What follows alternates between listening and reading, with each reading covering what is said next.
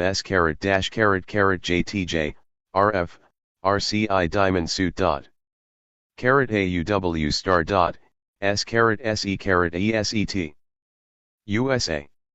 $85 Canada $125. This publication represents a milestone in the study and future perception of African art.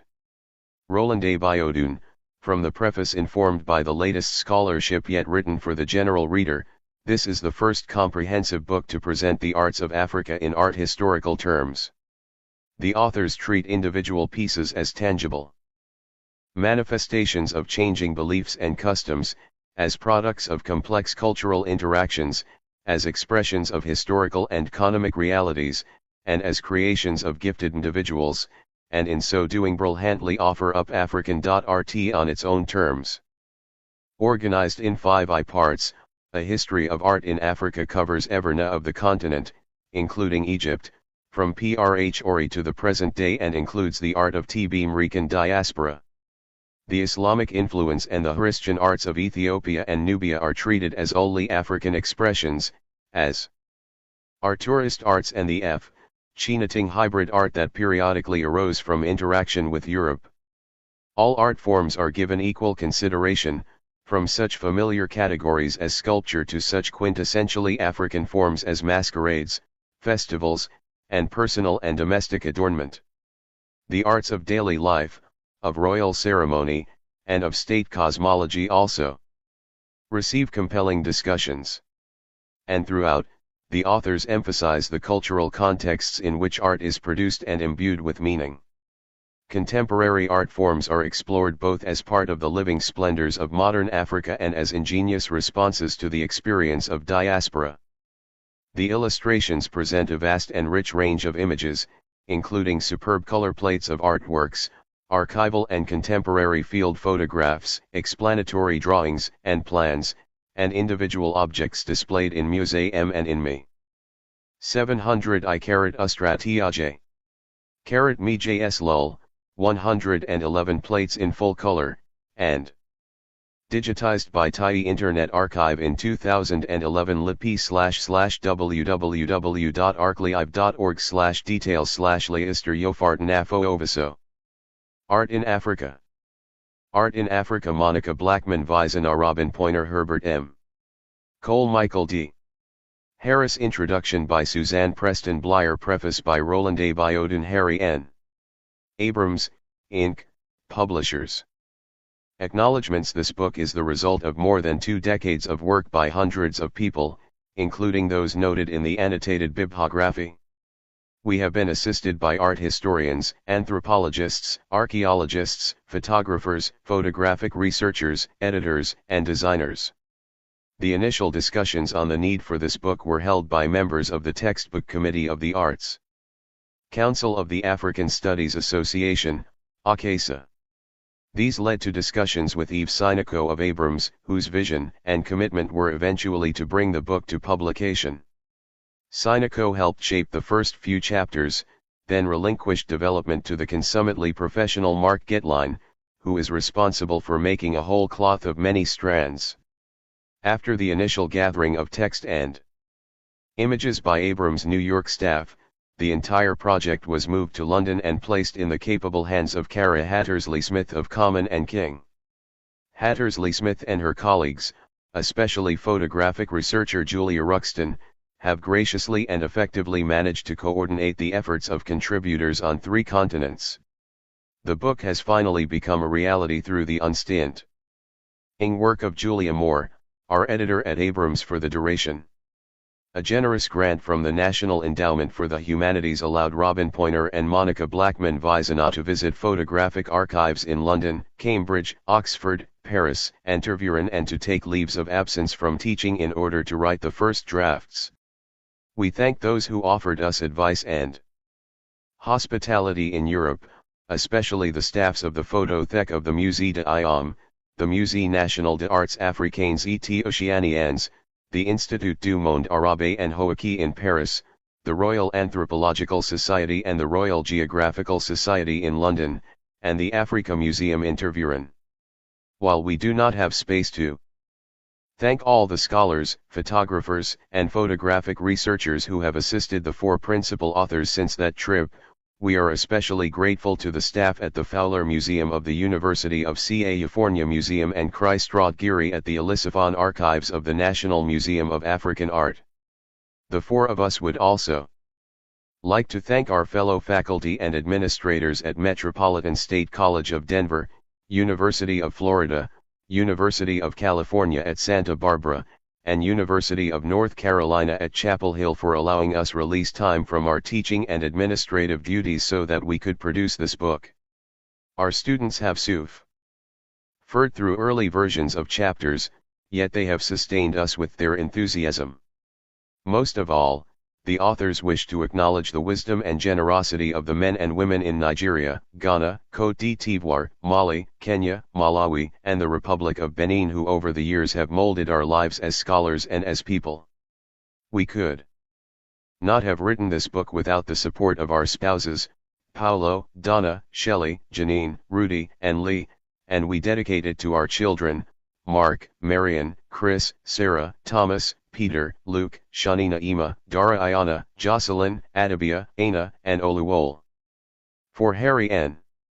Abrams, Incorporated Project Director, Julia Moore Development Editors, Eve Sinico and Mark Getline Design Concept and Jacket, Darylyn Locarnes for Common and King, Ltd.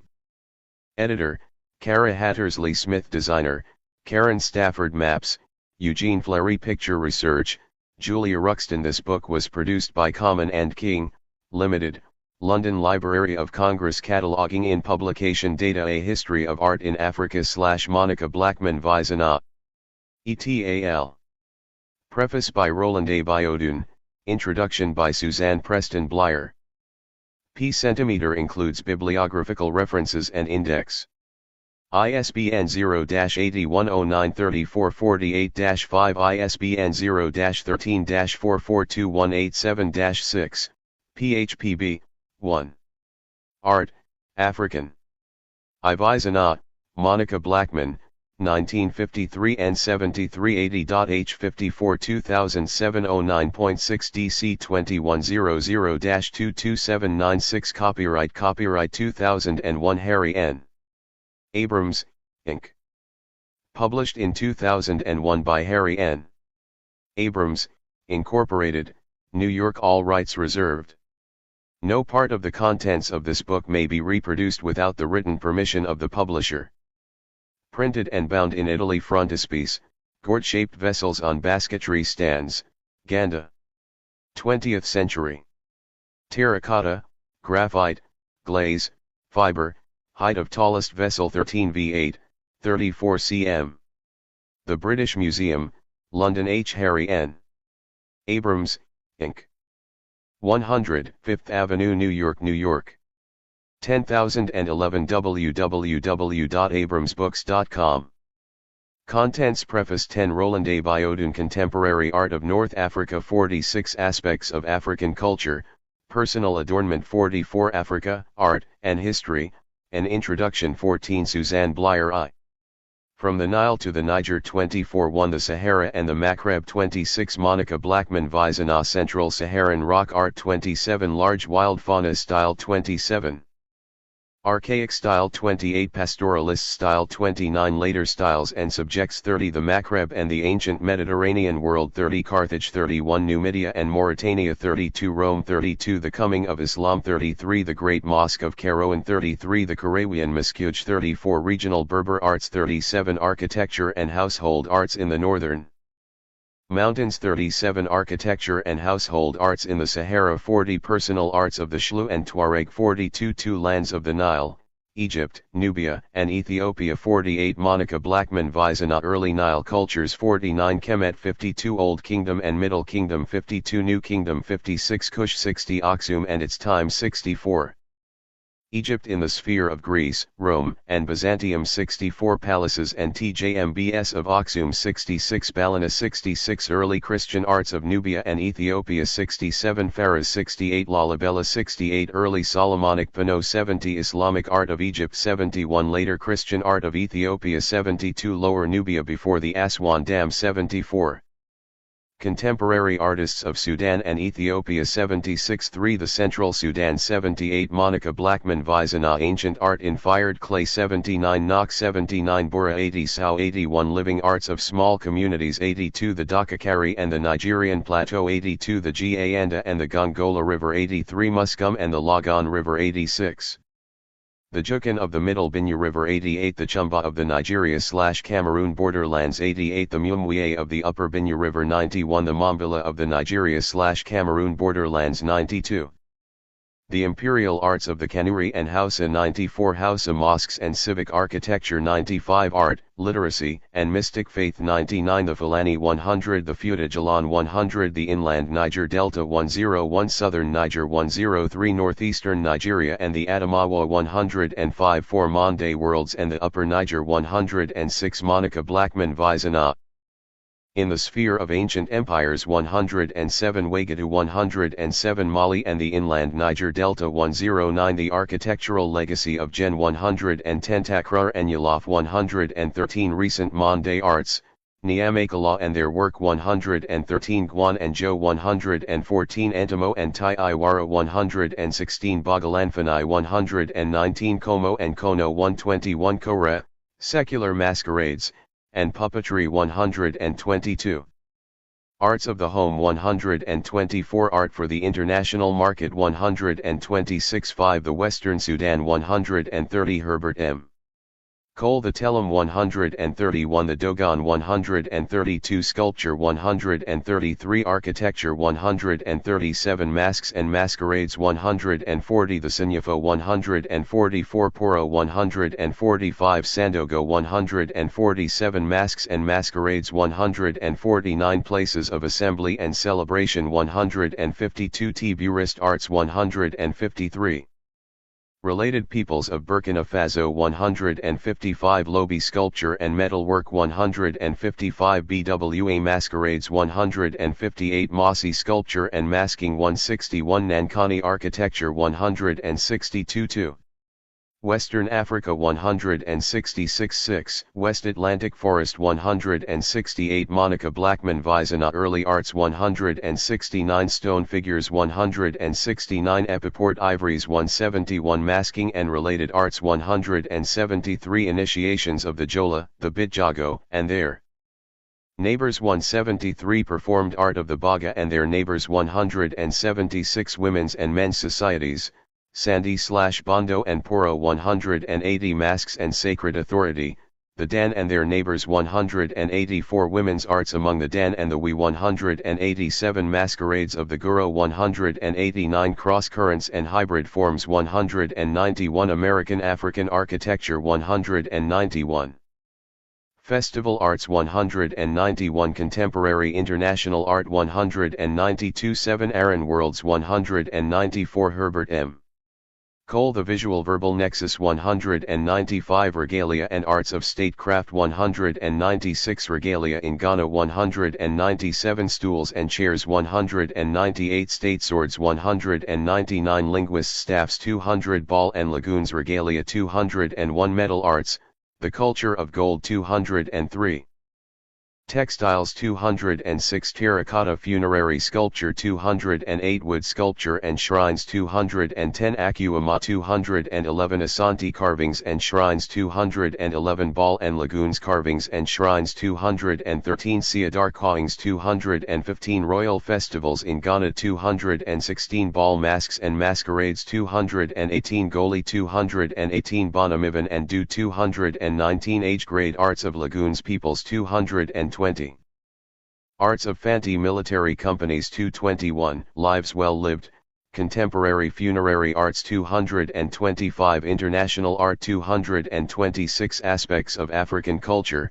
Art and Leadership 196 8 The Yoruba and the FON 228 Robin Poynor Early Ife 229 Archaic and Pre-Pavement Periods 229 Pavement Period 230 Early Owo 236 EC 238 Recent Yoruba Art 239 Royal Arts 239 The Ogboni Society 243 Art and the Spirit World 245 Urunmila and Esha 246 Ogun, Ozanyan, and Ional 251 Shango and Ibji 252 Masks and Masquerades 255 Dahoma 259 Royal Eras 260 Art and the Spirit World 263 Modern Arts 266 Brazilian Architecture 266 Movements in Oshogbo 268. The Ono Group 272 Aspects of African Culture, Lost Wax Casting 234 9 The Lower Niger 274 Herbert M.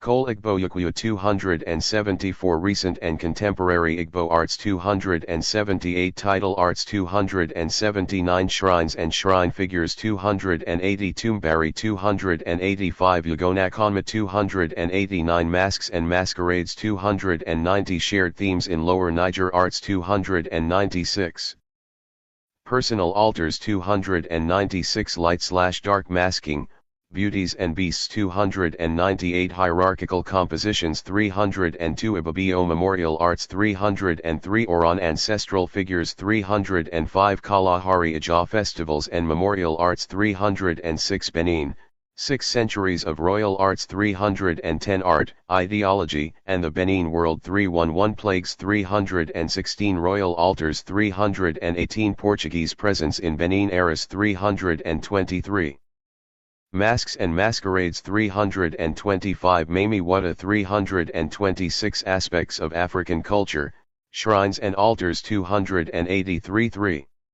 Central Africa 328 10 Cross River Cameroon Grasslands and Gabon 330 Robin Poynor Cross River 331 Early Arts 331 Recent Arts of Secret Societies 333 Cameroon Grasslands 338 Palace Architecture 339 Arts of the Royal Treasuries 342 Royal Spectacle and Masquerade Arts 349 Maritime Arts, the Douala 352 Gabon 355 Reliquary Figures 355 Masks and Masquerades 360 Contemporary International Arts 364 Aspects of African Culture, Masquerades 336 11 The Western Congo Basin 366 Robin Poynor Early Art 367 The Congo Kingdom 367 Early Leadership Arts 367 Religious Arts, Christianity and After 369 Funerary and Memorial Arts 371 Minkazi 376 The Teak 378 In the Sphere of the Lunda Empire 379 Chokwi Leadership and Initiation Arts 380 The Yaka and the Suku 385 The Pen 391 The Salampasa 394 The Cuba 396 Leadership Arts 397 Andop 397 Architecture 398 Prestige Objects 399 Textile Arts 400 Masks and Masquerades 402 In the Shadow of the Cuba, the Ndangis, the Binji, and the Wango 405 The Loliwa 406 Contemporary Urban and International Art 408 12 The Eastern Congo Basin 412 Robin Poynor Early Art from the Upemba Depression 412 In the Sphere of the Luba Empire 413 The Luba Heartland 414 The Hemba 419 The Tubwe 420 The Sanjai 422 Societies of the Lega, the Bimbe, the Mbole, and the Azanda 423 Bwami 424 Ilanda and Alunga 426 Lilwe 427 Mani 428 Court Art of the Azanda and the Mangbatu 429 The Beauty 434 Contemporary Arts 435 Aspects of African Culture, Rites of Passage 424 4. Eastern and Southern Africa 438 13 Eastern Africa 440 Monica Blackman Vizana The Swahili Coast 441 Islamic Arts 441 Arts of Leadership 444 Domestic Architecture 445 Other Coastal Bantu Cultures 448 Prestige Arts of the Interlacustrine Region 453 The Niam was E453 Royal Tixasuries 454 Ceramics and Basketry 455 Masquerades and Other Arts of the Maravi, the Makond, the Makua and the Yao 456 No 456 Lipico 459 Sculpture 460 Export Art 460 Madagascar 461 Memenage Arts 462 Cushitic and Nilo-Saharan Speakers of the Interior 464 Memahal Figures and Stone TBMBS 464 Personal Arts 466 Contemporary Artists of Uganda, Tanzania, and Kenya 469 Aspects of African Culture, Cycles and Circles 458 14 Southern Africa 472 Monica Blackmun Visan Arak Art of Southern and Eastern Africa 473 Earliest images 473 Zimbabwe 475 Tanzania and Eastern Africa 476 The Drakensberg Mountains 476 Early art of Bantu speakers 478 The Shona and Great Zimbabwe 479 Recent art of the Shona and their neighbors 483 Art and ancestors 483 Initiations and related art 484 Arts of the Soto and the Nguni 487 Art and leadership among the Soto and the Tswana 488 Nguni beadwork 488 Nguni arts of daily life 490 Architecture 492 Art and contemporary issues 494 International art 494 Art under apartheid 495 V. The Diaspora 498 15 Art of the African Diaspora 500 Michael Harris Art in Slave and Folk Settings 501 Speaking Through New Forms 504 Reclaiming Africa 508 Image and Idea 508 Getting Behind the Mask, Transatlantic Dialogues 514 African Heritage in Popular and Ritual Arts 519 5 Contemporary Artists 524 Glossary 528 Annotated Bibliography 529 Picture Credits 537 Index 540 Preface Since its inception last century, the field of African art studies has been vexed by the problem of cross-cultural translation. How can one, for example, meaningfully present to a Western audience two radically different Yoruba works? The AKO is a seated, lifelike, life-sized, human-garbed burial effigy carved in wood which is painted to enhance its mimetic qualities, a social and psychological reconstruction of the dead. Fig. The all is a hanging, seemingly abstract sculptural construct made from a bit of red rag, a slipper, a metallic soup spoon, and some sticks, a deterrent impregnated with ASE, the catalytic life force, to stop thieves and ward off unauthorized. IAKO effigy for Madam Alad, Ipilowo, Nigeria. Painted wood. Photograph 1972-2. All. An abstract power-impregnated sculptural construct. Photograph 1982 Persons from one's property, Fig. 2. Both of them could have been created around the same period, possibly even by the same artist. Quite often, our inadequate preparation to grapple with seeming incongruities of this kind has led to many misconceptions, bizarre conclusions, and at other times, brilliantly presented but untenable theories on African art. This simple comparison reveals how, in considering African art, conventional Western arthistorical assumptions of stylistic progression and individual artistic identity are called into question. To make any substantial progress in dealing with the problems of cross-cultural translation as it pertains to the study and presentation of African art, we must consider both perspectives, the indigenous as well as the Western. While it may have been useful to utilize only Western theoretical paradigms in the study of African art history and aesthetics in the early 20th century, it has now become imperative to search carefully within the African cultures in which the art forms originate and to use internally derived conceptual frameworks in any critical discourse on African art. There are, however, difficulties in translating this theoretical position into practice. The study of African art, having begun within the discipline of anthropology, inherited some pertinent and vexing questions.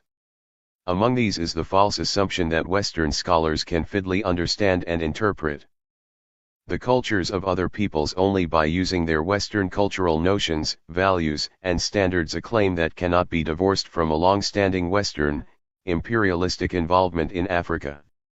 In the traditional discipline of art history, the importance of African art has hardly advanced beyond that of catalyst and sanction for the revolutionary goals of European artists such as Pablo Picasso at the beginning of the 20th century. Thus, Roy Sieber, a leading scholar in African art, has noted that an insufficient understanding of African art has caused it to fall prey to the taste of the 20th century. In a bold and innovative manner, the authors of this textbook have taken a major step toward the goal of fashioning a new lens, one which appreciates the methodology of the finest traditions in Western art history, but which also recognizes the need to critically examine, modify, and expand. This will enable scholars to deal with the special challenges presented by the visual art traditions of predominantly non-writing, pre-colonial peoples of Africa. To illustrate my point, let us consider the question of anonymity in African art, a problem exacerbated by the fact that traditional African artists do not sign their works in the way artists in many contemporary Western societies do.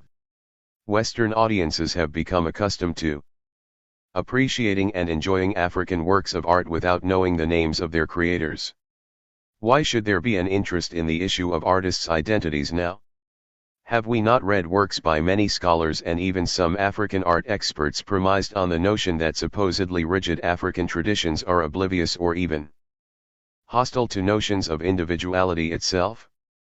The situation is complicated further when we consider how some art dealers and collectors view the issue of anonymity. A collector has been quoted as saying, "I am completely enchanted by the artist's anonymity. Not knowing the artist is something that gives me enormous pleasure. Once you hear who made it, it ceases to be primitive art." To continue with the example of the Yoruba of West Africa, research confirms that Yoruba people not only know the value of the authorship of works of art, but that they, in fact, celebrate it through the literary genre known as oriki, citation poetry. There are, of course, other appropriate traditional contexts and occasions in which an artist's name may be heard and used. They include child naming, installation and burial ceremonies, blessing and healing rituals, and important family gatherings. The myth of anonymity was constructed and reinforced by many early Western researchers who believed that, although the artifacts and the traditional thought systems, their raison d'etre, belong to Africans, the interpretation of such works and the theorization of African art would always be a Western prerogative. Many scholars today, including the authors of this volume, are, however, more cautious about not repeating that same old error, i.e., believing that if the definitions of art or artistic procedures in other cultures do not take the forms with which we in the West are familiar, they must be lacking. In considering the question of anonymity, it is important to note some reasons that the Yoruba may not publicly or openly associate specific art forms with the names of their authors. Often, names given at birth are closely linked to and identified with the essence of one's personality and destiny, called ori-in, inner spiritual head, which in Yoruba religious belief, determines a person's success or failure in this world and directs his or her actions. In Yoruba society, the act of calling out a person's given names generally functions to differentiate individuals. In their religious system, naming also is believed to have the ability to arouse or summon a person's spiritual essence and cause him or her to act according to the meaning of those given names or in some other way desired by the caller. This is the basis of the Yoruba saying, "Ornko ama roni," one's name controls one's actions. For example, a name like Mabugunye is actually a plea, the full sentence being ma, se, bao agunje, the translation of which is "do not render medication ineffective." Yoruba naming ceremonies and practices are among the most elaborate and sophisticated known anywhere. In addition to serving as identification, a name also incorporates elements of family history, beliefs, and the physical environment. With every naming, there begins a corresponding oriki, citation poetry, which grows with an individual's accomplishments. Thus, leaders, warriors, diviners, and other important personages, including artists, are easily identified by their oriki, which chronicles intricate oral portraits of all that is notable in their character and history. To illustrate, let me cite a part of the oriki of Olo, one of the greatest traditional Yoruba sculptors of the 20th century. Olo, Oko mi care o Olo, my excellent husband Asari Igbalahu, outstanding in war. Elamoso, emissary of the king, Ajuru Agata, one with a mighty sword, O son on Tegbe handsome among his friends. Eligbi bio nisa, outstanding among his peers. O P Lyrico bio nipimba, one who carves the hardwood of the irako tree as though it were as soft as a calabash. O Emi Oroko don Esi, one who achieves fame with the proceeds of his carving. Maasin Olo, I shall always adore you, Olo. Olo Kep Uroko Olo, who carves irako wood. Olo Ke Sana, the master carver. Olo Yul Agaga, he went to the palace of Agaga. Odinmarin to Se Lib and spent 4 years there. O Sono Un, he was carving there. Ku0 Hati Ida Le Agaga, if you visit the Agaga's palace, Ku0 Hati Ida Owo, and the one at Owo, use Okomi Ee Lib, the work of my husband is there. Ku0 Hati Ida Care, if you go to a Kar, use Okomi Ilahi, the work of my husband is there. Ku O Hati Id Ijt, pay a visit to Ijt, use Okomi Ee Lib, you will find my husband's work there. Ku O Hati Ida Yukatai, the same thing at Yukatai. Use Okomi Lib, his work is there. Ku Oli Olo Iagagi, mention Olo's name at Ogbagi, El use in use too. Use Okomi Lib, my husband's work can be found Yuldiji in Diji's palace. Okomi Sis Lib Iakur, my husband worked at Akur. Olosis Iagatan, my husband worked at Agatan. Ikaniun, there was a carved lion kong below Saluoyabo that was taken to England. Owo E0 Lom Use. With his hands he made it. The oriki of Olo was collected by John Pemberton III in 1988 from Oloju Ifon, one of Olo's surviving wives, and has been found to be instrumental in reconstructing his life and work. Fig. 3. Clearly, neither Yoruba culture nor the Yoruba system of storing and retrieving important information about their artists is impoverished. We do know, however, that artists may become vulnerable targets of unknown malevolent forces because of their profession and special position in the traditional community. For this reason, until relatively recent times, artists rarely revealed their full given names to strangers. It is, therefore, not surprising that many outstanding Yoruba artists whose works have been collected and studied by researchers have been identified in scholarly literature only by their nicknames or by names such as, for example, Olo Ise, meaning Olo from the town of Ise, Olagan Yuslu, Olagan from Yusla quarters in Owo, and Babaroti, father of Rotimi. The status of such personal information is as confidential as modern-day codes such as personal identification numbers for banking purposes or government-issued social security numbers.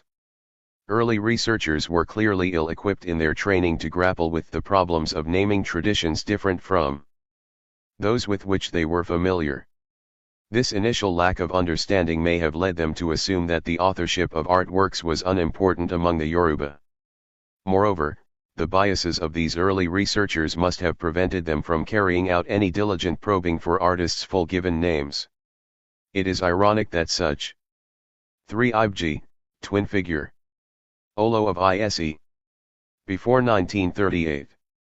Wood, beads, iron, pigment, height 13 carat / 33.5 cm. The collection of Mariadai Singer, Munich. Information was so highly valued by art historians in relation to Western art. Most Yoruba people would, in fact, be surprised about the sensitivity one am attributing to them about the identity or name of a person. When a person's oriki is recited, it is assumed that anyone who listens carefully and Stands it will know enough about the subject's identity, name, lineage, occupation, achievements, and other qualities so that stating the person's given name becomes superfluous. Hence a Yoruba saying, from the collection of Oyekan o Omoyela Anki we recite someone's Oriki and Sa we intone his attributes Oni on Omoeni tuku. But one person says he does not know who has died Onbo Ikonairi he hears, death has taken a renowned man. Opan, a titled man, Abiswiata Hyadodo whose yams spread like petals Alabauca, who possesses a barn of corn Aricophiage whose fields are a bounty for birds after this description, which clearly identifies a certain individual, there is a question, Oni igbi lo ku ni tabi onajavi this, foolish, person still asks, is the dead man a farmer or a trader? African societies recognize the contribution of individual artists, but they frame their praises in their own distinctive terms. Thus, according to Jean Blocher, a philosopher of art and aesthetics, the problem of anonymity in African art has more to do with the tradition of individuality than with the fact of individuality. The contributors to this book have critically reflected upon cultural and art historical assumptions and biases similar to the one just described.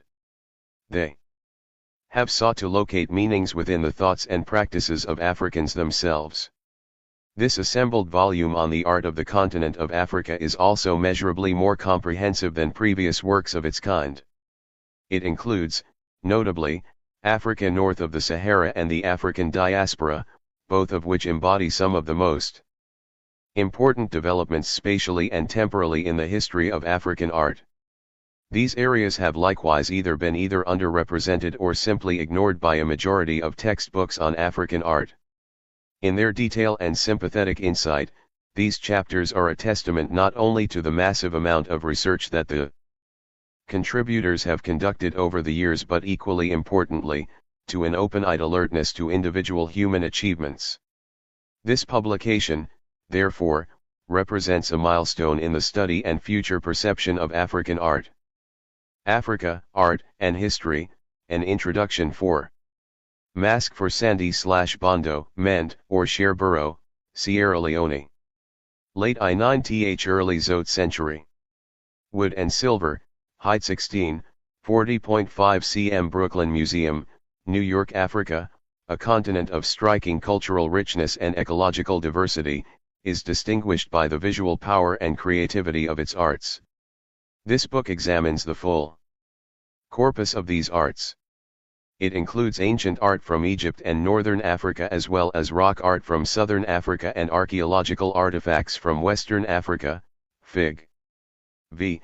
It surveys architecture and arts of daily life, in addition to contemporary works by African artists and artists of African descent. The book's overarching focus is on Africa's many diverse peoples and regions, the artistic developments of each region, the broader cross-cultural traits that link them, and the different local and regional responses to historical concerns. This can be seen, for example, in the blending of Islam and Christianity into existing social and aesthetic structures, the creation of art in the context first of the slave trade and then colonial rule, and the rich, creative impact of recent post-nationalist and international art movements. Accordingly, this volume presents the arts of many different Africas, not only those of distinct regions, historical periods, and religious beliefs, varied local forms as well as Islamic and Christian, but also arts representing a diversity of social and political situations, dynastic and plebeian, urban and rural, nomadic and settled, outwardly focused and inwardly defined. African art general comments at the risk of promoting an inaccurate sense of Africa as a place of unified or monolithic artistic practice, the question of what, if anything, is Visau Antelope Head, Lake Chad. I6th century. Copper alloy. Musée d'Elhome, Paris. This object is typical of objects that apparently refer to animals. In this case perhaps an antelope would have faces identical to those of the human figures made by the same artists. Distinctively African about African art is an intriguing and interesting one to address as a preface to the survey that follows. The answers to this question are subtly different with regard to specific areas of the continent and periods of its history. Among the formal features which stand out across the broad sweep of Africa are the following, not in order of priority: innovation of form. The impressive diversity of art traditions across Africa offers evidence of a larger continent-wide concern with artistic innovation and creativity. This can be seen not only in the variety of forms within a relatively small area, a single culture, a city or town, an individual artist, but also through history. The great differences between early, archaeological, works from the Yoruba city of Ile-Ife and 20th century art made at the same site are but one example, see Chapter 8. Innovation has been widely promoted by local art patrons and cultural institutions, as in the imperative that kings coming to the throne must create a new palace and capital for themselves, Fig. 6, along with a range of new art forms or textile designs that will distinguish their reigns. This interest in innovation can be seen in masquerades, such as Flali, invented by an artist working with a performer in a Guro community in Côte d'Ivoire during the 1970s, Fig. 7, and in the Mbari houses built by the Igbo in the Oeri Igbo region of the lower Niger River. 6. Ani Ikyr, the wreath, divine king, of the Shilluk, standing in front of his palace, Fashoda, Sudan. I-947. The palace is built upon the holy mound known as Achirwik. The wreath retires here for 3 days following his coronation. 7. Flali Mask in performance, Bangofla, Northern Guaro region, Côte d'Ivoire. 1983-ISI. F3, _. 8. Cement Mbari House, Oeri region, Nigeria. Igbo. 1982, Fig. 8, see also Chapter 9. African artists have long looked outside their own communities for sources of inspiration, not only in other cultural areas of Africa but also in Europe, Asia, and, recently, America. Visual abstraction. There is a preference in much of Africa for varied forms of visual abstraction or conventionalization, that is to say, artworks which in bold and subtle ways lie outside more naturalistic renderings of form. It was indeed these features of near abstraction and visual boldness that in part led European artists at the beginning of the 20th century to turn to African art in rethinking form more generally. The importance placed on abstraction in African art is evidenced across media sculpture, architectural facade paintings, textile design, and other forms. In some cases, this non-realistic stylization is fairly subtle, as in the portraits of the Yoruba king of Ile-Ife mentioned above. Only careful observers will note the ways in which the artists have smoothed and simplified the facial features. In other works, such as a mysterious stone sculpture left in Central Sahara by an ancient Berber group, only minimal suggestions of brow and forehead tie the forms to the human head, Fig. 9. 9. Stone sculpture, Central Sahara. Berber. Musée del Homme, Paris X. Elan Damask. Bimbe. Leather, cloth, pearls, and cowrie shells. Indiana University Art Museum, Bloomington. Complementing the importance of abstraction is an emphasis on visual boldness. Many African masks, such as one used in the Elanda masquerade of the Bimbe in eastern Zaire, are particularly forceful in their visual impact, Fig. X, while many others are inventive departures from any animal or human form.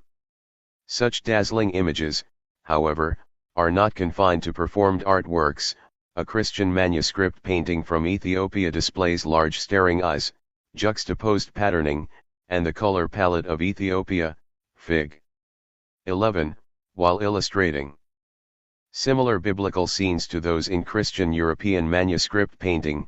Ethiopian compositions from the same period are strikingly unusual. Parallel asymmetries. African artists often reveal a fundamental concern with a visual combination of balanced composition and vital asymmetries. This gives even a relatively static form, such as the equestrian figure atop an iron staff of a Bamana association, see Fig. 4-11, a sense of vitality and movement. Parallel asymmetries are also evidenced in profile and back views of the same figure and in the push/pull of negative and positive spaces. The overall painting of the symmetrical features of the body is frequently distinguished by asymmetry, as in the lines and shapes painted on the human body by the men of a Nuba group in southern Sudan, see Fig. 13-48. Similarly, bold asymmetries characterize African architectural design, Fig. 12, and facade paintings, see Fig. 5-44, particularly when one looks at these works alongside the rigidly symmetrical architectural traditions of other parts of the world. In African sculpture and textiles, as in architecture, broken or undulating lines are generally preferred to rigidly straight lines. Varied pattern elements and intentional breaks or shifts in a pattern are also emphasized over exact replication, Fig. 13-11. St. Luke from a painted manuscript of the Four Gospels, Ethiopia. The British Library, London 12. Minaret of the Great Mosque at Agadez, Nigeria. Built for Tuareg and Songhai patrons.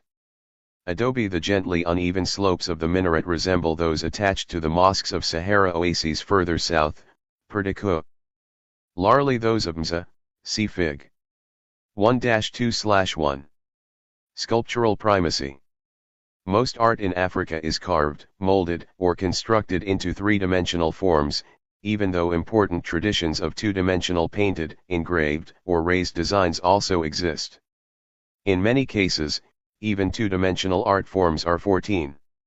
Age-grade masquerade danced for the inauguration of a health clinic, Ma-Linke, Guinea, meant to be seen and admired primarily three-dimensionally, as when wall paintings, such as those mentioned above, wrap around building surfaces in ways that enhance their sculptural effects.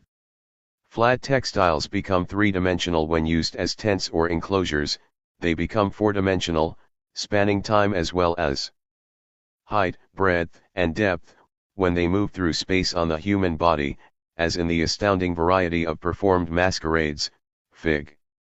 14-13. Dance skirt. Cuba, Bulletin Shong. 20th century. RAFFIA with applique. KSMIN collection. 15 figures ornamented with elaborate paint and beadwork. Rock painting, Tassili and Ager region, Algeria. Archaic style, 8000 to 6000 BC. Pigment on stone. Earthen and stone architecture also have a sculptural tradition, see Fig.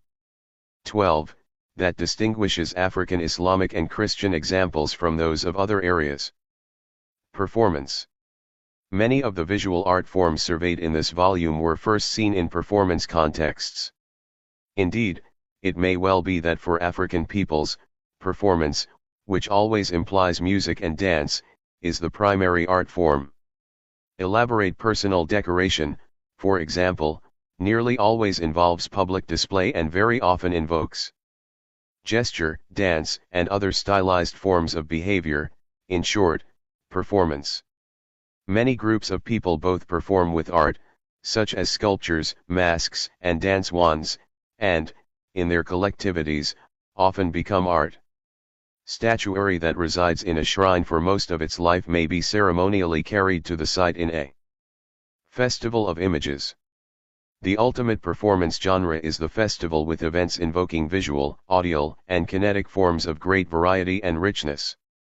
These events are all orchestrated toward a large communal or state purpose, be it a proper funereal send-off for a prominent person, an initiation of youths, or a New Year's or first fruits ceremony. Masquerades in both prevalence and astonishing variety are among the most complex and prominent of African arts. Humanism/anthropomorphism. Home to the first humans, Africa is remarkable for the emphasis its patrons and artists have historically placed on the adornment, and often transformation, of the human body. This use of the human skin as canvas can be seen in images painted in rock shelters of the Sahara more than 7,000 years ago, which seem to depict humans in elaborate paint and beadwork. Fig. 15. The we of the Côte d'Ivoire consider a painted face to be the spiritual as well as the conceptual and physical equivalent of a mask.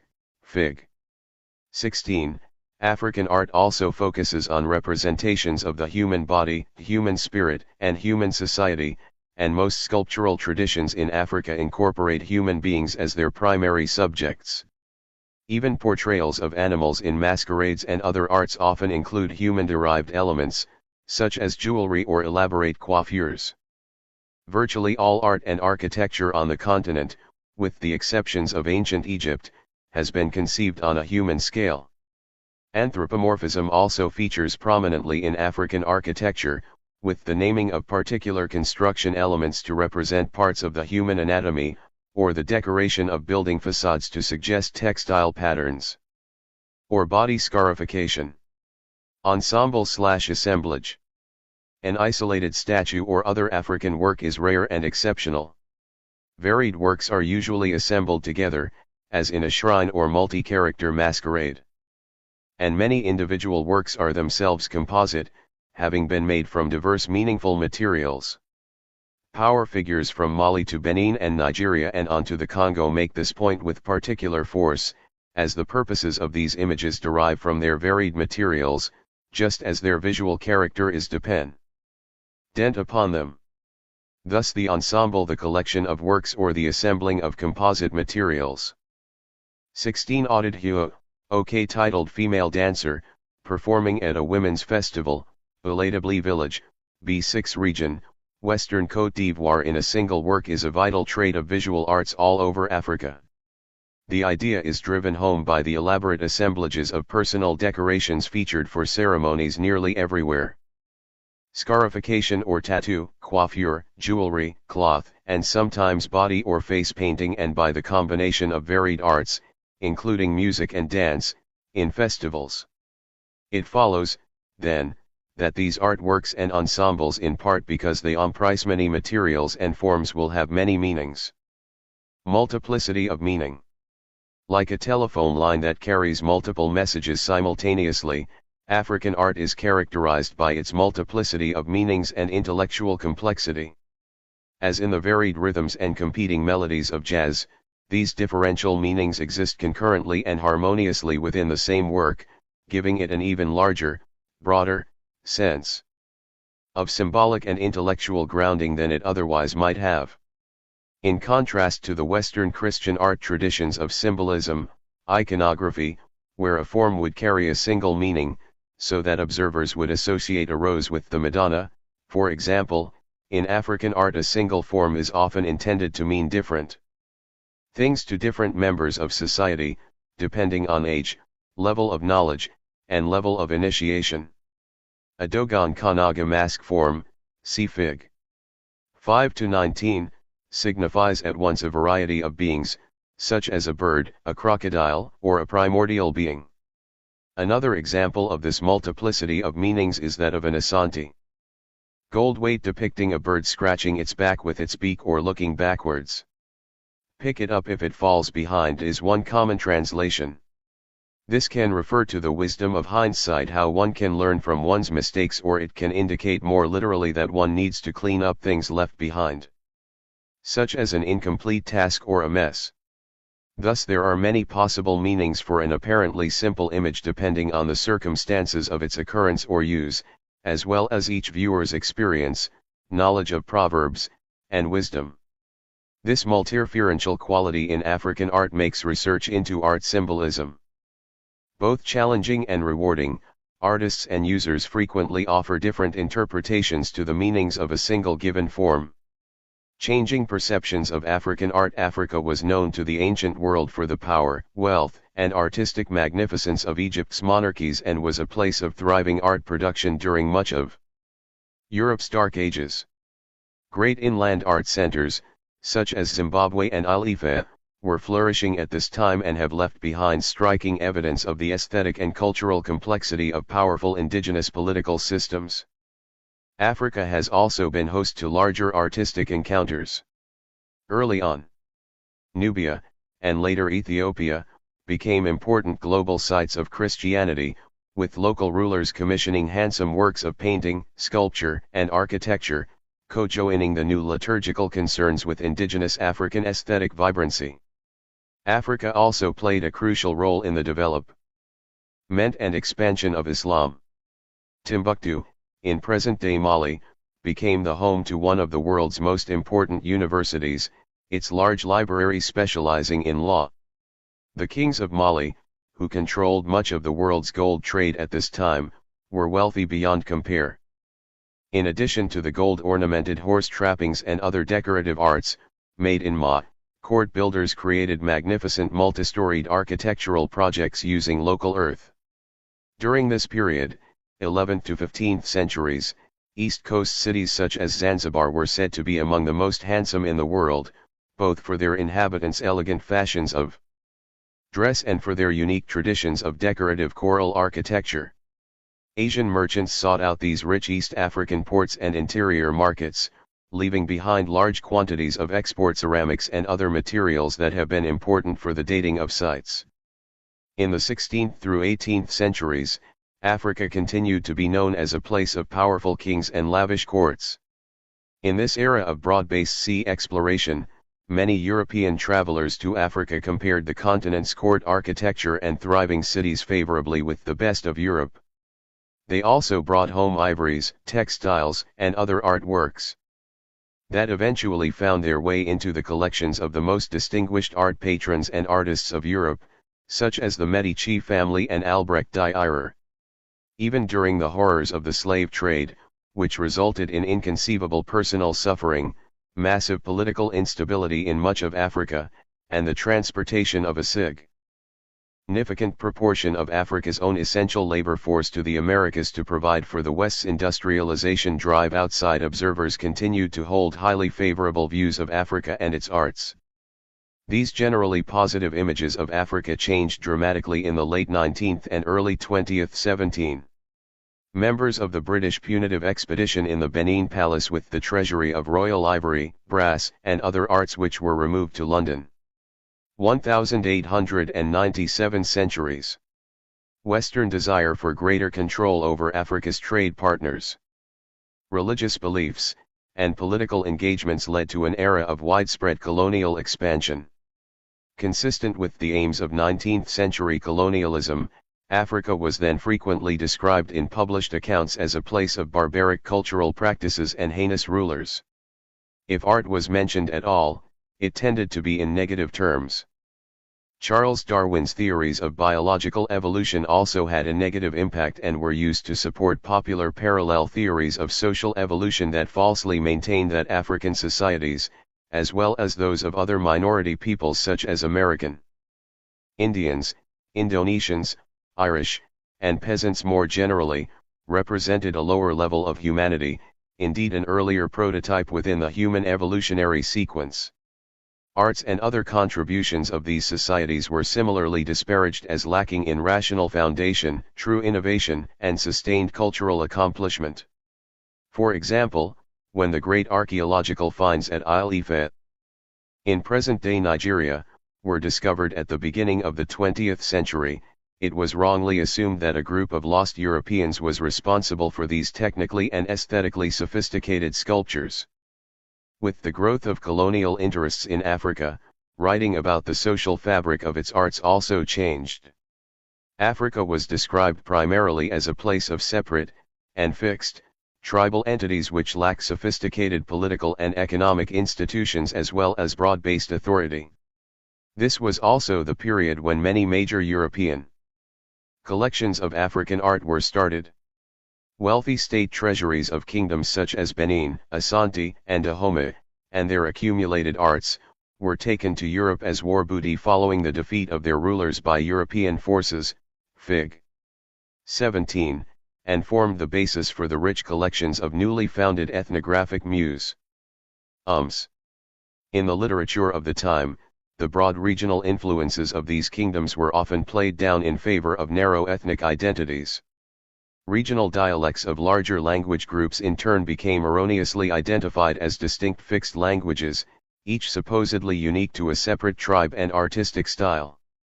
Tribalism became the predominant framework within which the continent's art production was discussed, and to some extent this model of the distinctive ethnic group, tribe, survives today. The great dynastic arts of Egypt, Fig. 18, were an exception that proved the rule, for by that time Egypt had largely been removed from consideration as an African civilization and was instead positioned culturally with the Near East.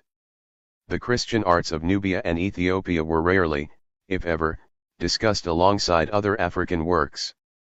Earlier maps highlighting Africa's impressive royal capitals, inland cities, and material resources were largely replaced with new maps showing small-scale rigidly fixed cultural boundaries, each unique to one tribe and one art style, which were again falsely presumed to have existed for much of history. What was mistakenly called a distinct tribal 18 mirror with female figure as a handle. Egypt. Dynasty I8, c. 1479 to 1352 BC. Bronze, height 9/carat, 24.6 cm. Brooklyn Museum, New York. Charles Edwin Wilbur Fund's style in the early 20th century was often the result of the iconographic requirements of a particular image type. Today, we also know that a number of artworks were created in one place, and culture, yet used in another. Many Mangbetu works were made by Azanda artists, a significant number of Bamun artists were from other grasslands cultures, some of the most important Dahomey artists were of Yoruba or Mahi origin, and many Bushung/Cuba and Asante. Art genres also have foreign origins. The long-standing and problematic label of tribal art has had a negative impact on the field African art and meant that until recently little academic interest was shown in the varied uses of this African object revolve around its ability to reflect the image of the beholder during life and its presence in the tomb after death. The shape resembles the Ankh, the Egyptian symbol for spiritual life. Egyptians portrayed human spirits with wings, and the female figure that forms this mirror's handle is posed so that her outstretched arms connect with the object on her head to give an impression of wings. These references to life and to beauty were enhanced by the reflective surface of the sun-like disk, an image of the life-giving sun. Unclothed young women such as this were depicted on many works destined for the bedroom and the tomb, for Fae were meant to evoke the sexuality leading to both childbearing and to rebirth of the soul in the afterlife. The heavy wig may link this figure to the wigged Hathor, a primordial goddess associated with the sun and with female sexuality. Historical dimensions of these arts or the names of individual artists. This in part explains why far fewer dates and artist attributions are available to us than is the case in other comparable art surveys. Other problematic views by colonial authorities influenced the early classification of African art within the larger context of world art history. In keeping with now long disproven social evolutionary theories, early social scientists identified African art as a form of primitive art, indicating that African artworks, regardless of age, were necessarily primeval. Textbooks of the early 20th century presented all African arts as conceptually similar to prehistoric works or to the arts of children. Even early modern artists, such as Picasso, assumed that African art was based upon intuitive, primal impulses. They did not realize that African art is as intellectual and intentional as Western own, nor did they appreciate the degree to which African artists were grappling with the art historical traditions of their culture as well as with new, imported ideas and art forms.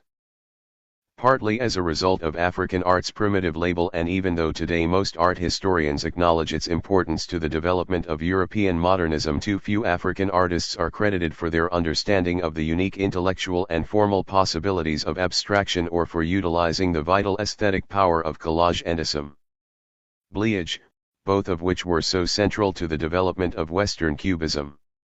Thus, whereas many 20th-century artworks in Western museums bear the label abstract art, the comparable, and much earlier, abstract works made by African artists generally are not so labeled. It is assumed, wrongly, that Western abstract works alone are intellectualized and intentional, while abstract works by African artists are intuitive and or the result of errors in trying to copy from nature. Comparable misunderstandings have also been frustrating for contemporary African artists seeking to gain wider acceptance for their art because their use of abstraction and similar modern idioms is seen by some critics as derivative of the West. African artists who seek to address contemporary issues or subject matter in their works face similar problems. African art as art. Despite European modernism's universally acknowledged debt to African art, some art historians still ask, is African art really art? If today we tend to see art as something of beauty or visual power, but as something devoid of function, we would need to acknowledge that European religious and political arts, to say nothing of modern architectural works guided by the value that form should follow function, would have to be purged from a strict art for art's sake canon. In Africa, as in Europe for most of its history, a number of words for art and artist exist, but they are not those used by contemporary critics. They address questions of skill, know-how, and inherent visual characteristics. Something made by hand Alanizo, is how the FON of Benin designate art.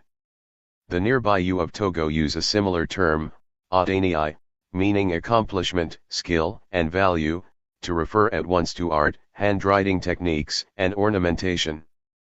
For the Bamana of Mali, the word for sculpture is translated as things to look at. In linking art to skill, African words for art are similar to those used in late medieval Germany, or in Renaissance Italy. The Latin root for art, ars, has its source in the word artis, meaning to join or fit together. Both the Italian word arte and the German word for art, Kunst, were linked to the idea of practical activity, trade, and know-how. Kunst has its etymological source in the verb können, to know. African words for art not only help us to further pry open the definition of the word art, but also to reposition African art within its broader historical conceptualization. Recent debates in art history have caused the breakdown of modern categories dividing high art from low art, and fine arts from crafts. These discussions have encouraged researchers in African art to study objects of beauty such as ceramics, or ornamented gourds, Fig. 19, even when these works are made by women, and even when they form part of daily life.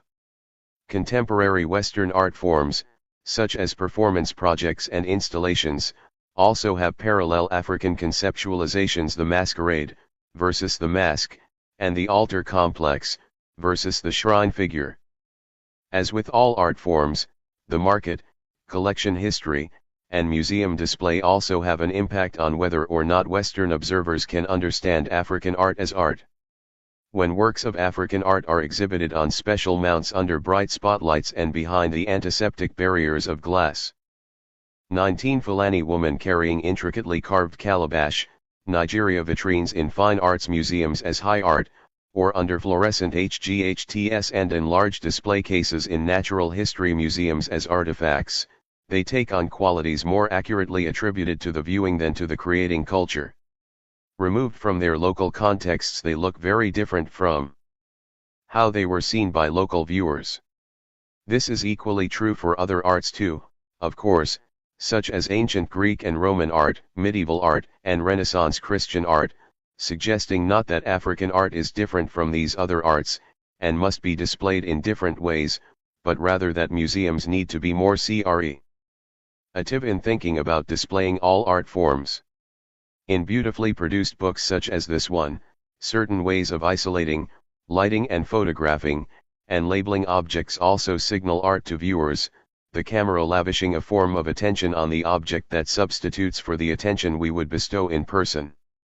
With works of African art, the tendency at one time was to photograph them using backgrounds, lighting sources, or angles that made them look mysterious or sometimes even sinister. This fortunately has changed. One of the noteworthy features of this book is the significant number of contextual photographs that help to remind us that, like other arts, African artworks are, or were, a part of living cultures, and that the study of art history shares a close bond with anthropology, especially so in the case of Africa. How the anthropological study of art in Africa has differed from the art historical is not an easy case. To answer. There has been excellent, and less good, research done on African art in both fields.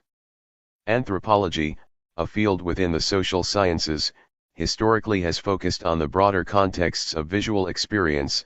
Art history, a discipline within the humanities, which also includes literature, foreign languages, philosophy, music, and theater, has traditionally been interested in the history and symbolism of visual forms.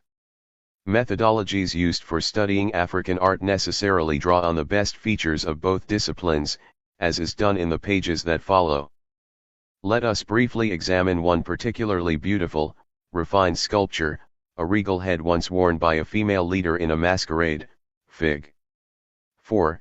In this photograph, we are able to appreciate the aesthetic qualities of the carved image.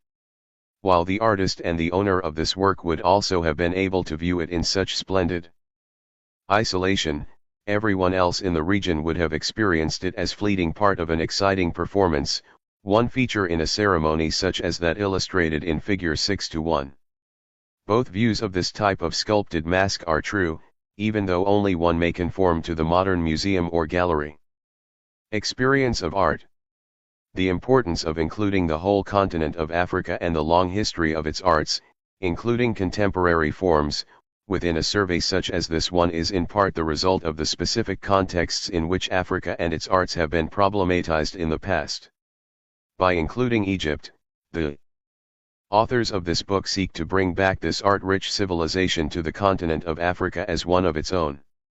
By incorporating African Islamic and Christian art traditions, the importance of Africa in the formulation and creative vibrancy of these religious arts is also emphasized. The inclusion of contemporary art from Africa makes the point that art in Africa is not dead, that African artists are continuing to make important contributions to both Africa and to global contemporary art movements. The addition of works by artists of the diaspora, who were, or are, of African descent but who lived, or live, far from its shores, stresses the ongoing importance of Africa to world art. LVII. From the New to the Niger v7% Indian Ocean.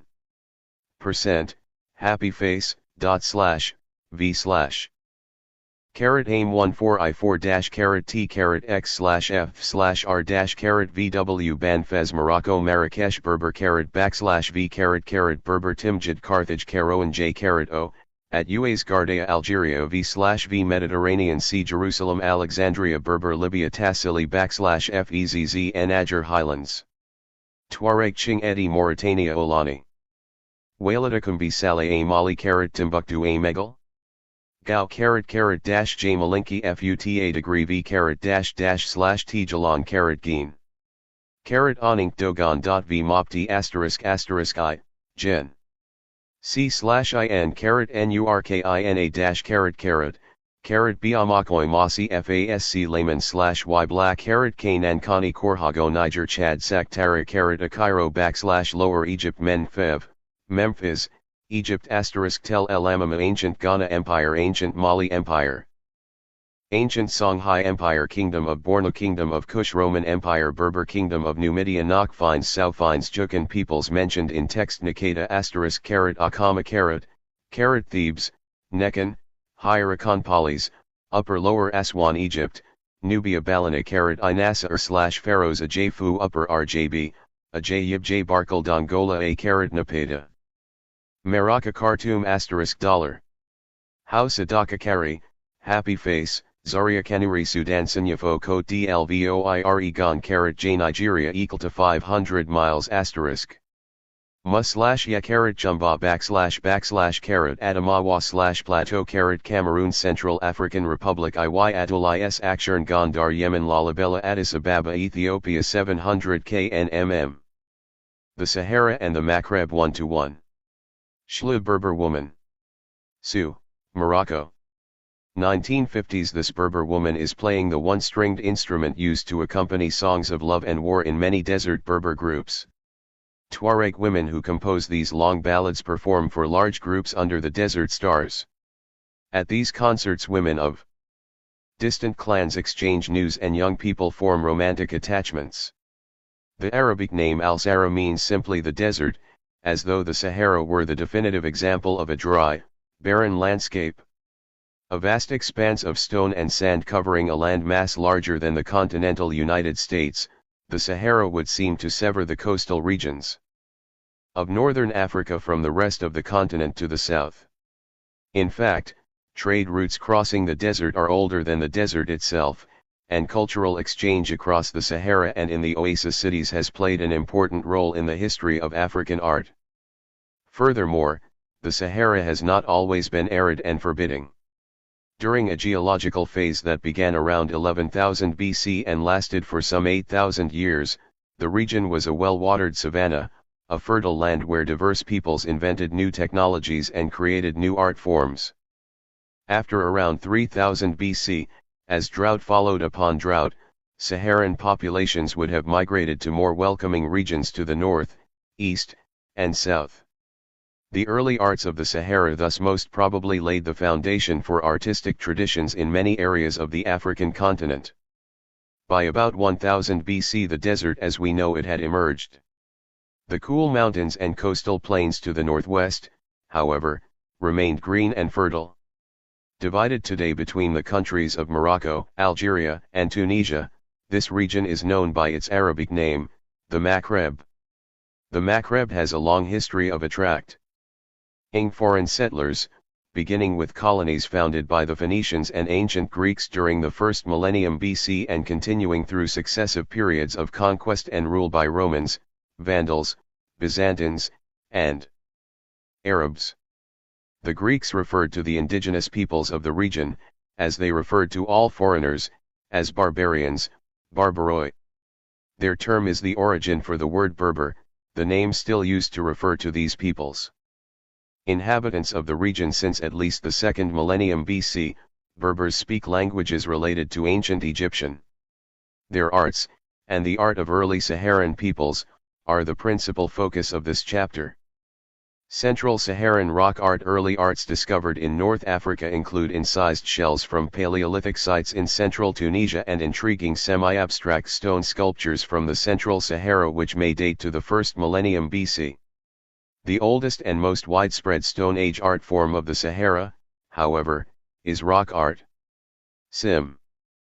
Bowls and images cut into rock have been found from the Canary Islands in the west to the Red Sea in the east, and from the Atlas Mountains of northern Morocco to the Endi Highlands of central Chad. The most fully documented sites are those of the Central Sahara. Large wild fauna style. The Fezzan region of southwestern Libya is marked by rugged plateaus and outcrops of bare stone overlooking windswept plains of gravel and sand. Only a few brackish pools and 2 tiny oases provide water for nomads and their camels. Images of giraffes and an elephant incised by Paleolithic artists into the rock walls of a stream bed, however, evoke a time when the region was filled with animals now extinct or found only south of the Sahara. Fig. 1-2. 1-2 Suri.rimpostd Helk plant and 2 giraffes, Fezzan region, Libya. Large wild fauna style, after 8000 BC. Grooves in stone. Photograph 1932. This type of rock art is generally known as large wild fauna style, after the impressive scale of the animals depicted. It has also been known as Bubalaus style, after Bubalaus articus, an extinct species of wild cattle sometimes portrayed. The giraffes in the example here are almost life-size. Deep, smooth, and continuous, the outlines of the 3 beasts are so fluid that it is difficult to remember that they were laboriously ground into the rock with stone tools and abrasives. The portrayal is largely naturalistic and evidently observed from life. Note the giraffe who bends down in a characteristic pose to drink. The size of the elephant's head is exaggerated, however, and all 3 animals bear the outsized, rounded feet typical of large wild fauna images. Hundreds of such images have been found in the Central Sahara, especially in the Fezzan region. Scholars have often assumed that the images were somehow involved in hunting magic, an attempt by Paleolithic peoples to control the animals they wished to kill. Yet this explanation is probably too simplistic. Large wild fauna. Images were more likely rooted in a conceptual system as sophisticated as the worldview of the hunters who created the rock art of southern Africa, see chapter 14. Some images clearly have a supernatural dimension, Fig. 1-3, here, a rhinoceros lies on its back, its broad feet waving in the air. Two human-like creatures, their legs in running position, their hands grasping unidentified objects, appear to the right. 1-3 JAEKLE figures with rhinoceros, Fezzan region, Libya. Large wild fauna style, after 8000 BC F. L. Grooves in stone. Of the animal. Instead of human heads, the figures have the heads of jackal animals. These energetic animal-headed human figures are not unique, depictions of canine and feline-headed figures have also been found in the region. The integration of animal heads and human bodies seems remarkably similar to the ways in which ancient Egyptian artists depicted their deities, see Fig. 2-14, but until examples of large wild fauna rock art can be securely dated, no firm conclusions can be drawn from such correspondences. Certainly the images were created after 10,000 BC, when humans re-entered the newly green Sahara. The spread of new cultures across the region between 7000 and 5000 BC may mark the end of the style, for no references to the pottery crops, or herds of these new cultures have been found in large wild fauna works. On the other hand, the large wild fauna culture may have lived alongside these new cultures until the desiccation of the desert was complete. For the time being, we can only state that animal-headed images from the Sahara preceded those of the Nile Valley. Their presence in both areas suggests that ancient Saharans and ancient Egyptians shared some cultural features. Archaic-style pigments permit images in the so-called archaic, or round head, style to be much more securely dated.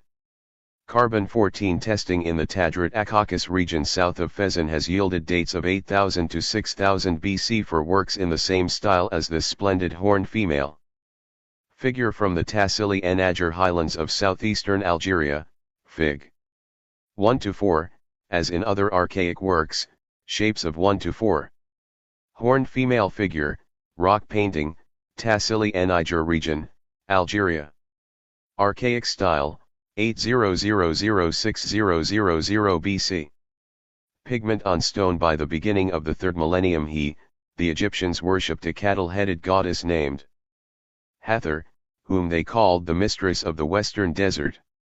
This painting may honor a horned deity of the central Sahara, possibly one of Hathor's predecessors. 1-5 figure with mask-like head, rock painting, Ta Sili and Ager region, Algeria. Archaic style, 8000-6000 BC. Pigment on stone. Solid color are outlined in white or black. The round head is featureless. The fine lines streaming from the arms and hips may depict raffia garments, or they may allude to rain and moisture. Rows of dots highlight the legs, shoulders, and pointed breasts. Tiny dark figures surround the figure, emphasizing its majestic scale. Certainly, this rhythmic image is no mere dancing girl, she may instead represent or invoke a sacred horned being. One of the most intriguing examples of archaic art seems to depict a human figure whose outsized face is filled with exaggerated features, Fig. 1-5. The image may well portray a masquerader, a dancer transformed into a deity or spirit through wearing a costume here apparently knotted and a wooden mask. Hands and feet, often carefully hidden in African masquerades, disappear here in the repeated curves of the figure's limbs. Whether this striking image depicts the masked human who temporarily made a superhuman being manifest, or whether it once evoked a spirit who would otherwise have been invisible, a spirit who was visualized in such a guise could easily have been manifested in a masquerade. We may thus be looking at some of the earliest evidence for one of the most important of all African art forms. Pastoralist-style images in the archaic style are sometimes found overlaid by paintings in the pastoralist, or cattle, style. Pastoralist works were created by herders and agriculturalists, who appeared in the Central Sahara during the early 5th millennium BC. The detailed naturalism of pastoralist works is striking, and their depiction of everyday life unprecedented. In a typically large and complex scene, cattle are lovingly and individually catalogued. Fig. 1-6, a man seems to tend his herd, while 1-6. Scene with cattle and figures, rock painting, Tassili and Ager region, Algeria. Pastoralist style, 5000 to 2000 BC. Pigment on stone. The subtle reds, yellows, and browns in this painting show the wide range of ochres, or colored clays, used by the artist. White chalk and black charcoal may also have been used. Chemical analysis has revealed that the pigments were bound with milk. Thus the medium as well as the subject matter underscores the importance of cattle in the life of the pastoralist people. A*A3HL/RF. 6/1-8. Horses, rider, and chariot, from a rock engraving in the Alrouasbine region, Niger. Berber. After 1500 EC. Drawing after a photograph by Paris 1-7. Mother and child, rock painting, Ozaneare, Ta Ssilin Ager region, Algeria. Pastoralist style, 5000 to 2000 BC.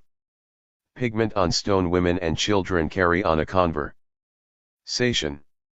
An oval shape may be a symbol transforming the images into a mythical realm, or it may simply depict an enclosure or a dwelling. In another detail from a painted rock face in Tassili, a mother strides forward with determination, pulling along a dawdling child whose whining protests are almost audible. Fig. 1-7. Most of the pastoralist art of Tassili and Ager and the surrounding highlands was produced during the middle of the 4th millennium BC. By the 2nd millennium BC the pastoralists seem to have left the Sahara, which had probably already become too dry to sustain their herds and crops. Scholars have speculated that their descendants now inhabit regions of the Upper Nile where cattle are the focus of present-day cultures. Yet elders of the cattle-raising Fulani people of West Africa have interpreted some pastoralist images as references to their own myths and religious initiations, and the influence of the pastoralist people may have been widespread south of the Sahara. Later styles and subjects. Even after the Sahara became dry and desolate, the practice of rock art continued. Horses and chariots are common later subjects. Fig. 1-8, simply drawn in a variety of stylistic conventions. The images mark locations along trans-Saharan trade routes used by semi-nomadic Berber peoples, who knew of the use of chariots in the Maghreb and Egypt, and who during the 1st millennium BC had increasing contacts with settled peoples of the western Sudan. Some of the schematic, economical images of camels found throughout the Sahara share stylistic features with these horses and charioteers, and thus most probably represent a continuation of the same tradition.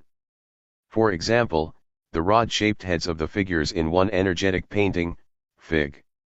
1-9, can also be seen in depictions of horses and chariots. Although the image may have been painted almost 2,000 years ago, the saddle and canteens resemble those still used by Tuareg Berber nomads today. The drawing is a delightful arrangement of geometric shapes. The camel itself has been constructed of triangles and parabolas. The solid rectangular rider, probably male, is contrasted with the triangular forms of the figure in the enclosure, probably female. The two figures raise their arms in identical gestures, giving us the impression that they have been seized by some strong emotion. The square around the figure on the left seems equivalent to the home or symbolic space in the pastoralist painting examined earlier, see Fig. 1-6. The Maghreb and the ancient Mediterranean world. As the Sahara dried out, the Maghreb emerged as a distinct region, an arc of land that remained fertile and green. 1-9 Figures with camel, rock painting, Tassili and Niger region, Algeria. Berber. After 700 BC. Pigment on stone. With the founding of the Phoenician colony of Carthage around 800 BC, the region and its peoples were drawn into a period of history marked by the growth of ever more expansive civilizations around the Mediterranean basin. A period which culminates with the unification of the entire Mediterranean surround under Roman rule. Carthage itself was one such civilization. A wealthy commercial city on the northern tip of present-day Tunisia, it soon founded colonies of its own and eventually came to control not only most of the Maghreb but also parts of Spain and the islands of Sardinia, Corsica, and Sicily. In general, the art of Carthage remained closely linked to the eastern Mediterranean world from which it had come. Distinctive stone votive slabs, steles, however, feature motifs also found in Berber arts over the centuries. The votive slab here, Fig. 1-10, comes from a Tophet, or sacred area, outside Carthage. Dating from the 4th century BC, it honors two of the most important Carthaginian deities, the male god Baal and the female deity Tanit. The upper register is inscribed with a prayer in the Phoenician script. The middle register contains three symbols. At the left, a hand indicates worship or protection, or both. In the center, Tanit is represented by a triangle surmounted by a circle and two raised arm-like forms. To the right, Baal is represented as a horned circle upon an upright pole. The fish in the lower register may be an image of male fertility associated with Baal, while the crescent moon and circular star or planet which form an eye-like image in the triangular projection at the top of the stone probably refer again to Tanit. Hands, eyes, and fish still figure symbolically in Berber art. Similarities between Tanit's triangular symbol and the triangular figure in the Saharan rock painting examined earlier are especially intriguing. See Fig. 1-9. Triangular shapes occur over and over again in Berber arts as images of female presence and power. We do not know whether one culture influenced the other, or whether the 1-10 stele dedicated to Baal and Tanit. Punic. 4th century BC. Stone. Musfii National du Bardo, Le Bardo. Similarities are a coincidence, a straightforward reference by both peoples to the pubic triangle. In any case, the Carthaginian triangle of Tanit must have resonated with local Berber groups. Numidia and Mauritania to the south of Carthage, a succession of Berber rulers consolidated a kingdom known as Numidia. Together with rulers from another important Berber kingdom known as Mauritania, Numidian rulers played an active role in the Punic Wars, the three great conflicts in which the upstart civilization of Rome, based in the Italian Peninsula, challenged Carthage, then the dominant power of the western Mediterranean. Conspiring with both sides, Berber rulers were partially responsible for Rome's ultimate victory in 143 BC. Monumental stone tombs of Mauritanian and Numidian rulers still stand from this period of powerful Berber polities. One of the most 1-11. Tomb, Tunisia. Numidian. 1st to 2nd century BC. Height 25, 54 to 33 m. I/*. Iviwisi famous of these monuments marks the grave of a member of the ruling family of Numidia who died in the late 3rd century BC, Fig. 1-11, the huge conical structure, almost 116 feet in diameter, is supported on a shallow cylindrical base ornamented with engaged columns. The Numidian tomb resembles descriptions of the tomb of the 4th century BC Greek king Mausolus, who ruled in Asia Minor. His tomb, which has given us the word mausoleum, was famous throughout the ancient Mediterranean world, and it might well have seemed a suitable model for a powerful Numidian king. The interior of this tomb has chambers similar to those found in Egyptian and Nubian pyramids. The Numidian tomb illustrates well the cross-cultural currents of the ancient Mediterranean world, but it also takes its place in an indigenous regional tradition of stone funerary architecture. Megalithic funerary structures of natural or dressed boulders were erected in the Maghreb as early as the 3rd millennium BC.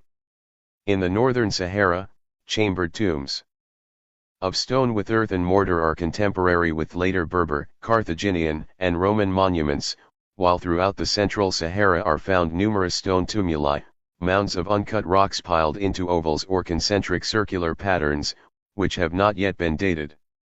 Rome, unlike earlier settlers, who had confined themselves to the immediate coastal areas, the Romans extended their control over most of the agricultural land north of the Sahara. Administrators, soldiers, and slaves from as far north as Scotland and as far east as Iran were sent to Rome's African provinces, while Berbers were appointed to military and administrative positions throughout the empire. One of the most powerful Roman emperors, Septimius Severus, ruled AD 193 to 211, was of Berber origin.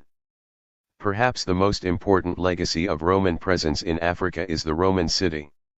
A wonderfully preserved example is Thamagades, or Timgad, Figs. 1-12, 1-13. Built by order of the Emperor Trajan in the early 2nd century AD, Timgad was located along a major Roman road in the Ors Mountains of Algeria, in the heart of Numidian Berber territory, less than a day's journey from the Numidian tomb. Typical of the cities Romans built throughout the provinces of their empire, it was constructed on a square plan bisected by the Cardo, the central north/south street, and the Decumanus, the central east/west street. At their intersection was the Forum, the central square of the city. A small temple, public toilets, and a public meeting hall called a basilica were all arranged around the Forum. Near one end of the Decumanus were spacious public baths, and at the 1-12 plan of Timgad public baths temple theatre Nanning 200 feet library Forum public baths R 1-13. Ruins of Timgad, Thamagades, Algeria. Roman. Early 2nd century AD. Photograph I-960 Other was a huge triumphal arch, an imposing gateway to the city. The public baths of Timgad have their equivalent in Macroban towns today, for public bathhouses still function in North African Islamic culture as meeting places. Monumental arches in Roman cities such as Timgad were models for Islamic city gateways and mosque entrances. The most influential type of building in Timgad, however, was the basilica. Roman basilicas provided the basic plan for early Christian churches, and together with them served as sources for the prayer halls of Islamic mosques. The coming of Islam during the 5th century AD, Timgad was conquered by a Christianized Germanic people known as the Vandals, who entered and took control of Rome's African provinces. A century later, the region was reclaimed by the armies of the Byzantine Empire, as the successor state to the Eastern Roman Empire was later known. Timgad was finally abandoned after the great cultural upheavals of the 7th century AD, when Arab armies, newly united under the banner of Islam, swept across North Africa. The religious, social, and political order of Islam dates its beginnings to an event called the Hijra, when the Prophet Muhammad emigrated from the city of Mecca to the city of Yathrib, later called Medina, some 200 miles to the north on the Arabian Peninsula. From Medina, where he quickly established leadership, Muhammad continued to preach Islam, or submission to God's will. He also continued to have visions in which the Archangel Gabriel revealed to him God's word, revelations that were later written down and collected into the Quran, the holy book of Islam. The Prophet reached out through both diplomacy and warfare to bring the divided Arab clans of the peninsula into the single, all-embracing Ummah, or community, of Muslims, those who have submitted. As the event that signaled the founding of the Thuriunuai, the Hijra marks the starting point for the Islamic calendar. It occurred in AD 622, or 1 in Islamic reckoning. During the century following Muhammad's death in AD 632, 10 the new order expanded dramatically as Arab armies conquered territories north to Persia, east to the Indian subcontinent, and west across northern Africa and up into Spain and France. The Byzantine army was quickly ousted from northern Africa. More significant resistance came from Berber groups led by such rulers as the Zenata Berber queen known to Arab historians as Al-Kahina. Nevertheless, within a generation the Maghreb found itself part of a vast new Islamic world. North Africans, including Berbers, gradually converted to Islam, which over the ensuing centuries would also spread peacefully into Western Africa and along the Eastern Africa coast. The Great Mosque at Kairouan, taken from the Arabic Masjid, the place where one prostrates oneself, a mosque is the Islamic house of prayer. The first mosques are said to have been modeled after the place where Muhammad had instructed his followers in Medina. A simple adobe structure, it consisted of shaded walkways surrounding a rectangular courtyard. As Islam expanded, its architects translated this early model into more permanent and monumental form. One of the first stone mosques was built around AD 670, 48 by the Arab general Uqba ben Nafi at his capital, Kairouan, near the northeastern coast of Tunisia. When that mosque was destroyed by rebellious Berbers, a new mosque was begun on its ruins. Completed in AD 836, 214 the Great Mosque of Kairouan, Fig. 1-14, is one of the oldest mosques still in use, and it has served as a prototype for later mosques throughout Islamic Africa. The massive stone walls of the compound are strengthened by buttressing and embellished with arched gateways. The walls created an imposing stronghold for the local Arab leaders, who were the military as well as the religious rulers of the city. The prayer hall itself is preceded by a large open courtyard, surrounded by a covered, colonnaded walkway. In the center of the west wall of the courtyard, to the right in the photograph, rises a minaret, a tall platform for the crier, or muezzin, who calls the faithful to prayer. Minarets serve as a visual reminder that a town is under the protection of Islam. The minaret of the Great Mosque at Kairouan is a sturdy watchtower overlooking the city. It has an interior staircase, and is crowned with 2 square rooms and a small dome. Elsewhere in the Islamic world, minarets developed into slender towers large enough for only a single muezzin, but the minarets of many African mosques have the imposing scale and sloping sides of the minaret at the Great Mosque at Kairouan. At the opposite end of the courtyard is the prayer hall, a large rectangular room, its roof supported by 16 arcades, rows of arches set on columns running parallel to the wider central aisle. The columns were salvaged from earlier Roman and Byzantine buildings, and their capitals are carved in a variety of styles. The wall opposite the principal entrance is the Qibla wall, the wall closest to and oriented toward Mecca, the direction in which Muslims bow to pray. The Qibla wall is marked by an empty niche called the mihrab, figure 1-15, which may serve as a mystical reference to the presence of God. In the Great Mosque of Kairouan the mihrab is framed by an arch and 2 marble columns, and its curved stone surface is pierced through with floral patterns. Inset into parts of the mihrab and the surrounding wall are glazed ceramic tiles imported from Syria. Adjacent to the mihrab is a minbar, the pulpit from 1-14. The Great Mosque, Kairouan, Tunisia. Aqlabid period, 9th century AD. Stone which the Imam, Arabic for leader, leads the congregation in prayer. Elaborately carved of wood, it is the oldest known minbar still in existence. The central aisle establishes an axis joining the main entrance of the prayer hall to the mihrab. On the exterior, the axis is made evident by 2 domes, one over the entrance and one before the mihrab. The section drawing in figure 1-16 taken along the central aisle, shows the 2 domes, the mihrab, and a supporting arcade. Like the Roman and Byzantine architects from whom they inherited the form, Islamic architects used the dome as a reference to the heavens and as a metaphor for the divine order of the universe. The fluted interiors of domes at Kairouan, with supporting ribs dividing the surface into concave sections, are a formal innovation.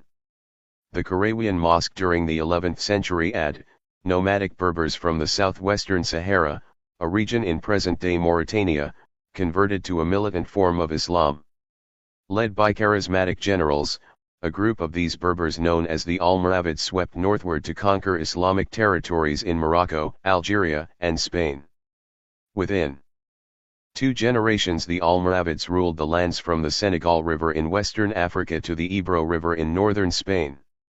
The Almoravids established their capital at Marrakesh, in southern Morocco. The best preserved example of Almoravid architecture, however, is the Karawiyan Mosque in the central Moroccan city of Fez.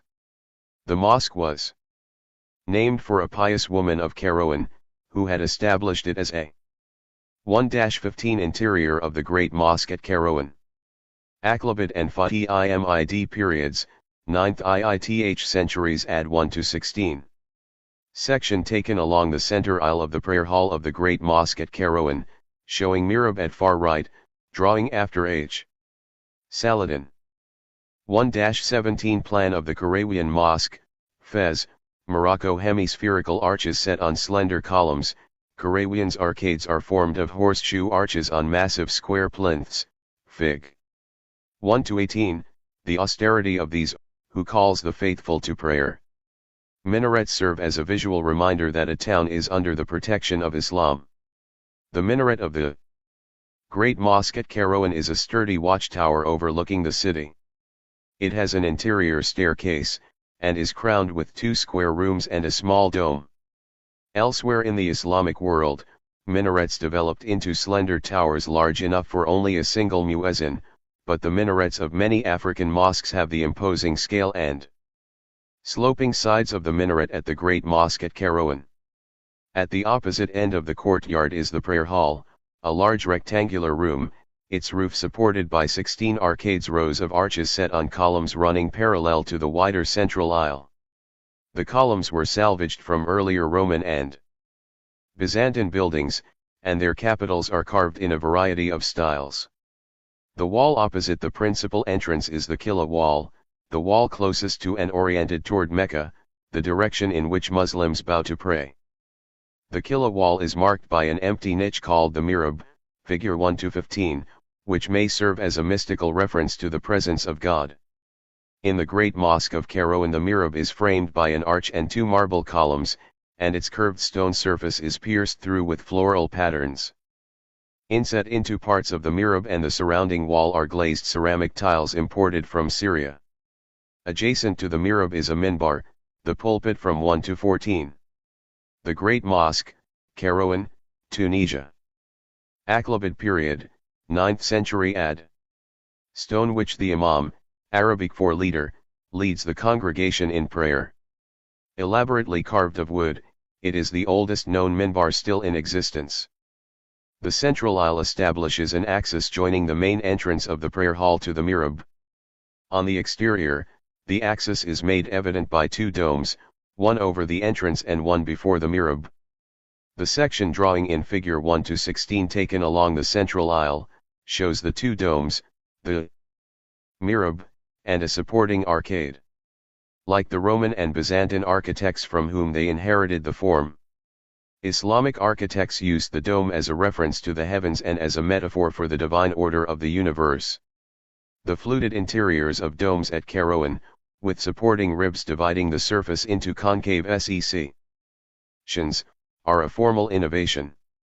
The Karawiyan Mosque during the 11th century AD, nomadic Berbers from the southwestern Sahara, a region in present-day Mauritania, converted to a militant form of Islam.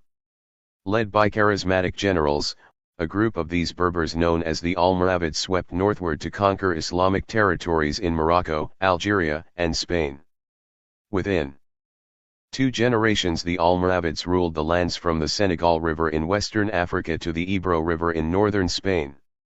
The Almoravids established their capital at Marrakesh, in southern Morocco. The best preserved example of Almoravid architecture, however, is the Karawiyan Mosque in the central Moroccan city of Fez. The mosque was named for a pious woman of Kairouan, who had established it as a 1-15 interior of the Great Mosque at Kairouan. Aqlabid and Fatimid periods, 9th IIth centuries add 1-16. Section taken along the center aisle of the prayer hall of the Great Mosque at Kairouan, showing mihrab at far right, Drawing after H. Saladin. 1-17 Plan of the Karawian Mosque, Fez, Morocco. Hemispherical arches set on slender columns. Karawian's arcades are formed of horseshoe arches on massive square plinths, Fig. 1-18, the austerity of these arcades, whose stone masonry is covered by white plaster, seems linked to the Spartan desert background of the Almoravids and the Reformist nature of their religious doctrine. Some of the most important features of the mosque, however, reflect a much different aesthetic. For example, the dome above the mihrab is not a simple hemisphere, but a canopy of honeycomb-like projections of carved stucco. These crystalline structures, called muqarnas, appear elsewhere in Islamic architecture, but only in the Maghreb and Spain are they so exuberant. Some of their surfaces are ornamented with tracery in green and white, producing an effect similar to the embroidered panels that still ornament the tops of Mauritanian Berber tents. Even more delicate ornamentation can be found in the pavilions of place of worship in the 9th century. A minaret was added a century later, and the originally modest prayer hall was expanded. But it was in AD 1135, 513 under the Almoravids, that the Karawian Mosque was given most of its final form. The plan of the prayer hall, figure 1-17, resembles that of the Great Mosque at Kairouan, a rectangular hall filled with arcades, with a central aisle connecting the principal entrance off the courtyard with the mihrab on the Qibla wall. The central aisle in the Karawian Mosque is set with a series of small domes, indicated by CIR. Clees on the plan. The interior spaces of the two mosques, however, are quite different. In place of Kairouan's II8. Interior of the prayer hall of the Karawian Mosque, Fez, Morocco. Idrisid and Almoravid periods, 12th century AD. Whitewashed plaster over stone. The fountains in the courtyard, begin the 17th century, 10th century during a later dynastic period, Fig. 1-19, adjacent to the prayer hall is a library serving the needs of Karawian's college, madrasa, one of the world's oldest universities. Libraries and schools are joined to mosques throughout the Islamic world, and African mosques have served as centers of literacy and learning for centuries. Regional Berber arts Berber groups that inhabited the Maghreban plains have generally been 1-19. Fountain in the courtyard of the Karawian Mosque. 1613-24 absorbed into the international Arabicized culture that has developed throughout Islamic North Africa. Distinctive Berber languages, cultural practices, and art forms still thrive, however, in the more isolated communities of Tunisia and Algeria, and in Morocco south of the urban Mediterranean shoreline. Art forms created by and for Berber peoples during the 20th century still bear influences of the many cultures that have flourished in the Maghreb and in the Saharan oases. Berbers have generally heeded the warnings in the Quran against idolatry by avoiding figural representation in their arts. Masks and statuary are quite rare. Instead, Berber artists employ a rich vocabulary of abstract, often symbolic motifs and patterns in architecture, ceramics, textiles, and body arts. Architecture and household arts in the northern mountains. The architecture of northern Berber groups has intrigued foreign observers for thousands of years. Writing in the 5th century BC, the Greek historian Herodotus noted that a group of Berbers called troglodytes lived in sub-terranean dwellings. Underground houses are still used in areas of Tunisia and Libya.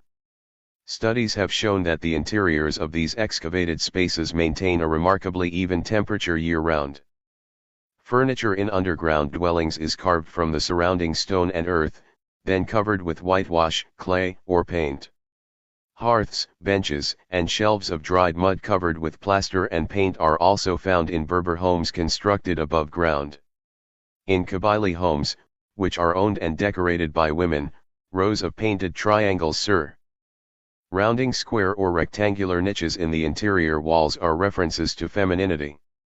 These triangular motifs sometimes bear a striking resemblance to the triangle-bordered enclosure depicted in the rock painting discussed earlier from Tassili-en-Ajjer, 1,000 miles to the south and perhaps many centuries older, see Fig. 1-9, it is tempting to interpret the enclosure as also indicating a female realm, but we have no firm evidence for such links between Berber arts over distance and time. Diamond-shaped motifs, or lozenges, occur in vertical and horizontal bands in most Berber arts. This shape is seen as an eye of power and protection, capable of counteracting the gaze of evildoers or the evil eye. Protection from the evil eye is also found in the 5 fingers, a concept expressed in the gesture of an outstretched hand and in the common expression 5 in your eye. The importance of Kamsa, the number 5, is evident in the way diamond, zigzag, and triangular patterns are often grouped in 5s. Protective images such as the eye, the hand, or the symbolism of 5 allude to spiritual defenses against misfortune and tap into a supernatural power known as haraka. Unleashed by certain substances, people, actions, and experiences, haraka is believed to bring prosperity and blessing to a family that properly conserves and controls this unseen force. Pottery of the Kabyle and other Berber groups is also marked with rows of triangles. Although little research has been done on Berber ceramics, archaeologists suggest that vessels made by Berbers today appear to be identical to those used by their ancestors in the Maghreb over 2,000 years ago.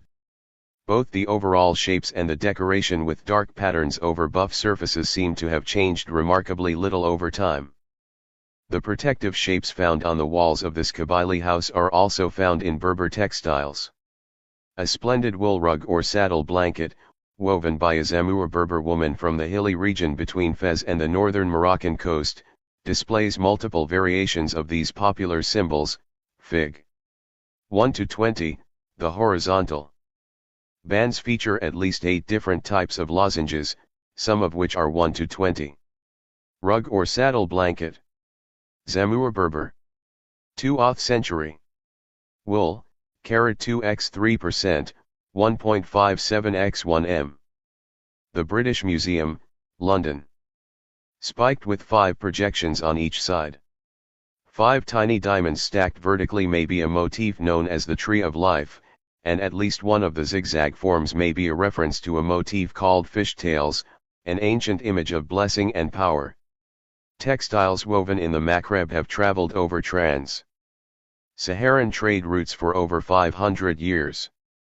As early as the 16th century, Portuguese vessels were carrying Berber weaving to both Europe and West Africa. Textiles in many regions of Africa south of the Sahara thus show the influence of Berber designs. Perhaps the most visually compelling examples of Berber architecture are the fortress-like walled towns, Kaysar, singular Kaysour, of Morocco. Constructed of pounded adobe bricks, or stone plastered with clay, Kaysar are found in the river valleys of the southwestern slopes of the Atlas Mountains. One particularly imposing entrance gate to a Kaysour in southern Morocco is surmounted by triangular projections and flanked by towers. Fig. 1-21, its IRI 1-22. Kaysour and Tikramt, southwest of Atlas Mountains, Morocco. Berber. After I2th century. Stone and adobe. Photograph C. 1941-23. Section of a Tikramt.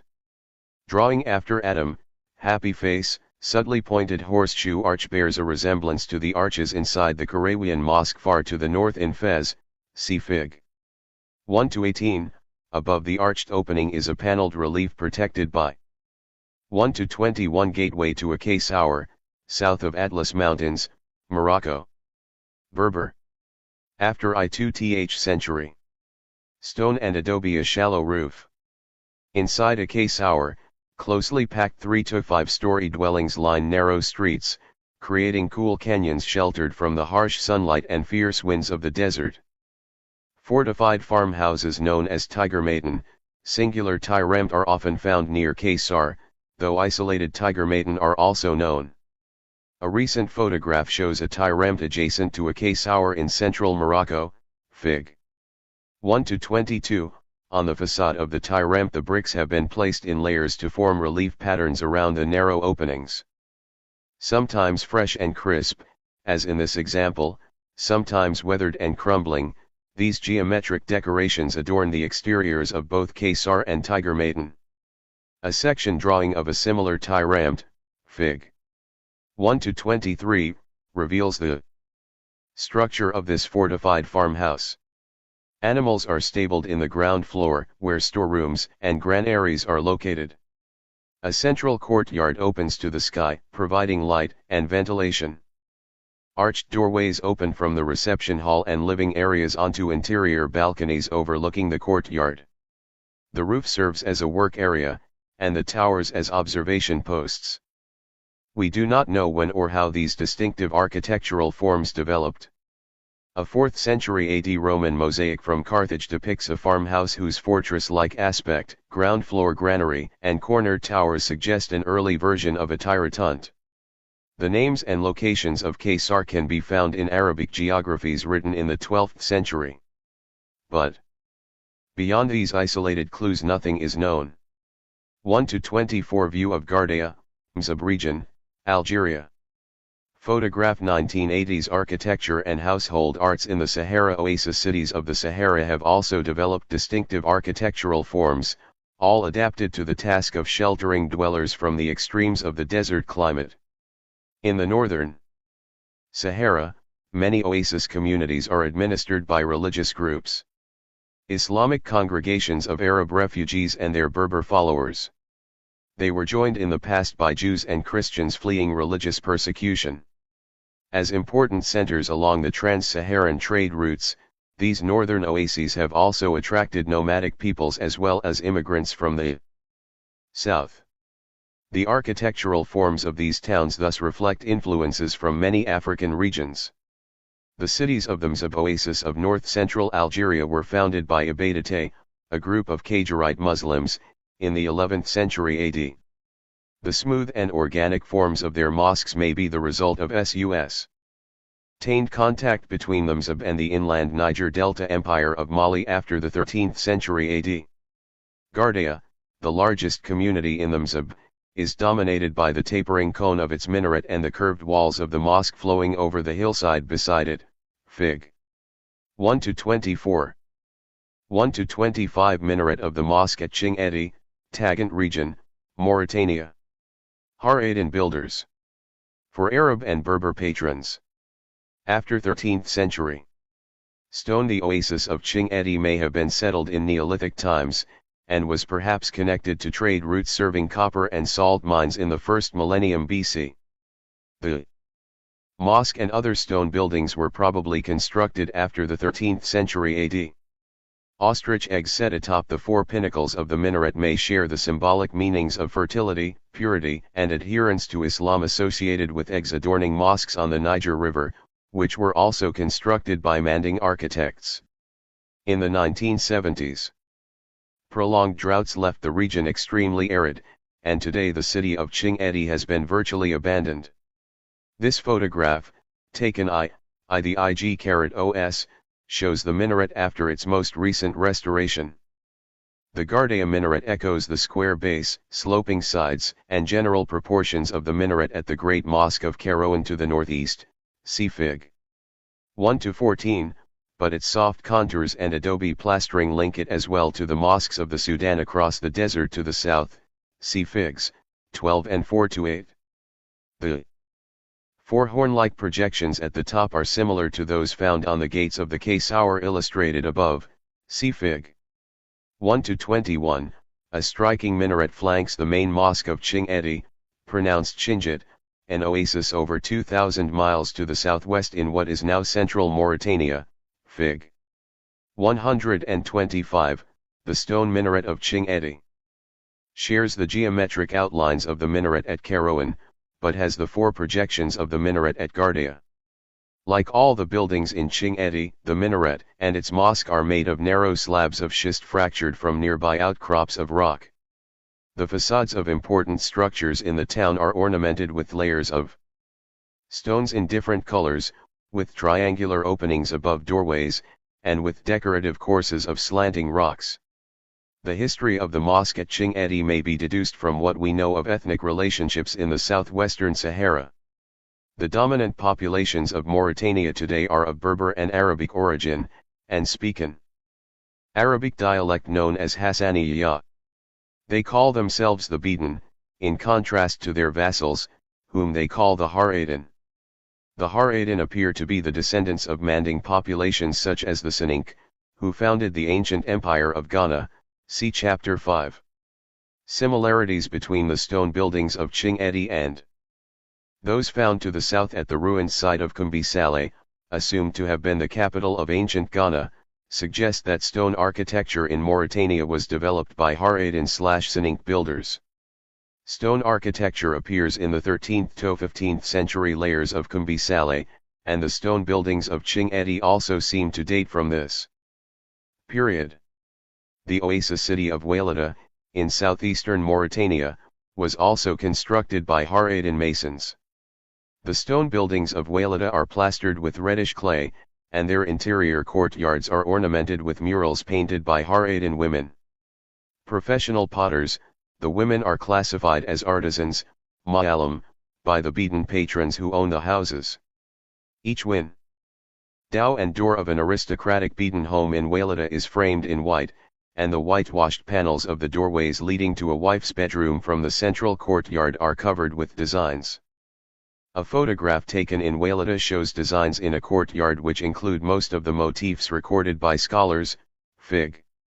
1-26. The white linear forms and dark bands closest to the openings are a motif called chains, and seem to have the form of women's jewelry. The three dark cross-like forms in the surrounding white band were said to refer to people or community. The same symbol 1-26.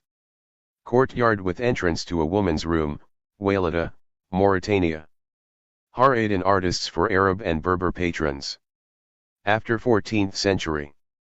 Pigment and adobe over stone, wooden Ashlhad during the 14th century, the Arab traveler and writer Ibn Battuta passed through Wailata on his way to Jen and Timbuktu.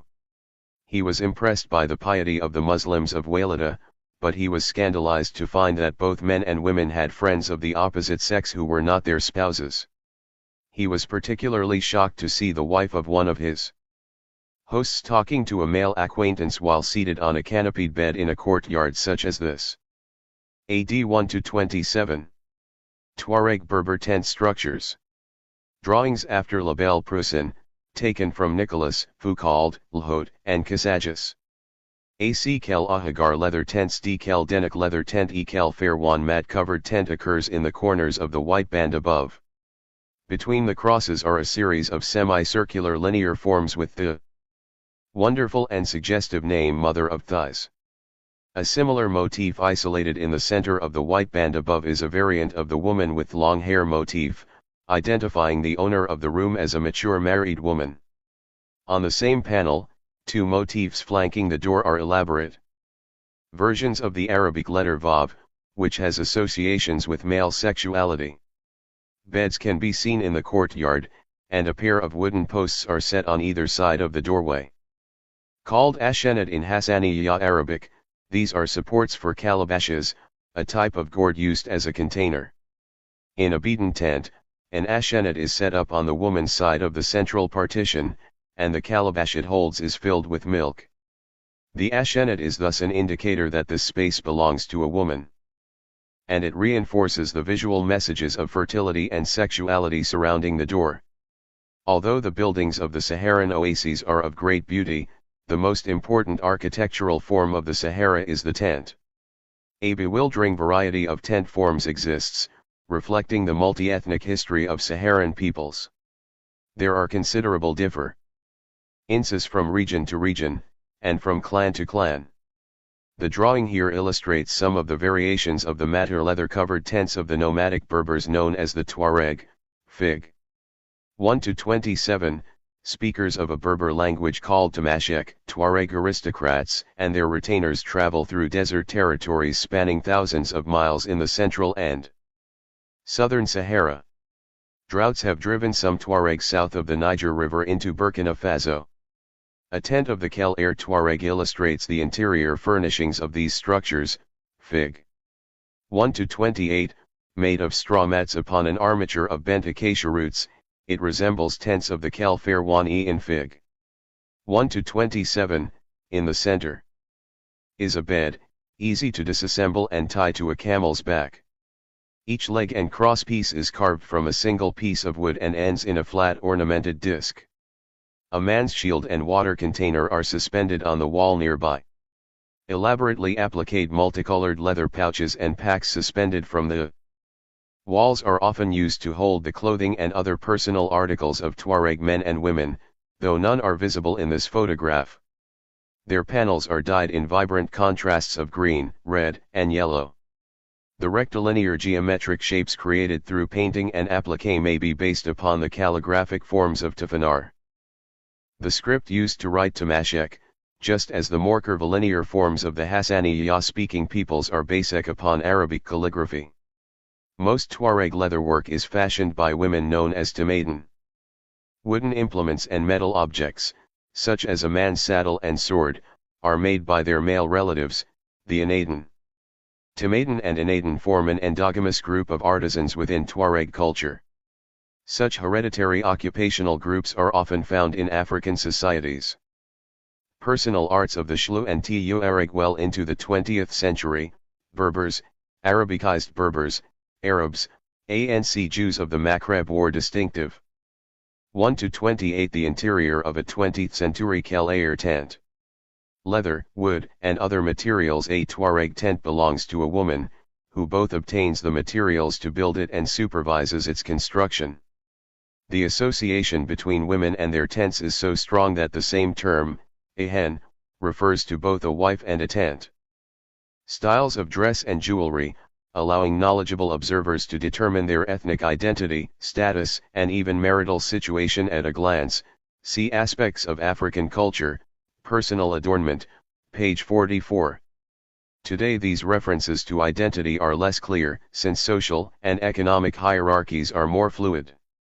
The symbolic importance and aesthetic richness of Berber personal adornment can be seen in a photograph taken in the southern Moroccan coastal city of Sou during the 1950s, Fig.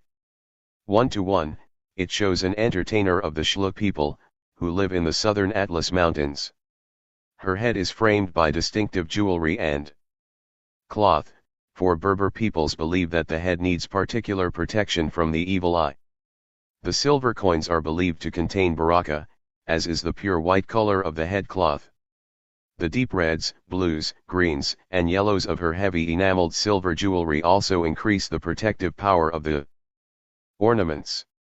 The woman's huge ear pendants are too heavy to be hung from the ears themselves, and are supported instead by a hidden cord across the top of her head. An egg-shaped symbol of female fertility is suspended at her throat, and a four-pointed pendant lies upon her forehead. It may refer to the protective eye, a talisman in the shape of a jackal's paw, or an abbreviated hand. The projections forming polyhedrons on one of the enameled silver bracelets may be related to the phallic extensions and pointed spikes on other Moroccan bracelets. Just as an eye form protects against the evil eye, a phallic projection evidently guards against unbridled male aggression, for women are said to have been able to fend off rapists with these heavy ornaments. Bracelets ending in similar geometric knobs are popular throughout the Sahara, and have been photographed as far east as Somalia. The woman's dress is pinned together by enormous brooches modeled upon the much smaller fibulae once worn by wealthy Romans, while the techniques used to manufacture the enamel and silver may date back to the Vandalic and Byzantine eras. The triangular shapes attached to the pins are a characteristic Berber addition, and are probably related to the triangular pendants worn by the Tuareg. Until recently, most types of jewelry in the Maghreb were made by Jewish silversmiths, or by endogamous groups of Jewish origin. Most Berber people seem to believe that the act of creating supernaturally charged, expensive metal objects is dangerous or polluting. In popular Berber thought, Solomon and other Jewish patriarchs were regarded as powerful magicians, and Solomon's heirs were thus believed. Chabia Talal. Acrylic mural, c. 9x16, 2.74x 4.88 m. Photograph taken at artist's home 1978. And religious attitudes have discouraged women from enrollment. During the same period, men and women with no formal art background began to paint as well. Their subject matter was based upon dreams and fantasy, or upon festivals and scenes of daily life. In Morocco, these untrained artists have often shared exhibition spaces with academically trained artists, and the resulting interchange has greatly contributed to the vitality of Moroccan art. One of the most successful contemporary Moroccan artists is the painter Chabia Talal, a former housekeeper who was encouraged to paint by her foreign employers. Like most untrained artists, she paints in a very distinctive way and prefers figurative representation to abstraction. The faces and figures of her painting are barely discernible, for they are almost overwhelmed by vivid color. Fig. 1-31, 1-32. Untitled from the White Series Seria Blanche. Jalal Ghastly. 1987-97. Gelatin silver print on fiber paper base, laminated on aluminum, carat % x4y/1.3x1.3 m. Collection of the artist. They may contain a bit of paper or parchment inscribed with a verse from the Quran. The triangular shape of the amulets is given additional protective power by the fringe of 5 silver cones. Contemporary art of North Africa. When Morocco, Tunisia, and Algeria won their independence from Spain and France in the 1960s, national art institutes were established in each of these northern African states. Most of the artists who studied in these institutes were men, for social pressures. 133. Steel talismans. Rachid Koraichi. 1994. Steel macraban. Artists working for an international market have often looked to their cultural roots for inspiration. Tunisian photographer Jalal Ghastly, born 1958, for example, explores the whitewashed streets of the Berber towns of Hammamet and Jerba. His subtle images of walls, windows, and pillars emphasize abstract, formal qualities. This photograph of a saint's tomb is taken from a set of images entitled White Series Seria Blanche, Fig. 1-32. Graves of holy men and women are visited by devout Muslims in the Maghreb because of their association with Haraka, and Ghastly manages to capture some of the solemnity and purity of a sacred place. As we have seen, the forms of the Arabic and Berber alphabets frequently serve as a source of decorative motifs in the arts of the Maghreb and the Sahara. The beauty, power, and mystery of writing underlies Steel Talismans, a series of metal tablets by Algerian sculptor Rachid Koraichi, born 1947, who now lives in exile in Tunisia. Fig. 1-33. The tablets evoke the writing boards used in Islamic schools throughout Africa. Wooden writing boards, which are usually inscribed, erased, and reused by students learning to write passages from the Quran, may be permanently painted and displayed as a type of diploma when a student completes his training. See Fig. 3:31. Here, Koraichi has covered the surfaces with calligraphic signs, but they are his personal marks rather than Arabic letters. Each tablet has become a point of departure, an object of individual empowerment and inspiration. Lands of the Nile, Egypt, Nubia, and Ethiopia 2-1. Sphinx of Taharqa. Upper Nubia, Kush. Egyptian Dynasty 25, c. 690-664 BC. Granite, height 15, 4, 40 cm. The British Museum, London. Art historians have noted that Kushite sculpture such as this portrait shares stylistic features with Middle Kingdom works from Kemet and revives the high standards of workmanship found in Old Kingdom figures. The Nubian kings were clearly interested in promoting the artistic as well as the spiritual values of the past. 48. From the Nile to the Niger, Ive known rivers ancient as the world and older than the flow of human blood in human veins. Wrote American poet Langston Hughes in The Negro Speaks of Rivers. One of the rivers the poet invokes is the Nile, the world's longest river, the nurturing force that sustained numerous African civilizations. One of its tributaries, the White Nile, originates in the green hills of Uganda, a second, the Blue Nile, originates in the highlands of Ethiopia. In the vast region between these two rivers the ancestors of the human race may have first appeared. Flowing northward, the White Nile and the Blue Nile converge near Khartoum, in the center of Sudan.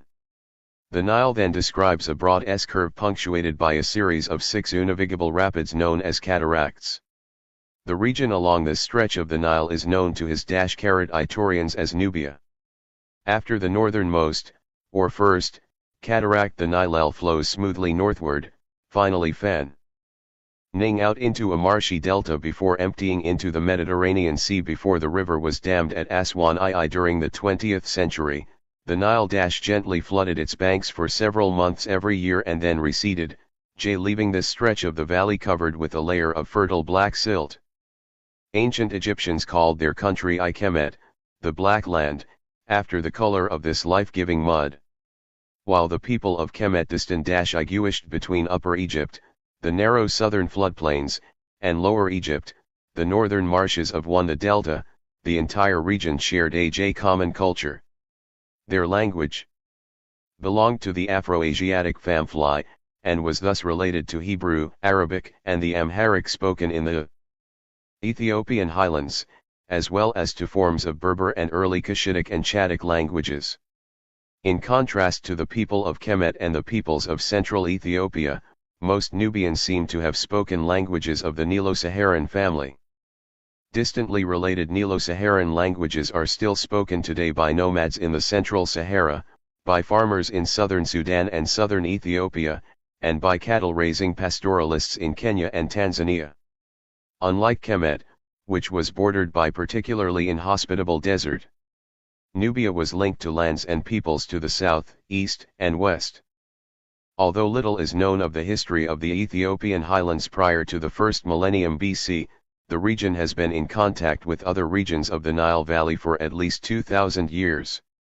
Trade routes joined Ethiopia's ports on the Red Sea to Egypt's desert coastline, while soldiers, pilgrims, and merchants traveled down the Blue Nile from the Ethiopian highlands to Nubia and Egypt. The tombs of the ancient rulers of Kemet and Nubia provide our most extensive source of information about their cultures. While the tombs of Kemet have been looted for thousands of years, sometimes by the very workers who built them, an astonishing number of funerary objects have survived these thefts. Still more objects have been unearthed by archaeologists during the 20th century. The monuments and artifacts illustrated here are thus but a tiny sample of the vast range of objects and monuments available for study today. Since Kemet was affected by developments in Western Asia, and since the monuments and styles of this African civilization had a great impact upon the ancient cultures of Greece and Rome, to which Europe traces its own cultural roots, Egyptian art has most often been discussed in terms of its relationship to non-African cultures. Furthermore, the study of ancient Egyptian culture long relied on Greek names for rulers, cities, and objects. The word Egypt is itself of Greek origin. Even after the writing system of Kemet was deciphered during the 19th century, Greek terms largely remained in use. This chapter uses the words of Kemet whenever possible, often giving the better-known Greek equivalent in parentheses. Later art forms of Egypt, Nubia, and Ethiopia were strongly influenced by Greek, Roman, and Byzantine art, while developments in Islamic Egypt affected Islamic arts in the Mediterranean and in Western Asia. Yet despite these many cross-currents, Egyptians, Nubians, and Ethiopians are all African peoples, nourished by the African past. This brief survey focuses upon works from the Nile regions which share important features with other African art forms. Some of these similarities are rooted in the movements of peoples and ideas across the Sahara prior to the 3rd millennium BC. Others are due to trade and pilgrimage routes joining the Nile Valley to the central Sudanic region over the past millennium. While in some cases these shared features may simply be coincidental, they nevertheless provide interesting points of comparison. Many of the prevalent themes of Egyptian, Nubian, and Ethiopian art discussed here are not unique to the African continent. However, they have been eloquently and effectively expressed in the art of many African cultures, and reappear throughout this book. These include commemoration of ancestors and invocations of their protective power, alignment of the living with primordial beings through images of the creation of the world, rulers who personify divine justice, affirmations of sexuality as the source of life itself, and the layering of multiple images, symbols, and contexts within a single object. Early Nile cultures between the 8th and 5th millennia BC, before the great savannas of northern Africa became the desert sands of the Sahara, important cultural innovations spread from Nubia westward to the Atlantic Ocean. Populations began to domesticate cattle, cultivate grains, and fire ceramic vessels. Wavy line and dotted wavy line pottery, dated to the 8th and 7th millennia BC, testify to these changes. Found along the southern Nile and as far west as Mali, they represent one of the world's oldest ceramic traditions. By the 4th millennium BC, the Egyptian reaches of the Nile were increasingly influenced by these developments. A female image in fired clay from the 4th millennium Egyptian culture named for the site of Nikkata displays the full curves and simplified features typical of objects from this period. Fig. 2-2. Breasts are indicated by simple protrusions, as is the bird-like head. The arms curve upward as if in imitation of horns, recalling the guess. Tours of horned female images from the central Sahara, see Fig. 1-4. It is also tempting to link this figure to cattle imagery, because music and dance. Raised arms. Egyptian. Predynastic period, Naqada-2 culture, c. 3650 to 3300 BC. Terracotta, height 11/29.3 cm. Brooklyn Museum, New York. Museum Collection Fund 2-3. Female figure. Nubian. c. 3000 BC. Terracotta, height 5/14 cm. Brooklyn Museum, New York. Bequest of Mrs. Carl L. Selden in honor of Bernard Bothmer's systematic archaeological campaigns in the 20th century have yielded an extraordinary amount of information about ancient Egypt and Nubia, and have produced important insights into ancient Ethiopia. Nubian objects similar to this fragment were unearthed as the result of an international effort to excavate sites flooded by the Aswan Dam. No comparable body of material exists for the rest of Africa, in part because no other regions have been so thoroughly examined by archaeologists searching for ancient civilizations. One scholar has estimated that for every ton of earth moved by archaeologists in the Nile Valley, a teaspoonful of dirt has been investigated by archaeologists elsewhere on the continent. In Kemet were to be associated with Hathor, the bovine goddess of female sexuality. Yet we know very little of the function or meaning of this work. It may have been used during the time of the deceased, or it may have been made especially as a funerary offering. A similar figure from the Nubian culture referred to simply as a group was formed during the same period, Fig. 2-3, like the Nikkata figure, the hips and legs of this female being also form a tapered base. Here, however, the wide hips are covered with circular lines radiating from the genital area. Intact Nubian female figures have falliform heads, and these unbaked clay figures may thus be an invocation of both male and female sexuality. Other objects from A group burials include an array of ceramic vessels as thin as eggshells, their red and black surfaces burnished to a shine. These finely crafted pots and cups demonstrate the mastery that developed from regional pottery traditions that were already over 2,000 years old. Toward the end of the 4th millennium, around 3100 BC, a series of kings strove to unify the separate districts of Egypt into a single realm. A stone object known as the Palette of Narmer refers to these political developments, Fig. 2-4, unearthed in a deposit near a temple at Nekhen, High-Rankin-Polis, the Upper Egyptian capital of the First Dynasty. It is the most important work to come down to us from the years prior to the early dynastic period of Kemet, 2920 to 2649 BC. The object is called a palette because the indentation on one side may have held pigment. At the top of each side are early versions of a form of writing the people of Kemet called Midu Necher, the words of the gods. The symbols have become known in English as hieroglyphs, from the Greek word for holy carvings. Here the catfish, nar, and broad chisel, mare, combine to spell one of the first recorded names in human history, Narmer. Narmer is the largest figure depicted on the palette, and he towers over the less important human beings who surround him. This use of size to indicate relative status is known as hierarchical scale, or social proportion. Although hierarchical scale is by no means limited to African art, it is a particularly important feature of the art of Kemet and occurs as well in much more recent depictions of kings in other African realms. On one side of the palette, Narmer is depicted wearing the white crown of Upper Egypt, see Fig. 2-4, right. On the other side he is shown wearing the red crown of Lower Egypt, see Fig. 2-4, left. Both sides portray him victorious over his enemies as he raises a mace to smite a prisoner he grasps by the hair, right, and surveys a row of decapitated victims, left. Unlike the pastoralist paintings of the Sahara created during roughly the same period, see Figs. 1-6,1-7, these images do not depict lifelike scenes of human interaction. Rather, they are coded visual proclamations of Narmer's kingly power. By smiting his enemies and bringing order to chaos, Narmer upholds divine justice. Later kings of Kemet were to refer to this guiding 2-4. Palette of Narmer. Egypt. Archaic, Dynasty 1, c. 3000 BC. Slate, height 25, 63.5 cm. Egyptland Museum, Cairo. The pictographs forming Narmer's name are suspended over a simple image of the mud-brick towers of the royal palace.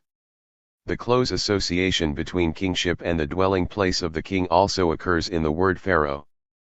Evidently this Greek, and biblical, term for the kings of Kemet is based upon the ancient Egyptian words puro, which referred to the house of the king rather than merely to the ruler himself.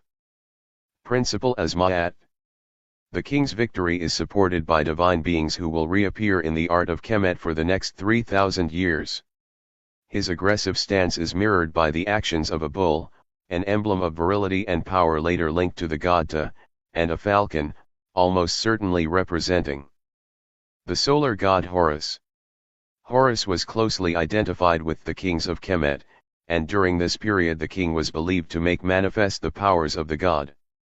The bovine heads on the top registers are surely references to a celestial goddess who took the form of a cow or a horned woman. The presence of so many potent deities suggests that Narmer may not have achieved the unification so boldly proclaimed here. Instead, this object may have functioned as a prayer, a petition to the gods asking that these events come to pass.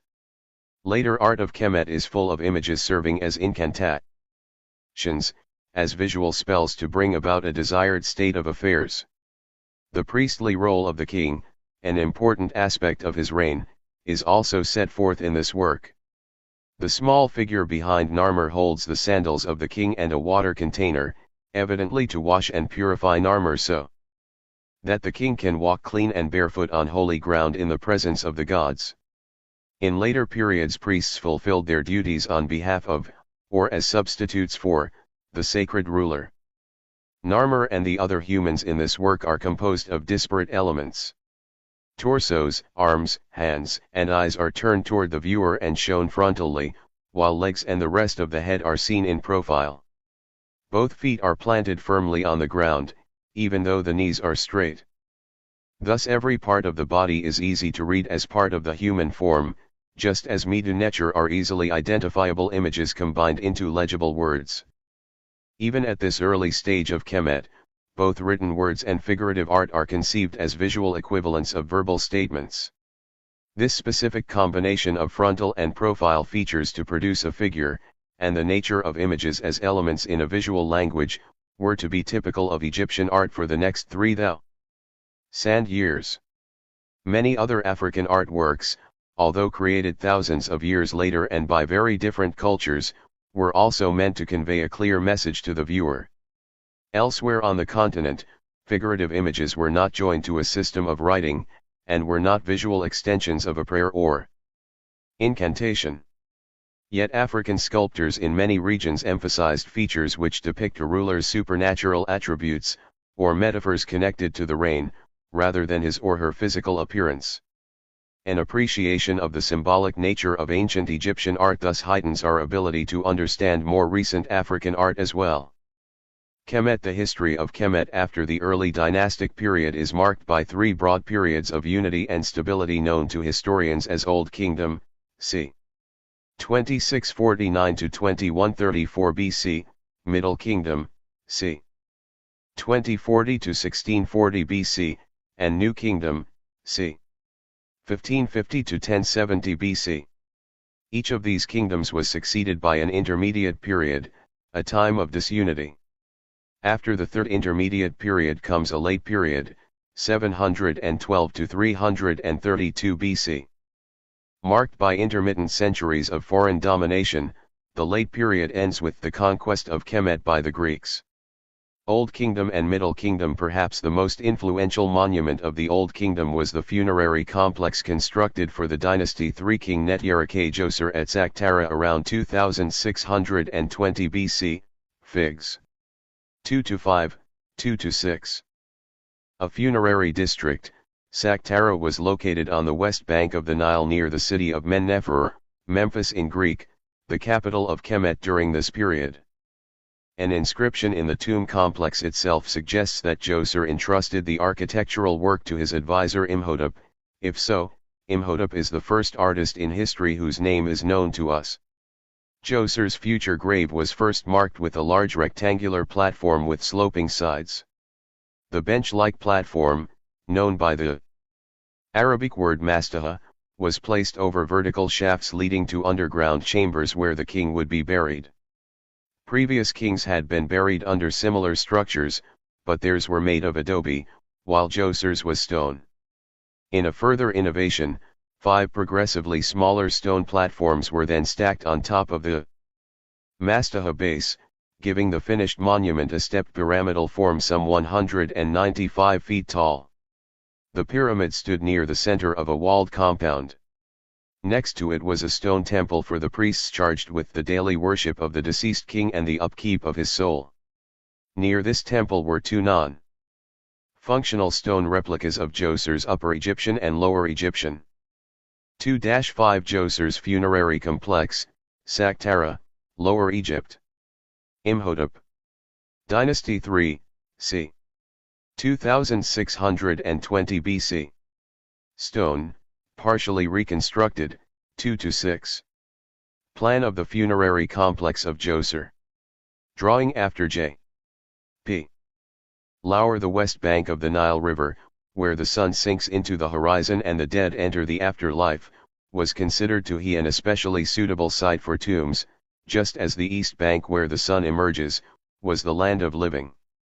The conception of spatial relationships as divisions between east, the place of birth, and west the place of rebirth, and between north Lower Egypt, and south Upper Egypt, was clearly based upon the geography of the Nile Valley. Yet similar emphases upon the cardinal directions appear in art and architecture elsewhere on the African continent, and may be based upon ways of ordering the cosmos which are very old. Indeed. U** M large court sham buildings funerary temple ij ka statue 3 is b North Palace said festival courtyard imiain rfw South Palace. 2-7 Sphinx and Pyramid of Khafra, Giza, Lower Egypt. Dynasty 4, c. 2520 to 2494 BC. Stone, height of pyramid c. 69, 21 m. Adobe and reed palaces. At one corner of the compound was a courtyard set up for a royal festival of dominion and rejuvenation known as Hebsed. During the Hebsed celebrated by Djoser. During his lifetime, tents and reed pavilions served as temporary abodes for the deities. In this vast funerary complex, these temporary structures were reproduced in stone, as if to allow the king's spirit to celebrate his vitality forever before divine onlookers. The entrance to this courtyard was through a corridor ornamented with engaged columns carved to resemble bundles of reeds. The funerary complex of Djoser had a significant impact upon later architecture. First of all, it inaugurated the use of stone as a suitable material for tombs, especially for the eternal resting place of kings and queens. The 54 from the Nile to the Niger task of quarrying stone on such a scale and of organizing the vast workforce needed to build the complex may even have contributed to the development of the Egyptian state. In any case, the effort and expense involved in realizing such a huge project was only possible in a highly organized, centralized society with a large labor pool. Other influential features were the roof supports and wall ornaments modeled after bundles of reeds or an aquatic plant such as papyrus and lotus. Freestanding columns in the later temples of Kemet continued to evoke these motifs. Supporting the broad roofs of enormous halls, closely spaced rows of such columns symbolized the marshes surrounding the primeval mound, the land that arose from the waters at the world's creation. Yet the most intriguing innovation of Djoser's complex was undoubtedly the pyramidal shape of the royal tomb. It may have been seen as a version of the stepped podium, which a living king mounted during his investiture ceremonies, or as a stairway leading from the earth, the place of mortals, to the sky, the home of the solar god. In any case, the pyramid of Netereke Djoser was the first of a great series of pyramidal monuments. The most famous Old Kingdom pyramids are the three enormous tombs constructed a dozen miles downstream from Saqqara at the west bank side of Giza, Fig. 2-7, the oldest and largest of the three pyramids, not visible in this photograph, was built for Khufu, ruled c. 2551-2528 BC. It rises to a height of 481 feet from a perfectly square base oriented to the points of the compass. The smooth white limestone sheath once covering it has been stripped away over the centuries. Some of this limestone sheathing still clings to the apex of the Pyramid of Khafra, ruled c. 2520-2494 BC, visible on the right of the photograph. The smooth, shining surfaces of all three pyramids must once have reflected the bright sunlight, and the people of Kemet seem to have seen these monuments as channeling or celebrating the sun's sacred, life-giving rays. Each pyramid has a temple at its base, connected by a long causeway to a second temple on the Nile bank. Smaller pyramids and mastaba were built nearby for queens and other members of the royal courts. Near the causeway joining the Pyramid of Khafra to the Nile, an outcrop of stone was carved to form an enormous lion with a human head. The form was extended with stone blocks. This composite beast has become known as a sphinx, a word of Greek origin probably based upon the Egyptian term shizep ankh, living image. On this example, known simply as the Great Sphinx, the head wears a royal headcloth, and may be identified with Khafra himself. The leonine aspect refers to the power of the divine king, for lions had been emblems of kingship since early dynastic times. Similar associations between wild beasts and kingship are common throughout Africa. Lions roaming the edges of the desert wilderness were also viewed as guardians of the rising and setting sun, and thus this composite creature seems also to have been associated with the horizons, themselves viewed as entrances to the underworld and afterlife. An image of a human figure or a solar disk between recumbent lions was one of the ways to indicate horizon. In a metaphorical or mystical manner, a king was believed to approach the western horizon to enter into the underworld at sundown and death, and to reappear at the eastern horizon when he returned at dawn and resurrection. As a result of these complex relationships, by New Kingdom times the Great Sphinx was known as Hormakath, meaning Horus in the horizon, and was honored as a protective, divine image. The third and smallest pyramid was constructed for the king Menkaure, ruled c. 2490-2472 BC. The walls of this pyramid's two funerary temples and the causeway that linked them were HNED with fine-grained stone statues, among them an idealized image of Menkaure himself and Khmer Neti II, his great Tutuate. Menkaure and Khmer-Neti, from the funerary complex of Menkaure, Giza, Lower Egypt. c. 2490–2472 BC. Schist, height 54/1.42 m. Museum of Fine Arts, Boston. The height and facial features of Menkaure and his consort seem very much alike, and we know that they were half-siblings, both children of Khafra. Such royal incest set the king apart from normal mortals, and mirrored the incestuous marriages of gods. However, the union of royal brothers and sisters in Old Kingdom Kemet may have also served to repeat the creation of the world, when primordial twins Shu and Tefnut were the first beings to emerge and procreate. The people of Kemet valued duality in art and thought, and the king and queen form two halves of a single dyad. Royal wife, or principal consort, figure 2-8. Khmer-Neti shares the heavy wig and facial features of nearby sculpture depicting the bovine goddess Hathor. Since the principal queens of the Old Kingdom, both great royal wives and the mothers of kings, seem to have embodied the divinity of Hathor, this resemblance may have been deliberate. Khmer-Neti's protective gesture is appropriate for a mother of a future king, who provides her husband with spiritual support. The smooth and subtle surfaces of the statue suggest that the king and queen have young, firm bodies. Their slim waists and thick legs provide both solidity and grace, and their joined pose communicates strength and dignity.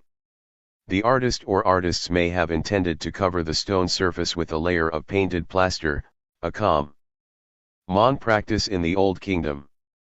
If so, the pair would have been even more lifelike. However, their erect posture and their stances, arms at the side, fists clenched, 1 foot forward, are 2-9 female figure, from a grave at Waset, Thebes, Egypt.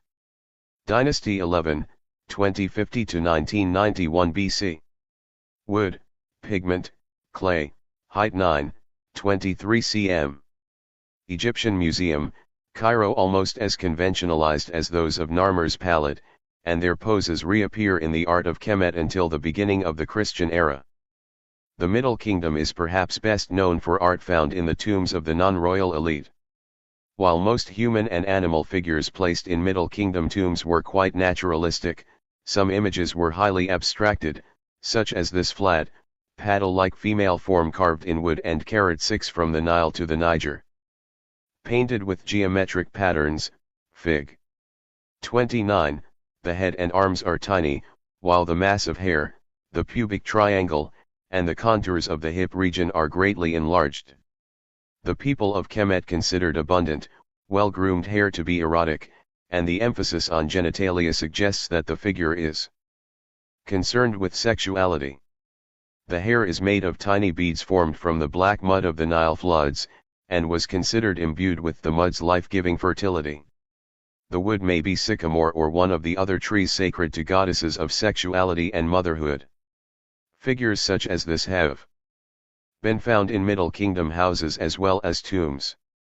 Evidently personal possessions of the deceased, they were assuredly not playthings, for they were owned by men and women of all ages. Female figures in many different forms have been found in tombs of both Kemet and Nubia through the first millennium BC. The clay images of the early Nile cultures discussed earlier may well have been their prototypes, see Figs. 2-2, 2-3. Interesting parallels to such female figures may be found in doll-like wax objects given to girls in central Sudan today.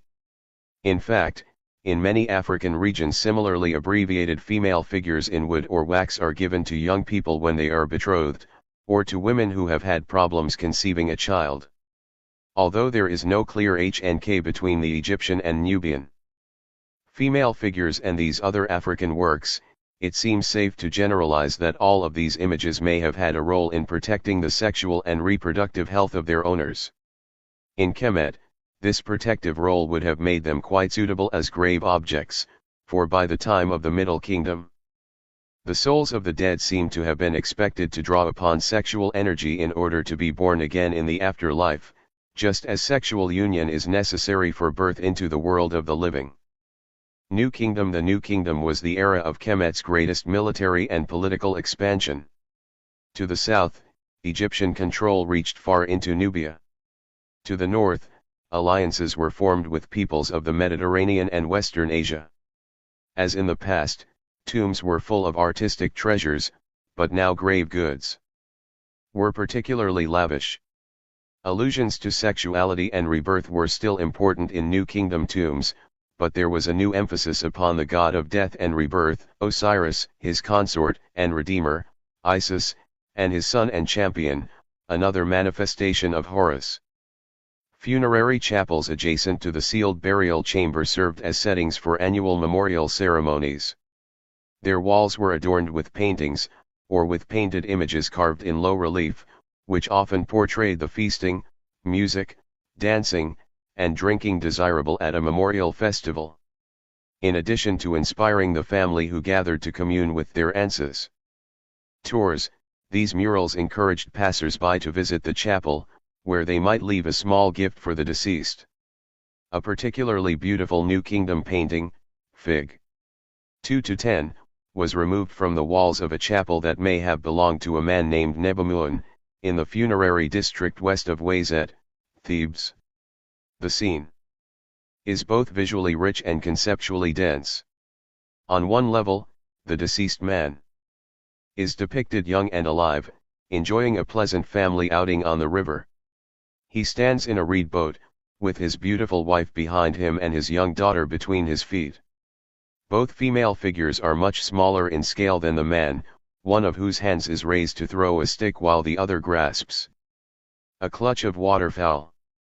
Yet the man's aggressive gesture recalls that of Narmer, and it proclaims the ability of the deceased, aided by the feral cat, to emerge victorious from the dangers of the transition from death to life. The marsh setting evokes the battle of Horus and his dangerous rival, the crocodile-like Seth, suggesting that the tomb owner's triumph over death replicates Horus's victory over his enemy. Isis, the goddess who prepared her husband Osiris for resurrection, also performed her magical acts of restoration in the marshes of the Nile. Finally, marshes were linked to the creation of the world in Egyptian thought as the place where life and order arose from chaos, just as rebirth and reordering will prevail over the chaos of death. This fragment from the chapel walls also contains references to the creative power of human sexuality. The verb for launching a throwing stick was also the verb for ejaculate, while the word throwing stick, chema, also meant to create or to beget.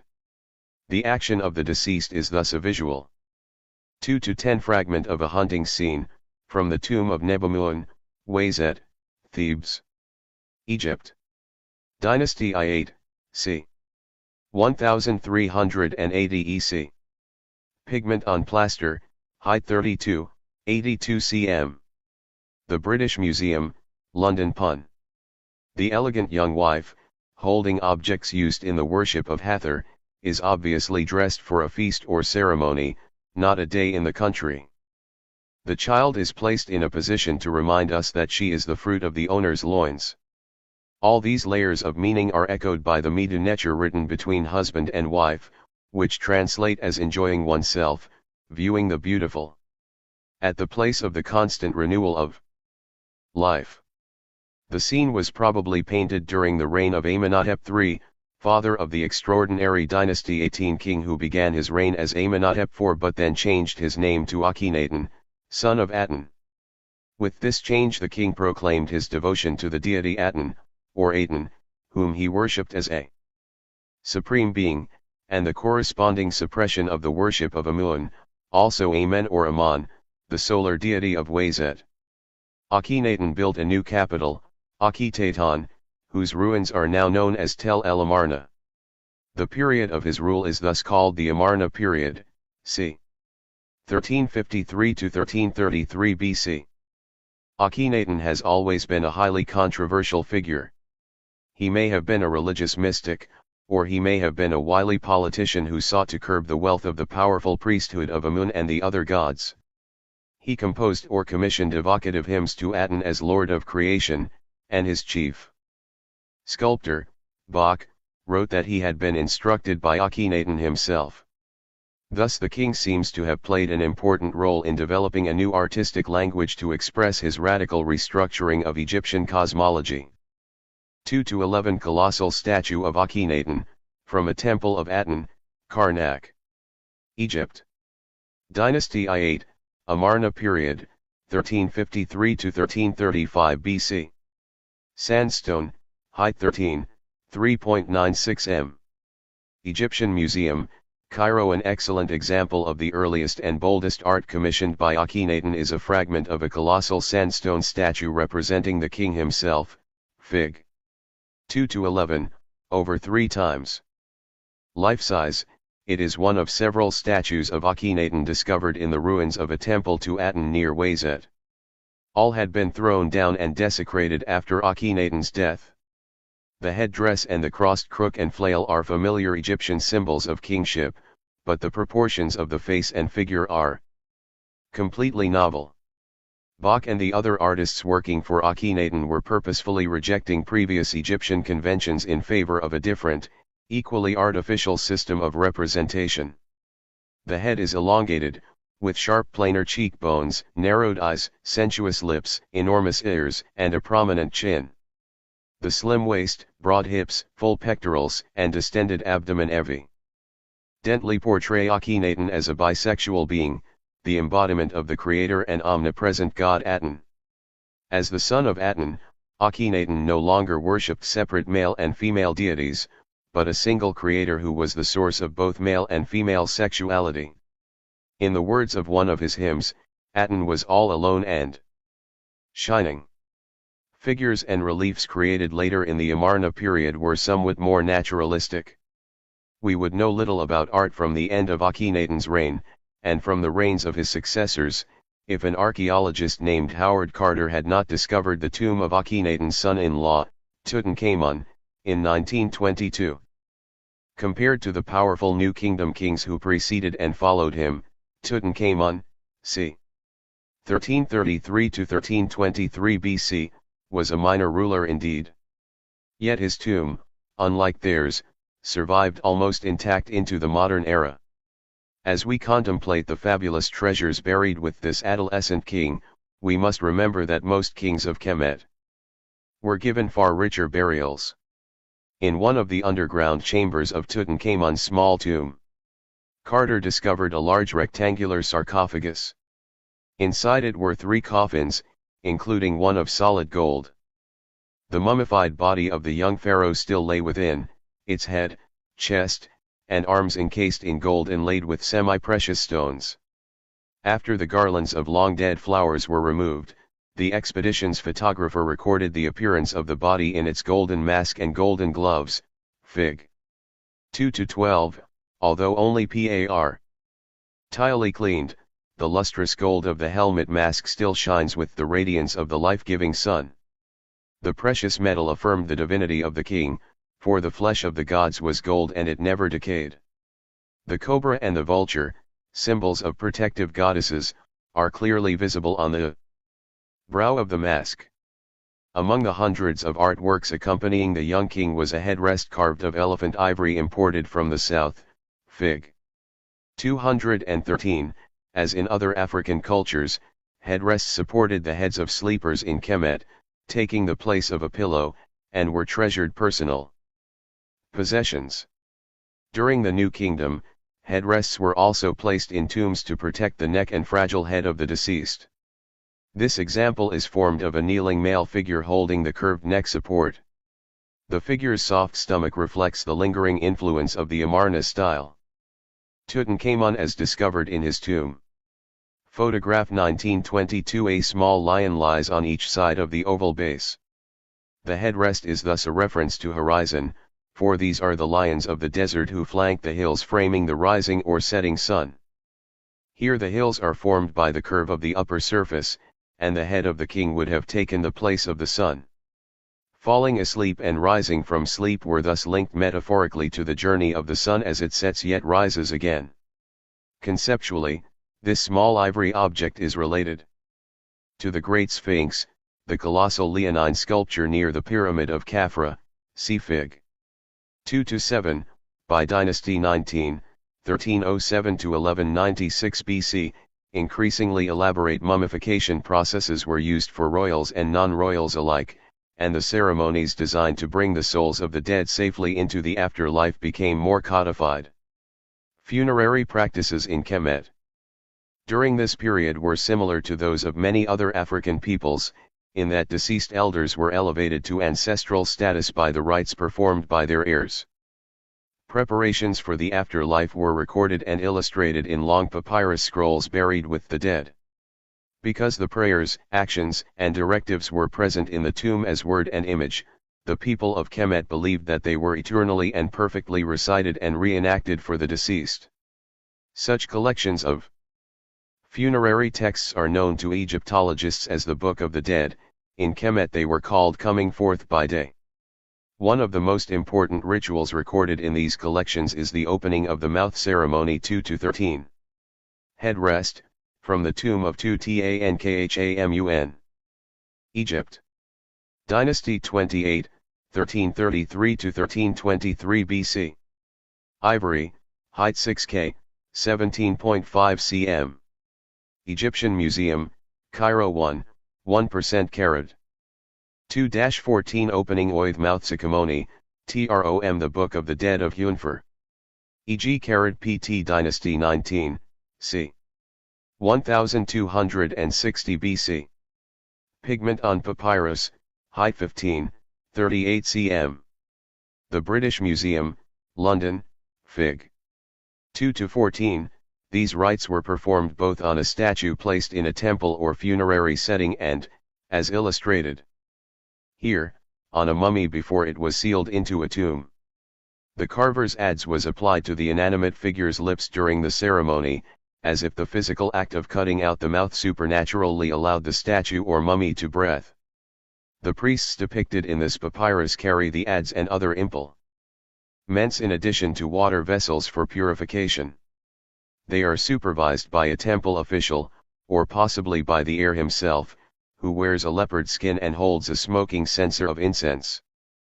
Both the leopard pelt and the incense would have been imported from the south, either from Nubia or through Nubian intermediaries.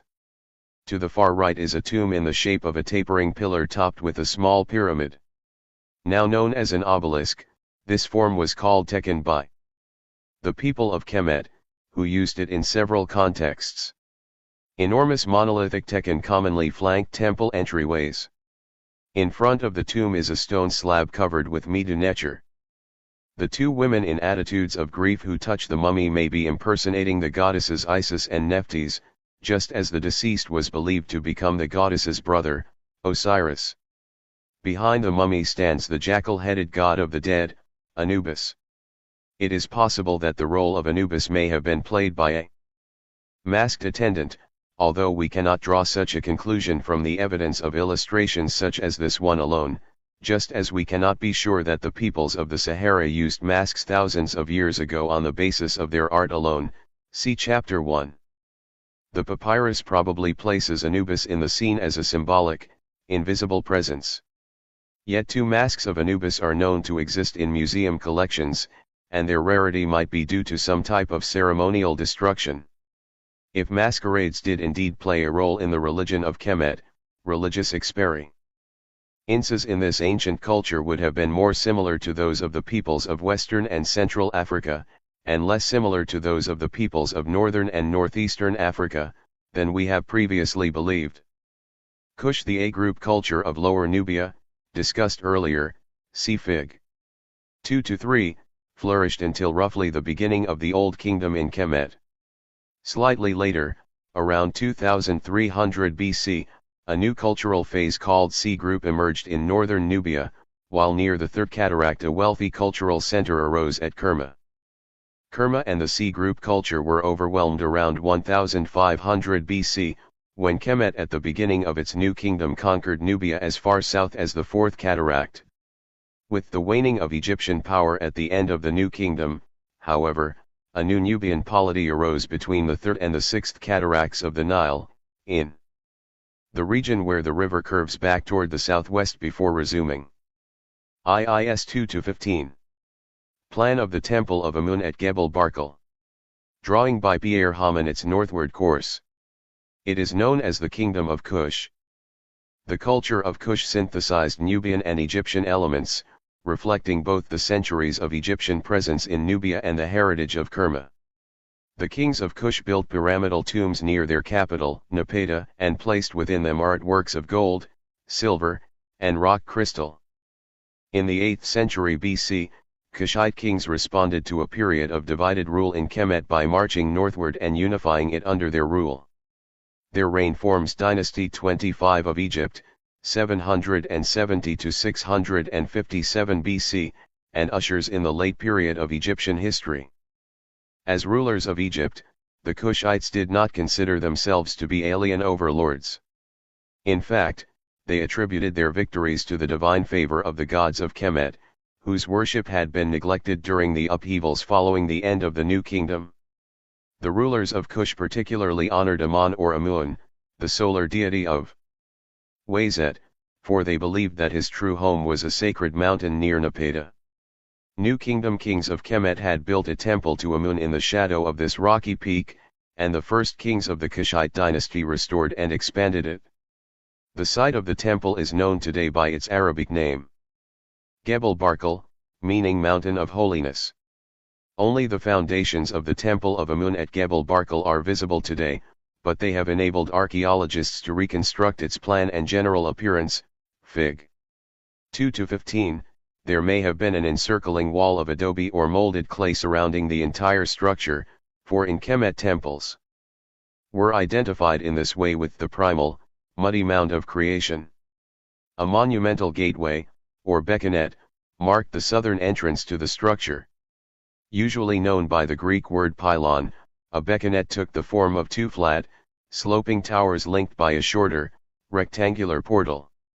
Such gateways were a feature of temples in Kemet from at least the Middle Kingdom, and were usually adorned with protective images. In some New Kingdom temples the beckonet faced east so that the open space above the portal and between the towers framed the rising sun. At Gebel Barkal, however, the beckonet faces southeast, and the temple as a whole serves as a forecourt to the sacred mountain itself. Two grooves on each tower would have held wooden poles where banners or pennants were attached. The stone walls of the open courtyard directly behind this first beckonet were lined with columns in the shape of enormous aquatic plants. Colossal statues of Kushite kings stood in their midst. Beyond a second gateway, adorned with 4 more flag poles, a longer and narrower courtyard was lower, darker, and filled with columns that also evoked the tall reeds of the primordial swamp. Only priests and rulers were allowed within the maze of small chambers behind the next gateway. There the image of Amun was kept in the innermost sanctuary, a room which represented the place of creation itself. At annual festivals, processions of priests carried the image from the dark heart of the temple, through the long courtyards, out to the bright sun at the first gateway. A causeway leading to the entrance of the temple was flanked by stone sculptures, the emblematic animal of Amun.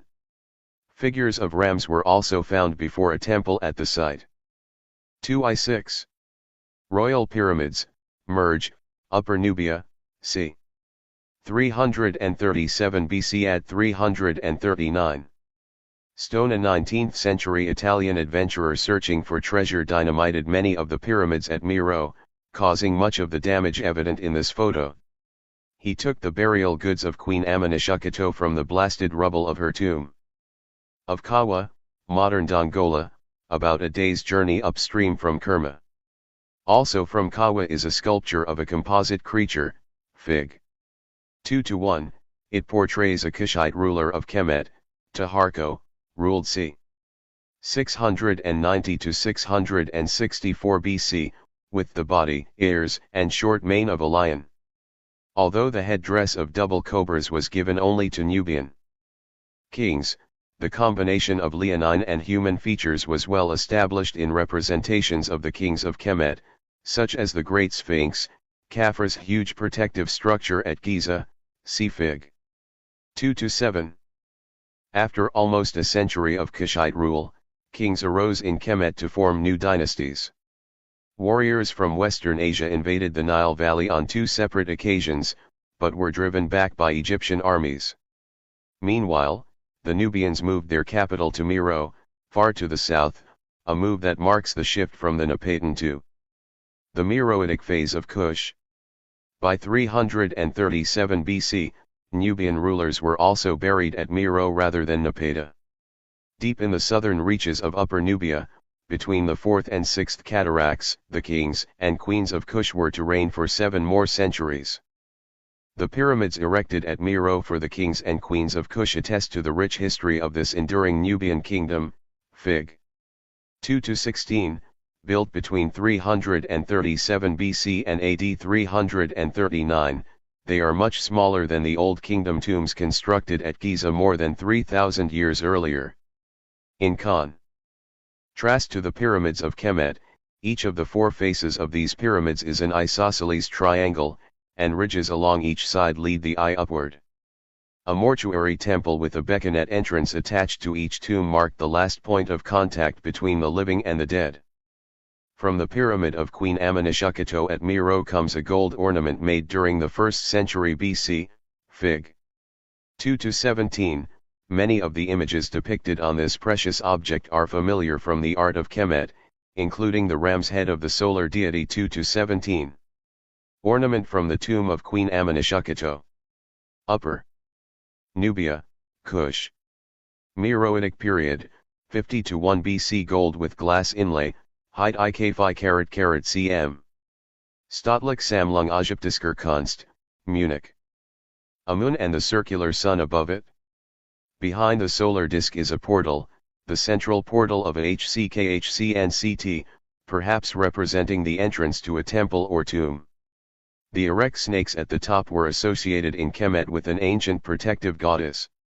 Yet while images on this object were also common in the art of Kemet, their combination 137 BC at 339. Stone. A 19th century Italian adventurer searching for treasure dynamited many of the pyramids at Meroe, causing much of the damage evident in this photo. He took the burial goods of Queen Amenishukatu from the blasted rubble of her tomb. Of Kawa, modern Dongola, about a day's journey upstream from Kerma. Also from Kawa is a sculpture of a composite creature, Fig. 2-1, it portrays a Kushite ruler of Kemet, Taharko, ruled c. 690-664 BC, with the body, ears, and short mane of a lion. Although the headdress of double cobras was given only to Nubian kings, the combination of leonine and human features was well established in representations of the kings of Kemet, such as the Great Sphinx, Khafra's huge protective structure at Giza, see Fig. 2-7. After almost a century of Kushite rule, kings arose in Kemet to form new dynasties. Warriors from Western Asia invaded the Nile Valley on 2 separate occasions, but were driven back by Egyptian armies. Meanwhile, the Nubians moved their capital to Meroe, far to the south, a move that marks the shift from the Napatan to the Meroitic phase of Kush. By 337 BC, Nubian rulers were also buried at Meroe rather than Napata. Deep in the southern reaches of Upper Nubia, between the 4th and 6th cataracts, the kings and queens of Kush were to reign for 7 more centuries. The pyramids erected at Meroe for the kings and queens of Kush attest to the rich history of this enduring Nubian kingdom, Fig. 2-16, built between 337 BC and AD 339, they are much smaller than the Old Kingdom tombs constructed at Giza more than 3,000 years earlier. In contrast to the pyramids of Kemet, each of the 4 faces of these pyramids is an isosceles triangle, and ridges along each side lead the eye upward. A mortuary temple with a beckonet entrance attached to each tomb marked the last point of contact between the living and the dead. From the pyramid of Queen Amenishukatu at Meroe comes a gold ornament made during the 1st century BC, Fig. 2-17. Many of the images depicted on this precious object are familiar from the art of Kemet, including the ram's head of the solar deity 2-17. Ornament from the tomb of Queen Amenishukatu. Upper Nubia, Kush. Meroitic period, 50 to 1 BC. Gold with glass inlay, height ik 5 cm. Staatlich Sammlung Ägyptischer Kunst, Munich. A moon and the circular sun above it.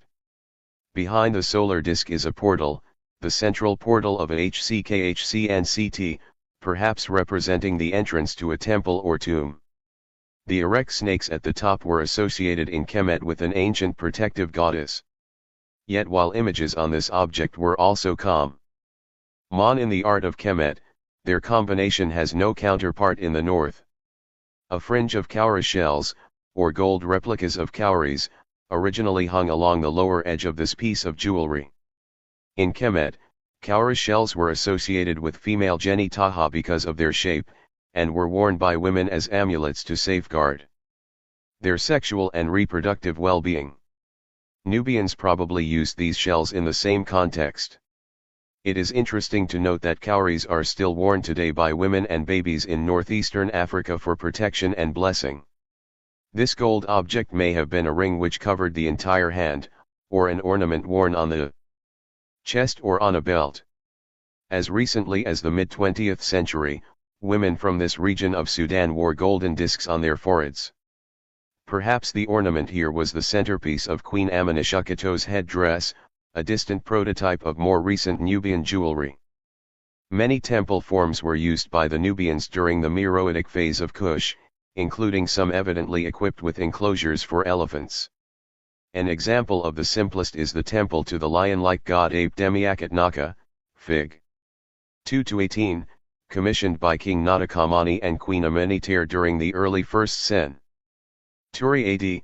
This temple was a smaller and more compact version of the Temple of Amun at Gebel Barkal, see Fig. 2-15. The facade of the Hnsi, shown here, is carved with monumental reliefs, which were originally highlighted with bright colors. On either side of the entrance, King Natakamani and Queen Ameneter are depicted smiting their enemies in poses almost identical to that of Narmer on his pallet, see Fig. 2-4. Instead of Narmer's single prisoner, however, these rulers hold great clusters of captives, and a lion rather than a bull refers to the divine power assisting them. While some 3,000 years separate the pallet of Narmer from this temple, the meaning of the ruler's gestures may have remained fundamentally unchanged. The rulers are manifestations of divine justice, they act on behalf of the gods for their people, they create a secure world for the worship of the gods. The artists of Mero often portrayed their queens as large and heavy, as is the case with Queen Ameneter here. According to historical sources, the queen, Kandake, of Mero was a powerful figure politically. Since kingship in Mero was matrilineal, rulers inherited their position from their maternal uncles. A Kadasi was either the partner of the king, as was the case for Ameneter, or a ruler in her own right who could have a male consort. The slender proportions used by artists for the royal women of Kemet, where few queens wielded such political power, may have seemed inappropriate in Nubia. Nubian conventions may better have suited a woman of strength and majesty, and probably reflect status rather than actual physical appearance. 2i8. Bekinet, gateway, of the Temple of Apedemak, Naqa, Upper Nubia. Meroitic period, 1st century. Add the sloping gateways, or Bekinet, of the temples of Kemet and Nubia marked the rising and setting of the sun, its birth and rebirth. These gateways are often known as pylons, after the Greek word for gate, and the sanctuaries are thus called pylon temples by some art historians. 2-19 Reserve head of a man. Lower Nubia, Kush. Meroitic period, 4th century AD. Sandstone, height LOA, 26.7 cm. Sudan National Museum, Khartoum. An intriguing sculpture dating from the early 4th century AD, toward the end of the Kushite civilization, may be an example of what scholars call reserve heads, after the theory that they functioned as replacements for the mummified body, as places for the soul should the body decay. Fig. 2-19, Such heads are also known from Old Kingdom Kemet, some 2,000 years earlier. This abstracted Meroitic sculpture is clearly not a detailed portrait of the deceased. In some ways it even appears to share the simplified styles of works from the earliest Nile cultures of the 4th millennium BC, see Figs. 2-2, 2-3. The lines across the forehead repeat the grooves marking the eyes and mouth. While these parallel lines across the brow may depict a headband, they may also represent scarification.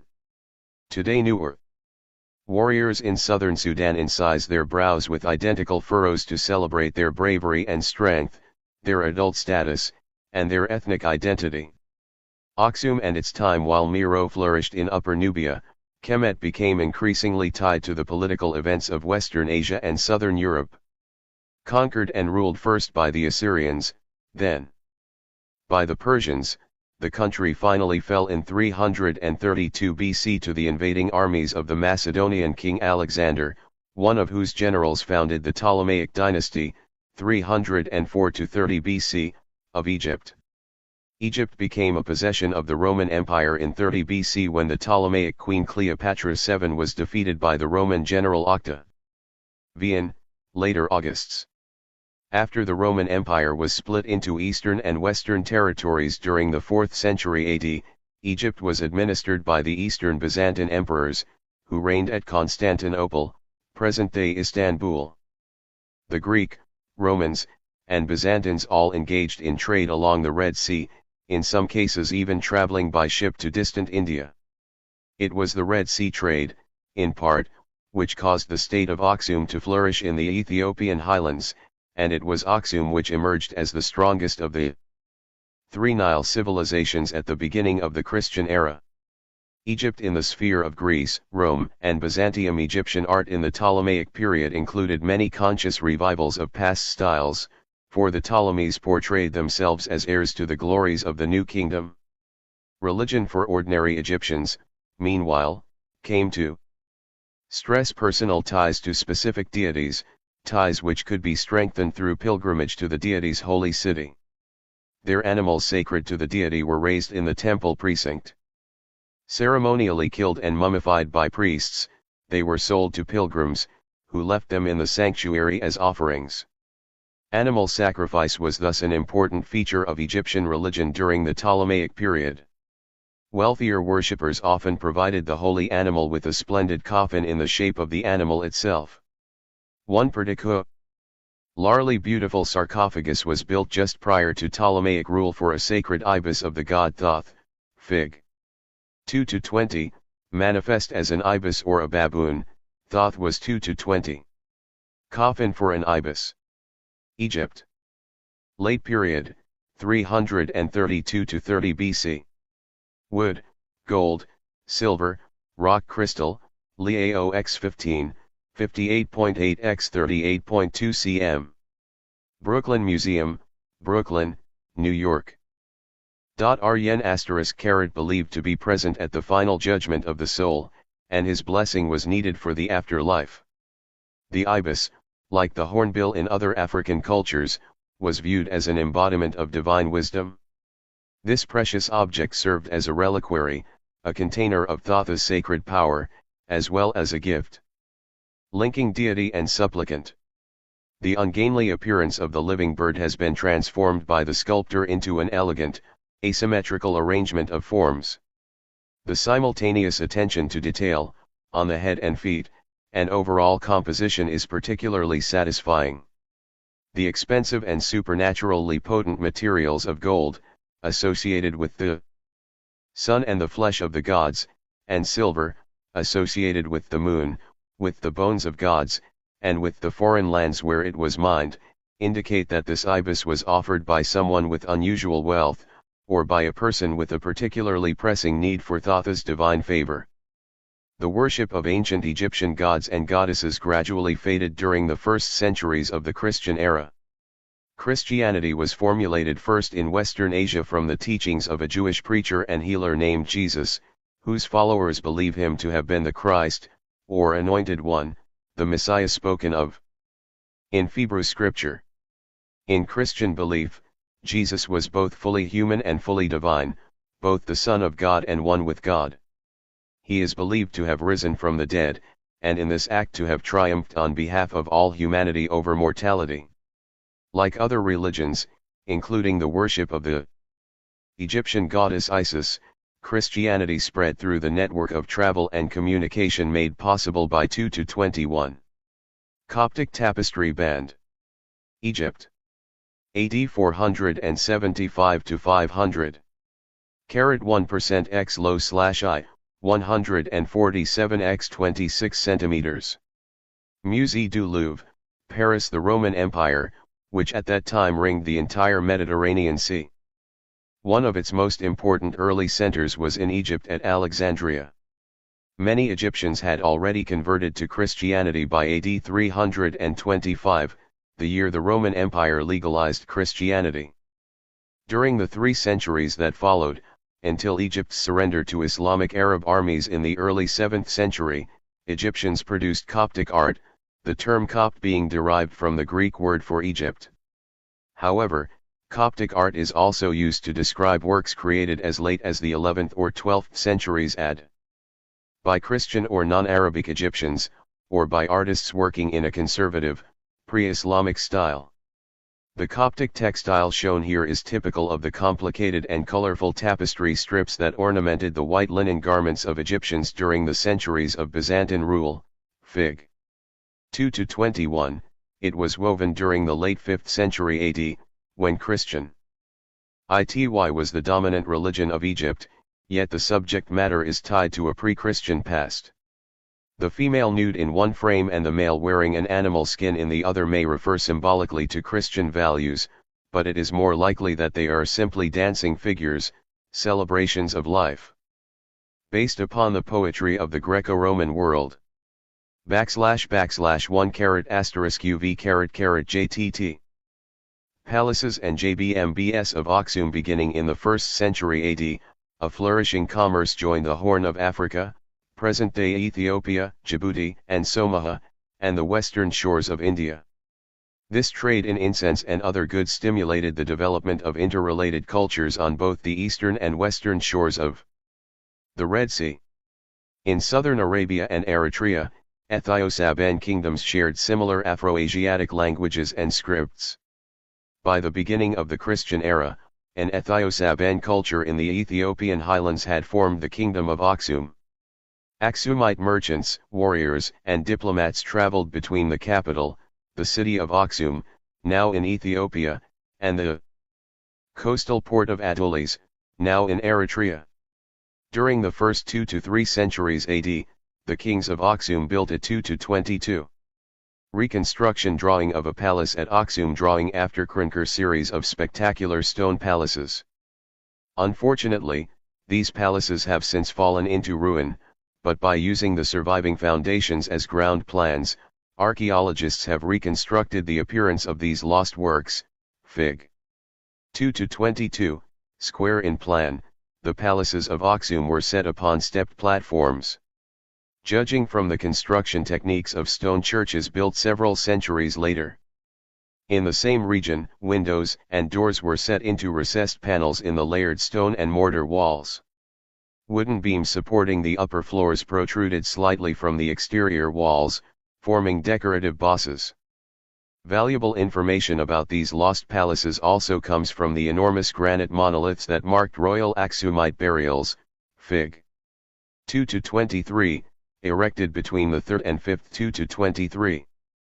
Funerary monoliths, Aksum, Ethiopia. Aksumite culture, c. AD 350. Stone, height of largest standing monolith c. 69, 21 m, centuries AD, the Tento 90 foot.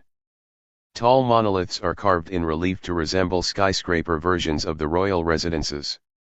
Doors, inset windows, and protruding beam ends are all faithfully copied in stone. Religious symbols such as lunar crescents or Christian crosses are sometimes carved at the summit. Beneath, the dead were buried in underground chambers.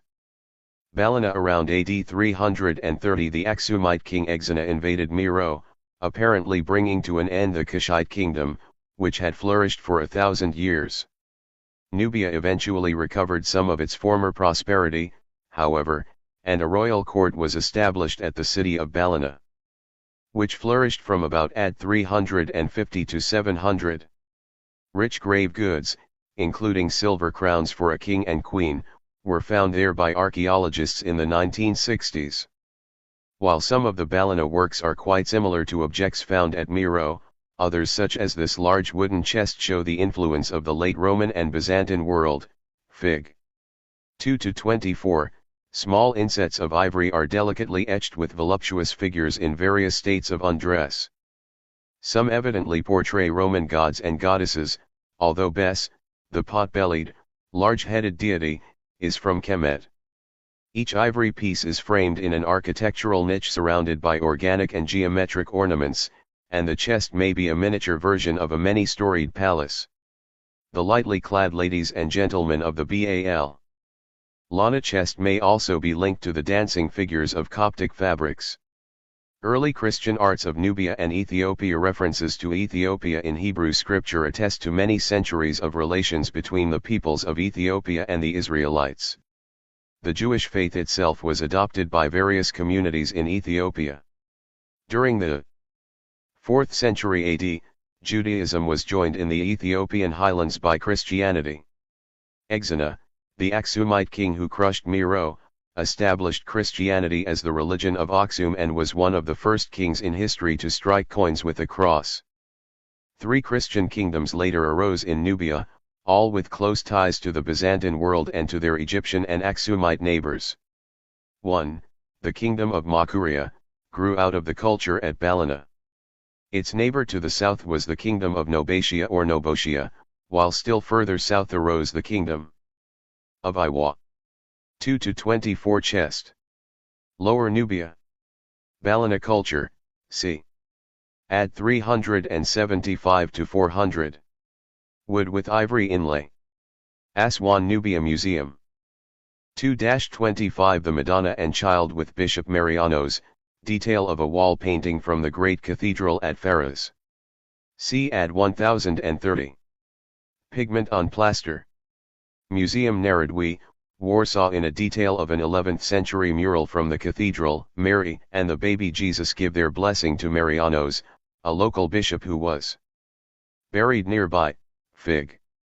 2-25, the formal, frontal poses of the 3 figures, and the lack of interest in creating an illusion of depth, are typical of the style known as Byzantine. As in many other outlying regions once in the sphere of Byzantine influence, Nubian and Egyptian Coptic artists had continued using this style long after their rulers had severed ties with the Byzantine Empire. The simple dark outlines of these Nubian figures, their enormous eyes, and the rhythmic parallel folds of their drapery, are particularly close in style to Coptic painting produced during the first 3 to 4 centuries of Islamic rule in Egypt.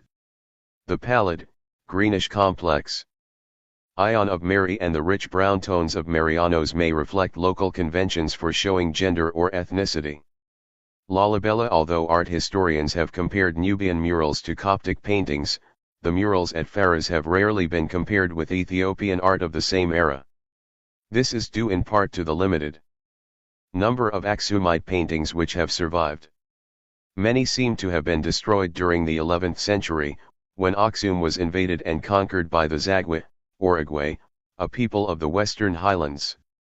Later monarchs considered the Zagwe kings to be usurpers, with no divine right to rule Ethiopia. However, the 13th century Zagwe king Lalibela is still revered as a saint, in part because of his desire to create a new Jerusalem on Ethiopian soil. Jerusalem, the capital of Israel in the time of Jesus, is a holy city for Christians, as it is for Jews and Muslims. The site Lalibela chose to replicate this sacred place, in the highlands 8,500 feet above sea level, now Faras. The Christian faith of the Nubians found expression in churches built between the 8th and 12th centuries AD. Archaeological work undertaken before the Aswan Dam flooded Lower Nubia revealed striking paintings on the walls of the cathedral at Faras. Faras was the administrative center of Makuria during this period, and portraits of the kingdom's religious and secular leaders adorned the church. Biblical scenes such as the birth of Mary, mother of Jesus, and the divine rescue of the 3 Israelite youths from the fiery furnace were also depicted. 2-26 Beta-Jergis, Church of St. George, Lalibela, Ethiopia. 13th century AD. Cut rock-click excavated rock-cut cluarches of Lalibela may have been modeled upon small Aksumite chapels nestled in caves, or heavy upon tombs cut Igito cliffs in the northern Arabian kingdom of Nabatea during Roman times. Yet the most fascinating parallels to this highly unusual architecture are found in central southern India, where temples have been carved from the bedrock for over 2 Tjmusimi years. In spite of the ancient trade routes linking Ethiopia to India, we do not know whether these Buddhist and Hindu temples may have inspired Ethiopian Christian architects. 2-27 Interior view of the central dome of Beta-Jergis bears his name. It is still a place of pilgrimage and retreat. Stone carvers created at least 11 churches at Lalibela. Unlike earlier Aksumite palaces and churches, they were not constructed of stone blocks and mortar reinforced with timber, but were carved from solid rock. Starting at ground level, the builders chipped away the rock from the roof down to the foundations, and tunneled into the mass of stone to hollow out the interior. The religious fervor that inspired this extraordinary work is legendary. According to one story, angels took up the tools of the sleeping work every night to help them complete the churches in a miraculously short period of time. The sound of hammers striking stone is said to have resounded through the hills like the music of a great celebration. Most of the rock-cut churches are square or rectangular in plan, but Beta-Jergis, the church dedicated to St. George, is in the shape of a modified cross, Fig. 2-26, the carved lines on the roof of the church, partially visible from the rim of the pit encircling the building, emphasize this central plan. Spectacular church ceremonies take advantage of the 40 feet spanning the height of the surrounding earth and the depth of pathway around the church. Processions wind their way downward and upward along narrow passages, tunnels, and stairways, while chanted prayers join worshippers above and below. This pattern of call and response is compared to the ways the praises of people on earth are repeated by the angels in heaven. Some Lalibela churches have windows set in recessed panels like those carved on Aksumite monoliths, see Fig. 2-23, and are thus probably faithful replicas of Aksumite palaces erected over 1,000 years earlier. Beta-Jergis, however, has windows framed with organic linear designs similar to Harang, the painted tendrils ornamenting the borders of later Ethiopian manuscripts, see Fig. 2-28. Inside, the ceiling of Beta-Jergis, Fig. 2-27, imitates the hemispherical domes of Byzantine churches, known to Ethiopian priests who had made pilgrimages to the 2-28. Gadol, account of the lives of saints. Ethiopia. 14th century. Pigment on goatskin or sheepskin. Church of Mariam Seyou, Lake Zewaymht 7 RTMHT N:00.3T-II.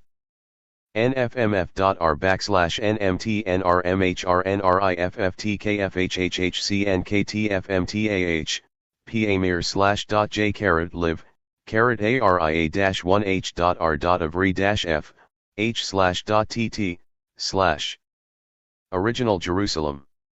Its smooth surfaces manipulate the soft light entering from the underground windows, creating a mystical setting for priests entering the sanctuary. Other Lalibela churches reproduce in stone the timber ceilings of early Aksumite buildings. Early Solomonic period. The Zagwe dynasty was brought to an end in AD 1270 by the Amharic people of the Central Mountains. They were led by a king who claimed to be descended from the rulers of Aksum, and who revived an old legend to establish himself as the heir of the Biblical King David, who ruled Israel during the 10th century BC. According to this legend, King Solomon, the son of David, was visited by the Queen of Sheba. She bore a son named Menelik, who succeeded her as ruler of Ethiopia, and who had the wisdom and the divine favor of his father Solomon. The era of rule by Amharic kings is thus referred to as the Solomonic period. The early Solomonic monarchs of the 13th to 16th centuries were active patrons of the church and of liturgical arts, the art forms used in worship. The royal court of this period was itinerant, moving from town to town. While their parents traveled, royal princes were left in isolated monasteries to be brought up by priests. Their religious education led to royal involvement in theology, music, literature, and art. The 14th century Solomonic king David, may have commissioned this Gadol, an account of the lives of saints, Fig. 2-28. Like many Ethiopian manuscripts, it was written and lavishly illustrated in tempera paint on parchment, then bound in wood covered with leather and stored in a box or chest of wood, leather, or quilted cloth. The Gadol is written in Ge'ez, an archaic language still used in Ethiopian churches today. Organic vegetation-like forms known as harane frame the text on the right page.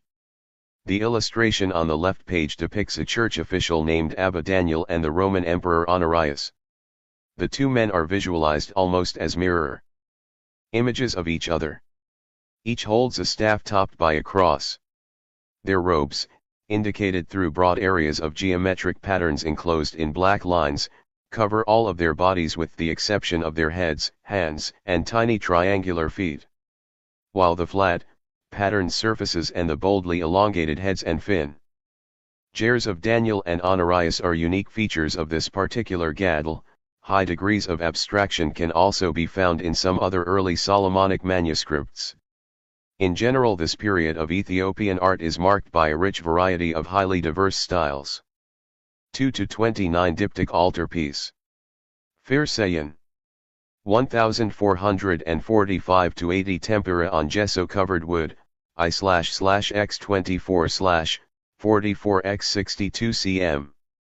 Institute of Ethiopian Studies, Addis Ababa. Pharisaian was probably a detra, a cleric who was not an ordained priest.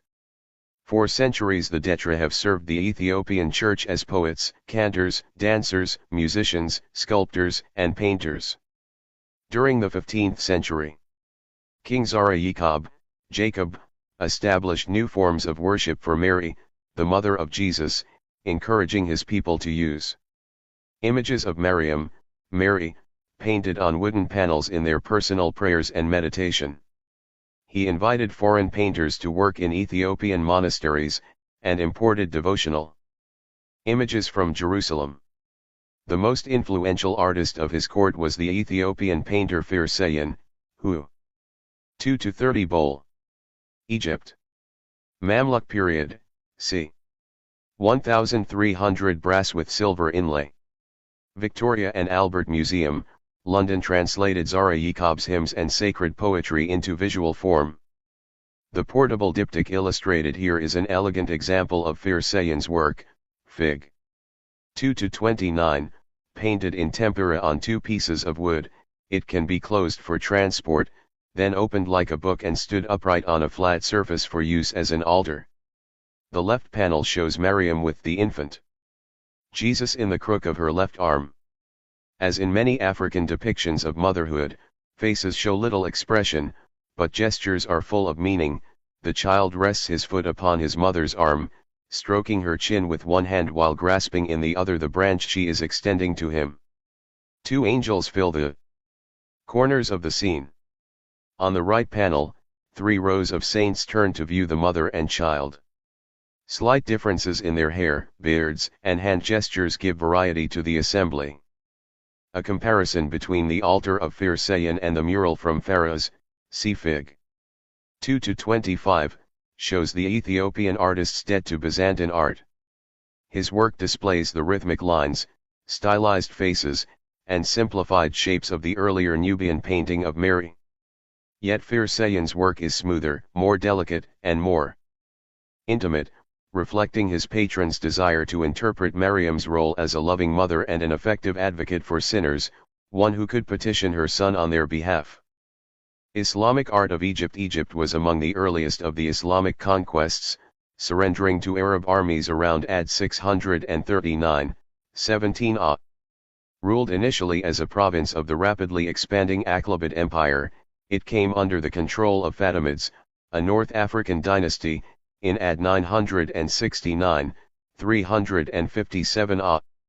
While Christian art forms continued to flourish in Nubia and Ethiopia under the Zagwe dynasty and the early Solomonic rulers, a rich cosmopolitan Islamic culture developed in Egypt.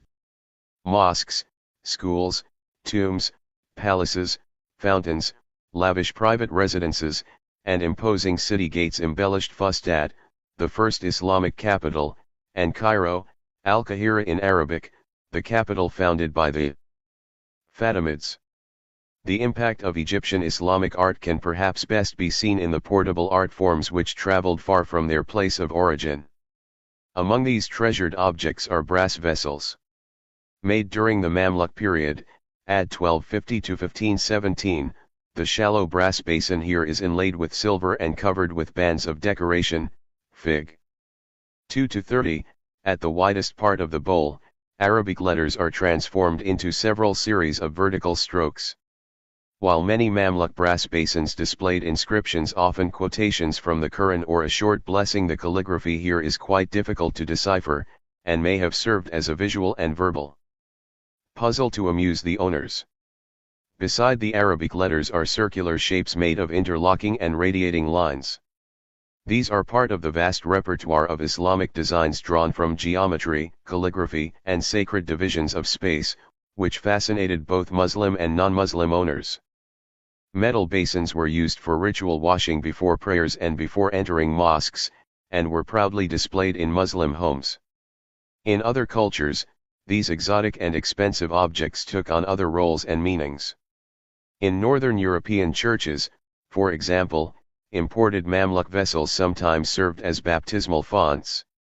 Today Egyptian brass bowls and locally made replicas may still hold sacred substances in the shrines of southern Ghana, see Chapter 7. 2 to 31 Interior of the Church of Debre Birhan Selassie, Ganyuer, Ethiopia. 17th century. Pigment on plaster. Later Christian art of Ethiopia. In AD 1516 the Mamluk rulers of Egypt were defeated by the Ottomans, an imperial Islamic dynasty based in what is present-day Turkey.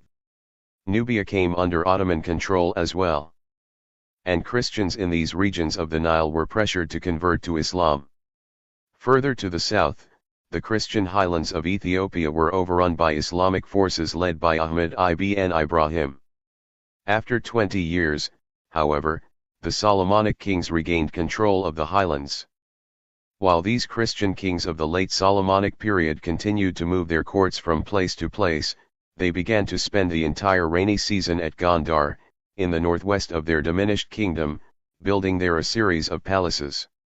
Repeatedly sacked during the 19th century, the palaces are still imposing in their ruined and abandoned states. The churches built by Solomonic kings during the 17th and 18th centuries have survived relatively intact. Debre Birhan Selassie, Mount of the Light of the Trinity, was probably founded by King Lesu the Great toward the end of the 17th century. A small, thatched, rectangular church, it stands just outside Gondar. The wall paintings of its interior display the full aesthetic impact of style known as Gondarane, Fig. 2 to 31. At the front of the church are the two arched and veiled entrances to the sanctuary, or Holy of Holies, the area where sacred tablets are kept. Above and between the arches Jesus is depicted crucified upon a cross, the death he suffered as related in Christian scripture. The cross is shown issuing from the grave of Adam, the first man according to a biblical creation account, thus indicating Christ's role as the fulfillment of human history, the Savior whose death redeemed the human race from the sin committed by Adam. Over the crucifixion is a panel depicting the Holy Trinity, a central mystery of Christian doctrine in which God is understood simultaneously as one and three. Here, the Trinity is envisioned as three identical elders, each with a halo of gold and red light. In the segmented areas around them are depicted various saints and Mary, the mother of Jesus. The beams and ceiling are covered with the heads and wings of 80 angels interspersed with scintillating patterns. The bright colors, lack of extraneous detail, and direct gaze of most of the figures are also found in the much earlier altar by Pharisaian, see Fig. 21-29. Yet the artists of Debre Birhan el-Selassie have added shaded areas to the faces of the Trinity and to the body of Christ to suggest rounded surfaces. A and C have emphasized the eyes of the angelic and saints with bold dark lines. These characteristics emerged as a court style in Gondar during the mid-17th century. Although there is no longer a royal court in Ethiopia, the last king, Haile Selassie, was overthrown by his 2-32 for Tabat, chests for sacred tablets, Tilafera Istefanos Church, Tigray, Ethiopia. Wood. 17th to 20th century, photograph 1960s military in 1974, historical paintings in the Gondarane style may still be made for foreigners and local clients today. Despite the invasions and civil warfare which destroyed much of Ethiopia's artistic heritage in the 20th century, churches also continue to use carved and painted works of art during Christian worship. The splendid paintings of Debre Birhan Selassie and the mysterious rock-cut churches of Lalibela still provide a suitable setting for 7/70, the sacred tablets which are the central focus of worship in the Ethiopian Christian Church. Tabat are considered replicas of the stone tablets of the Ten Commandments that the Bible relates were given to the Hebrew prophet Moses by God on Mount Sinai. They are enclosed in carved wooden coffers, or chests, just as the stone tablets of the Israelites were kept in a portable shrine known as the Ark of the from a church for the photographer, are ornamented with triangular and linear patterns, Fig. 2-32. The patterns were produced using a technique called chip carving, in which a series of chips, or tiny sections, of the surface of a piece of wood are removed, leaving raised ridges. Chip carving is also used in parts of West Africa and Eastern Africa, see chapters 9 and 13. During the festival of Timkat, the Tabat are wrapped in cloth and carried from the Holy of Holies in a great procession, Fig. 2-33. Umbrellas of costly brocade symbolize the dome of heaven and honor the sacred presence of these holy objects. Just as the Ark of the Covenant traveled through the wilderness with the people of Israel, the Tabat spend the night in tents before being returned to the church the next day. The public appearance of the Tabat also recalls covenant. These wooden containers, also called Tabat, serve as altars and are stored in the Holy of Holies, where they the origin of Timkat itself, which can only be seen by priests. A particu commemorates the appearance of the larly fine group of Tabat, removed Holy Spirit at Jesus's baptism. It is 2-33. Procession during the festival of Timkat, Aksum, Ethiopia. (.1. %, ti-I. Fs (:G R L11J/I. Hail by KLH .tt-::n, :I1:::, I in JL4 #M2-34. Miji Gara. 1988 Tempera on paper, 48x345 carat, 122x88 cm. Collection of Jacques Mercier also strikingly reminiscent of the processions in which the priests of Kush and Kemet brought images of deities out of the dark recesses of their temples for annual festivals. Ethiopian Christians believe that they should sing and dance before the Tabat just as the Bible relates that King David once danced for joy before the Ark of the Covenant in ancient Israel. The processions are led by lay priests, or Dedera, who are particularly accomplished singers, cantors, and dancers. The Dedera may wear a finely worked crown of gold to invoke the majesty of David's kingship, and to bring divine blessing to the festival. The Dedera and priests here carry processional crosses of brass and gold attached to which are long streamers of the cloths used to wrap them when they are stored. Some early iron, silver, and brass crosses have survived, but the examples in this photograph are probably less than 200 years old. The foliate forms on the cross to the left are typical of the late Gondarane style. Prior to the 1970s, works in metal such as these crosses were often made by Ethiopian Jews known as the Falasha, who also were noted for weaving and pottery. Dedera themselves also made liturgical art, and the tradition of commissioning works of art from Dedera has continued today. One of the Dedera who has received considerable attention from foreign collectors is known simply as Gara, born 1941. Like many Dedera, Gara works for private individuals as well as for the church. He specializes in talismans, sacred scrolls providing mystical protection for his clients. These are long strips of parchment or goat skin which can be laid over someone lying ill in bed, or hung in a bedroom. Ideally they are painted upon the skin of a goat that was sacrificed to God by the petitioner, the Dedera's client, to invoke blessing and forgiveness.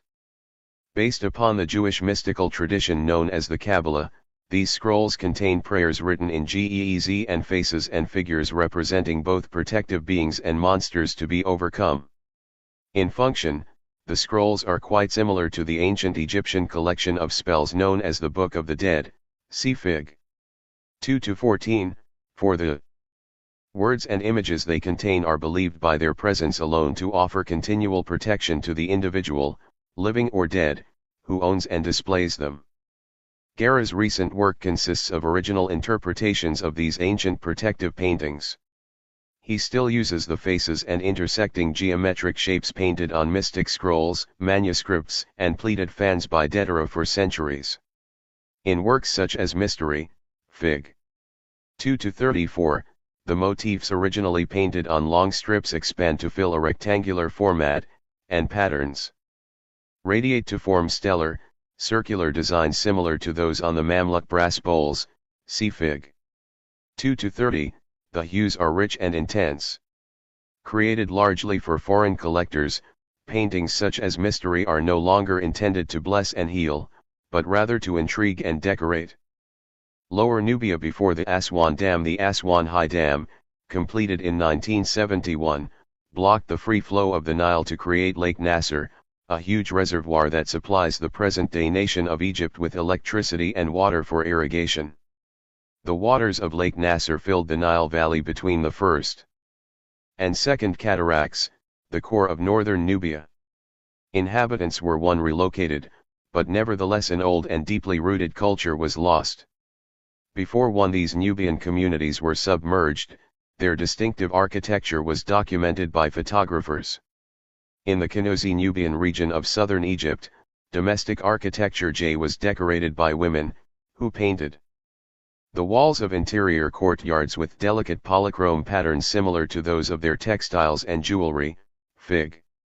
2-35, in the Mahasi, or Fija, Nubian region of northern Sudan and southernmost Egypt, houses were decorated by itinerant male artists, who modeled and painted low reliefs on exterior walls. Inside Mahasi homes, the marriage hall, Diwani, was also frequently painted, Fig. 2-36, reserved. 235 painted houses, Nubia, southern Egypt. Photograph 1960s 2-36. DWANL, marriage hall, Nubia, northern Sudan. Photograph 1960s for male guests of the groom during the long wedding festivities. A Diwani could also serve as the temporary home of the newlyweds. Objects displayed in a Diwani were chosen both for their beauty and for their associations with fertility and prosperity. The tightly woven palm fiber baskets hanging on the wall are trays used for feasts on saints' days or at weddings. Rolls of mats are tied under the one ceiling, and wall paintings echo the geometric patterns of the basketry. The large marriage chest recalls the inlaid chest from the Balana culture, see Fig. 2-24, carved in the same region some 1,500 years earlier. 237 Funeral and Crescent. Ibrahim el-Salahi. 1963 Oil on board, 37x38, 84x52 cm.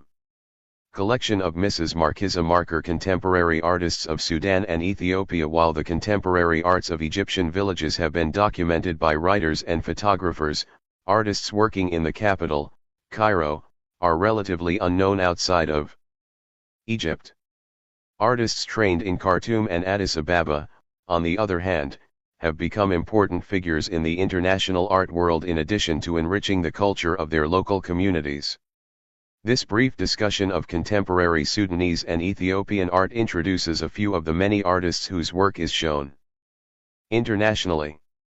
Ibrahim el-Salahi, born 1930, was one of the first Sudanese artists to exhibit his paintings overseas. He studied art at an institute often known simply as the Khartoum School, which has changed names and affiliations several times since its foundation in 1947 and is now part of Sudan University of Science and Technology. Like many young students at the Khartoum School, he was influenced by Sudanese painters who with no formal training were creating landscapes and portraits for wealthy Sudanese patrons by the 1930s. After advanced art studies in London, el-Salahi returned to Sudan, where he taught at the Khartoum School and met with other artists at the studio of Osman Wakila. During the 1960s he also participated in workshops in Nigeria and in the United States. In Funeral and Crescent, Fig. 237, el-Salahi remembers the death of his father, a Muslim cleric, and the affirmation of faith surrounding the burial. Heavy dark lines radiate from the mask-like faces and elongated bodies as the corpse is lifted upwards toward the lunar symbol of Islam. The colors are muted, purposefully echoing the hues of earth found in Sudan. The painting also expresses el-Salahi's desire to create images through calligraphic strokes, merging the Islamic, or Arabic, heritage of sacred writing with the African heritage of figurative art. Many Sudanese artists shared el-Salahi's goal of combining Arabic calligraphy and Pan-African styles and themes during the 1960s and 1970s. Other groups of artists from the Khartoum School formulated their own aesthetic programs. For example, Kamala Ibrahim Ishaq, one of the few women artists active in Khartoum, founded the Crystalist School in 1978. Another movement, known as the School of the One, was formed in 1998, to produce art closely attuned to the values of Islam. El-Salahi was imprisoned by the Sudanese government in 1975, and left the country after his release to live in 2-38. Grazing at Chendi. Amir Naur. Installation at the National Museum of African Art, Washington, D.C., 1969. Steel 202 pieces, c. 92XLXI35/. 3.03x4.09 m. Collection of the artist L. Exile in Qatar and England. Political conditions in Sudan have driven many respected artists to emigrate. Sudanese artists now living in the United States include Mohammed Omar Khalil, born 1936, whose New York print shop has printed the work of American artists such as Romari Bearden and Louise Nevelson. Sudanese sculptor Amir Naur, born 1939, is currently based in Chicago. Trained in Khartoum and London, Naur completed his studies at Yale University, and his work reflects American contemporary art movements such as minimalism and process art. A sculptural group called Grazing at Slyendi, Fig. 2-38, is comprised of 220 stainless steel cylinders of various sizes, all curved into semi-eye circles. In this work, Naur invites the museum or gallery to participate in the artistic process by choosing how to place the forms in the display eye space. The arrangement photographed here was created by the staff of the National Museum of African Art in Washington, D.C. in 1995. Despite the smooth finish of the industrial material used, this work makes references to the land near Shendi, the town on the Nile where Naur was born. In Naur's own words, "As kids, we used to play outside and a man would come around. collecting the goats and sheep, and he would take them out of town. When you see them from the distance, you don't see details. You just see dots on the space. I tried to put that type of visual experience into metal to see how it worked. But the shapes are not just grazing animals. Naur also describes crowds of worshippers praying outside at the end of Ramadan, the Islamic month of fasting and reflection. They stand in straight lines. And then they prayed. And then they bent down. It's the same visual idea. It used to overwhelm me. Other complex responses to local and international cultures may be seen in the work of Ethiopian artists. The first art institute in Ethiopia, the Addis Ababa Fine Arts School, was founded by El Felaj Selam in 1957. Several Ethiopian artists who had studied and taught in Europe returned to Addis Ababa to teach at the school in the 1960s. One of these influential teachers was Gebre Christos Desta. 1932 to 1981, Christos Desta included abstracted yet recognizable figures in oil paintings such as Crucifix, Fig. 2 to 39, he was criticized by some Ethiopians for using the styles and themes of European modernism to convey his own 20th century sensibility. Yet styles and themes of foreign art have been adapted to an Ethiopian context. Many times over the centuries, as, for example, in the 14th century painter Pherseion's elegant reworking of Byzantine styles, see Fig. 2 to 29, Christos Desta was forced to leave Ethiopia after the military takeover of 1974, and he died as a refugee in Oklahoma. Many of his former associates and students have also fled to 2 to 39 Crucifix. Gebre Christos Desta, the United States. Skender Baghassian, born 1937, who once taught with Gebre Christos Desta in Addis Ababa, has mentored generations of students at Howard University, in Washington, D.C. Elizabeth Atnafua, a former student of Gebre Christos Desta, is an installation artist. Akamili Debela, 1947, uses computer-generated imagery to create art in cyberspace as well as photographic prints. The heritage of the Nile is thus not only accessible to Westerners through the vast array of archaeological work surviving in museums. It can also be seen in the varied and vibrant art made by Egyptian, Sudanese, and Ethiopian artists today. The Central Sudan 3 to 1. Head. Knox style, c. 800 BC at 200. Terracotta, height SK, 22 cm. National Museum, Lagos, south of the Sahara and north of the equatorial forest FLJ's, a transitional zone where the desert sands give way to fertile grassland. Arab travelers named this semi-arid region the Sahel, meaning port or shore. Here caravans rested after crossing the vast sea of the desert. It was also known as the land of the blacks, Bilad al-Sudan, where Africans rather than Arabs held political and religious authority. In English, the Arabic term Sudan has come to designate the entire band of savanna south of the Sahara, which stretches from the Atlantic Ocean in the west to the Great Rift Valley of eastern Africa. The central portion of the Sudan extends roughly from the southward swing of the Niger River through the present-day nations of Niger and Nigeria in the west to the Nnd and Darfur highlands in the east, which divide the nations of Chad and Sudan. These geographic markers do not reflect ethnic boundaries, however, and there are few cultural, artistic, or linguistic features that would clearly mark subdivisions within the Sudan. A vast array of art forms have been created in the central Sudan by diverse populations with varied histories. Researchers have generally categorized these populations by language group, though cultural practices cut across linguistic boundaries as well.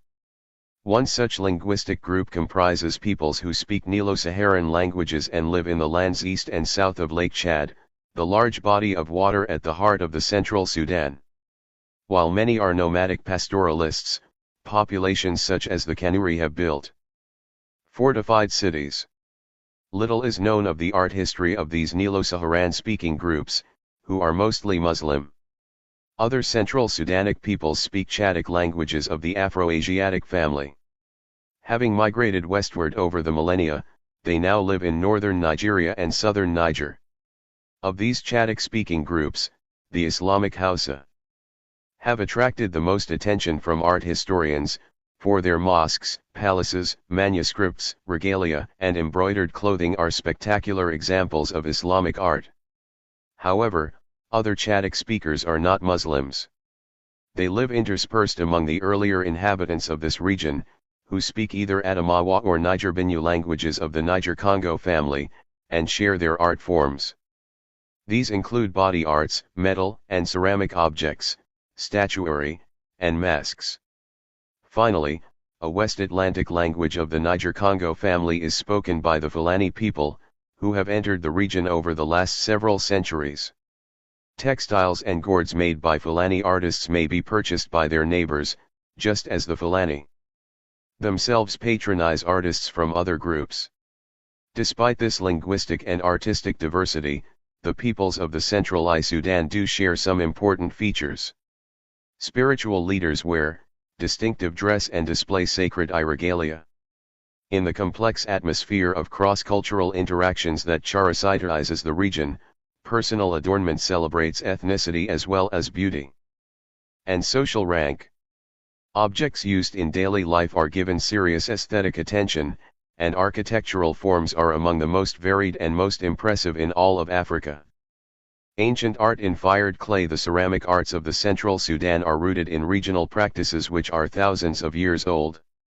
Recent excavations suggest that iron and copper have been smelted, forged, and cast in some areas for at least 3,000 years. Metallurgy and ceramic technologies in the Central Sudan appear to have been intertwined, for the oldest figurative sculpture in fired clay has been found in sites where iron was produced. Although there are still enormous gaps in our knowledge of the past, archaeologists have thus far identified three major types of ceramic images, known as Nok, Bora, and Sel. Nok. During the first half of the 20th century, Nigerians mining for tin uncovered fragments of fired clay figures. Hundreds of pieces were unearthed near a small town called Nok, which gave its name to these ceramic sculptures. Terracottas in Nok style have subsequently been discovered across an area of over 100 square kilometers, suggesting that Nok figures were made or traded throughout the plateau region north of the confluence of the Niger and Benue rivers. A head found near the town of Jema is a fine example of these ceramic images, Fig. 3:1. Like most Nok heads, it is hollow and was once attached to a full or partial figure. Its overall shape is a simplified geometric form, while this example is ovoid. Other Nok heads are cylindrical, spherical, or even conical. Smooth round holes pierce the eyes, nostrils, and mouth. The straight line of the upper eyelids joins the recessed space for the eyes to form a triangular shape, and the ears are placed in unusual positions at the side of the head. We would expect such a work to have been formed by an additive technique, first built up and modeled from pliant clay, then fired to hardness. However, the crisp contours and the patterns of the hair, eyebrows, and lips suggest that the head was carved in a subtractive technique, perhaps from clay air-dried to a leather-hard stage. This unusual procedure suggests that the artist may have been trained as a woodcarver rather than as a potter. Few complete Nok figures have been documented by archaeologists. One notable exception is a tiny image found along a river near the town of Bweri, Fig. 3:2. Unlike most Nok works, it is solid rather than hollow. The opening between arm and head suggests that it may have been worn as a pendant. Although the surface of the seated or crouched figure is a broad collar, heavy bracelets and anklets, and distinctive chest ornaments are clearly discernible. Interestingly, the ornaments are almost identical to those depicted many centuries later on heads and figures from a civilization to the south, the Yoruba city of Ife, see Fig. 8-12. Carbon-14 and thermoluminescence dating suggest that the production of Nok images began about 800 BC and lasted until AD 600, a span of some 1,400 years. Most, however, were made during a much shorter period of time, between 500 BC and the beginning of the Christian era. Unfortunately, most documented knock sites had been disturbed by flooding and covered with sediment, their clay images shifted from their original resting places. We thus know little about how or why they were first deposited. While recent clandestine digging has yielded spectacular terracotta objects stylistically akin to knock pieces, these illicit operations are destroying the contextual information that archaeologists would have gathered. 3-2 figure. Knock style, c. 800 BC AD 200. Terracotta, height 4%, 10.6 cm. National Museum, Lagos. The proportions of Tg's small knock figure are quite different from those used by the Egyptians and Nubians discussed in Chapter 2, for the head is large in scale compared with the rest of the body. Today many African peoples, particularly those who live in the forest regions of West Africa, emphasize the spiritual importance of the human head in this way. Bura. The Bura region of Niger lies to the northwest of the Nok area, just west of the Niger River. Terracotta sculptures there were first discovered by a hunter, who noticed two figures protruding from a sandbank. His find launched an archaeological campaign by the University of Niamey, which located many more ceramic works in a large cemetery at a site known as a Sindasika. The burial ground was used between AD 200 and 1000. The earliest Bura ceramic figures and the last knock works could thus have been made during the same period of time. Over 600 ceramic vessels were found at a Sindasika. Each rested on its open mouth, as if placed upside down, and most contained an iron arrowhead together with teeth and other portions of human skulls, suggesting that the vessels were spiritual, empowered by the presence of ancestor. 3-3. Drawing of fragments of an equestrian figure. Bura style. C. AD 200-1000. Terracotta. Institut de Recherches de Sciences Humaines, Niamey ::. FRL-Teeth. Relics, trophy heads, or sacrificed Capcoman style, the Bura terracottas tivs. In the ground beneath each come from a single site but display and funerary vessel, a man or a woman was astonishing stylistic variety. Since it buried some hemispherical pots has not yet been possible to date been given facial features. Others were visual works and establish a surmounted by a cylindrical neck and a chronology. We do not know whether flattened head, so that the body of the differences in style and artistic quality vessel evoked the body of a figure. Ovoid jars formed bases for heads or for half figures, while tall cylindrical vessels served as pedestals for full figures, many of which depicted horsemen. Unlike the knock terracottas, which have been found at numerous sites but share or reflect changes over time, the bold geometric abstraction of one Bura style can be seen in the fragments of a horse and rider, Fig. 3-3. The man's head is almost rectangular. Vertical lines mark the sides of his face and the concave curve of his forehead. The raised 3-4. Drawing of two figures. Bura style, c. AD I 200-1000. Terracotta. Institut de Recherches de Sciences Humaines, I Niamey pottery found in Bura habitation / sites was made from the same J-type of clay as funerary terracottas and is similarly one ornamented, suggesting that both types of ceramic works were made by potters.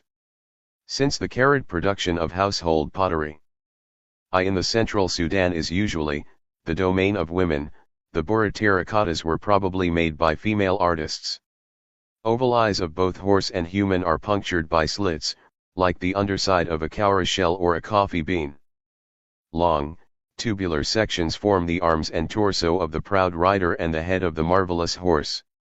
Textured bands cross the rider's chest and depict the horse's bridle. The series of rings on the rider's forearm is an accurate depiction of a heavy iron bracelet found on a male skull. Ton buried at a Sindasika. A second Bura style is seen in two half figures, possibly a man and a woman, broken from a round vessel, Fig. 3-4, although their smooth limbs, cylindrical torsos, and long necks are ornamented with the patterned bands seen on the equestrian figure, their heads are spherical rather than rectangular. The round volumes of their faces are emphasized by circular ears, eyes, and mouths. After the Burisites were abandoned, several centuries were to pass before the Hausa and the Songhai established centralized states in this region. While written sources exist to chronicle the history of the area after the rulers of these states converted to Islam, archaeology has given us our only record of the pre-Islamic peoples who once lived along this stretch of the Niger. Souther terracotta tradition arose far to the east in the floodplains directly south of Lake Chad, a region divided today between northeastern Nigeria, northern Cameroon, and southwestern Chad. Here ceramic figures and other terracotta objects have been found in mounds. These low hills, enlarged by the remains of human habitation, rise above the surrounding plains, which are flooded during the rainy season. Some are still surmounted by towns and villages, but many are no longer inhabited. Especially large mounds along the Lagan River support the walled cities of the Kodoko people, who are Muslims. French scholars who visited the Kodoko during the 1930s searched for insights into the people who built up the mounds, the pre-Islamic predecessors of the Kodoko. Older chronicles and contemporary inhabitants of the region refer to any pre-Islamic population, including a mythical race of giants, as Sao, and thus objects unearthed in the mounds south of Lake Chad have been attributed to a generic Sao culture. Researchers have explored over 600 mounds in Chad and Cameroon. Unfortunately, the first excavators were trained as ethnologists rather than archaeologists, and they dug up objects without observing or recording the subtle clues that establish contexts and dates for buried materials. Since the 1960s, more scientific excavations have established historical sequences for mounds in Chad, Cameroon, and Nigeria, but relatively few metal or ceramic figures have been found at these new sites. A ceramic figure from Dama, in northern Nigeria, and a ceramic head from Meso, in southern Chad, have both been dated to the 10th century AD.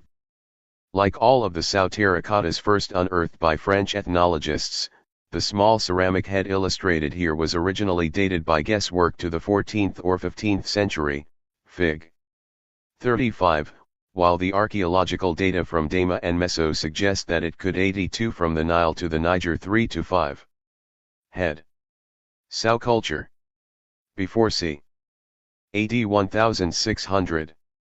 Terracotta, heights v. 6.5 cm. Musée d'Elhome, Paris have been fired as early as AD 900, we do not know when the production of these pieces ceased. We also know little about the function of the piece, which was found in Tago, an abandoned mound in southwestern Chad. It was part of a cluster of hundreds of ceramic fragments surrounding three figures or partial figures, also of terracotta. At least one of the three central figures had crossed bands depicted across its chest, perhaps representing a baldric, recalling those on some Bura sculpture. These three central images had been placed in the sherds of a funerary vessel, one of the large ovoid ceramic containers in which the inhabitants of the region once buried their dead. Circular lumps of clay applied between the eyes and ears of the sow head may represent keloids, raised scarification patterns. Both the shape of the eyes and the presence of these patterns are typical of sow heads and figures, as is the fact that it is solid rather than hollow.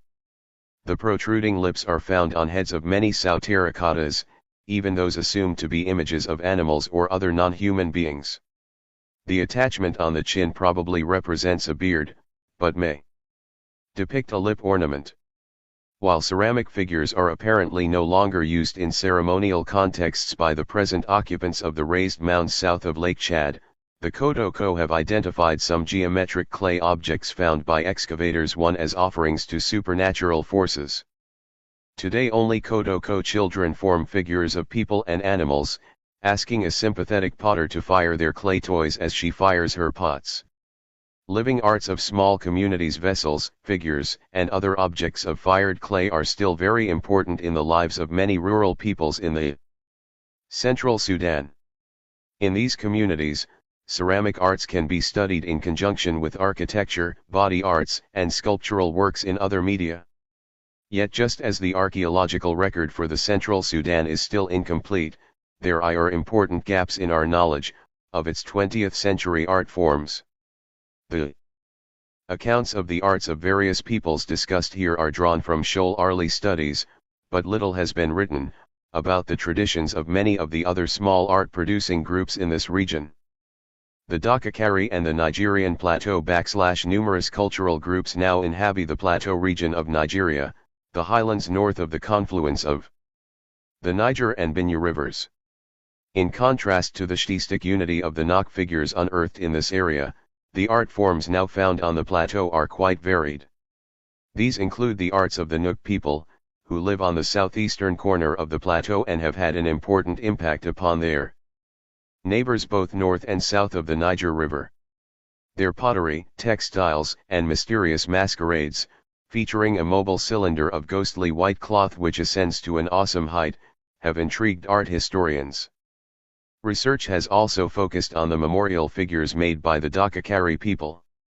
The Dakakari live northwest of the plateau, several hundred kilometers down the Niger River / from Asindasika. They seem to have migrated into their present homeland from lands further north and west, which may explain why Bora figures from Asindasika have their equivalent in the fired clay figures made by Dakakari female potters. A Dakakari figure now in the British Museum once indicated the burial place of a man of distinction, such as a mayor, feast giver, high priest, hunter, blacksmith, military leader, champion wrestler, or product. Itiv farmer, Fig. 3-6, known as a son of the grave, this rotund but dignified image was embedded in the earth covering the stone burial mound of the man and his family, and was surrounded by household pottery. Covered with latex to give it a shiny water-resistant surface, it may have been further protected from the elements by a small thatched shelter. The grooves covering the face and chest depict the scarification patterns worn by the Dakakari until quite recently, and the band across the chest probably refers to the baldric worn by military leaders. However, this memorial image is not a portrait of the deceased but an indication of his status. Figures of women, equestrians, and large wild beasts may also be placed on a man's grave as a sign of honor. The open mouth is said to indicate a state of grief, and so the figure may be understood as a personification of mourning as well. The Gianda and the Gongola River. While ceramic images of the Dakakari are made exclusively for tombs, clay images in cultures south and south 3-6. Figure. Dakakari. 2th century. Terracotta, height 16, 40.6 cm. Fowler Museum of Cultural History, University of California, Los Angeles west of Lake Chad have a broad range of functions and meanings. This complexity of context is particularly striking among communities in the hills above the Gongola River, a tributary of the Benue River in northeastern Nigeria. Among these small populations, whose histories and languages reflect diverse origins, clay pots are used to address many spiritual needs. The Gianda, a Chadic-speaking people of the Gongola River area, use fired clay vessels to give supernatural beings a tangible presence. The vessels allow the Gianda to have physical contact with, and a measure of control over, potent spiritual forces. A particularly important spirit guardian named Mberelenganda is hosted in meticulously ornamented containers of fired clay. Fig. 3-7, Mberelenganda is honored by individual families and usually resides in a vessel, itself usually surrounded by other sacred containers for associated supernatural beings. Elders offer the vessel libations of Guinea corn beer during ceremonies connected with rainmaking and agricultural fertility. This particular example is enshrined in the cleft of a rock on a hill where Mberelenganda can oversee the community below, protecting it from the destructive powers caused by high winds. The ceramic vessel is both a pot and an anthropomorphic being. The spherical shape which forms the body of the figure shares the profile of pots made by Gianda women for household use, but here the vessel's spout functions as the projecting mouth of the spirit's head. Tiny bent arms are attached to the smooth face, and delicately textured ridges run vertically along the torso. Small round YJ. Terracotta figure of Mberelengenda enshrined in a rock cleft, Koksita village, northern Nigeria. GAANDA. Photograph 1980. Pellets fill an area which drapes over the head, neck, and shoulders and marks the line of the jaw. All these surface decorations have symbolic meaning. The bumps are probably an allusion to the skin diseases Mberelengenda may unleash to punish wrongdoers. However, the vertical ridges also refer to the Ganda practice of marking the skin of girls and young women with patterns of scars to celebrate their sexual maturity. These marks indicate that a girl has achieved responsible adulthood, and their depiction here suggests that spirit vessels are likewise thought to be human and civilized. From the Nile to the Niger, similar vessels made by the Cham, or Mwana, people, an unrelated group who live to the west of the Ganda, are used to ward off specific physical and spiritual ailments when the illness is transferred from a person. 3 to 8. Vessel.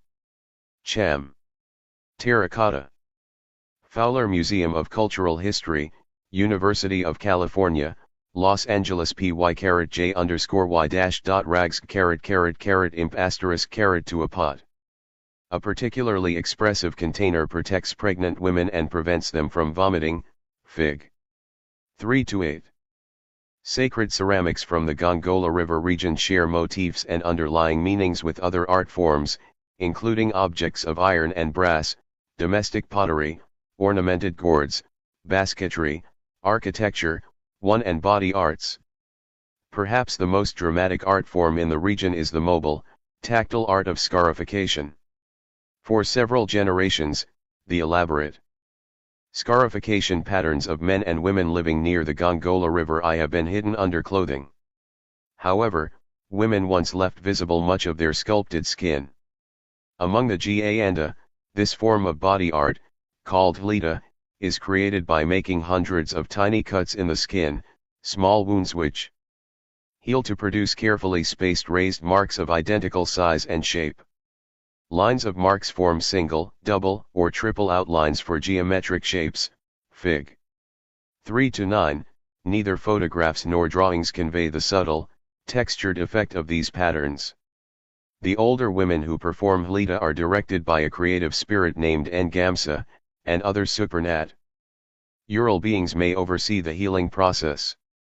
Hlita is done in several stages during a girl's lengthy betrothal to her first husband, beginning at age 5 or 6. Every time she receives a new set of marks, her fiancé and his family must deliver gifts to her parents. There is thus a direct correlation between the sequence of hlita patterns appearing on a girl's body and the number of bride wealth payments given to her family, and a girl may consummate the marriage until he has received her final marks and groom has fulfilled his obligations. Few wives celebrate their completed hlita at the annual harvest festival. The marks of men and women in other Gongola River populations identify them as members of a specific community or cultural group. The gently asymmetrical markings of a Tlaj chief's wife identify her as a member of a Terra community. Fig. 3. The smooth grooves adorning lace people were carved into their when they were babies. Designs appearing on a woman's are also burned, impressed, or 3 to 10. Facial markings on the face of the chief of Kumo's wife, Kumo village. IQ 82 3 to 9. Hlita, Ganda female scarification patterns. Drawing by Marla Burns after figure contours by T. J.H. Chappell. The importance of human skin in social relationships can be seen in the Ganda Hiyuk that Mberelengenda punishes antisocial behavior with skin diseases. Throughout the Central Sudan, civilized behavior and community membership are linked to the willingness of men and women to alter the surfaces of their bodies with marks of beauty and status. Unfortunately, European languages have no words which adequately describe this type of sculpted skin. The terms scar and cicatrization do not have positive associations in Western culture. Among the Ganda, a basket filled with decorated gourds must be given by the groom's family to the bride. One of the calabashes arrayed in the Ganda bride's wedding basket illustrated here displays patterns similar to cordata, the panels of double lozenges and vertical lines covering her upper thighs and the sides of her lower back. Fig 3-11, compare Fig 3-9, similar bands of lozenges encircle the large basket itself. The curved shapes in the centers of the calabashes recall the pointed ovals on the woman's abdomen. Broad lines pressed into the surface of the gourds, a technique known as pressure engraving, are formed of numerous fine dark marks. Just as the lines of Leda are made of tiny points. Ceramic vessels, gourds, and baskets all display the patterns of Leda. Ceremonial weapons are also given these designs, as is the entranceway that a groom weaves for his wife's new home. Ganda art is thus based upon an integrated visual system, full of related and concerted references to the world of women, marriage and sexuality, to socialization, and to the wealth of community life. Muscum and the Logan River 3-11. Wedding basket with engraved calabashes. Ganda. Fibers and gourds, height of basket IGA, 49.5 cm. Fowler Museum of Cultural History, University of California, Los Angeles carved into the calabashes she owns. These gourds, whose outer rinds have been scraped, dried, and prepared for use as containers, are used by many peoples in Africa. However, they are the focus of especially elaborate aesthetic attention in the Gongola region. Beautifully ornamented gourds embellish a household and are adorned and displayed primarily by women. The Ganda are not the only population to weave walls, roofs, and partitions to make structures analogous to baskets. Fiber-based architecture also appears in many other areas of the central Sudan. Still, other communities build homes, furnaces, and granaries of mottled earth, buildings which are as carefully embellished as clay vessels. Stunning architectural forms built from compressed, sun-dried mud. MJ @Ti0. 3-12 Muscum adobe compound with large dwellings and joining wall, northern Cameroon. Photograph C. 1930s. In most communities of the central Sudan, families do not live in a single structure formed of many rooms hut in a cluster of separate units encircled by a wall or fence. Each unit is a distinct building, often a single room, which is the property of an adult man or woman and may be abandoned when its owner dies. Women may share their housing unit with unmarried children and relatives.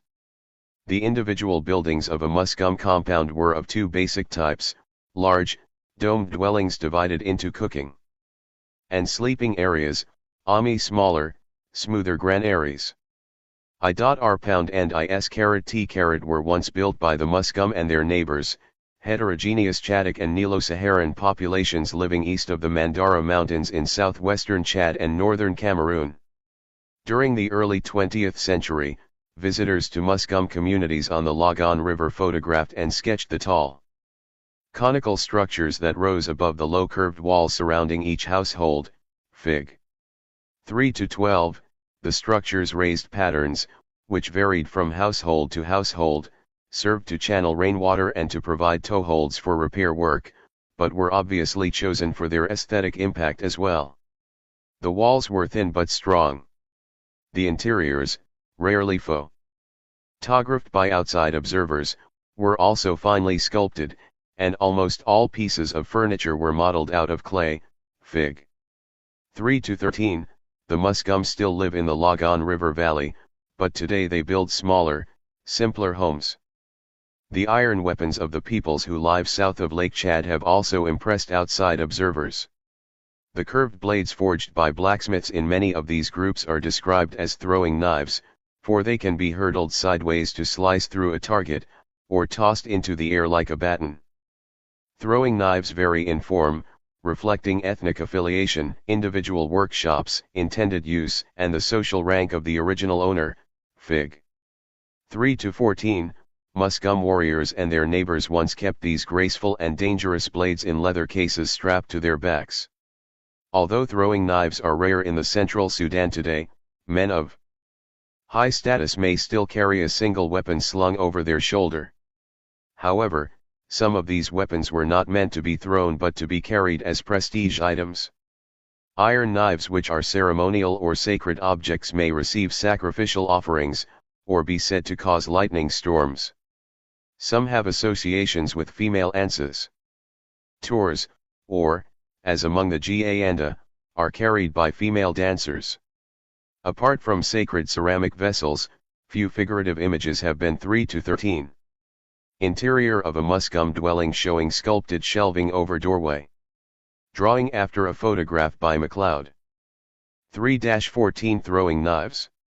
Sarah. Early 20th century. Iron, height of leftmost knife 25 k, 64 cm. The British Museum, London, recorded among the peoples of the Logan River, the Mandara Mountains, or the Gongola River.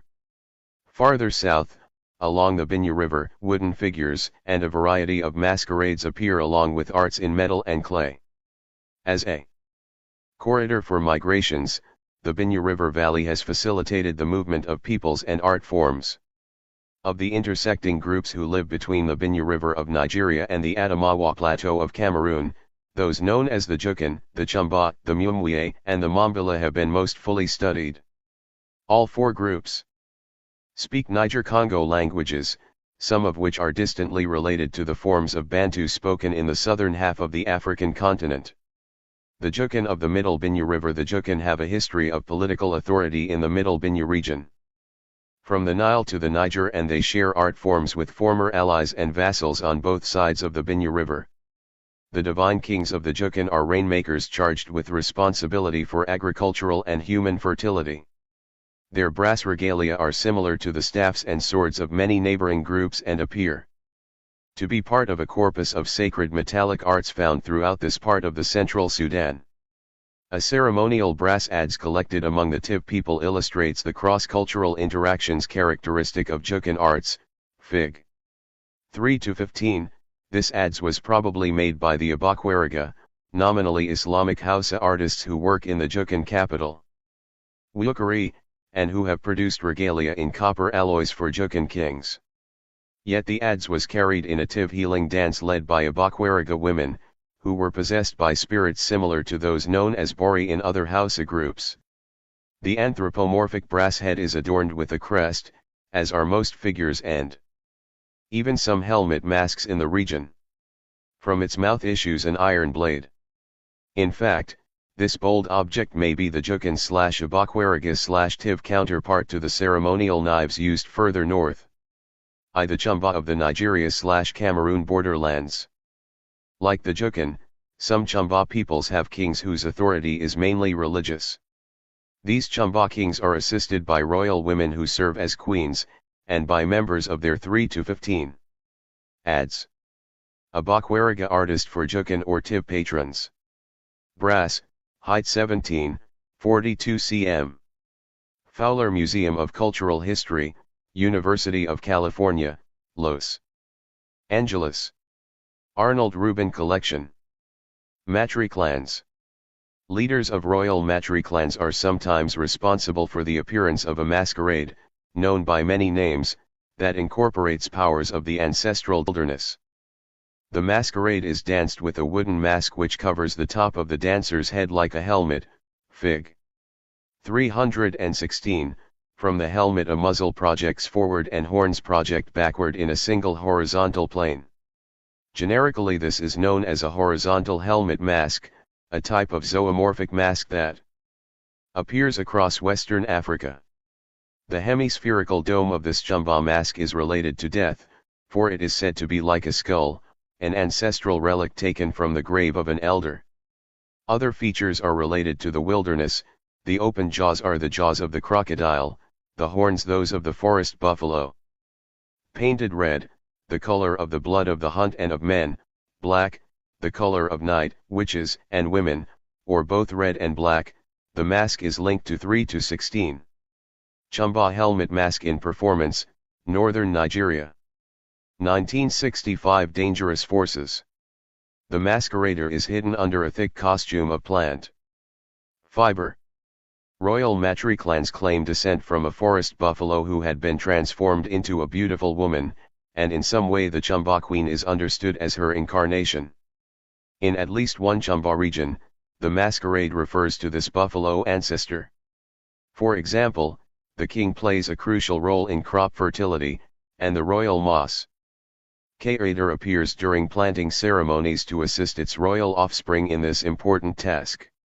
When the masquerader leaves the community to return to the river, it is understood to be returning to the site where the forest buffalo ancestor was seized by her husband. Chumba boys learn the human identity of the masquerader when they are initiated.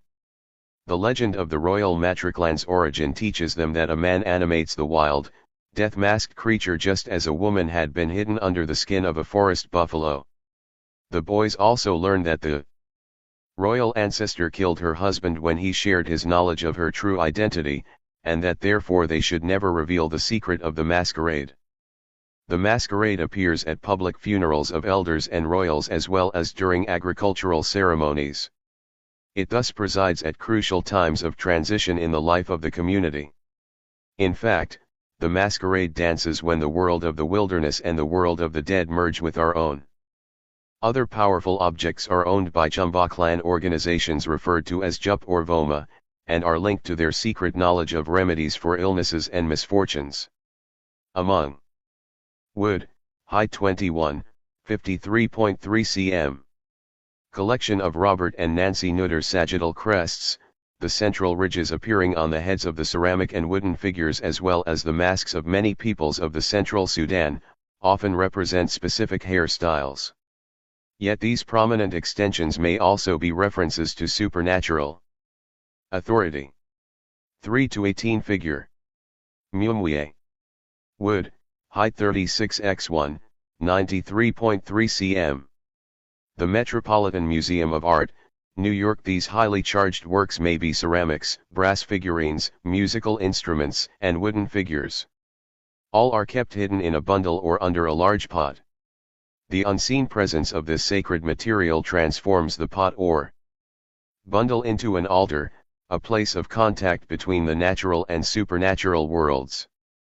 A wooden image of a joined couple may once have belonged to one of the Chumba clan organizations which use statues rubbed with ochre to battle adultery and its corrosive effects on the community. Fig. 3 to 17, although no data accompanied the object when it left Nigeria, its composition and style suggest that it was carved by a Chumba artist and that it strengthened the marriage relationship. Here a male and female form are joined as one being, just as a husband and wife should form a single unit. The statue's combination of curved and flat planes effectively evoke human forms without actually transcribing them. Facial features are reduced to semicircular ears, small bumps for noses, and small hollows for mouths. Sexual attributes are simplified but easily recognizable. Arms spring from the front of the body rather than the sides. Shoulders, elbows, and wrists mark the junctures of diagonal lines, and the arms and hands curve gently as if to encircle the cylindrical torsos. Such interplay between zigzag limbs and long narrow bodies appears in compelling variations in the religious sculpture of the Chumba and many of their neighbors. The sculpture's high degree of abstraction also suggests that the statue supported a moral principle. The figures are not portraits but rather symbols of male/female union. By avoiding any direct link with particular human beings, the artist encouraged members of the group to reflect upon ideas about relationships between men and women generally in Chumba society. The Mumwie of the Upper Binya River. The Mumwie peoples, the northern neighbors of the Chumba, also display sculpture in a variety of contexts. Mumwie wooden images may be associated with elders, rainmakers, diviners, and other religious leaders.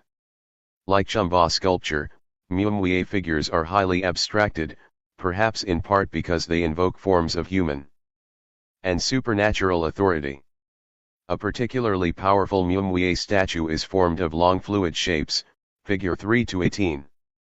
Springing from an abbreviated base of legs and hips, the slender torso is framed by arms which curve downward, backward, then forward from the smooth arch of the shoulders and neck. The head is a double-crested abstract helmet with angular extensions, whose sharp front edge repeats the overhanging curve of the shoulders. Muumwie wooden images are associated with elders, rainmakers, diviners, or other religious specialists and are often guided by a protective spirit known as Va. Many masquerades are known as Vabo. Vabo masks may be carved for a newly trained age grade which has demonstrated its prowess and is considered worthy of owning the masquerade and keeping its secrets. Identified with the forest buffalo, the masks have slit, cylindrical jaws, a central dividing ridge bisecting the rounded forehead, and upward curving horns. Fig. 3-19, color defines and emphasizes features such as the circular eyes. Vabo masquerades punish antisocial behavior and chase away criminals, and individual names given to each male Vabo mask underscore their aggressive qualities. Yet there is 3-19. Muumwie Vabo masqueraders and ceramic vessels at a funerary celebration, northern Nigeria. 1969. Also an element of playful banter and male solidarity in some Vabo performances. A wife or female counterpart to Vabo may appear with the principal masquerader, acting out feminine roles in a humorous way. Sometimes these companions take the form of a carved pole set up in the center of the community as a hanger for the masquerader's long fiber dress. In other cases Vabo's female companion is danced, manifest as a sculpted head rising from a wooden support. Fig. 3-20. The curved forms on either side of the head refer to Muumwie women's earlobes, formerly enlarged with wooden discs, just as the spiky protrusions in front may represent the brass nose ornaments they once wore. 3-20 Vabo dance headdress, northeastern Nigeria. Muumwie. 1965 Vabo's most important manifestation may occur during men's funerals such as the one photographed in figure 3-19. During these ceremonies, Vabo masqueraders and their attendants gather ceramic vessels from the homes of all the men who have died during the year. Each spherical pot, whose finial is a miniature version of the forest buffalo mask, has sheltered the soul of the deceased since his death. After carrying the pots to a sacred area, the dancers remove their masks and, as humans rather than spirits, smash the pottery to release the souls. Women organize similar ceremonies for deceased female elders. Both Chumba and Muumwie masks bring dangerous animals from the wilderness into the community, and both appear at funerals. Further variations of the form and meaning of horizontal helmet masks in this region may be seen in the art of the Mambila people, who live southeast of the Chumba. The Mambila of the Nigeria/Cameroon borderlands Mambila art centers upon an association called Swega. Unlike the Jup or Voma of the Chumba, Swega is not primarily concerned with the illness and psychic healing of an individual, but with justice and supernatural cleansing within the community. Training in Swega allows elders to extract powerful oaths from disputants, who know that they will receive supernatural punishment if they break, or have broken, their promises. Swega may also protect a homestead or a community by spiritually burying it, and placing it out of harm's way. Every year or two, Swega masquerades are performed in sequence, starting from a central community. Groups of boys are initiated into Swega as it arrives in their region. When the masqueraders appear, women and young children retire, for women dressed in rags and vegetation present their own version of the masquerade at a different time and place.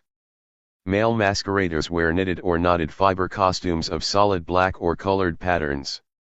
Masks with wide mouths, protruding eyes, and upright ears were formerly worn, although they are quite rare today. The example illustrated here resembles Muumwie Vabo masks in its colors and proportions, though the curved planes of its surfaces are more exaggerated. Fig. 321, the round eyes marked by concentric circles seem to burst from their sockets, while the flared jaws open in a gaping grin. The costumes, musical instruments, masks, and figures used in Swega ceremonies may be stored in small granary-like buildings in the homesteads of their clan or family owners. Fig. 3-22, The front wall of such a storehouse was once covered by a painted wooden board or surrounded by three-dimensional objects which protected and proclaimed the sacred power of the objects within. A painted wooden figure known as a tatep came from one of these storehouses, Fig. 323, just as the limbs of Chumba and Mumwie figures fold out from the base or front surface of the torso, the arms of this Mambila statue form semicircles in front of the body. Spherical segmented shapes represent hips, knees, and feet. The separation of the eyes and facial plane into a nested series of concave circles is specifically 3-21 Swaka Masquerader. Mambila. Before I-963-22. Storehouse for Swaga Society Property, Northern Cameroon. Mambila. Photograph 1936. 20th century. Wood and pigment, height I/S, 43.5 cm. The Metropolitan Museum of Art, New York. Fletcher Fund Mambila, as are the compressed, rather than elongated, proportions. Today the Mambila carve few masks or figures for Swaga. As in past centuries, art objects are often adopted or abandoned by communities in response to shifting political and religious contexts. Mambila religious practices have been particularly affected by Christianity. The most potent agent of change in the Central Sudan during the past 4 centuries, however, has been Islam. The imperial arts of the Kanuri and Hausa Islam was adopted in the Central Sudan by 3 important groups, the Kanuri, the Hausa, and the Fulani. Each of these peoples, while strongly influenced by their non-Islamic neighbors, have in turn influenced the art and culture of broad areas of the region. The Kanuri and Hausa, the first peoples in the region to form centralized states, were also the first populations to convert to Islam, and their cultures thus share many features. The Kanuri originated in the vast dry portion of the continent lying between Lake Chad and the Nile River. Like the ancient inhabitants of Meroe, see Chapter 2, the Kanuri speak a Nilo-Saharan language, and their culture is centered on the institution of divine kingship. Kanem, the first recorded Kanuri kingdom, arose during the last centuries of the first millennium AD and was probably linked by trade to the Christian kingdoms of Upper Nubia. The king, Mai, of Kanem converted to Islam during the 11th century, when the kingdom was at the height of its power. By the 13th century Kanem was torn by dynastic disputes, and a clan broke away to form the Kingdom of Bornu in the more fertile land southwest of Lake Chad. During the 16th century Bornu absorbed Kanem and became the most powerful political force between Lake Chad and the Niger River. Although Bornu was superseded by Hausa and Fulani states during the 18th and 19th centuries, it remained an important kingdom until the beginning of the colonial era. Today Bornu is an emirate within the nation of Nigeria. The Kanuri were a nomadic or semi-nomadic people for much of their early history, housing the Mai and the royal court of Kanem in tents or portable structures of thatch. Bornu, however, had a walled capital. Courtiers dressed in fine textiles. During the early 19th century a European traveler noted that a ruler of Bornu distributed over 1,000 robes to loyal subjects. One of the prestigious garments seen by this visitor may have been this vibrantly colored, densely ornamented men's robe, Fig. 3-24, see pages 24-5. The back, shown here, is divided into square or rectangular panels. The central panel is crisscrossed by diagonal bands, while the surrounding sections alternate geometric shapes, particularly circles and triangles, with floral motifs or knots.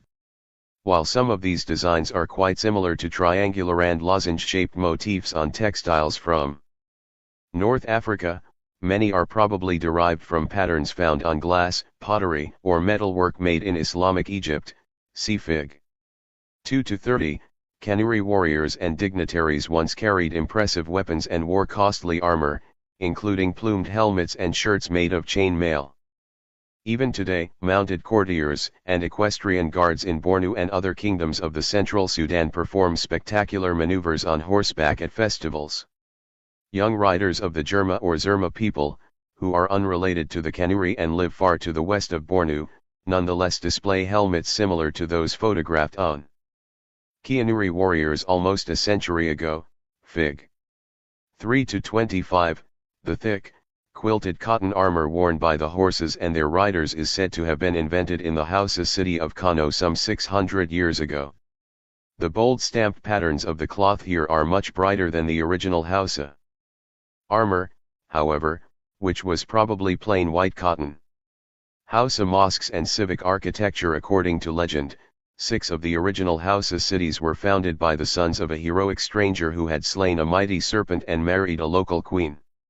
Since the Hausa are a Chadic-speaking people, historians believe that Z4.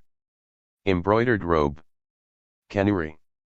Early 19th century. Cotton and silk, length 32, 99 cm. Museum für Völkerkunde, Staatlich Museen, Berlin 1-25. Jerma warriors in quilted sea-loath armor, Niamey, Niger. 1970. The Jerma are allied to a Hausa city-state in Niger. These Ujig Jerma equestrians could be the descendants of the warriors who were buried centuries ago beneath terracotta horsemen in the Bura region of Niger. They were one of many groups to move south and west to settle in what is now southern Niger and northwestern Nigeria, possibly over 1,000 years ago. The legend may refer to these migrations.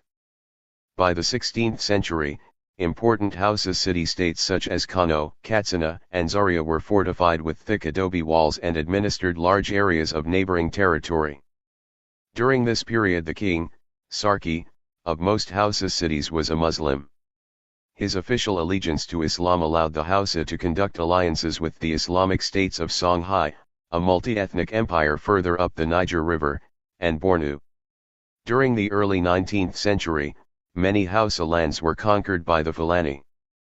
Leader and religious reformer Usman Dan Fodio, and the recent histories of 3-26, 3-26a, 3-26b. The Hausa and the Fulani are thus intertwined.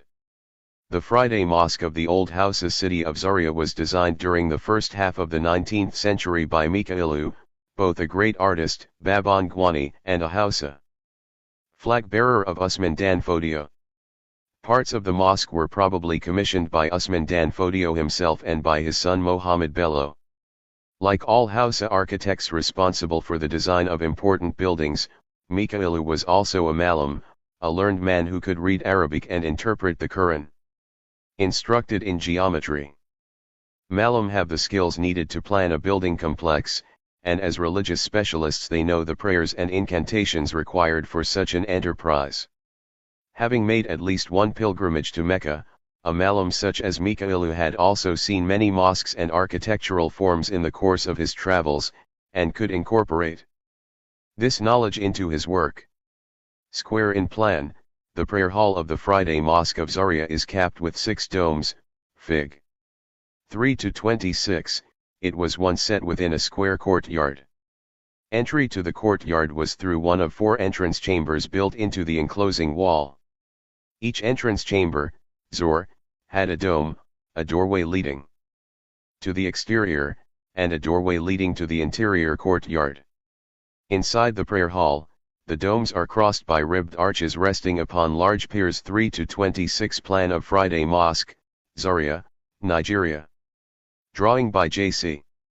Mufton. 3-263 North elevation of Friday Mosque. 3-26b section of Friday Mosque taken along the AA axis marked in Fig. 3-26. 3-27 Interior of Friday Mosque, Zaria, Nigeria. Mika Iu. Early 19th 11th century. Adobe with palm rib vaulting, Fig. 3-27, the arches and piers are ornamented with ridges and other austere geometric designs. A Hausa malam has compared the white ribs of this mosque interior to the long white cloth wrapped around the head of a man who has made a pilgrimage to Mecca, and the photograph reveals their grace and beauty.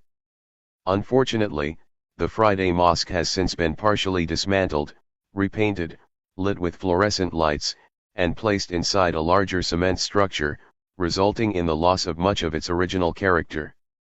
The mosque is situated on one side of a plaza-like area called a dendel. Major streets leading from the gates of the city intersect at the dendel, which acts as both a parade ground and the focus of public ceremonies. On one of the other sides of the dendel is the palace, house of the king, Gidin Sarki, of the Sarki of Zaria. Like mosques, Hausa palaces and private residences are walled, and are entered through a zor. Inside the palace walls, small buildings may be set aside as reception rooms, which are particularly ornate. One of the reception rooms of the Sarki of the Hausa city of Kano, built during the first half of the 20th century, has a domed ceiling held in place by a network of arches, Fig. 3-28, patterns sculpted in relief are emphasized by contrasting areas of bright color. The paint may be given a light varnish containing bits of mica so that the entire surface sparkles. At the intersection of each ribbed arch is a shiny enamel plate, now much more common in Hausa ceilings than the brass plates placed there in the past. The distinctive form of the Hausa ribbed dome seen here has intrigued art historians. Small pieces of wood laid side by side in regular patterns are plastered with clay on the underside to form a ceiling, and covered with waterproofed mud above to form a roof. The gentle curve of this mud-plastered surface is supported by arched ribs, which transfer the weight of the roof to walls or pillars. Each rib is made of lengths of palm wood embedded in mud, similar to the way ferroconcrete is made of steel embedded in cement. This ribbed vaulting could be an imaginative adaptation of North African architecture. One of the oldest ribbed domes of the Mediterranean world is in the Great Mosque of Kairouan, a place of worship known to Hausa Malam who travel to Tunisia for study and trade, see Fig. 1-14, yet the Great Mosque of Kairouan is built of stone blocks, not wood, and clay, and its 3-28. Ceiling of a reception room in the Palace of the Sarki, Kano, Nigeria. 20th century. Palm rib vaulting, mud plaster, paint. Domes are almost fully hemispherical rather than gently convex. It seems more likely that this distinctive technology comes from the architectural traditions of the Hausa themselves. Like the Kanuri, most Hausa commoners lived until very recently in houses woven from thatch. The techniques used to bundle wood and grasses into a framework for a dwelling of thatch are very similar to those used to construct the ribs of earth reinforced with wood. Hausa adobe walls are also constructed using sophisticated techniques. Clay is mixed with organic material, dried, moistened, kneaded, then formed into irregular ovoid bricks. These are then laid in courses while still wet, and covered with a smooth layer of mud and waterproofing material. Patterns are then pressed into the damp surface. The wall which usually receives the most aesthetic attention is the facade of the zor. Within the zor of a household, guests are received, art objects and other trade goods are produced, and lessons from the Quran are recited. During the early 20th century, curved shapes in high relief surrounded the doorways of zor. Horned projections on the roof above were similar to those found on the gateways of southern Moroccan towns, see Figs. 1-21, 1-24, possibly because both Berber and Hausa people seek to fortify doorways with references to spiritual powers embedded in these shapes. By mid-century, zor reliefs had become both more calligraphic and more representational. Abstract designs were often invocations or adaptations of Arabic letters or words. As in the Mauritanian city of Wailata, see Chapter 1, the use of sacred script on portals evidently blesses and protects the owners as well as proclaiming their status and wealth.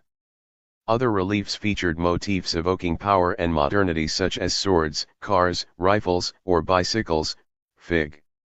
3-29, more recently, the reliefs have been highlighted with bright pigments, and are dazzling 3-29. Facade of Azor, Zaria, Nigeria.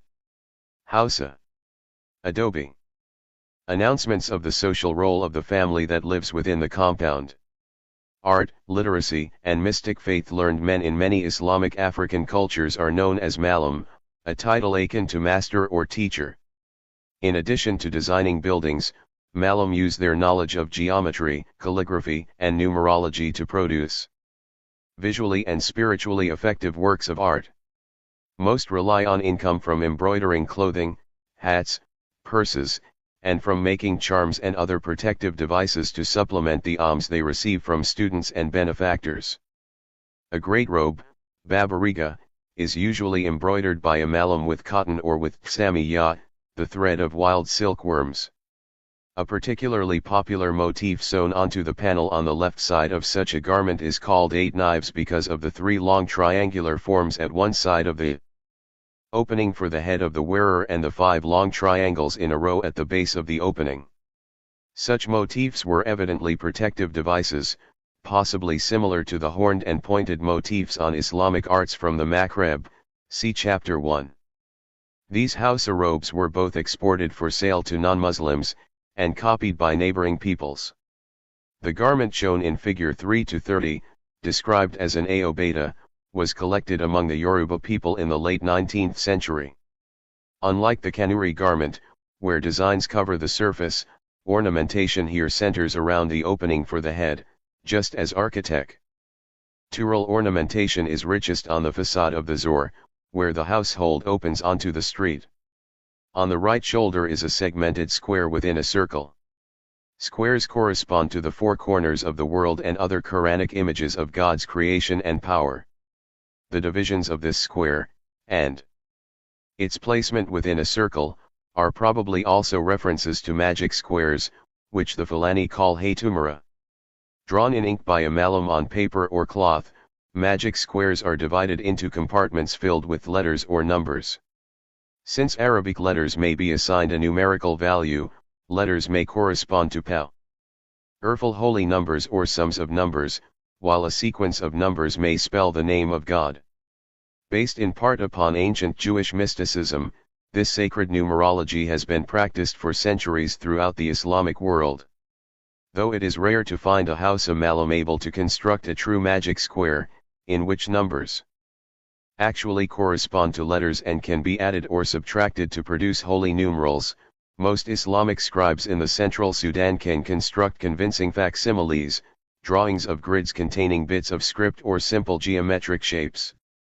These are still viewed as effective, for the protective value of a magic square does not depend on the ability of its owner or even its maker to understand or interpret it.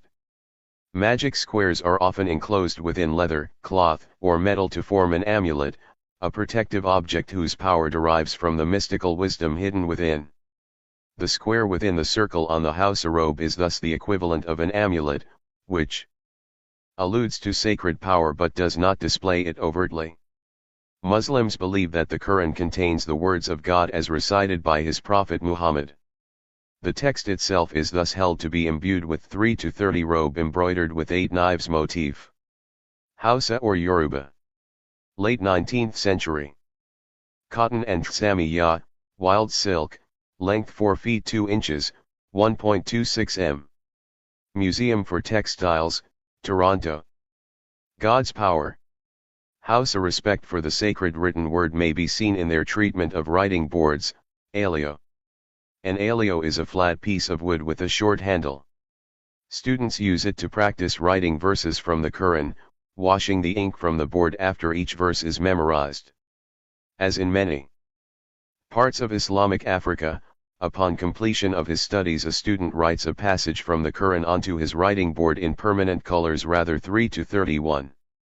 Alozayyana, writing board with permanent decoration. Solah Muhammad Sani Nohu. 20th century.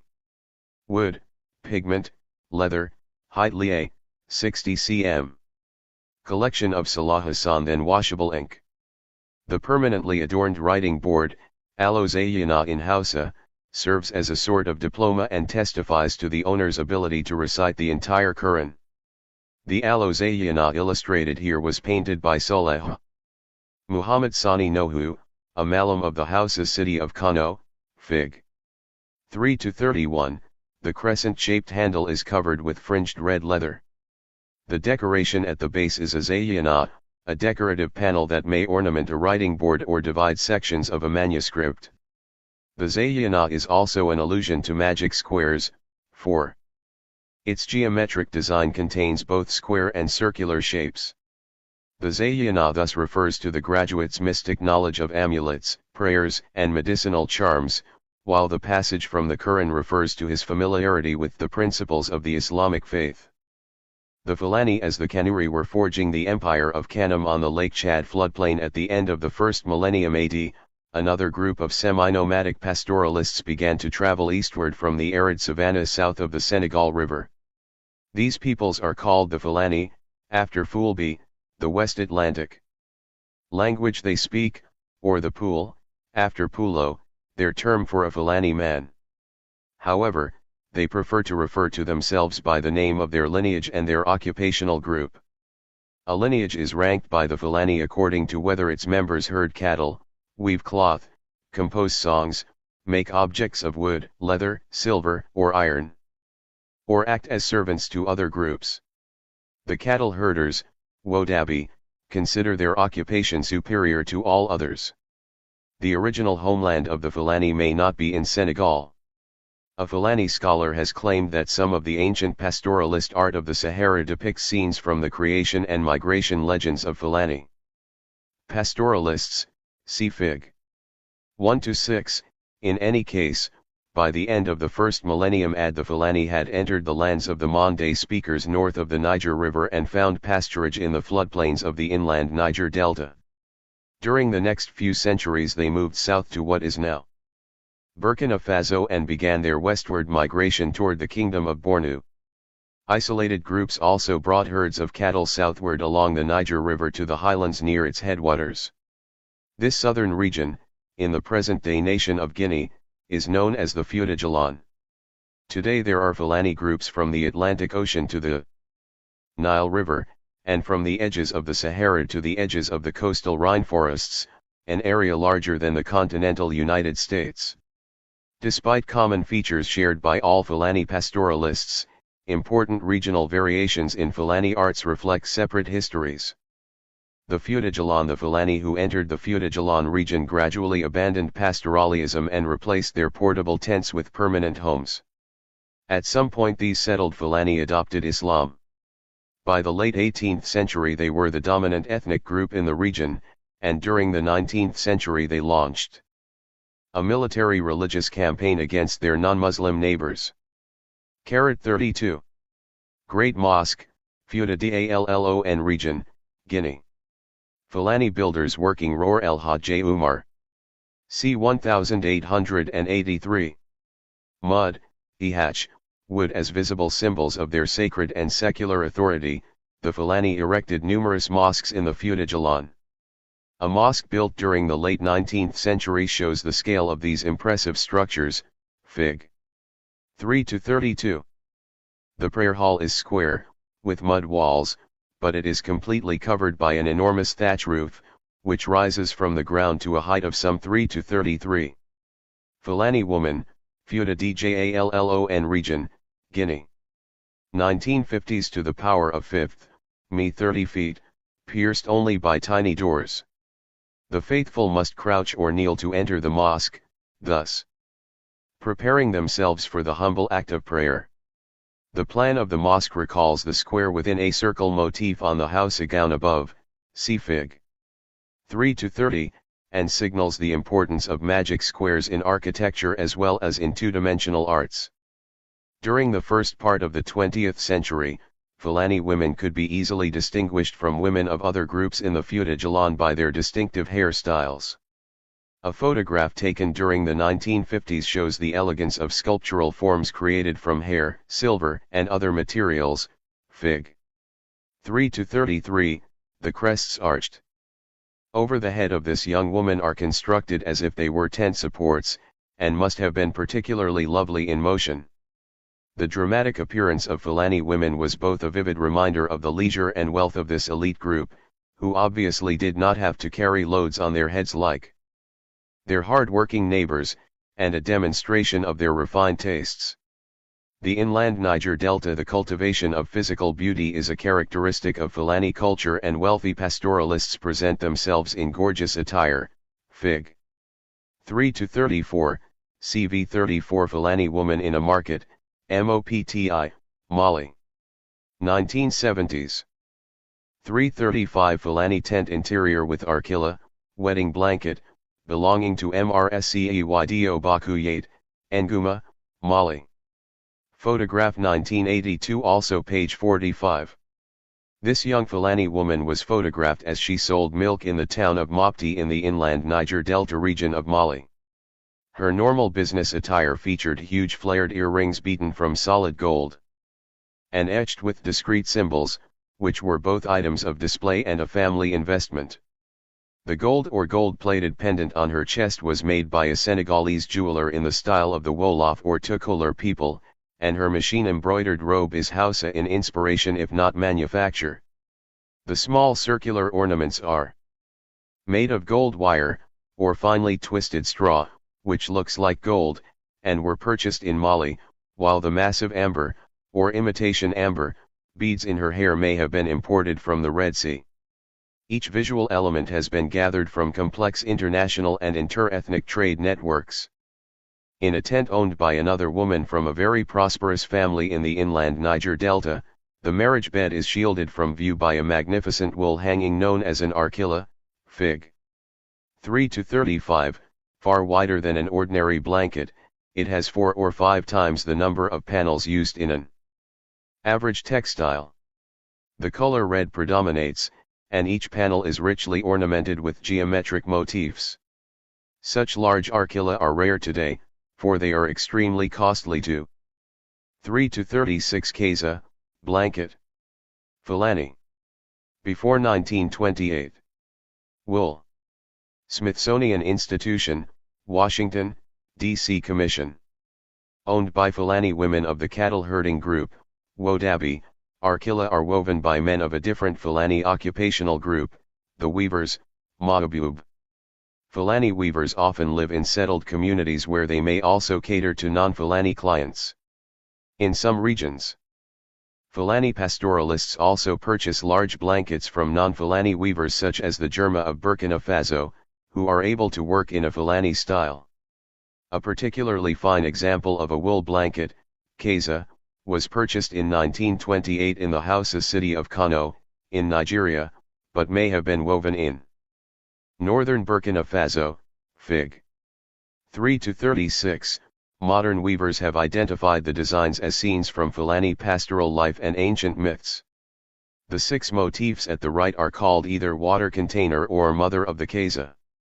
Appearing at the lowest portion of each strip, they are the first design to be woven. The blood-red stripe above them is described as a woman's mouth, and the stacked lozenges that follow are said to be fruit tree-like forms linked to the fork sticks used by the Fulani to support calabashes full of milk. All of these motifs are related in some way to women and fertility. References to the land crossed by 2 brothers in Fulani mythology appear in the large central designs, but some of these repeated lozenge and triangle shapes may refer to another story about a leper. The name of one of these motifs, which occur in sets of 5, is Hand of the Leper. These are surely Fulani variations on the Berber 5-fingered hand, Kamsa, used to ward off the evil eye, see chapter 1, and they may similarly serve as protective devices.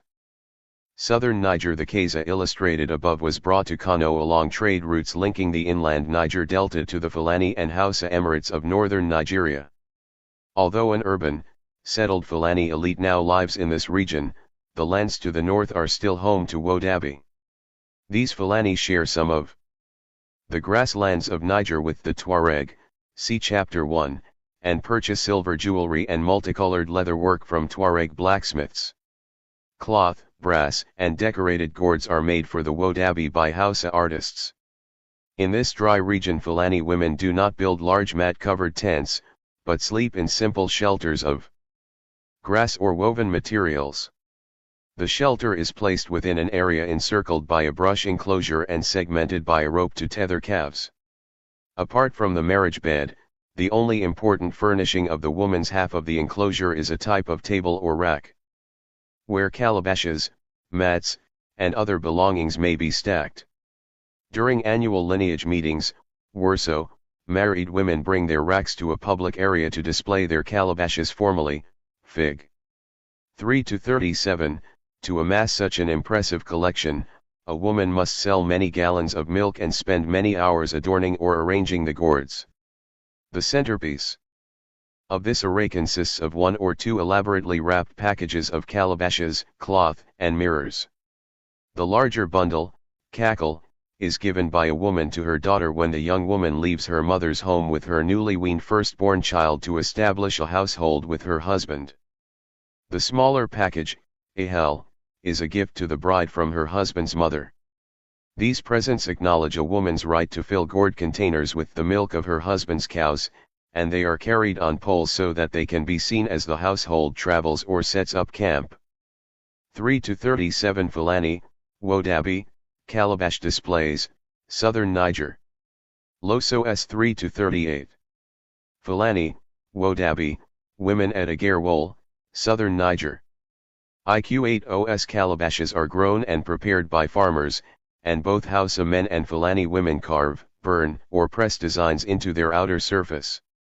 In addition to valuing collections of calabashes as personal treasuries, pastoral Fulani women use calabashes for personal adornment.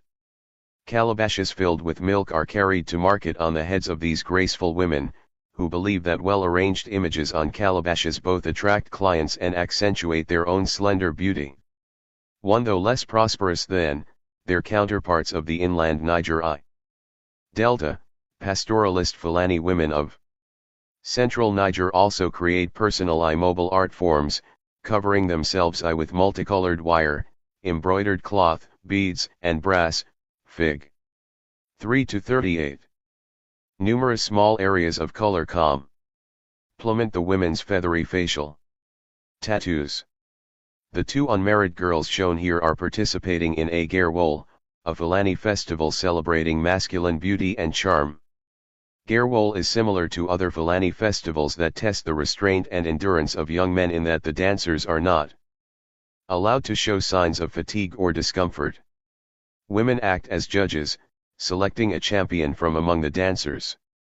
Unmarried women are also free to bestow their sexual favors upon a particularly attractive dancer, even though their averted gaze reflects the reserve women are expected to exhibit in public. Fulani men are encouraged to flaunt their best features at Agarwol Fig. 3-39, dancers celebrate their eye beauty even as they proclaim their eye virility and strength. Clear eyes, white teeth, and well-formed noses are valued traits, and are thus accentuated by bright paint, big smiles, and wide-eyed glances. Friends and relatives assist each other in assembling ostrich feathers, weapons, hats, jewelry, and talismans for the hours of dancing and singing. Embroidered panels are contributed by sisters and girlfriends.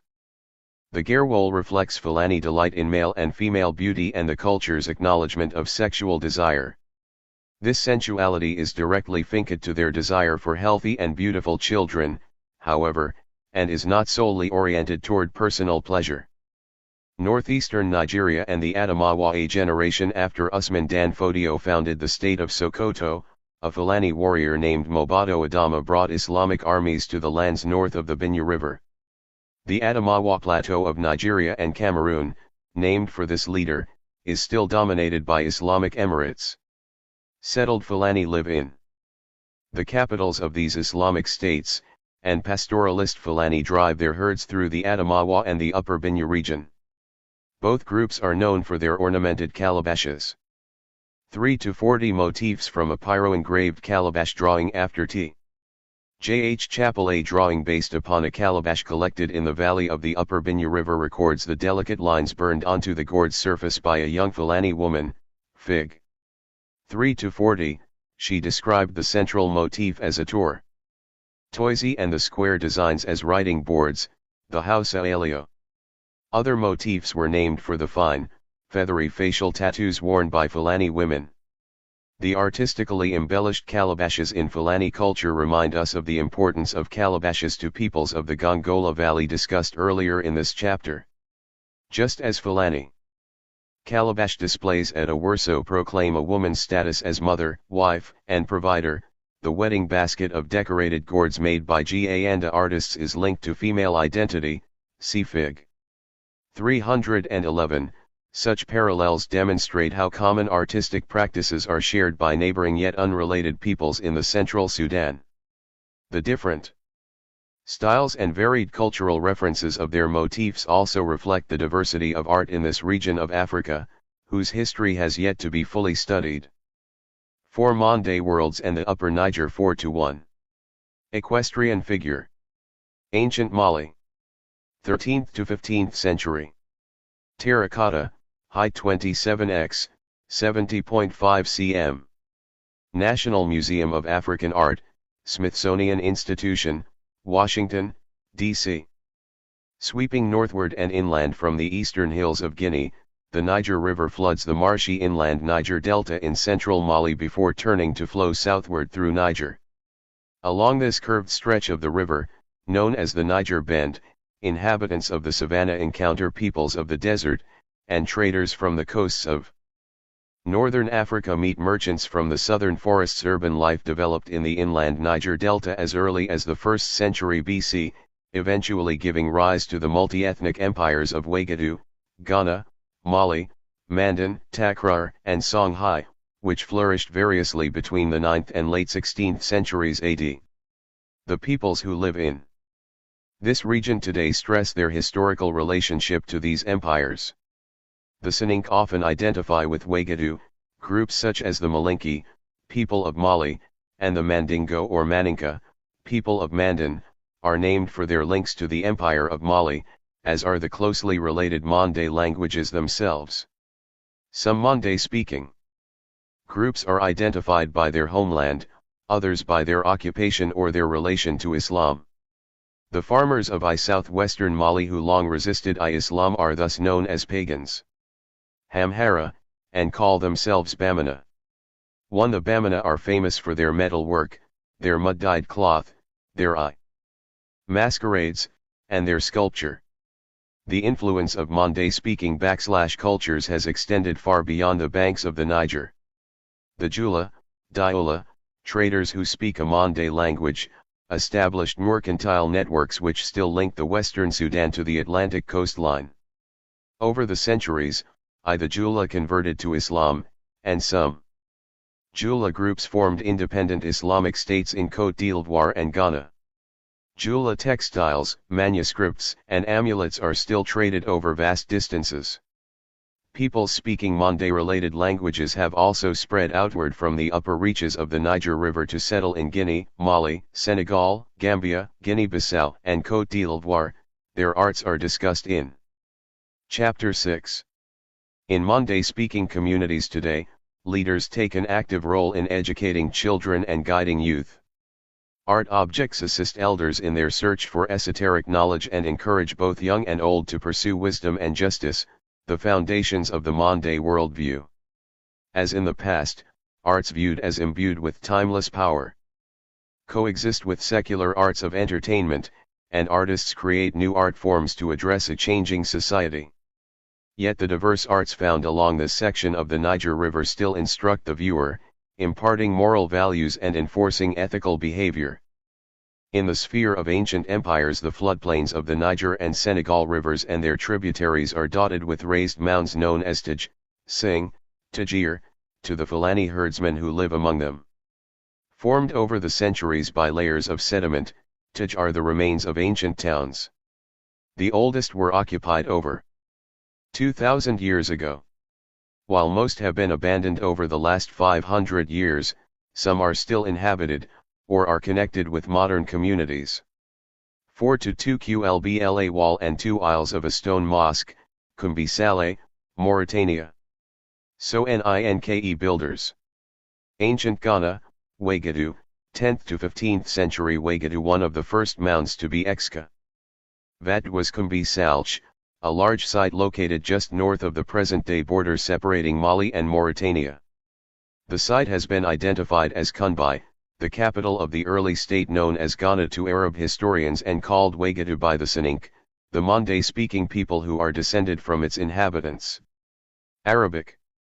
Documents chronicle the foundation of Kunbi by a hero who lived many generations before the birth of the Prophet Muhammad, and suggest that Wagadu flourished from the 9th through the 11th centuries AD.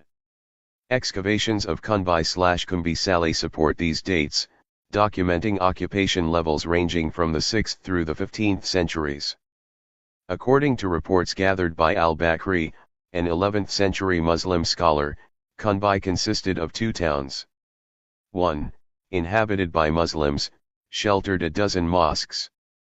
The other was the town of the king and his subjects. Surrounding the royal town were priests' dwellings and sacred groves housing prisons, royal graves, and what Muslim visitors described as idols. The palace has not yet been located, and excavations thus far may have only probed the Islamic portion of the town. The most important building yet unearthed is a mosque, Fig. 4-2, the earliest level of the mosque at Kumbi Saleh dates to the 10th century AD. Only 4 centuries after the Hijra. It was thus one of the earliest mosques constructed south of the Sahara. Later versions of the mosque, constructed prior to the 14th century, seem to have been influenced by the Great Mosque at Kairouan in Tunisia, c. 4-3 female figure from Kumbi Saleh.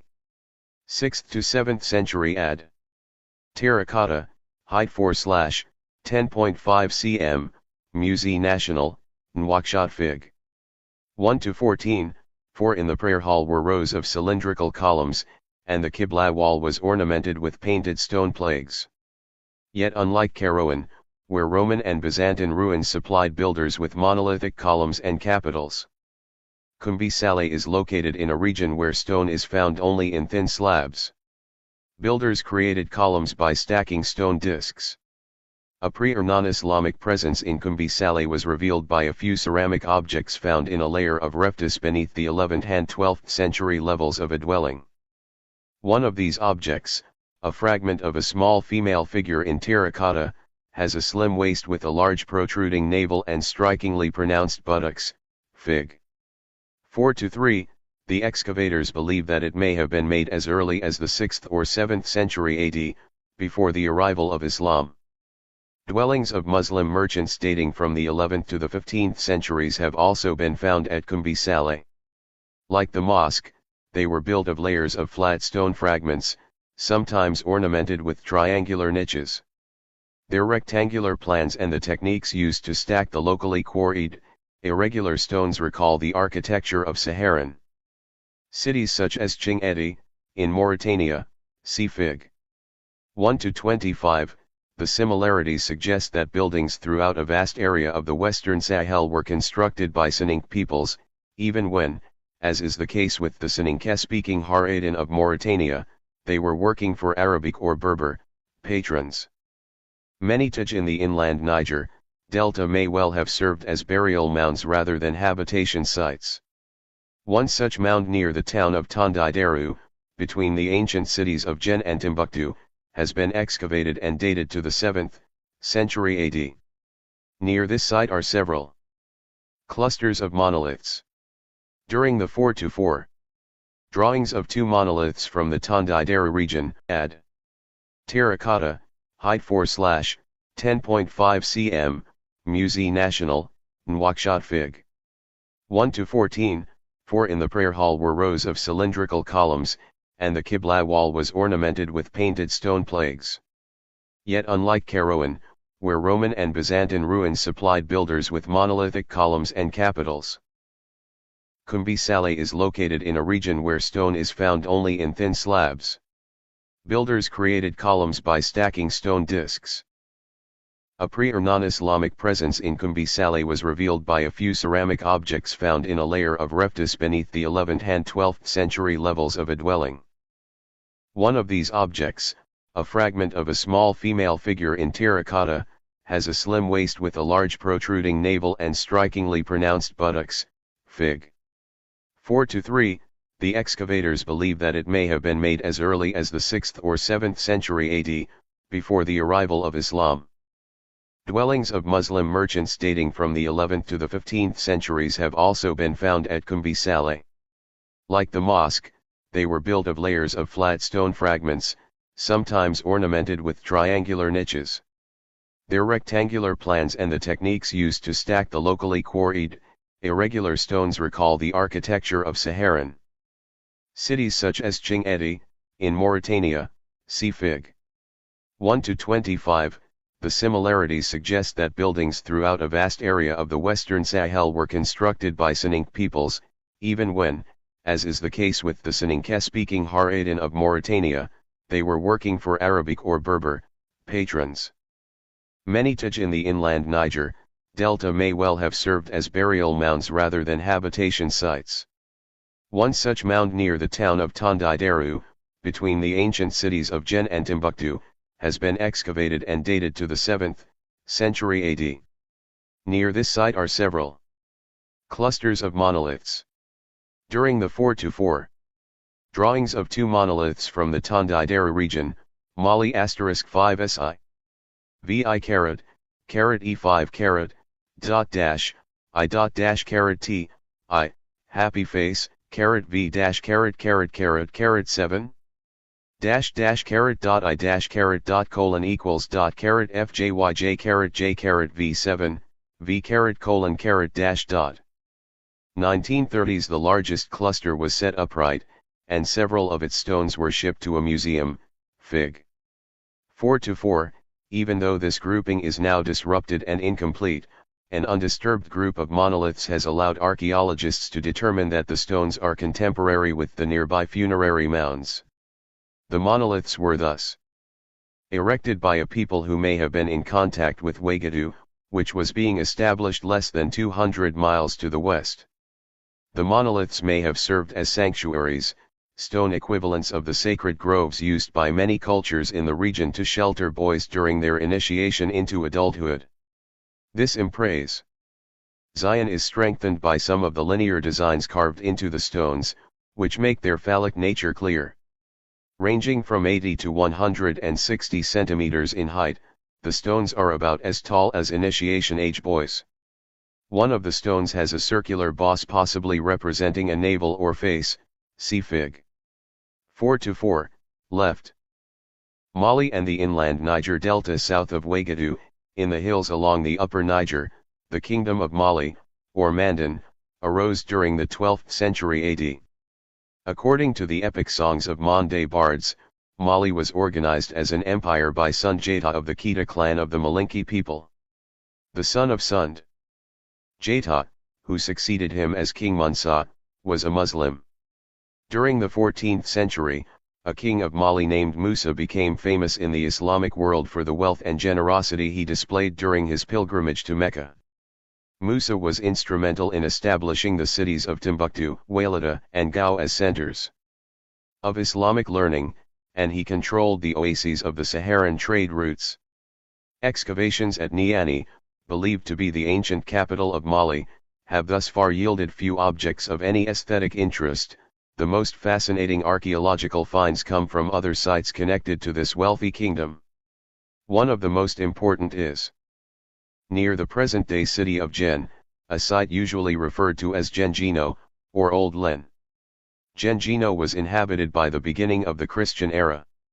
During the height of the Mali Empire, its population was apparently related to though culturally distinct from the Malinke. Interest in ceramic figures from Lengino has encouraged smugglers, and since the 1980s hundreds of terracottas have been illegally unearthed in Mali and sold to foreign art dealers. Although thermoluminescence testing cannot accurately date individual figures without accompanying data from the sites where they were deposited, test results are able to show that the ceramics as a group were probably produced from the 13th to the 16th centuries. The majesty and composure of the terracotta equestrian figure illustrated here amply demonstrate the appeal of the Len style. Fig. 4-1, the artist has arranged the tubular limbs and torsos of both man and horse so that positive forms outline negative spaces of great formal beauty. The distinctive eyes, ovoid head, and naturalistic proportions are typical of works in the Gen style. Details, especially on the face, seem to have been scratched or carved into the surface rather than modeled, a technique also used in the much older Nok terracottas, see Fig. 3-1, it is interesting to compare this sculpture with the figures of mounted warriors. Produced in the Bura region of Niger at least 3 centuries earlier, see Fig. 3-3, the Bura figures were found in a funerary context. This figure, however, was excavated illicitly, and thus we cannot know how it was originally used. Terracotta figures in other styles have also been taken from mounds in other areas of the inland Niger Delta. Apparently they date from approximately the same time period as the Gen-style works. A figure seized by Malian authorities at a clandestine dig near Buguni, in southernmost Mali, was seated in a cross-legged position with its hands on its knees, a pose similar to positions now used in the region for prayer or supplication. Ornaments, or snakes, were coiled around the neck and arms. The elongation of the arms and torso distinguished it from figures in the Gen style, as did the softer contours, and the spherical, rather than ovoid, shape of the head. Other ceramic figures dating from the 13th to 16th centuries are said to have been found in or atop memorial mounds at Bankani, near the Malian capital of Bamako. These stone-covered earthen domes were evidently raised to honor an ancestor or group of ancestors. The 5 figures illustrated here share the style and possibly the function of documented terracottas from Bankani, Fig. 4-5. The proportions of the figures resemble those of works from the Buguni region, but their distinctive heads are more crisply defined. The long noses are unique to the Bankani style, as is the notched rim encircling each male face. 4-5 figures. Bankani, Ancient Mali. 13th to 15th century. Terracotta, height of equestrian figure 27/70 cm, other figures maximum height 18-46 cm. The Art Institute of Chicago, Ada Turnbull Hurdle Endowment. The architectural legacy of Gen terracottas from the inland Niger Delta were created during particularly turbulent centuries for the Mali Empire. During the 15th and 16th centuries the Empire of Songhai arose along the Niger Bend and conquered lands formerly controlled by Mali. During the 16th century Mali's cities on the Niger were raided by soldiers from Morocco. Stately houses in the Muslim city of Gen were built during the 16th and 17th centuries for community leaders variously descended from Arab scholars, Berber soldiers and their Spanish slaves, Songhai lords, Jula traders, Sorko and Samano fishermen, and local Bamana farmers. Linked to Moroccan models but infused with Mande architectural traditions, these homes were the prototypes for the distinctive and dramatic houses found in Gen today. Contemporary Gen dwellings constructed in the 17th century style are similar in many ways to Tigermaiden, the fortified households of central Morocco, Figs. 46, 4-7i, 4-72, compare Fig. 1-22, both are built of adobe bricks plastered over with a layer of mud, though Moroccan bricks are rectangular while bricks made by Gen masons are oval, much like the ovoid bricks used by Hausa builders, see Chapter 3. Like Tigermaiden, Gen houses are multistoried, with an interior courtyard, a formal reception room on an upper story, and a flat roof used as an additional working space. Multiple floors and multiple rooms distinguish homes at Gen from most other dwellings found south of the Sahara, which usually have only a ground floor and an attic or roof area, and which are formed of separate, single-roomed buildings. Facades of Gen houses resemble those of Tigermaiden, and in some ways also mirror the gateways of Kaysar, walled Moroccan towns, see Fig. 1-21, protected by an overhang. Doors in Gen are set into an arch or a rectangular frame.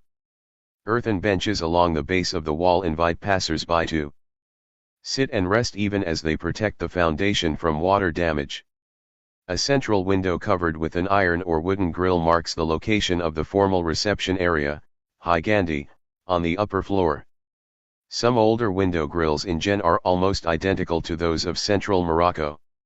Along the top of the facade are 5 cones, possibly invoking the protective 5 fingers or related numerical symbols of Berber and Arab art.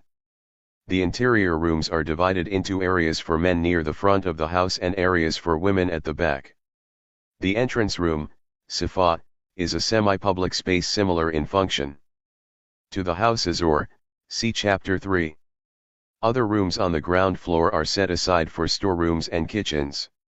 The upper floor reception room, Hugandi or Hartirihu, belongs to the male head of the household and overlooks the street, while private spaces for women overlook the interior courtyard.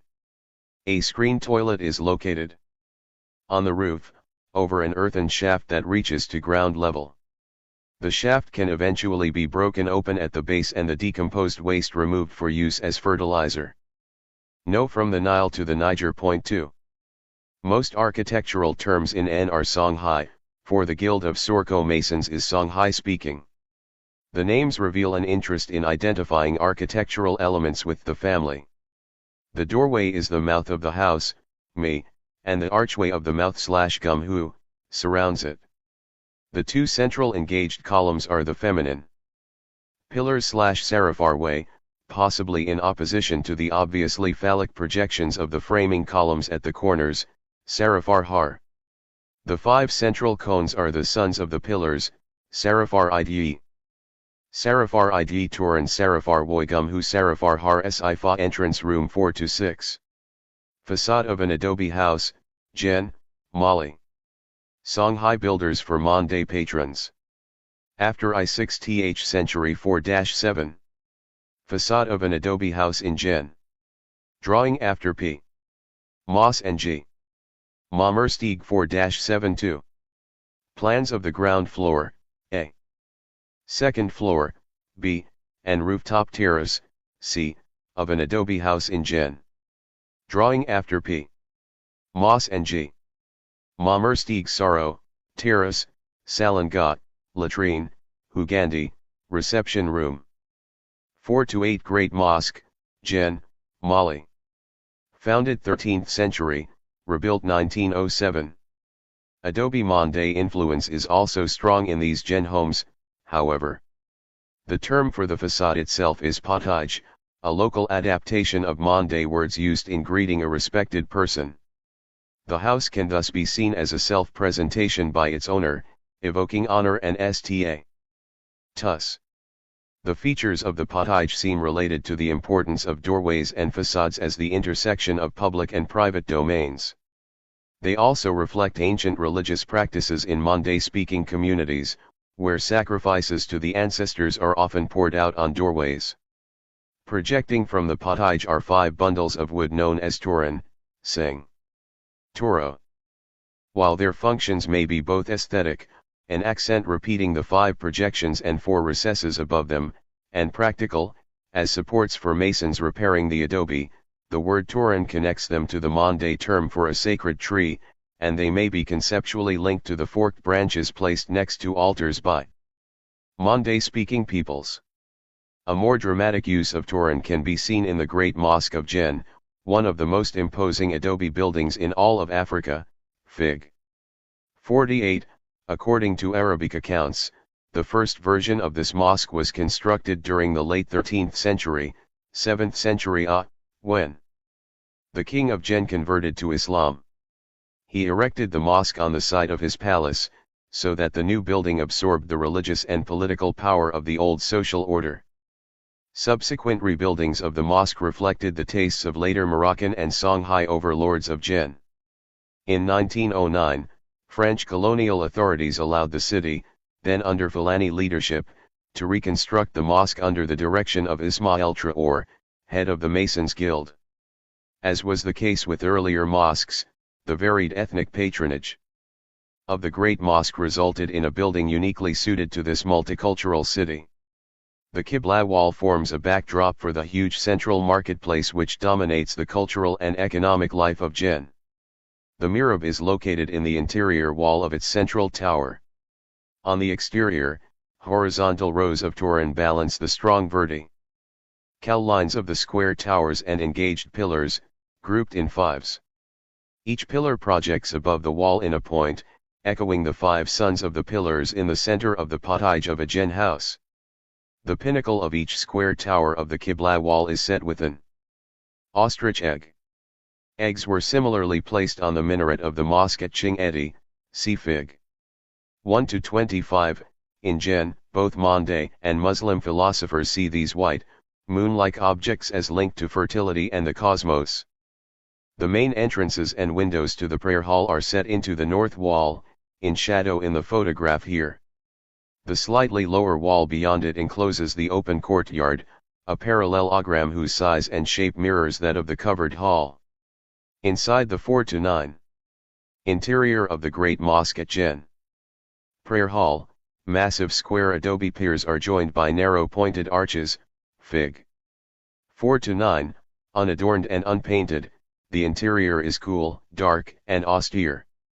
Tikrur and Yalaf, in addition to founding Wagadu and Ghana, ancestors of Mande-speaking peoples, had influential roles in the rise of other kingdoms and empires in the Western Sudan. The Islamic Empire of Takrur, Wagadu's western rival along the lower Senegal River, was firmly grounded in Fulani culture. However, an early dynasty may have been Mande-speaking. Thousands of burial mounds in western Senegal were built in or near the territory of Takrur, now the home of the unrelated Sira and Wolof peoples. Some of these funerary mounds are covered or encircled with small stones. The best documented are those of Rao, whose cemeteries were in use during the 8th through 14th centuries. One contained the remains of a young person wearing 138 gold rings, a silver necklace, and a spectacular chest ornament of gold. The gold pectoral is usually dated to the 13th or 14th century. If this dating is correct, the burial can be associated with the Wolof state of Yalaf, which succeeded the empire of Takrur. The pectoral's finely wrought surface with its hemispherical bosses resembles Wolof gold jewelry made during the last 2 centuries. Links between past and present populations are difficult to make in southern Senegal and eastern Gambia, which were once part of the Mali Empire. Some 817 tombs have been noted in this region, each encircled by polished volcanic monoliths, Fig. 4-10, while most monoliths are in the form of curved cubical or rectangular blocks, as here, some are partially bisected, giving them the appearance of 2 joined pieces. The grave circles were evidently erected over a very broad period of time from the beginning of the Christian era to the 16th century. Recent Mande arts, Niamakala and their work The Tombs and Cities of Ancient Empires have not yet provided us with documented examples of sculpture in metal or wood, and we have little information on the role of art and artists in past centuries. Today sculpture in iron or wood in Mande speaking regions is created largely by male blacksmiths, who with female potters form an endogamous group of specialists known as Numa, masculine Sing, Numua, feminine Sing. Numumuzo. In part because of their ability to take minerals from the earth and transform them into useful or even dangerous objects, Numa are believed to be particularly adept at manipulating a type of esoteric force, a mysterious power known as Niyama. Along with bards, leather workers, and 4-10 circle of granite monoliths, Wasu, Gambia.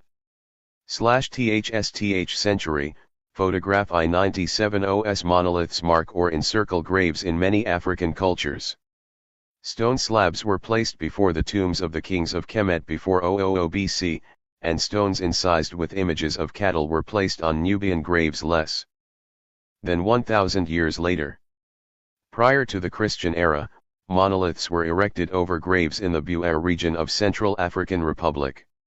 Large upright stones marking graves have been documented across central Nigeria, while smaller gravestones are found in Burkina Faso, Sierra Leone, and Guinea.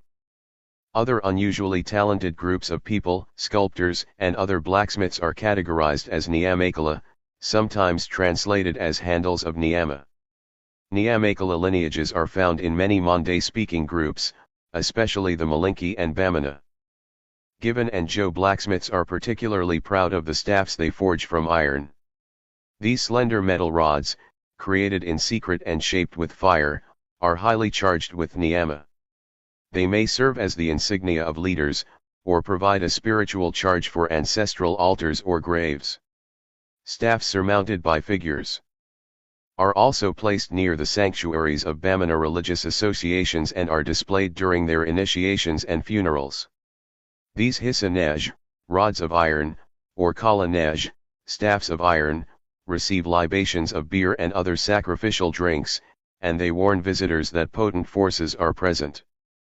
In southern Bamana regions, organizations known as Guan or Jo are dedicated to women who have had difficulty conceiving, delivering, and rearing healthy children.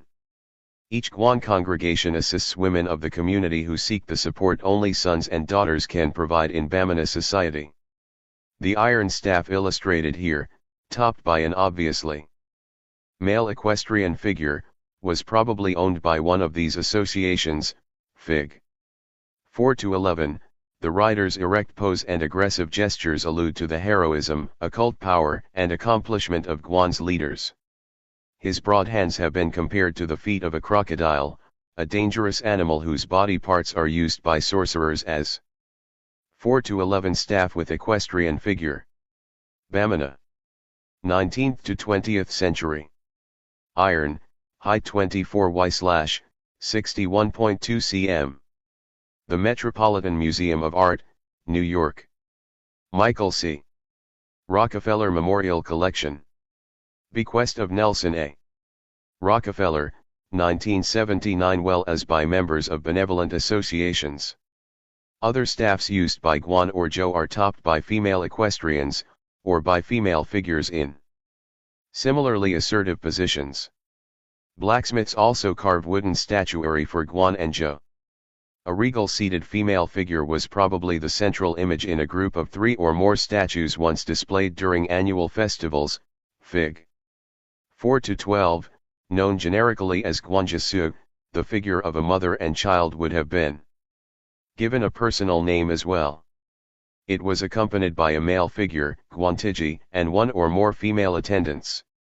Through association, the compound name Guanjisu links nouns such as soul, heart, character, passion, fire, courage to su with adjectives such as hot, hard, and difficult. Guan. The Guanjisu here wean, an amulet laden hunters or sorcerers. Cap, an item of clothing usually owned by powerful men. She is exceptional, a heroine and the mother or wife of a hero. Guanjisu figures have been described as incarnations of Nyali or Muzokorani, deities who personify that female creative power which is believed to have appeared at the beginning of time. The statue's male consorts, Guantiji, have been identified as Endomagiri, the personification of masculinity and the world's first blacksmith. Paired male and female statues may also be seen as heroic ancestors, founders of Jo or Guan. Yet whatever specific names and relationships are given to individual sculptures, they all embody the association's goals. The tiny baby, so completely attached to the full abdomen of the Guanjisu that it merges into its mother, is the deeply 4-12 Guanjisu and Guantiji, pair of display figures. Bamana. I3th I5th century. Wood, height of left figure 4.8 v carat, 1.235 carat, right figure zli, carat, 89.7 cm. The Metropolitan Museum of Art, New York. The Michael Rockefeller Memorial Collection and Gift of the Cronus Collections, respectively. The Guanjisu, mother and child figure, of this pair probably came from the region where the Baiguni and Bankani terracottas, see Fig. 4-carat, have been unearthed, and it shares some of the stylistic qualities of the terracottas of ancient Mali.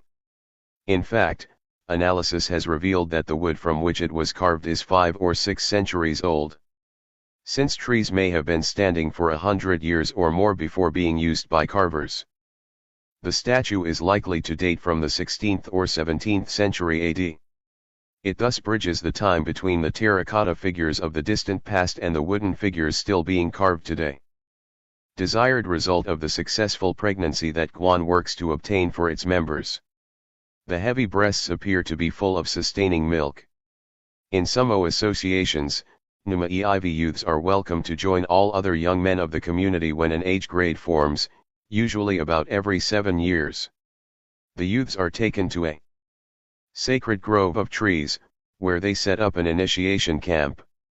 There the leaders of Jo show the youths a variety of objects, perhaps including sculptural groups and iron staffs, which are symbols of important principles and sources of Jo's sacred authority.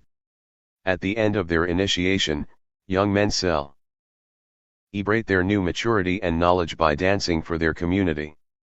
They may then leave their hometown to visit neighboring and allied towns, and to meet future friends and potential wives.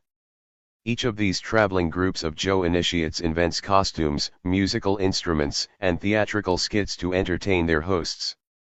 Young blacksmiths may also carry small wooden figures dressed in fine clothing and jewelry, Fig.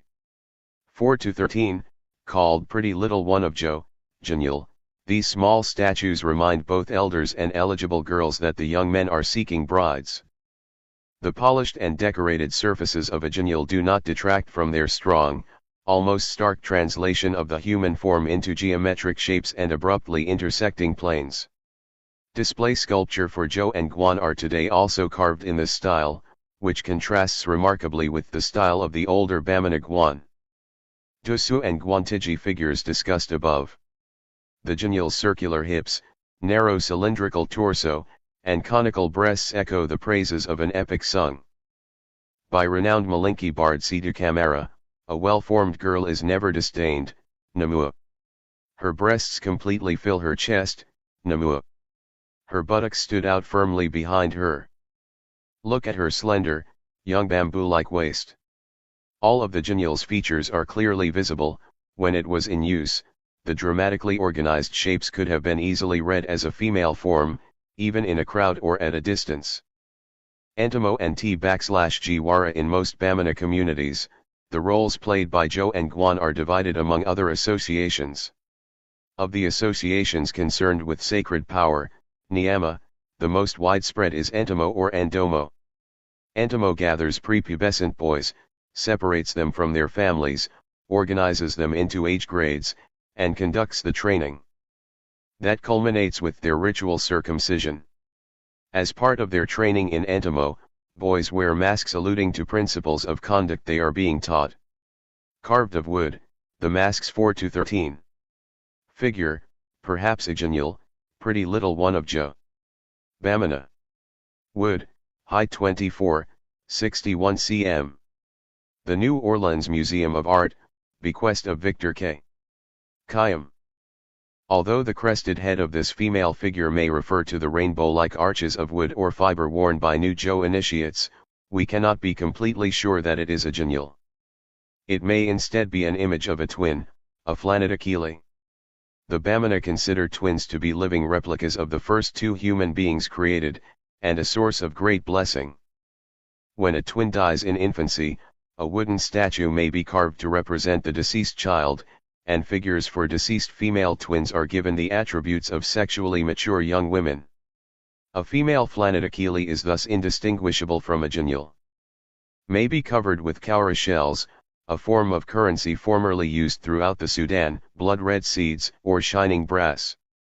A well-known example comes from Segu, in the western Bamana region, Fig. 4-14. The oval face mask is partitioned into 4-14. Antimo mask. Bamana. Wood, height I-V-E, 64.3 cm. Musée d'Arts d'Afrique et d'Oceanie, Paris. The curved plane of the forehead and nose and the flat surface below, which stretches from brow to chin. Above the face stands a female figure flanked by 4 vertical horns. French researchers who studied Bamana religion during the middle of the 20th century were fascinated by the complexity of the themes raised during Antimo initiation. According to their reports, which may have been somewhat enhanced by the philosophical orientation of the researchers, boys in training reenacted the creation of the world. The figures and the number of horns at the top of Antimo mask symbolized important principles. The 4 projections shown here referred to femininity, while 3 was a male number, and 7 the number for the couple. The female figure was also described as a reference to sacred history, when the human race was separated into male and female beings. and a reminder to the boys of the training they had received concerning the opposite sex. In many Mande-speaking communities, boys undergoing entamo or similar training live in temporary shelters. Along the Niger Bend, however, a newly formed boys' age grade or youth association is housed in a more durable adobe dwelling known as a Saho, built especially for them. The recessed geometric patterns of one such dormitory, evidently built for Samano initiates, may have been chosen for symbolic as well as aesthetic reasons. Fig. 4 to 15, the members of the age grade eventually marry and move to their own homes, and the Saho is left to decay. Prior to the middle of the 20th century, the training conducted by Entamo was completed when the age 4-15. Saho, young men's house, Mali grade entered Tai Iwara. Tai Iwara prepared them for their future roles as husbands and fathers by pairing them with younger girls who became their partners. It also focused upon the agri-cultural skills they needed to become successful farmers who could provide for their families and contribute to the community. In Bamana belief, the primordial being Tai Iwara was the first farmer, a wild beast who taught mankind how to cultivate the fields. During annual ceremonies, 2 members of the age grade were chosen to dance Tai Iwara and his female consort. A photograph from the early 20th century shows a Tai Iwara masquerade in the 4-19 Bogolan, female initiation cloth. Bamana. 20th century. Cotton fabric, mud dye, 53xx32z, 136x83 cm. The British Museum, London. While this bogolan was probably used during a girl's initiation, other types of muddied cloth are sewn into shirts for hunters, who need to be shielded from the nyama lurking in the wilderness and flowing from the blood of the animals they kill. The women who paint these geometric shapes on bogolan often give them individual names and meanings. Some signs may refer to the great Mande epics, to ideal behavior, or to the problems encountered by women. II. 4-20 Si Colonna, the Earth. Ismail Dabate. 1992 Cotton Fabric and Mud, dye. National Museum of Natural History, Smithsonian Institution, Washington, D.C. 4-21 Como-kun, head of Como. Ibamana. Wood, resin, feathers, quills, eye fibers, animal hair, length 27, 68.6 cm, Indiana University Art Museum, I Bloomington. Como and Kono. Great amounts of nyama are wielded by the blacksmiths who direct the social, political, religious, and judicial association known as Como. Various accounts of its origin claim that Como was spread through the Mali Empire by a blacksmith who served Sunjata, or that a Musa, king, purchased Como during his stay in Mecca. Despite these attempts to link it with the spread of Islam, Como has often been persecuted by Islamic leaders. Its political roles brought it into conflict with colonial authorities as well. Yet in some areas this association has survived as a potent guarantee of public security, as a defense against witchcraft and antisocial behavior, and as an educational institution for men who seek to understand the secrets of the world around them. Few photographs of Como masquerades exist, for women and non-members are usually barred from Como ceremonies. The dancers' costumes evidently consist of a series of rings into which feathers and other materials are set. The entire body is hidden. Upon the dancer's head is a headdress known as head of Como. Como-kun, Fig. 4-21, Sidutra or, Abamana Nomua, has said, the Como-kun is made to look like an animal. But it is not an animal, it is a secret. Indeed, although the domed central hemisphere, projecting jaws and back-swept horns of a Como headdress recall horizontal Tai Iwara crests, the Como-kun is startlingly different from other Bamana artworks. It is caked with a grayish-dark substance, once wet and glistening, now dry and flaking. Horns of slain antelopes are lashed to the wooden substructure. Bundles of grasses and leaves, skulls, bones, and parts of animals may also be embedded in the thick surface. Como masters, como tigio, cover a como kun with mysterious materials to intimidate their audience and to refer to their secret knowledge of powerful substances. They further believe that the impression the head dress makes on the senses is but the 4-22 boli, altar. Bamana. Before 1931. Wood encrusted with spiritually charged materials, length 23/60 cm. Musée del Home, Paris, outward manifestation of the niyama contained within it. By unleashing a properly prepared como kun, a masquerader is empowered to perceive and destroy evil. A como kun can be described as a boli, plural bali, an altar activated by mystical substances, but it is not necessarily the only potent object kept by the association. While como kun go forth to perform before the men who have been introduced to their secrets, another boli, an amorphous three-dimensional object, stays in the association's small shrine. Like como kun, these resident altars are also assembled from secret materials which may direct them toward a specific purpose. The boli illustrated here seems to have been confiscated by colonial authorities from a shrine used by the men's association known as kono, figure 4-22. The size of a small child, its ambiguous form seems to evoke an animal. A hollow channel running from mouth to anus may have allowed libations may be poured through it. The boli was activated, spiritually charged, when it received the libations, the blood sacrifices, and sometimes the spittle of the assembled members of the association. It was thus as a reservoir of their niyama. Kono, like Como, was once an important anti-witchcraft society among the Bamana, though it is now in decline. Evidently the leaders of Kono were bards and leather workers rather than blacksmiths, but their shrines, altars, and masquerades were very similar to those of Como. The origin for these and other niyama controlling organizations may extend back over 700 years. According to the writings of a 14th century visitor to the Mali court, when it is a festival day, the poets come. Each one of them has got inside a costume made of feathers to look like a thrush with a wooden head for it and a red beak as if it were the head of a bird. They stand before the Sultan and recite their poetry. I was informed this practice is old amongst them. Kono and Como masqueraders during the 20th century have worn feathered costumes, and the projecting jaws on the headdresses of Kono, Como, and other male associations may be seen as resembling a bird's beak, although 20th century examples are not read.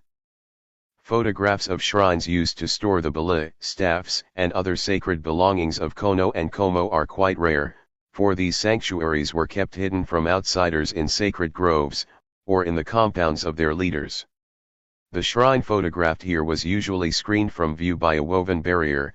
Men can be seen removing its cover in the right background, Fig. 4-23, Kora, secular masquerades, and puppetry like Kono, the men's association known as Kora seems to be disappear 4-23. Como or Kono Shrine, Mali. Photograph before I-960. 4-24 Bamana Kora Duga, Kora Horse, Masquerader, Sikaso region, Mali. 1931 Researchers in the middle of the 20th century wrote that a man would need to join 5 major Bamana associations, Antimo, Tai Iwara, Kama, Kono, and Nama, before being initiated into Kora. They believed that Kora masquerades such as this represented the culmination of a man's education, and served as the foundation for a just society. Although this research cannot be verified today, it does indicate that Kora masqueraders once played an important role in Bamana culture. In Bamana communities, Kora once sponsored a vibrant form of theater, challenging immoral authority and hypocritical morality through the sexually explicit gestures and buffoonery of its masquerades. Dancers promoted common decency by mocking irresponsible and outrageous behavior. Kora performances seem to have featured both puppets and masqueraders, the latter wearing wooden face masks in the shape of the lazy or wily animals they portrayed. A rare photograph of a Kora horse, Koreduga, shows the dancer wearing a heavy wooden mask with long mule-like ears, a domed forehead, pierced eyes, and a square muzzle, Fig. 4-24, in one hand he carries a long wooden imitation of a sword, and in the other he manipulates his beribboned penis-like mount. The long slit in the oval object against one shoulder is a clear reference to female genitals. The rest of the net costume holds discarded objects and refuse.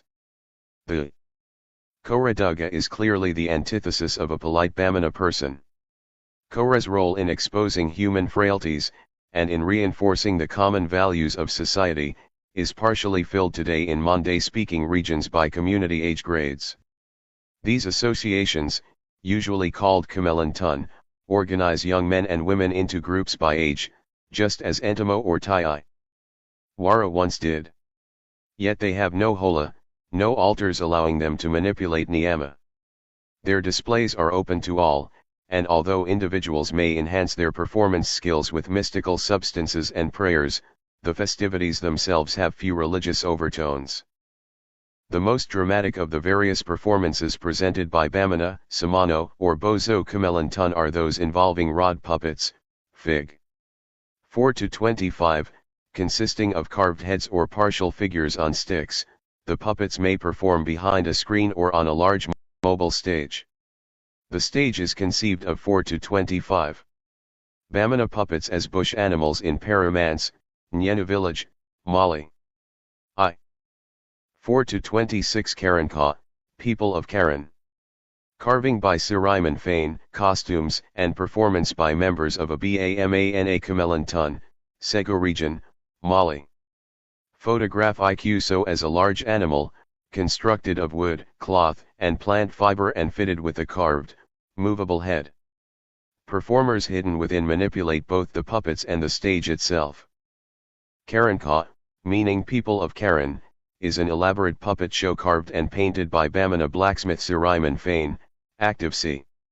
192,585, it was commissioned, dressed, and staged by a Kamelantun in the Sego area, Fig. 4-26, Karanka puppets depict former President Musitra or of Mali flanked by two armed soldiers, a colonial officer on horseback, and a farmer. The stage itself has the long neck and head of a giraffe, and the horns on its head are surmounted by a lovely lady and two horned creatures. When Karanka was performed in the early 1980s, these brightly colored characters acted out various plots and subplots whose specific political references were couched within more generalized messages about leadership, heroism, and community relationships. Age grades and other theatrical groups among some Mande-speaking peoples may present only the animated stage itself, without puppets. This is especially the case in southern Mali and Côte d'Ivoire, where the stage Ani 4-27. Bedroom of a home. Ulo Urbani, Mauritania. Wall painting by Heba Camara Mal's head is the visual focus of the performance. In some southern Mande-speaking areas, these huge animal masquerades are considered secret, and may not be viewed by women. Usually, however, female singers in the audience provide important verbal, visual, and musical accompaniment. Boundaries between secular and sacred performances in Mande-speaking communities are not always as clear as this discussion might suggest. The gaily colored animal who dips and swings and raises its head is able to do so in part because of the niyama of the dancers. A Como masquerader who emits strange noises, breathes fire, and rises high into the air can entertain as well as inspire his audience. In both private religious ceremonies and public spectacles, displays of art lead communities to reflect upon their values and their history. Arts of the home, the puppetry, masquerades, and statuary described above are displayed at festivals and ceremonies, and then returned to storage.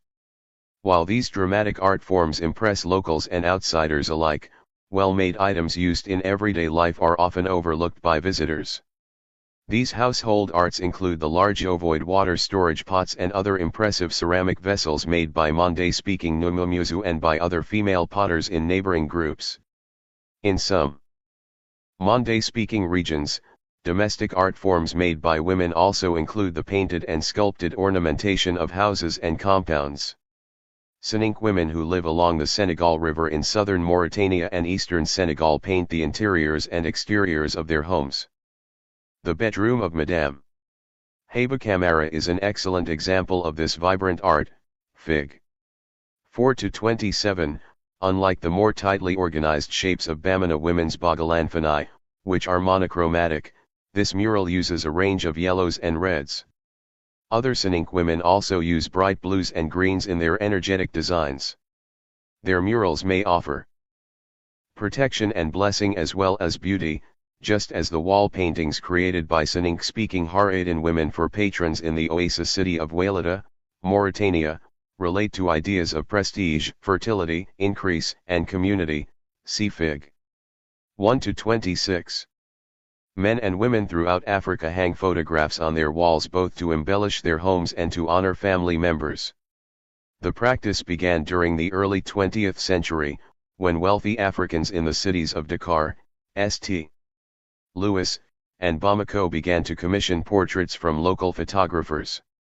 One of the most talented photographers working in Bamako during the mid-20th century was Seydou Keita, born 1923, 4-28. Untitled. Seydou Keita. 1958 black and white photograph.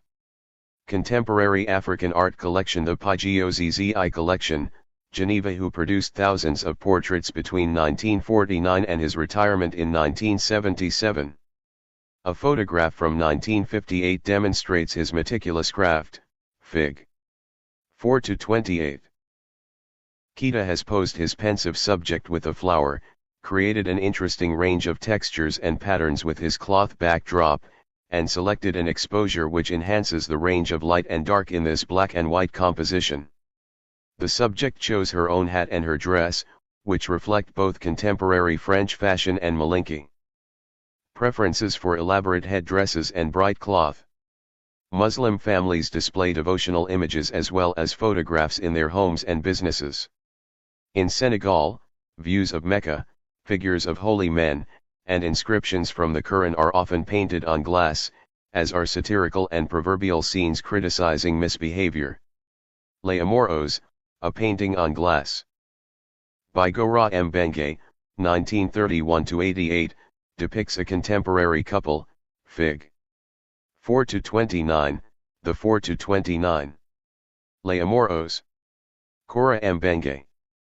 1983 ink and enamel paint on glass, 13x8 carat, 33x48 cm.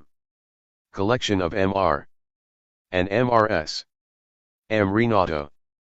Man wears typically Senegalese robes and a French pith helmet, announcing his ability to work within both worlds.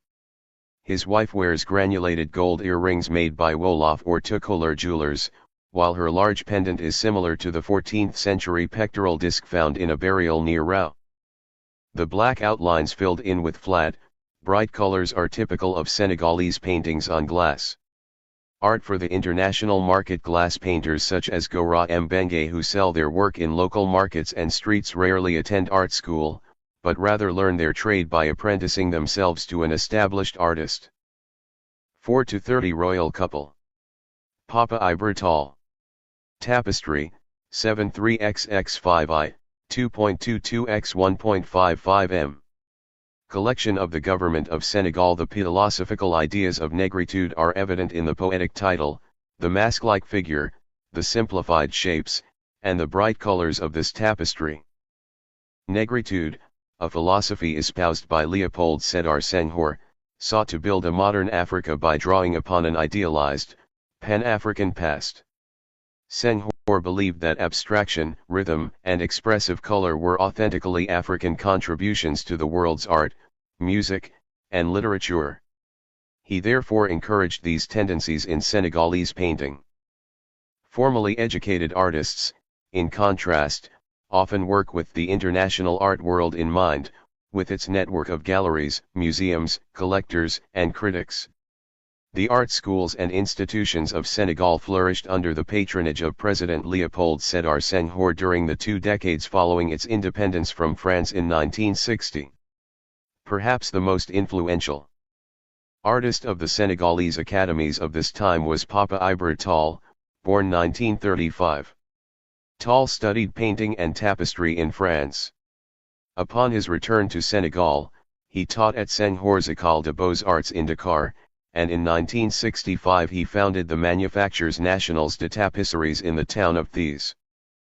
This unusual art school and manufacturing center trained and employed a generation of artists, who produced stylized images of African scenes and African art forms using imported fibers and European weaving techniques. Tall's royal couple is a masterful example of one of these woven wall hangings, Fig.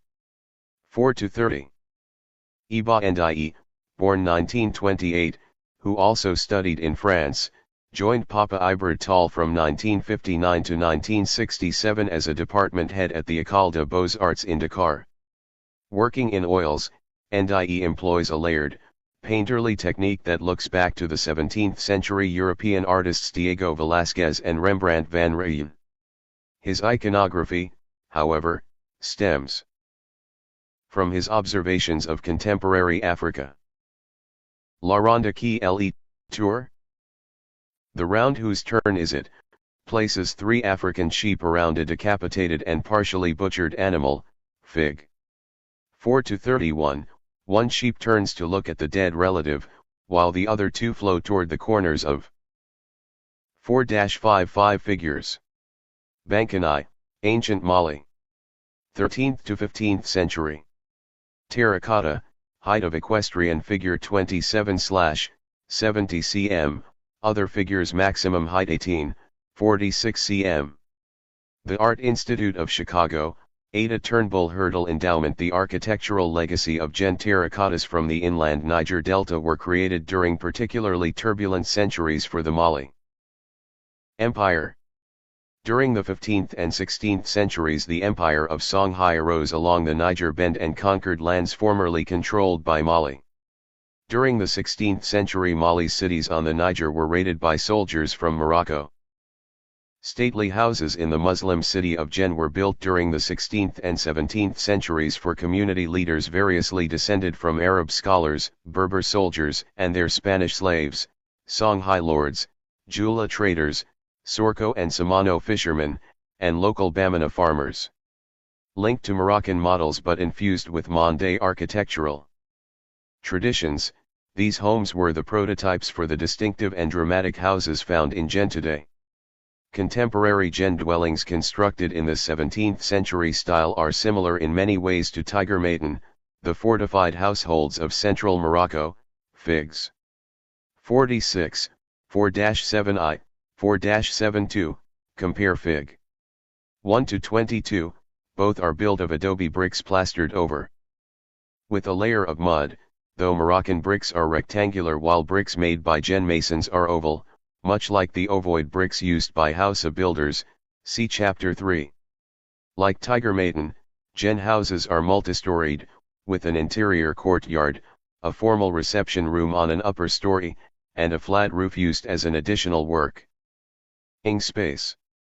Multiple floors and multiple rooms distinguish homes at Gen from most other dwellings found south of the Sahara, which usually have only a ground floor and an attic or roof area, and which are formed of separate, single-roomed buildings. Facades of Gen houses resemble those of Tigermaten, and in some ways also mirror the gateways of Kaysar, walled Moroccan towns, see Fig. 1-21, protected by an overhang. Doors in Gen are set into an arch or a rectangular frame.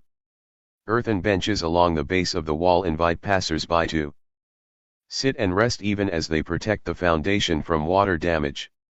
A central window covered with an iron or wooden grill marks the location of the formal reception area, High Gandhi, on the upper floor.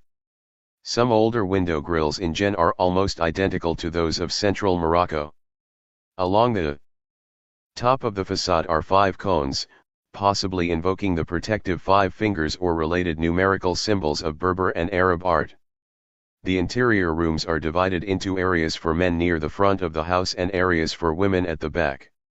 The entrance room, Safa, is a semi-public space similar in function to the houses or, see Chapter 3. Other rooms on the ground floor are set aside for storerooms and kitchens. The upper floor reception room, Hugandi or Hartiri, belongs to the male head of the household and overlooks the street, while private spaces for women overlook the interior courtyard. A screen toilet is located on the roof, over an earthen shaft that reaches to ground level. The shaft can eventually be broken open at the base and the decomposed waste removed for use as fertilizer. No from the Nile to the Niger. Point 2. Most architectural terms in N are Songhai, for the Guild of Sorko Masons is Songhai speaking. The names reveal an interest in identifying architectural elements with the family. The doorway is the mouth of the house, me, and the archway of the mouth/gum who surrounds it. The two central engaged columns are the feminine pillars/seraphar way, possibly in opposition to the obviously phallic projections of the framing columns at the corners, seraphar har. The five central cones are the sons of the pillars, seraphar ide. Seraphar ide Turan Seraphar Woygum Hu Seraphar Har Sifa entrance room 4 to 6. Facade of an adobe house, Jen, Mali. Songhai builders for Mande patrons. After I6th century 4-7. Facade of an adobe house in Jen. Drawing after P. Moss and G. Mamerstieg 4-7-2. Plans of the ground floor, A. Second floor, B, and rooftop terrace, C, of an adobe house in Jen. Drawing after P. Moss and G. Mamerstieg Sorrow, terrace, Salangat, latrine, Hugandi, reception room. 4 to 8 Great Mosque, Jen, Mali. Founded 13th century, rebuilt 1907. Adobe Mande influence is also strong in these Jen homes, however. The term for the facade itself is potage, a local adaptation of Mande words used in greeting a respected person. The house can thus be seen as a self-presentation by its owner, evoking honor and sta. Thus, the features of the potage seem related to the importance of doorways and facades as the intersection of public and private domains. They also reflect ancient religious practices in Mande-speaking communities, where sacrifices to the ancestors are often poured out on doorways.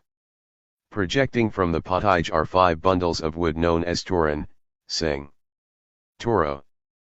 While their functions may be both aesthetic, an accent repeating the 5 projections and 4 recesses above them, and practical, as supports for masons repairing the adobe, the word toran connects them to the Mande term for a sacred tree, and they may be conceptually linked to the forked branches placed next to altars by Mande-speaking peoples.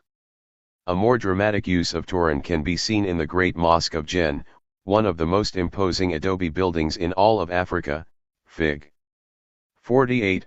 According to Arabic accounts, the first version of this mosque was constructed during the late 13th century, 7th century when the king of Jen converted to Islam. He erected the mosque on the site of his palace, so that the new building absorbed the religious and political power of the old social order. Subsequent rebuildings of the mosque reflected the tastes of later Moroccan and Songhai overlords of Jen. In 1909, French colonial authorities allowed the city, then under Fulani leadership, to reconstruct the mosque under the direction of Ismail Traore, head of the Masons Guild. As was the case with earlier mosques, the varied ethnic patronage of the Great Mosque resulted in a building uniquely suited to this multicultural city. The Qibla wall forms a backdrop for the huge central marketplace which dominates the cultural and economic life of Jen. The mihrab is located in the interior wall of its central tower.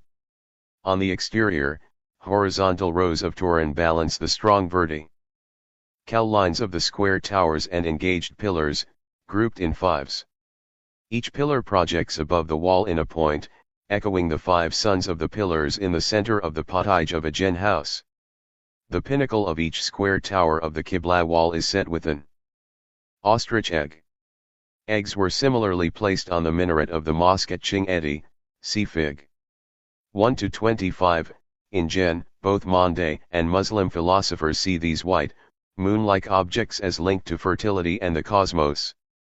The main entrances and windows to the prayer hall are set into the north wall, in shadow in the photograph here. The slightly lower wall beyond it encloses the open courtyard, a parallelogram whose size and shape mirrors that of the covered hall. Inside the 4-9 interior of the Great Mosque at Jen. Prayer hall, massive square adobe piers are joined by narrow pointed arches, Fig. 4-9, unadorned and unpainted. The interior is cool, dark, and austere. Takrur and Yalof, in addition to founding Wagadu and Ghana, ancestors of Mande-speaking peoples, had influential roles in the rise of other kingdoms and empires in the Western Sudan. The Islamic Empire of Takrur, Wagadu's western rival along the lower Senegal River, was firmly grounded in Fulani culture. However, an early dynasty may have been Mande-speaking. Thousands of burial mounds in western Senegal were built in or near the territory of Takrur, now the home of the unrelated Sira and Wolof peoples. Some of these funerary mounds are covered or encircled with small stones. The best documented are those of Rao, whose cemeteries were in use during the 8th through 14th centuries. One contained the remains of a young person wearing 138 gold rings, a silver necklace, and a spectacular chest ornament of gold. The gold pectoral is usually dated to the 13th or 14th century. If this dating is correct, the burial can be associated with the Wolof state of Yalof, which succeeded the empire of Takrur. The pectoral's finely wrought surface with its hemispherical bosses resembles Wolof gold jewelry made during the last 2 centuries. Links between past and present populations are difficult to make in southern Senegal and eastern Gambia, which were once part of the Mali Empire. Some 817 tombs have been noted in this region, each encircled by polished volcanic monoliths, Fig. 4-10, while most monoliths are in the form of curved cubical or rectangular blocks, as here, some are partially bisected, giving them the appearance of 2 joined pieces.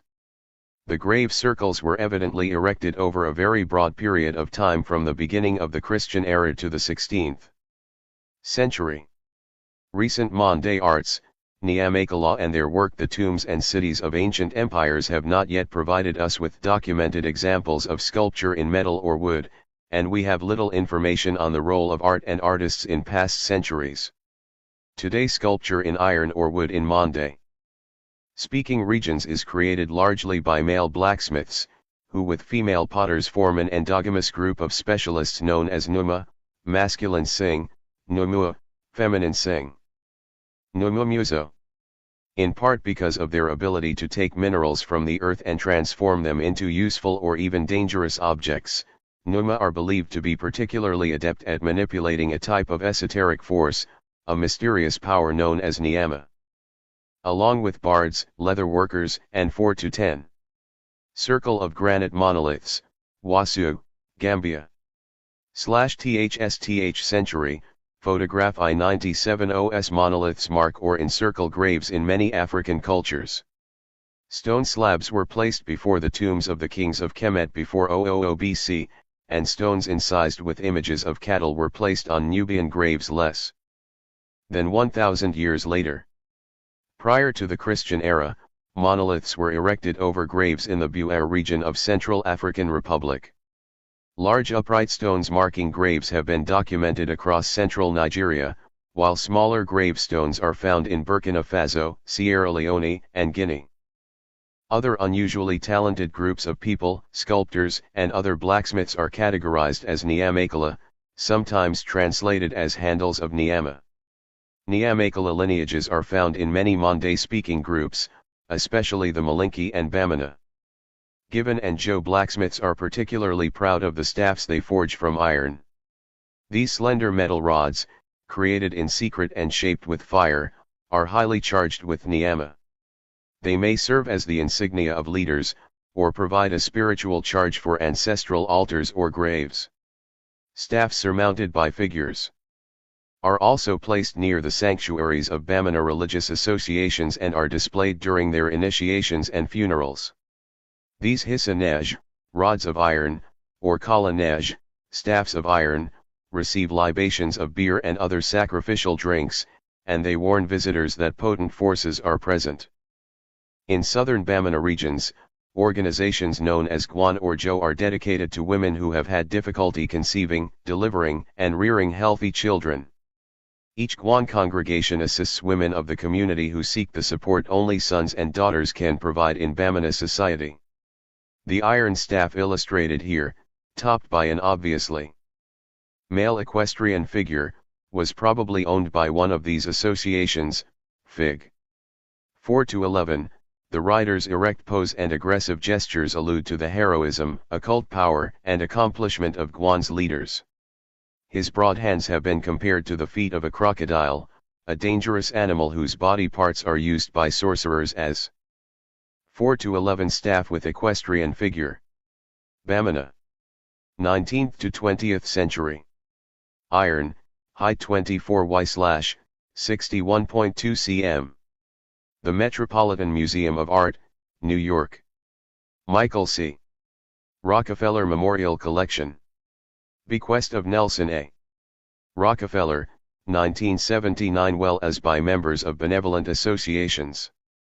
Other staffs used by Guan or Jo are topped by female equestrians, or by female figures in similarly assertive positions. Blacksmiths also carve wooden statuary for Guan and Jo. A regal seated female figure was probably the central image in a group of 3 or more statues once displayed during annual festivals. Fig. 4-12, known generically as Guanjisu, the figure of a mother and child would have been given a personal name as well. It was accompanied by a male figure, Guantiji, and 1 or more female attendants. Through association, the compound name Guanjisu links nouns such as soul, heart, character, passion, fire, courage to su with adjectives such as hot, hard, and difficult. Guan. The Guanjisu here ween, an amulet-laden hunters or sorcerers. Cap, an item of clothing usually owned by powerful men. She is exceptional, a heroine and the mother or wife of a hero. Guanjisu figures have been described as incarnations of Nyali or Muzokorani, deities who personify that female creative power which is believed to have appeared at the beginning of time. The statue's male consorts, Guantiji, have been identified as Endomagiri, the personification of masculinity and the world's first blacksmith. Paired male and female statues may also be seen as heroic ancestors, founders of Jo or Guan. Yet whatever specific names and relationships are given to individual sculptures, they all embody the association's goals. The tiny baby, so completely attached to the full abdomen of the Guanjisu that it merges into its mother, is the deeply 4-12 Guanjisu and Guantiji, pair of display figures. Bamana. I3th I5th century. Wood, height of left figure 4.8 carat, 1.235 carat, right figure Li, carat, 89.7 cm.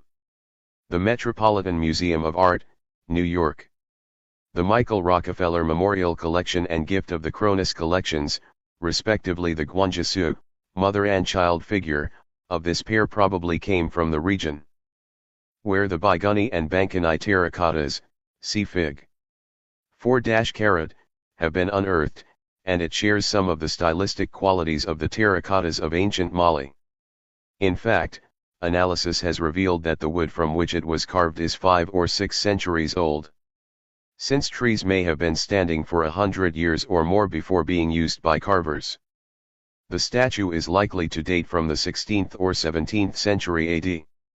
It thus bridges the time between the terracotta figures of the distant past and the wooden figures still being carved today. Desired result of the successful pregnancy that Guan works to obtain for its members. The heavy breasts appear to be full of sustaining milk. In some associations, Numa-EIV youths are welcome to join all other young men of the community when an age grade forms, usually about every 7 years.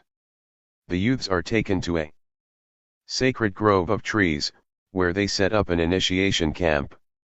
There the leaders of Jo show the youths a variety of objects, perhaps including sculptural groups and iron staffs, which are symbols of important principles and sources of Jo's sacred authority. At the end of their initiation, young men celebrate their new maturity and knowledge by dancing for their community. They may then leave their hometown to visit neighboring and allied towns, and to meet future friends and potential wives. Each of these traveling groups of Jo initiates invents costumes, musical instruments, and theatrical skits to entertain their hosts. Young blacksmiths may also carry small wooden figures dressed in fine clothing and jewelry, Fig. 4-13, called Pretty Little One of Jo, Genial. These small statues remind both elders and eligible girls that the young men are seeking brides.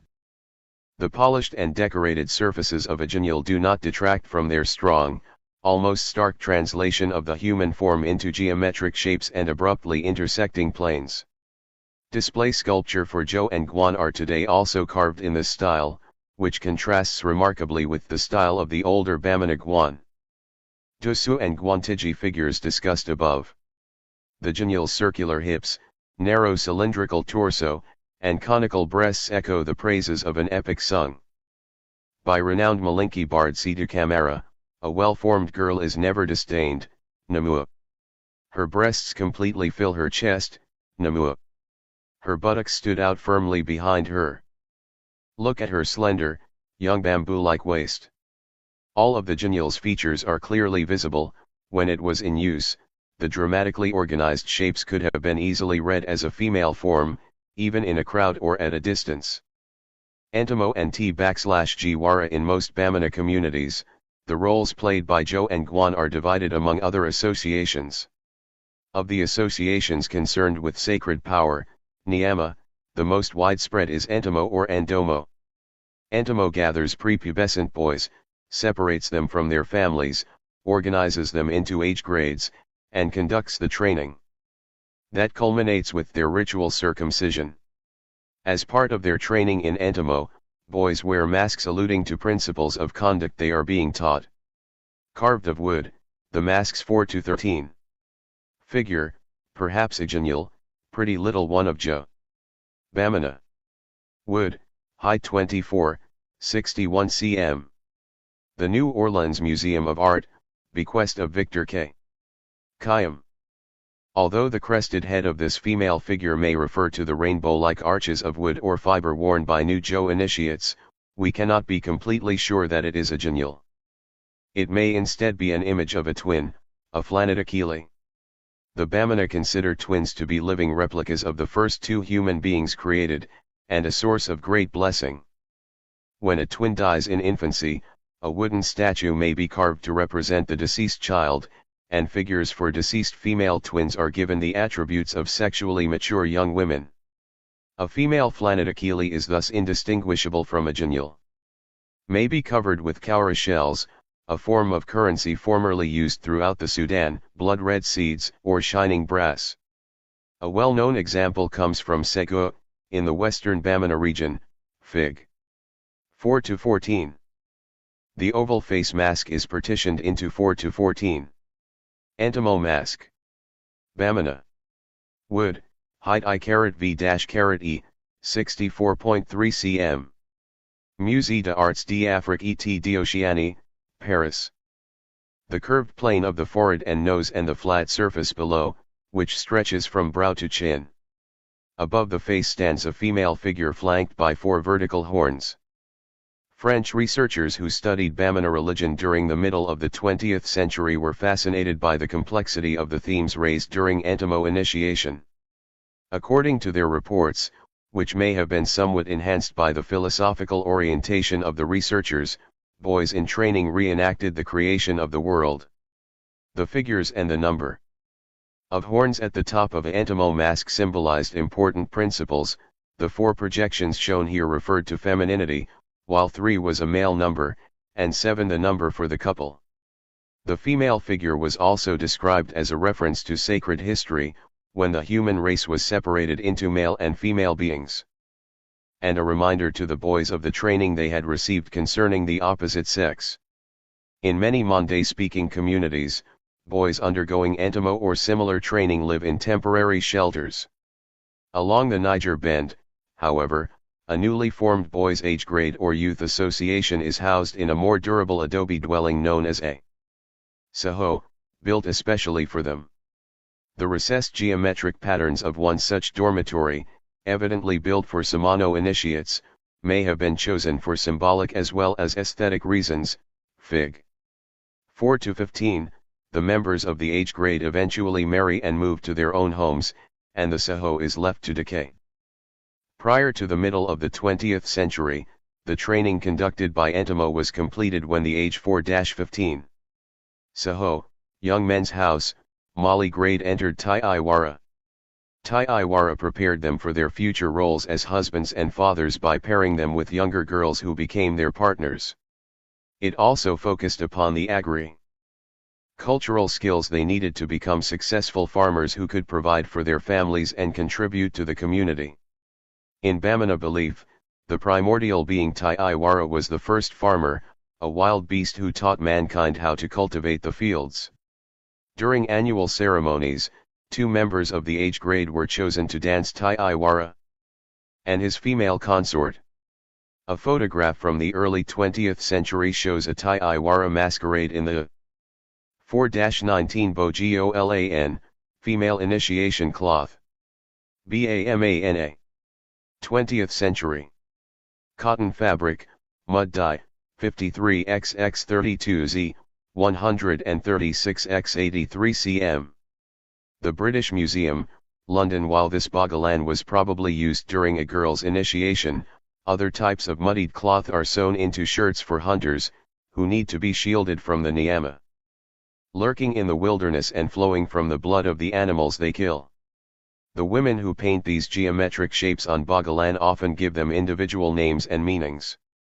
Some signs may refer to the great Monde epics, to ideal behavior, or to the problems encountered by women. II. 4 to 20 Si Colonna, the Earth. Ismail Dabate. 1992 Cotton Fabric and Mud, dye. National Museum of Natural History, Smithsonian Institution, Washington, D.C. 4 to 21 Como-kun, head of Como. Ibamana. Wood, resin, feathers, quills, eye fibers, animal hair, length 27, 68.6 cm, Indiana University Art Museum, I Bloomington. Como and Kono. Great amounts of nyama are wielded by the blacksmiths who direct the social, political, religious, and judicial association known as Como. Various accounts of its origin claim that Como was spread through the Mali Empire by a blacksmith who served Sunjata, or that a Musa, king, purchased Como during his stay in Mecca. Despite these attempts to link it with the spread of Islam, Como has often been persecuted by Islamic leaders. Its political roles brought it into conflict with colonial authorities as well. Yet in some areas this association has survived as a potent guarantee of public security, as a defense against witchcraft and antisocial behavior, and as an educational institution for men who seek to understand the secrets of the world around them. Few photographs of Como masquerades exist, for women and non-members are usually barred from Como ceremonies. The dancers' costumes evidently consist of a series of rings into which feathers and other materials are set. The entire body is hidden. Upon the dancer's head is a headdress known as head of Como. Como-kun, Fig. 4 to 21, Sidutra or Abamana Nomua, has said, the Como-kun is made to look like an animal. But it is not an animal, it is a secret. Indeed, although the domed central hemisphere, projecting jaws and back-swept horns of a Como headdress recall horizontal Tai Iwara crests, the Como-kun is startlingly different from other Bamana artworks. It is caked with a grayish-dark substance, once wet and glistening, now dry and flaking. Horns of slain antelopes are lashed to the wooden substructure. Bundles of grasses and leaves, skulls, bones, and parts of animals may also be embedded in the thick surface.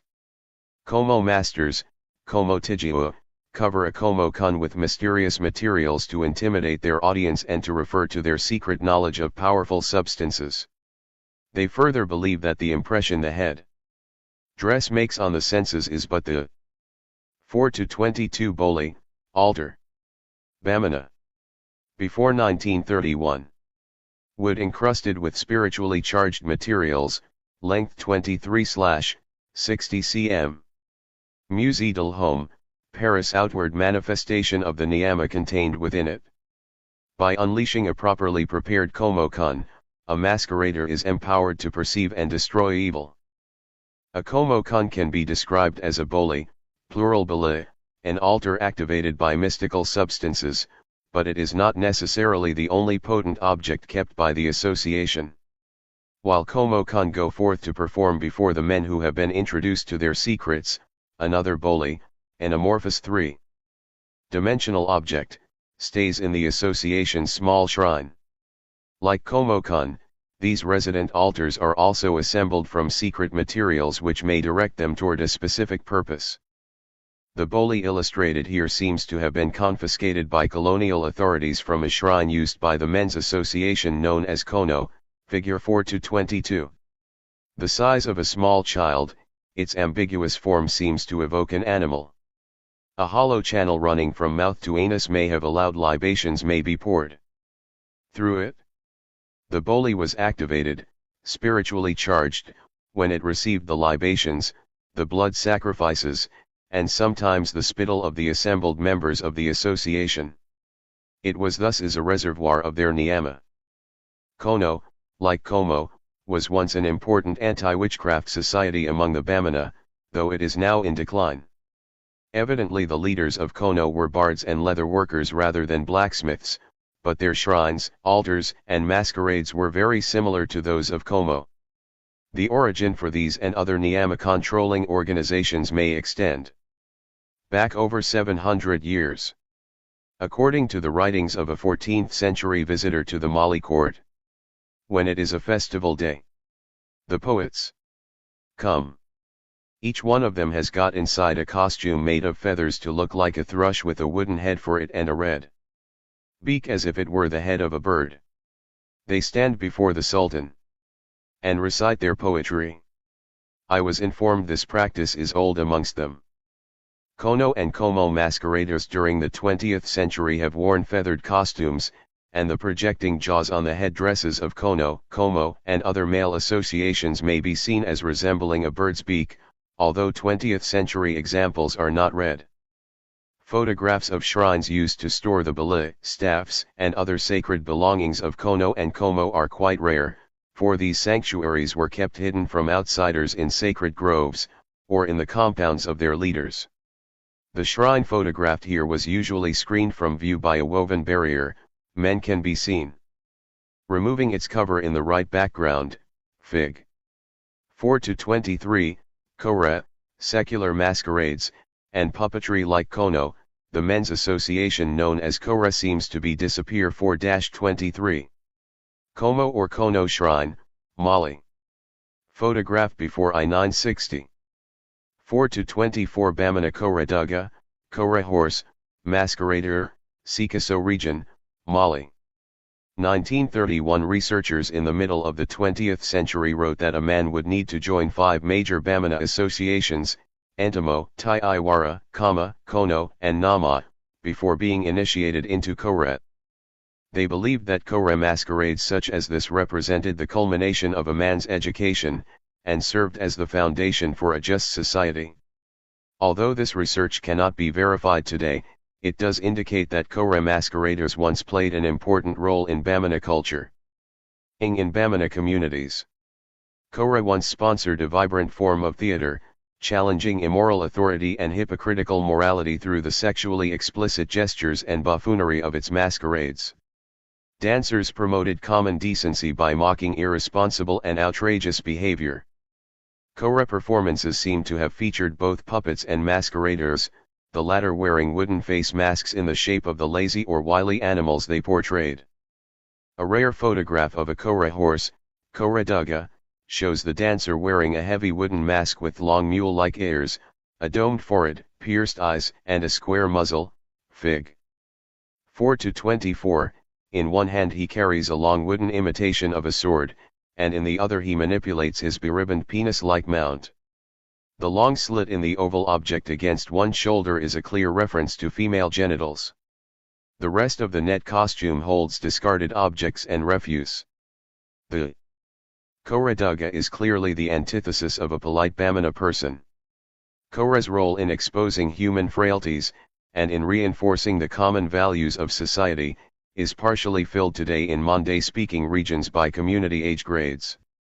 These associations, usually called Kamelantun, organize young men and women into groups by age, just as Entamo or Tai Wara once did.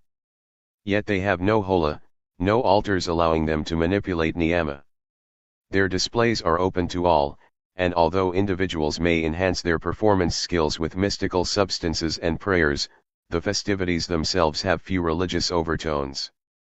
The most dramatic of the various performances presented by Bamana, Samano, or Bozo Kamelantun are those involving rod puppets, Fig. 4-25, consisting of carved heads or partial figures on sticks. The puppets may perform behind a screen or on a large mobile stage.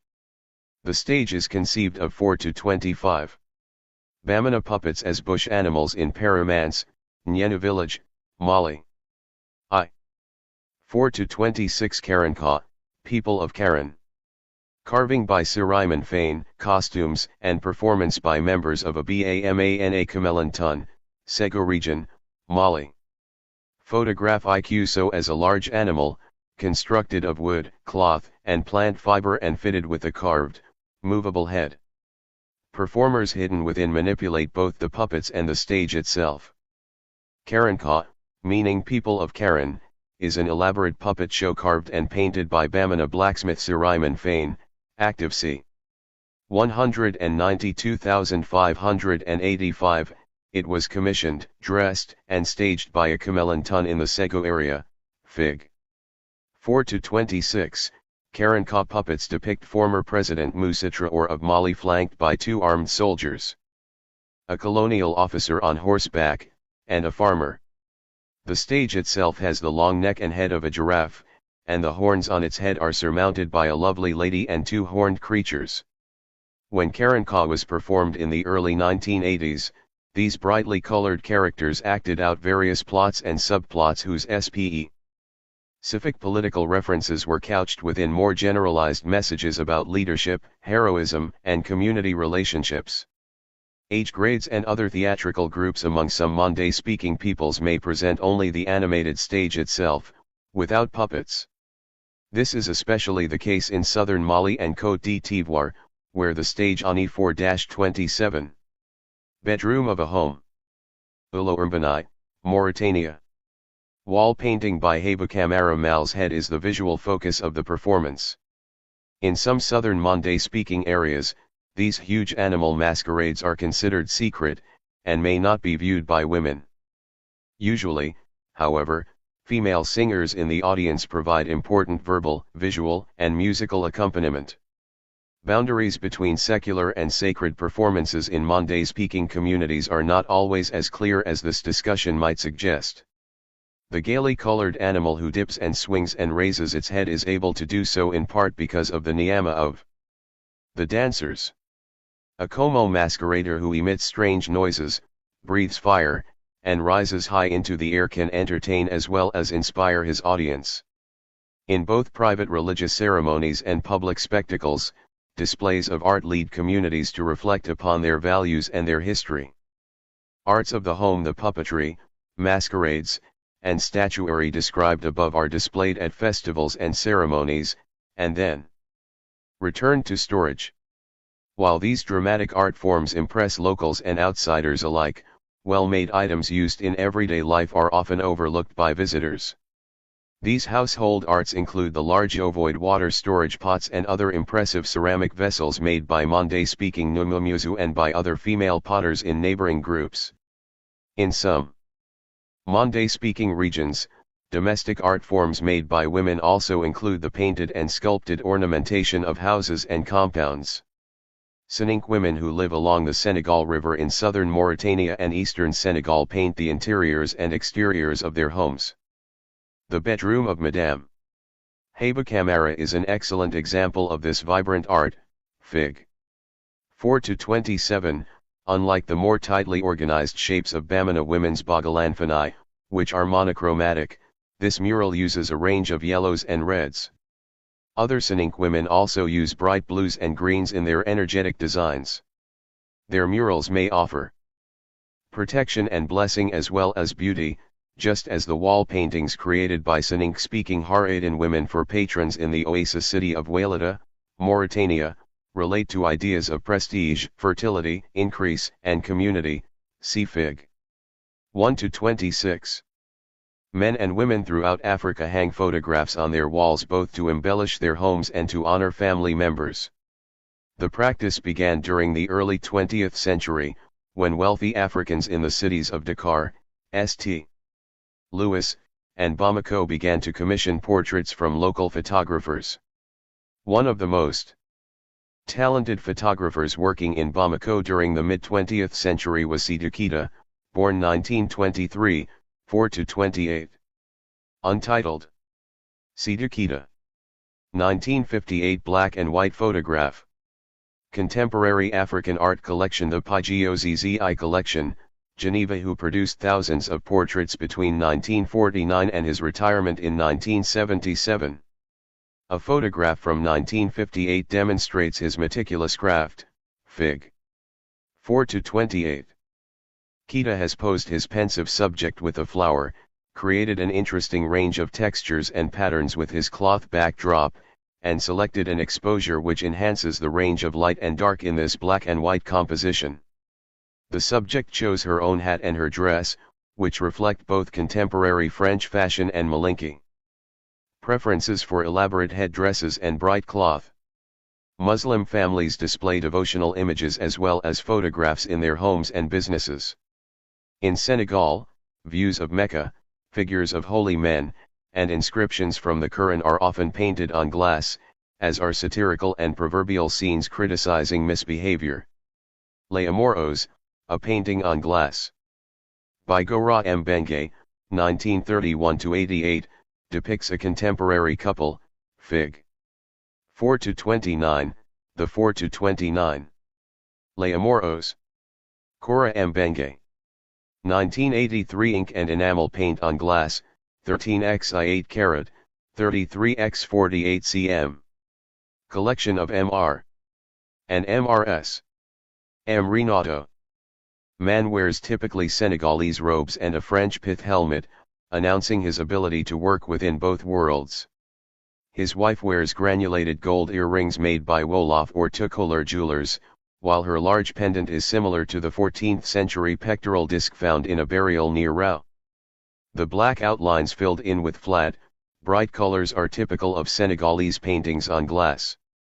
Art for the international market. Glass painters such as Gora Mbenge, who sell their work in local markets and streets, rarely attend art school, but rather learn their trade by apprenticing themselves to an established artist.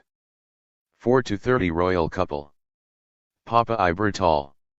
Tapestry, 73xx5i, 2.22x1.55 m.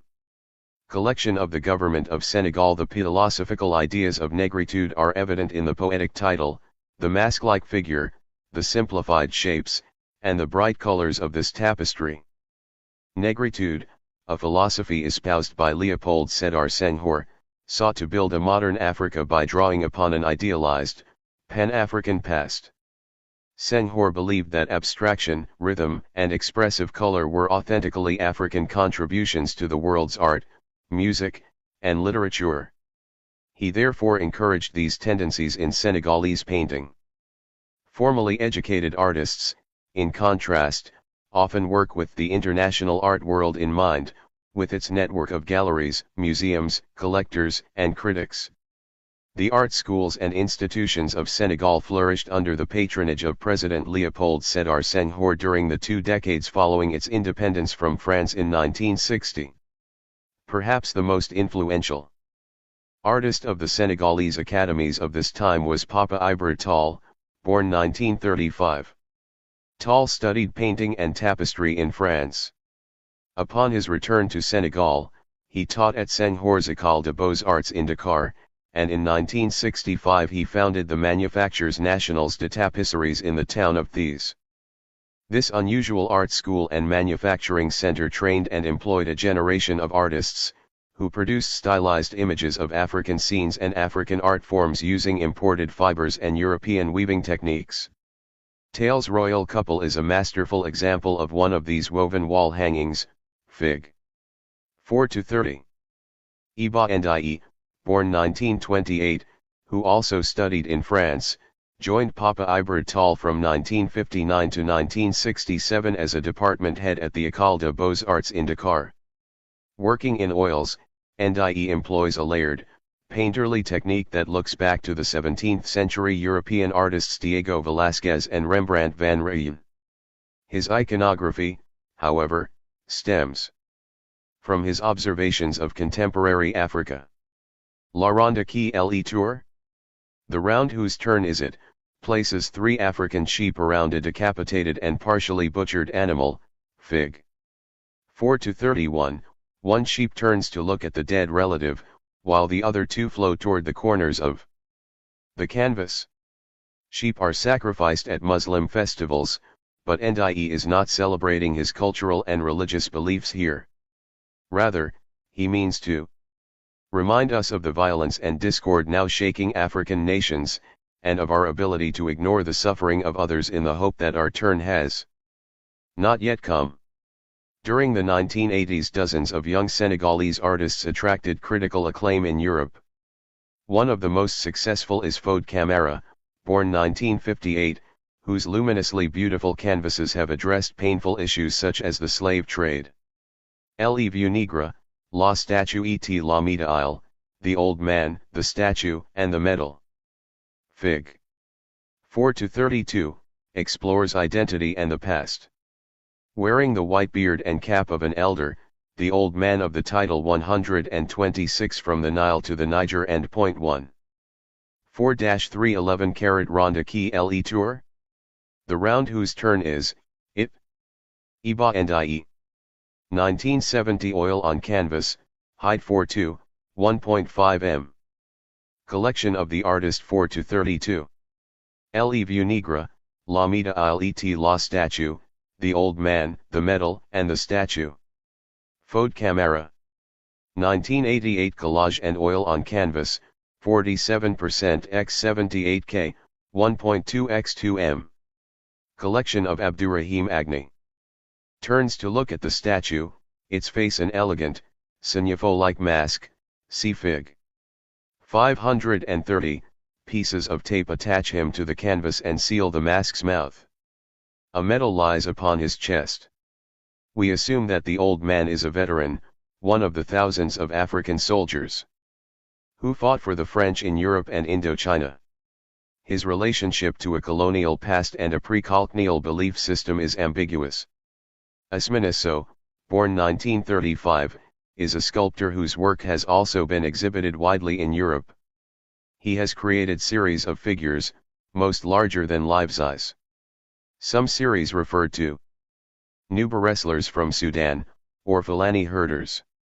A recent work presents scenes from the 19th century American battle at Little Big Horn, Fig.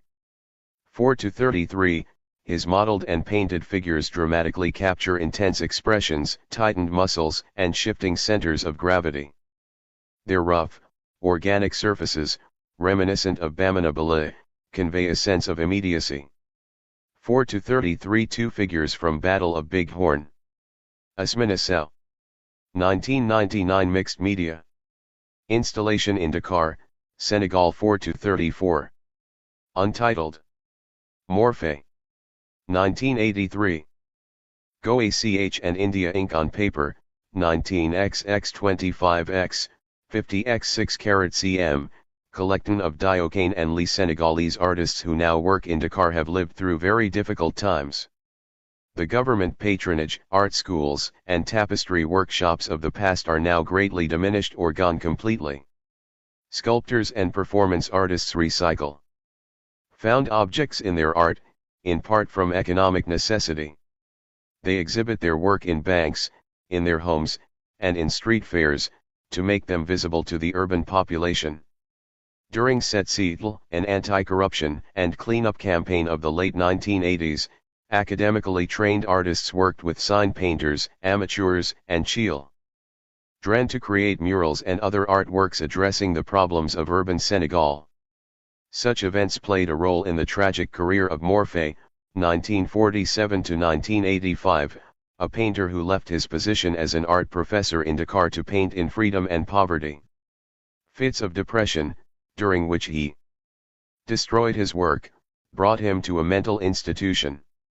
After his death, friends discovered that he had left over 800 paintings, all in an intense and personal style. One particularly vivid example appears at first glance to be a rapidly executed abstract work, Fig. 4-34, closer inspection reveals it to be an image of the Senegalese icon Al-Buraq, the winged horse with the crowned head of a woman who is believed to have transported Muhammad through the night. Her wings have here become the wings of an airplane, her crown and robes are made of flames. Bamana Numa might interpret Morphe's struggles in terms of his inability to harness his niyama, his own inner creative powers. Personal responses to contemporary problems and references to the heritage of the past may also be seen in the cinema created in Senegal, Mali, and Burkina Faso. Umar Sissaki used Sask, see Fig. 530, pieces of tape attach him to the canvas and seal the mask's mouth. A medal lies upon his chest. We assume that the old man is a veteran, one of the thousands of African soldiers who fought for the French in Europe and Indochina. His relationship to a colonial past and a pre-colonial belief system is ambiguous. Ousmane Sow, born 1935, is a sculptor whose work has also been exhibited widely in Europe. He has created series of figures, most larger than life-size. Some series referred to Nuba wrestlers from Sudan, or Fulani herders. A recent work presents scenes from the 19th century American battle at Little Big Horn, Fig. 4-33, his modeled and painted figures dramatically capture intense expressions, tightened muscles, and shifting centers of gravity. Their rough, organic surfaces, reminiscent of Bamana Ballet, convey a sense of immediacy. 4-33 Two figures from Battle of Big Horn. Ousmane Sow. 1999 Mixed Media. Installation in Dakar, Senegal 4-34. Untitled. Morphe. 1983. Go ACH and India Ink on paper, 19xx25x, 50x 6 carat cm, collection of Diokane and Lee. Senegalese artists who now work in Dakar have lived through very difficult times. The government patronage, art schools, and tapestry workshops of the past are now greatly diminished or gone completely. Sculptors and performance artists recycle found objects in their art, in part from economic necessity. They exhibit their work in banks, in their homes, and in street fairs, to make them visible to the urban population. During Setseatl, an anti-corruption and cleanup campaign of the late 1980s, academically trained artists worked with sign painters, amateurs, and children to create murals and other artworks addressing the problems of urban Senegal. Such events played a role in the tragic career of Morphe, 1947 to 1985, a painter who left his position as an art professor in Dakar to paint in freedom and poverty. Fits of depression, during which he destroyed his work, brought him to a mental institution. After his death, friends discovered that he had left over 800 paintings, all in an intense and personal style.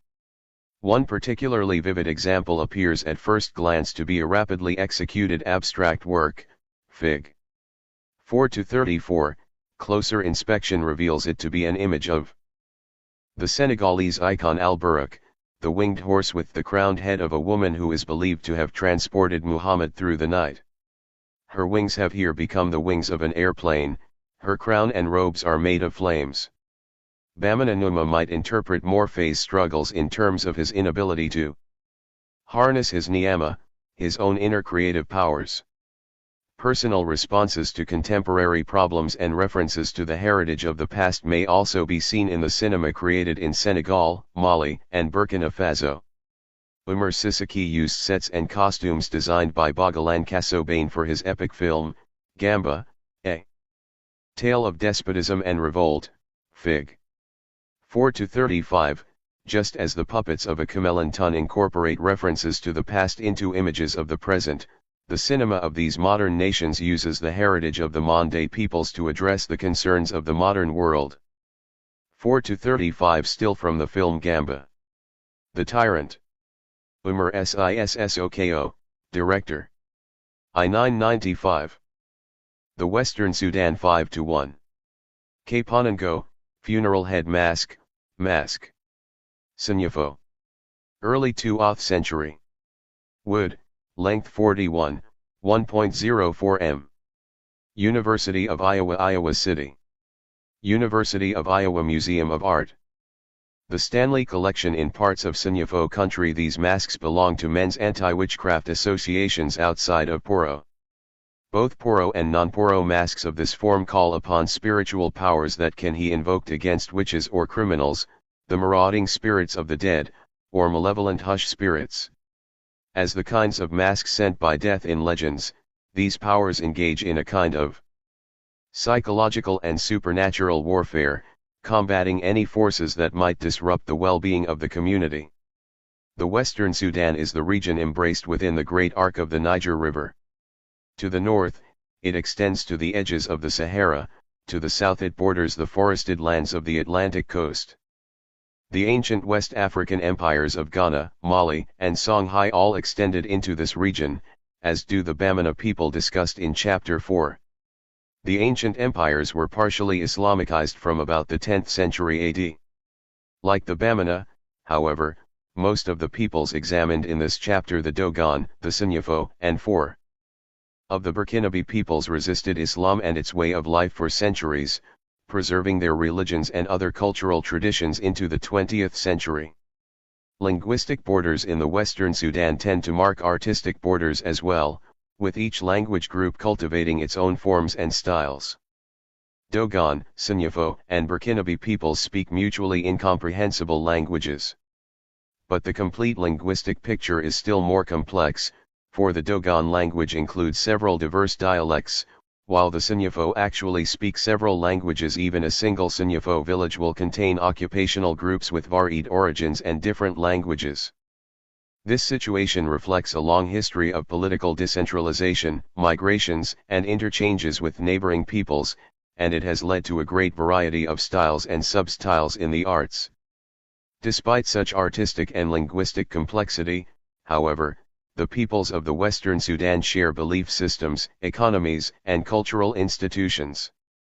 Dwelling largely in rural towns and villages, they are farming peoples who raise subsistence crops in the rather dry Sihamate of the savanna and semi-desert Sahel. With the exception of the Mossi, a Mush Burkinabe people, they have neither kings nor any other kind of centralized political system. Their most common building material is clay or mud, and their architecture generally has a sculptural, earthbound quality. Some groups embellish their buildings inside and out with visually striking, symbolically rich designs, invariably painted by women. Almost all of them focus great attention on masquerades, ritual, competitions, and display. Across the region, masquerades aid in transforming deceased people into productive and helpful ancestors and dramatize the crucial importance of good harvests in areas of poor soil and relatively little rainfall. Finally, throughout the Western Sudan, as in much of the rest of Africa, sculpture and masks are less literal representations of life forms than they are embodiments of complex ideas. Countless altars and shrines throughout the region are dedicated to nature spirits and ancestors, which are embodied in wood, metal, or mixed media sculptures. Blacksmiths are often the primary sculptors, and their wives are responsible for other art. 5-2. The Bandiagara Escarpment, Mali. Photograph 1979 forms, especially pottery.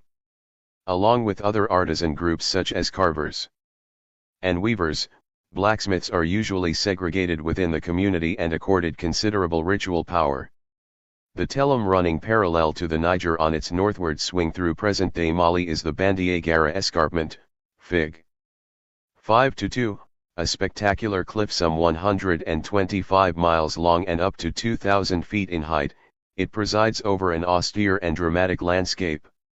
For several centuries the cliff region has been home to the Dogon people, discussed later in this chapter.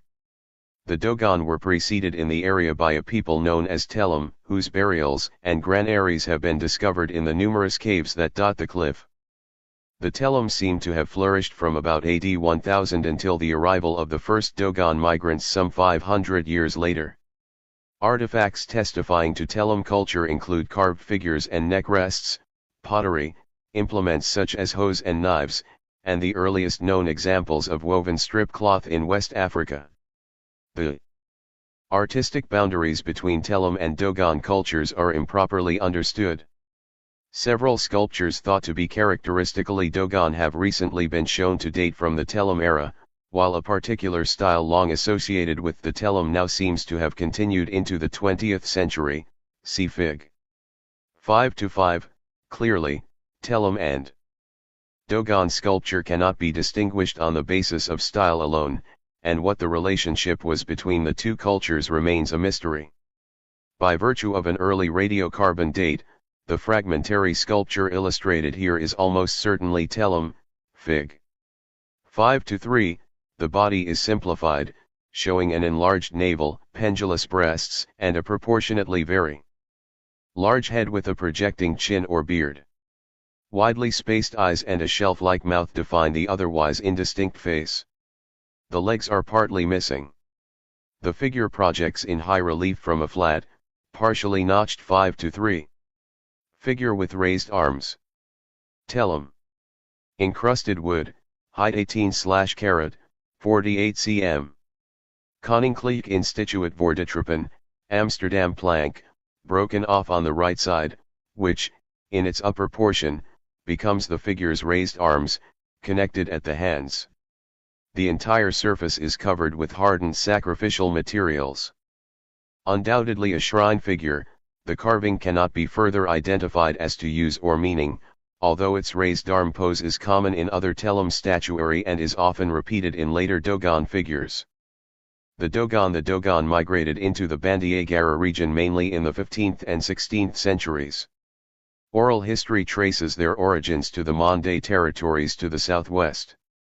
Linguistic and cultural evidence, however, points to origins in the southeast, in the Yatenga region of Burkina Faso. Both theories may be correct, as the Dogon may well have multiple origins. In earlier centuries the Dogon built their villages on the top of the Bandiagara escarpment, on its rocky bluffs, or snuggled up under the vertical cliff faces on its steep talus slopes, see Fig. 5-2. Such difficult to reach locations afforded some protection from periodic invasions by Mossi and Fulani cavalry. After the French colonial government established control over the region in the first decade of the 20th century, many Dogon left the cliffs for the more welcoming Sino plain. Today, a Dogon population of nearly 300,000 is dispersed through some 700 villages, most of them averaging fewer than 500 people. Dogon country once supported abundant wildlife: leopard, lion, antelope, crocodile, and other animals which the Dogon hunted and depicted in their art. The wildlife has largely disappeared, however, and like other people in the region, the Dogon now rely on agriculture. Excellent farmers, they manage to wrest subsistence grain crops from poor soil in an area that receives little rain. The Dogon have been among the most intensively studied of all African peoples. Led by the French anthropologist Marcel Griel, who first visited the region in the 1930s, scholars have constructed a vision of Dogon life and thought in which every detail of the culture can be seen to reflect the symbolism of elaborate creation legends. This cosmology, ripe with many layers of meaning, has provided a fertile resource for theorizing about Dogon art, and many compelling interpretations have been based on it. Recently, however, Many such interpretations have been called into question. Field workers among the Dogon have been unable to verify earlier findings, while on-site observations of how the Dogon actually use and think about their art have suggested less complex symbolic readings. In light of these disputes, many scholars now advocate a more conservative approach to interpreting Dogon art, relying on documented evidence of use and referring only cautiously to creation legends. Sculpture. Most Dogon sculpture is created by blacksmiths, who work in wood as well as metal. As elsewhere in West Africa, Dogon smiths comprise a hereditary occupational group, respected and often feared for their deep learning and occult powers, and living somewhat apart from Dogon farmers. The works of these artists are visually compelling, as well as diverse in form and style. Their exact functions and meanings, however, often remain obscure. Virtually all scholars agree that Dogon sculpture was made for shrines.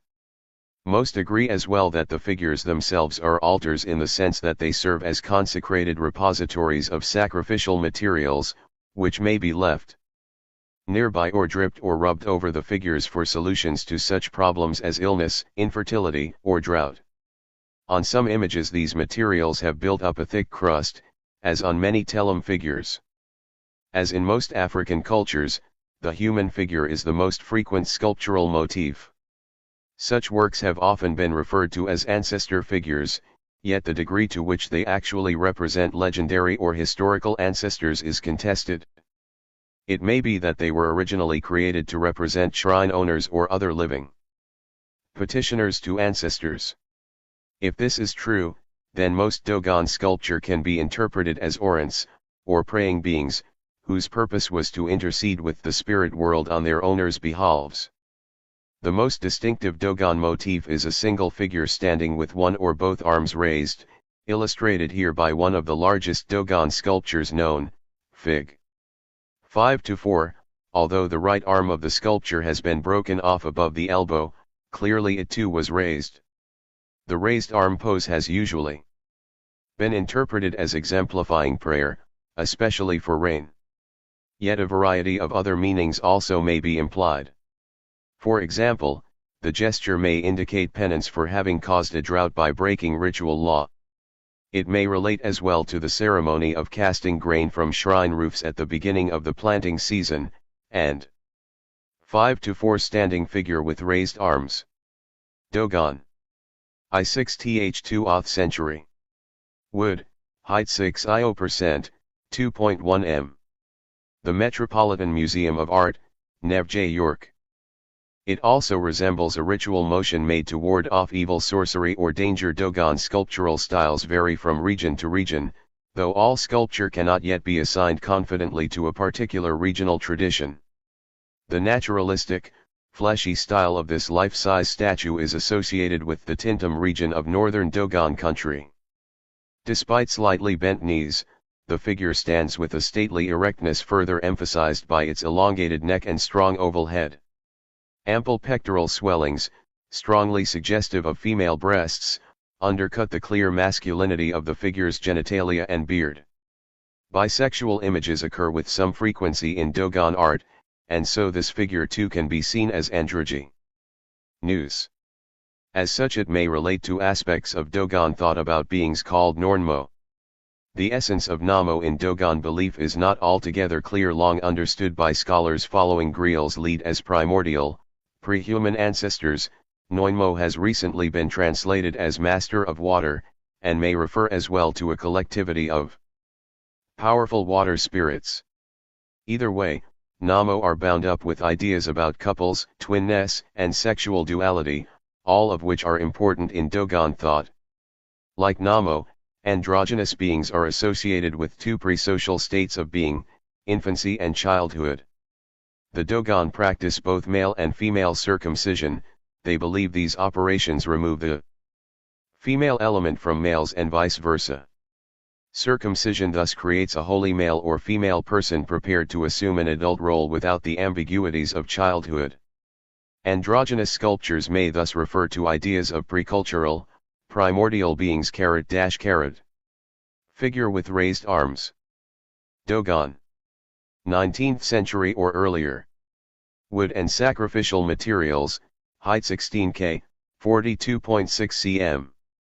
Musée dapper, Paris. The simplicity and incrustation of this figure, formerly enough for scholars to label it as tellum, are no longer deemed sufficient for such an attribution, although the possibility of its having been made by tellum peoples remains. Perhaps Namo, perhaps children who preceded civilized institutions as they are now known. At the same time, the figure's beard, as well as the jewelry worn on the arms and around the neck, suggest that the statue represents a personage, whether divine or human, of a social stature that matches its great size. Dogon styles have surely varied over time, as well as from region to region. While not enough works have been scientifically dated for the construction of a chronology, tests conducted thus far indicate that simpler, more abstract figures are generally older than more detailed and naturalistic works. Thus the nearly abstract, encrusted figure in Figure 5-5 is probably older than the life-size carving in Figure 5-4. Here the torso is radically reduced to an elongated cylinder projecting from a flat, rectangular back and shoulders. Two more cylinders project upward as arms. Rising from a conical base, the work exerts an upward thrust that seems to embody the force of the gesture itself. Another especially unusual figure is also strongly abstracted, Figure 5-6. Here the carver has reduced the body to a simple, elongated, plank-like form. A featureless head seems almost to float in front of the body. This figure, too, is sexually ambiguous, for while an oval depression in the lower center suggests female genitalia, breasts are noticeably absent. On the reverse side of the image is attached a far smaller and more naturalistic figure, also with raised arms, which may represent a child. The ensemble may thus be a schematic depiction of a mother carrying a child on her back, another recurring Dogon motif. 6. Plank figure with raised arms. Dogon. 16th to 17th century. Wood and sacrificial materials, height 17 k, 45 cm. Musée dapper, Paris. The motif of a couple is so pervasive in Dogon art that it most probably has symbolic significance. Yet while it is tempting to link couples to themes of twinness and primordial couples featured in creation legends, as has often been done, we have no testimony from the Dogon themselves that such readings would be valid for this fine sculpture. Human couples are the second most prevalent theme in Dogon sculpture. One of the finest of known Dogon sculptures depicts a couple seated side by side on a single stool, Fig. 5-7. The figures are virtually identical, to the point of near androgyny. The male is slightly larger and dominates by virtue of his apparently protective gesture. His right arm around the V-Oman's neck, fingers resting on her breast. The man's left hand is connected to his genital area, suggesting references to procreative powers. The woman carries a child on her back, not visible in the photograph, signaling her role as a nurturing mother. The man similarly wears a quiver, which implies his role as hunter, provider, warrior, and protector. Both torsos are elongated tubular shapes, and their articulations are schematic and rectilinear rather than organic. Facial features too are highly conventionalized. Lightly incised straight lines, recalling scarification, appear on the faces and torsos, reinforcing the rectilinear composition. This schematic, geometric style is associated with the southern Dogon region. The work appears to be an idealized model of a nuclear family. Man and woman are here seen as interdependent and complementary, ideas expressed by their nearly identical portrayal, their unity on a common base, the visual bridge of the man's arm, and the rhythmic alternation of positive and negative spaces of equal weight, as in the arm's width space between arm and torso or the torso width space between man and woman. At the base of the sculpture, 4 smaller figures help support the stool the couple rests on. These may refer to the support that ancestors or other spirits are believed to provide for the living. Y. Seated couple. Dogon. 19th century or earlier. Wood and metal, height 28x, 73 cm. The Metropolitan Museum of Art, New York. Equestrian figures are a third common theme in Dogon art, Fig. 5 to 8, as here, horses are usually rendered more simply than their riders. Compare, for example, the horse's curved, seemingly boneless legs with the rider's clearly articulated joints. Horses are generally associated with wealth and power in West Africa. Rare and expensive, they are often owned by leaders. One of the few members of Dogon society likely to own a horse is the Hagan. Priest of the worship of Lib, a legendary ancestor and deity concerned especially with agricultural fertility and crop growth, the Hagan is the most powerful person in the community. Dogon equestrian figures are thus often believed to depict Hagans. Yet historically the Dogon have also known riders as invading warriors and as emissaries of foreign leaders, and these possible meanings should be kept in mind as well. The rider here wears a sheath knife on his upper arm, and both rider and horse are adorned with carefully rendered ornaments. These signs indicate that the subject is an important personage, while the large size of the sculpture indicates that it is itself an important work. An equestrian image more firmly associated with the office of Hagan forms part of one of the more 5 to 8 horse and rider. Dogon 19,111 century or earlier wood, height law, 81 cm, Musée Dapper, Paris. A single block of wood, comprises a complex Dogon figural carvings known bowl ringed by 8 seated figures and Fig. 5 to 9, this lidded bowl was owned by a Hagan and was used to contain food at his rites of investiture. Elaborate embellishment marks it as a prestige vessel, possession of which indicated high status and probably wealth. The lower section, carved from supported by 2 horses standing on a flat base.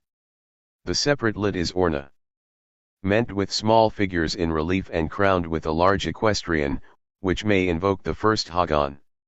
Horses are often depicted on food containers. They may represent the primordial beings described in legends as having guided a sacred vessel to earth during creation time.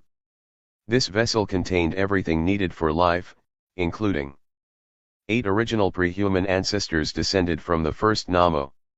It is tempting to interpret this sculpture, which contained life-sustaining food, 5 to 9. Lidded container with horse and rider. Dogon.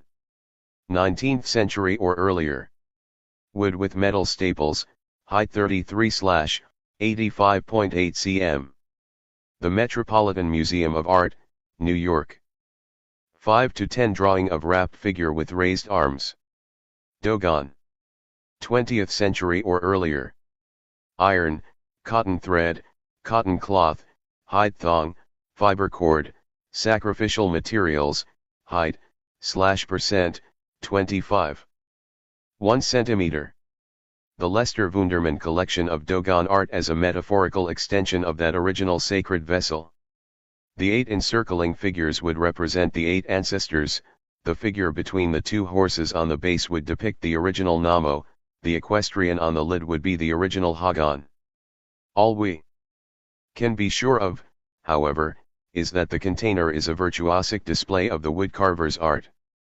The iconography and use of wrought iron figures are apparently similar to those of wood figures, although even fewer contexts for them have been recorded in field research. They are known to have appeared on shrines to Lib, ancestors, and other spirits. The majority are, or were, attached to stakes, hooks, or canes that were both carried and inserted into the earthen bases of shrines. Most iron figures, whether human or animal, are highly simplified, economical renderings, which stems partly from the difficulty of working iron. The wrapped iron figure 5 to 11. Stake with antelope head. Dogon. 2nd century or earlier. Iron, height 8%, 21 cm.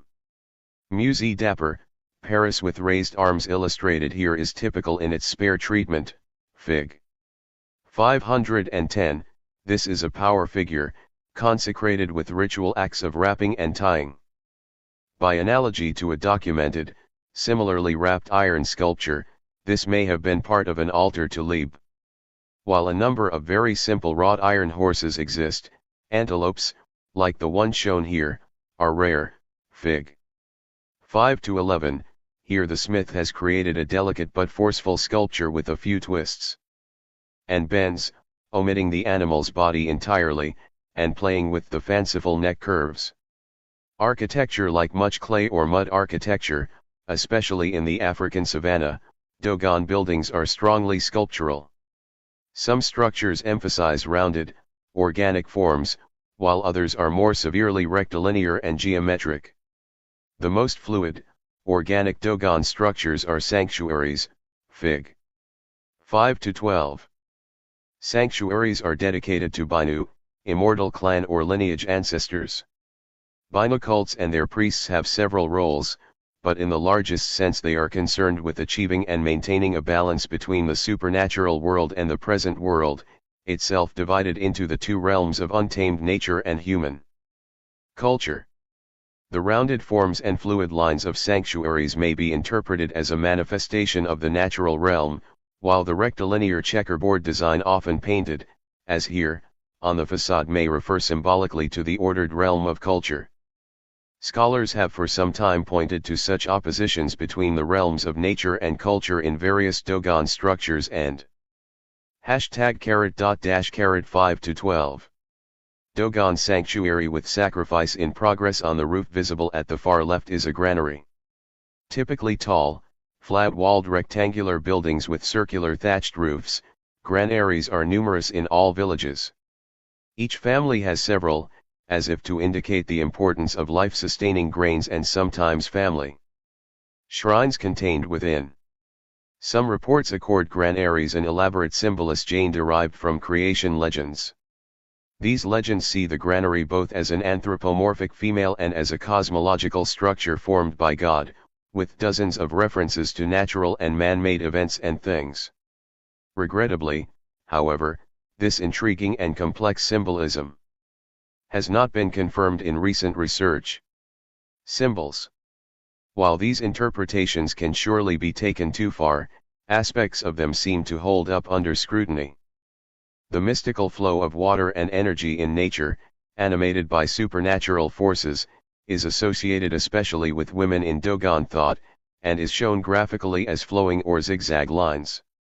These are seen to contrast with the finite and crafted order of culture, which is associated with men and is represented in the geometry of weave.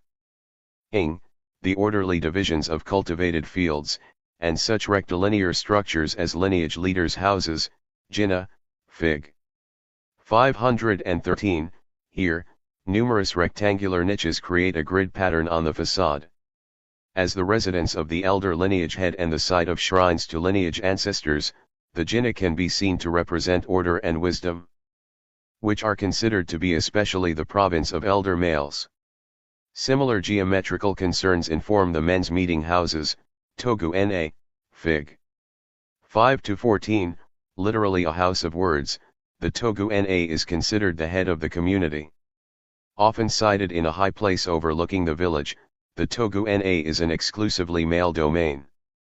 It is here that men convene for work and rational deliberation, the essence of civilized life. An open building supported on numerous vertical posts, its layered roof is made of stacked millet stalks laid down successively at right angles. The geometry of the Togu Na contrasts with the oval, closed adobe structures that women retreat to during their menstrual periods. These are organic, womb-like containers that suggest the promise of fruitfulness. Many of the supporting posts of the Togu Na illustrated here are carved in symbolic representation of women, with simplified facial features, abbreviated bodies, and large pendulous breasts. Togu Na posts are frequently carved or decorated, with the female form appearing as the most common motif, especially on older structures. One Togu Na originally had an astonishing 105 posts, each one carved with large breasts. Since only a fraction of this number of posts would be needed to support the roof, the repetition must be essentially symbolic. While the Togu Na is a male domain, it is said that female ancestors visit at night to share in the deliberations, and the female posts can be said to represent this feminine presence. More subtly, multiplied female symbols in such a male context reinforce the gender reciprocity and balance seen in other areas of Dogon culture. A quintessential example of such interaction is a motif that can be seen equally as a female head on a long neck with breasts, or as a male phallus with testicles. Visible on several of the posts in figure 5 to 14, this striking visual 5 to 13. GLNNA, lineage leader's house, overlooking a village, Bandiagara escarpment, Mali. Dogon. Photograph 1979 5 to 14. Togu Na, men's meeting house, Mali. Dogon. Photograph IQSQ. Pun simultaneously refers to male sexuality and female nurturing. Other Dogon architectural sculpture includes doors or shutters to granaries, shrines, and jinna. These may be carved from a single plank, or formed from 2 or 3 boards connected with wrought iron staples. Motifs include lizards, birds, human figures, breasts, and geometric motifs, often in multiples. Older doors most commonly feature rows of simplified, vertical, attenuated figures, Fig. 5 to 15. This door also includes a lock carved with a pair of figures that seem to be sitting atop the bolt case. The figures have been interpreted as male and female lineage founders, while the 12 figures on the lock case panel, the left panel, are said to be 6 pairs of male and female twins, symbols of fertility. This reading is not based in 5 to 15. Granary door with lock case. Dogon. 9th century or earlier. Wood. Musée Barbie Mueller, Geneva Field Information, however, and we cannot be sure of its accuracy. Working against it is the visual evidence that the figures do not seem to be differentiated in gender, nor are they depicted in pairs. Although the exact symbolism of this door eludes us, we may still see it as a valued marker of a passageway to an important enclosure. Thresholds are often viewed as a vulnerable transition points. Here the transition is probably on some level guarded by multiple symbolic ancestors or spirits. Recent Dogon art embraces aspects of contemporary artistic practice notable in many parts of the continent.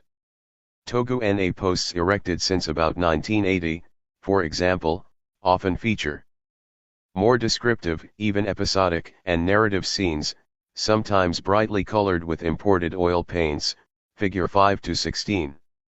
Greater naturalism and realism are evident here, along with writing and numerous small motifs, including airplanes, cars, iron plows, equestrians, hunters and their prey, and even a mosque.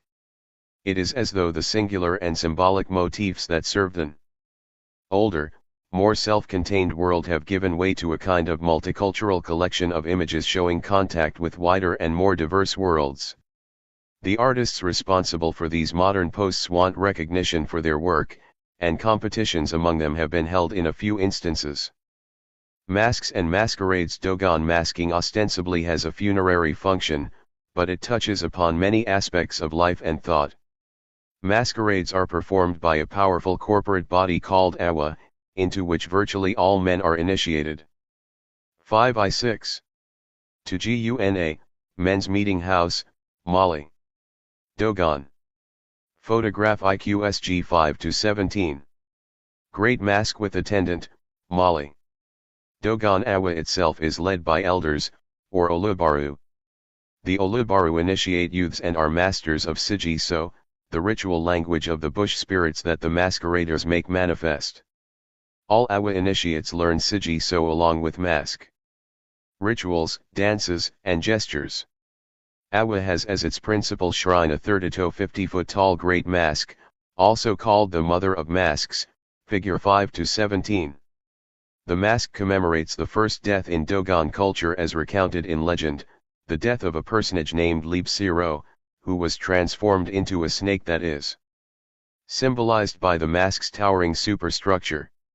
Having absorbed the spirit power released by death, a great mask is exceptionally powerful. Stored in natural rock shelters outside the village, it is essentially an altar.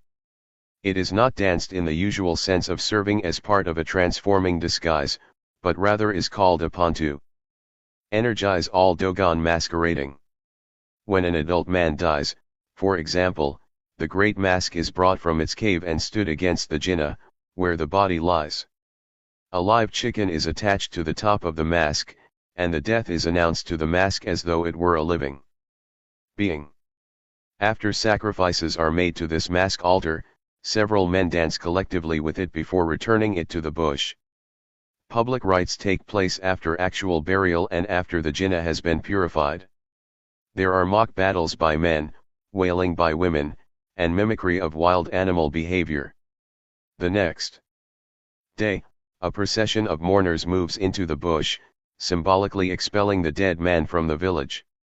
On the following day a masking sequence called Bago Bundo is performed by 5 masked dancers, 4 with masks of fiber and cowrie shells called bead, representing women, and 1 with a tall male mask named Siraj, fig. 5-18. Bago Bundo has been interpreted as a symbolic reenactment of male and female roles, at the same time 5-18. SLRLGE being danced, Mali. Dogon. 1988 or 1989.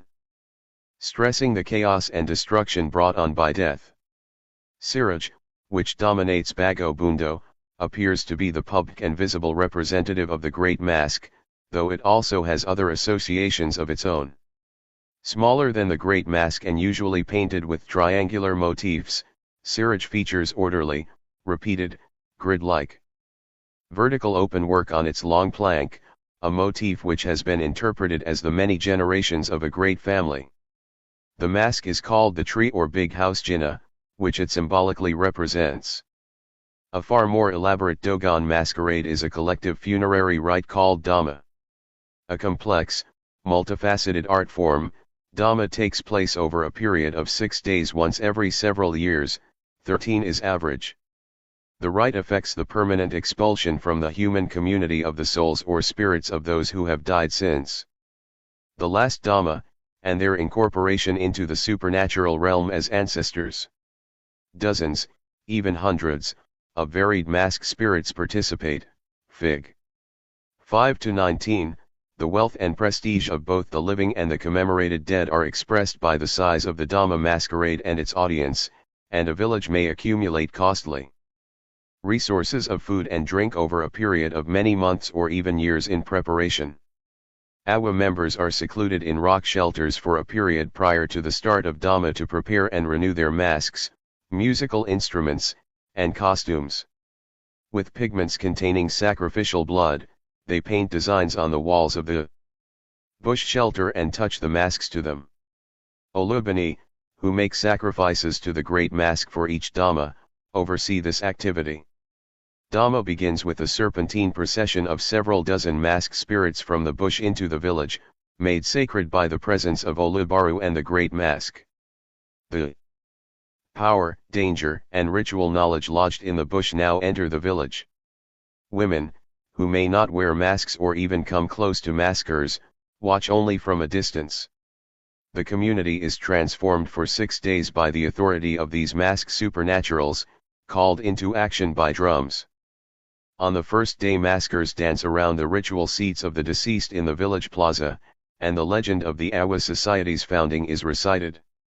On the second day masked dancing alternates between the village square and the roofs of Jinnah.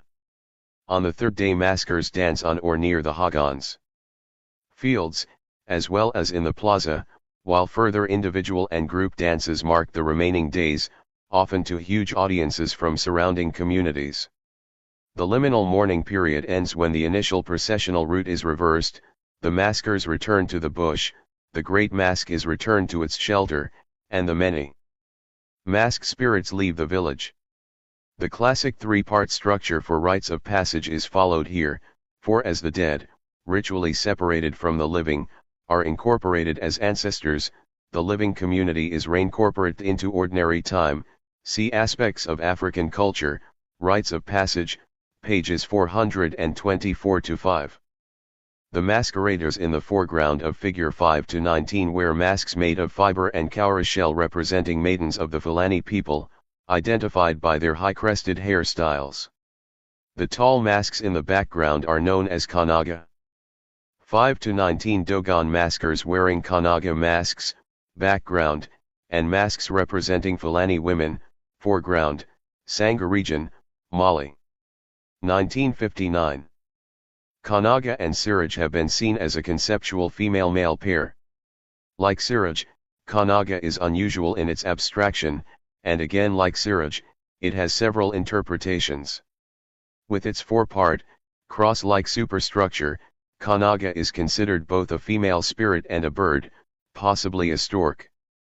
It is also interpreted as a lizard or a hand. Kanaga masks are supposed to be carved by individual Awa initiates and are linked to circumcision rites. The dances and gestures of Kanaga and Siraj are unique in that their superstructures are vigorously whirled and swung down in an arcing motion to touch the ground. The meaning of the gesture is unclear, though it appears to signify direct communication with earth spirits. Kanaga and Siraj take their place in an impressive array of Dogon mask types. Marcel Griel recorded more than 78 types of masks representing animals, male and female characters from within and outside Dogon culture, and abstract ideas. Recent scholarship has analyzed this large corpus into several conceptual sets, emphasizing dualistic but not necessarily parallel oppositions between male and female, wet and dry, death and rebirth, nature and culture, bush and village, destruction and order, predatory and non-predatory, masks of fiber and wood, masks danced and not danced. Thus head-conforming fiber masks such as those representing the Fulani maidens in figure 5 to 19 are associated with birds, water, and rebirth. Other fiber masks embody intermediaries between this world and the supernatural realm, Hagan, priest, blacksmith, and doctor. Wood masks do not conform to the head, but rather project forward in front of the face. They largely represent human or animal characters. Almost all are male, and associated with dryness, death, and transformation. Masks that do not actually dance usually embody negative, aggressive, or liminal characters foreign men. Priests, bandits who interact with the audience by talking, begging, and provoking fear or anger. Yet no maskers actually speak, for these are bush creatures, who can only utter animal-like cries, and who are spoken to not in Dogon, the language of civilized people, but in the secret spirit language of the bush, Sijiso. Sadambe, sister on the head, is the only wooden mask to depict a specific type of Dogon woman, the Yasajin, Fig. 5 to 20, these few female members of Awa stand for the collective women who, in origin stories, first discovered masks. This occurred in primordial time before men took over the privilege for themselves exclusively, barring all women except Yasajin from contact with maskers or the mask society. Notably, these are the only Dogon women whose deaths are honored with a Dhamma. Sadambe masks display a simplified, schematic, large-breasted woman who stands atop the vertically slotted, rectangular facial covering common to most Dogon wooden masks. Three stick-like extensions of equal length signify two upstretched arms and a head on a much distended neck. We may suppose that in addition to representing Yasajin, such dramatically female carvings also refer to the nurturing role expected of all Dogon women. Dhamma is a dry season rite that commemorates death. But it is also a festival in which varied levels of male-female opposition, embodied in a kaleidoscopic array of maskers, human and animal spirit characters, and other participants who sing and dance, celebrate life, which will resume again once the rains begin. Multiple forms of bush power and wisdom, materialized in the masks, have entered the village as if to revitalize it. Dhamma is therefore 5 to 20. Sadambe, sister on the head, mask. Dogon. 2th century or earlier. Wood, 4, 10.5 cm. The Metropolitan Museum of Art, New York. Also a rite of hope, renewal, and fertility, an artful melding of masquerade, symbol, song, dance, prayer, and sacrifice that evokes the complexities of life itself. Notably, men are the performers, as if to say that they, not women, are in charge of power and fertility. Masking and other art forms have been affected by the encroachments of Christianity and Islam, of course, as well as truncated drastically in authentic entertainments performed many times a year for tourists in Dogon villages. Some Islamicized communities have ceased Dhamma rituals altogether.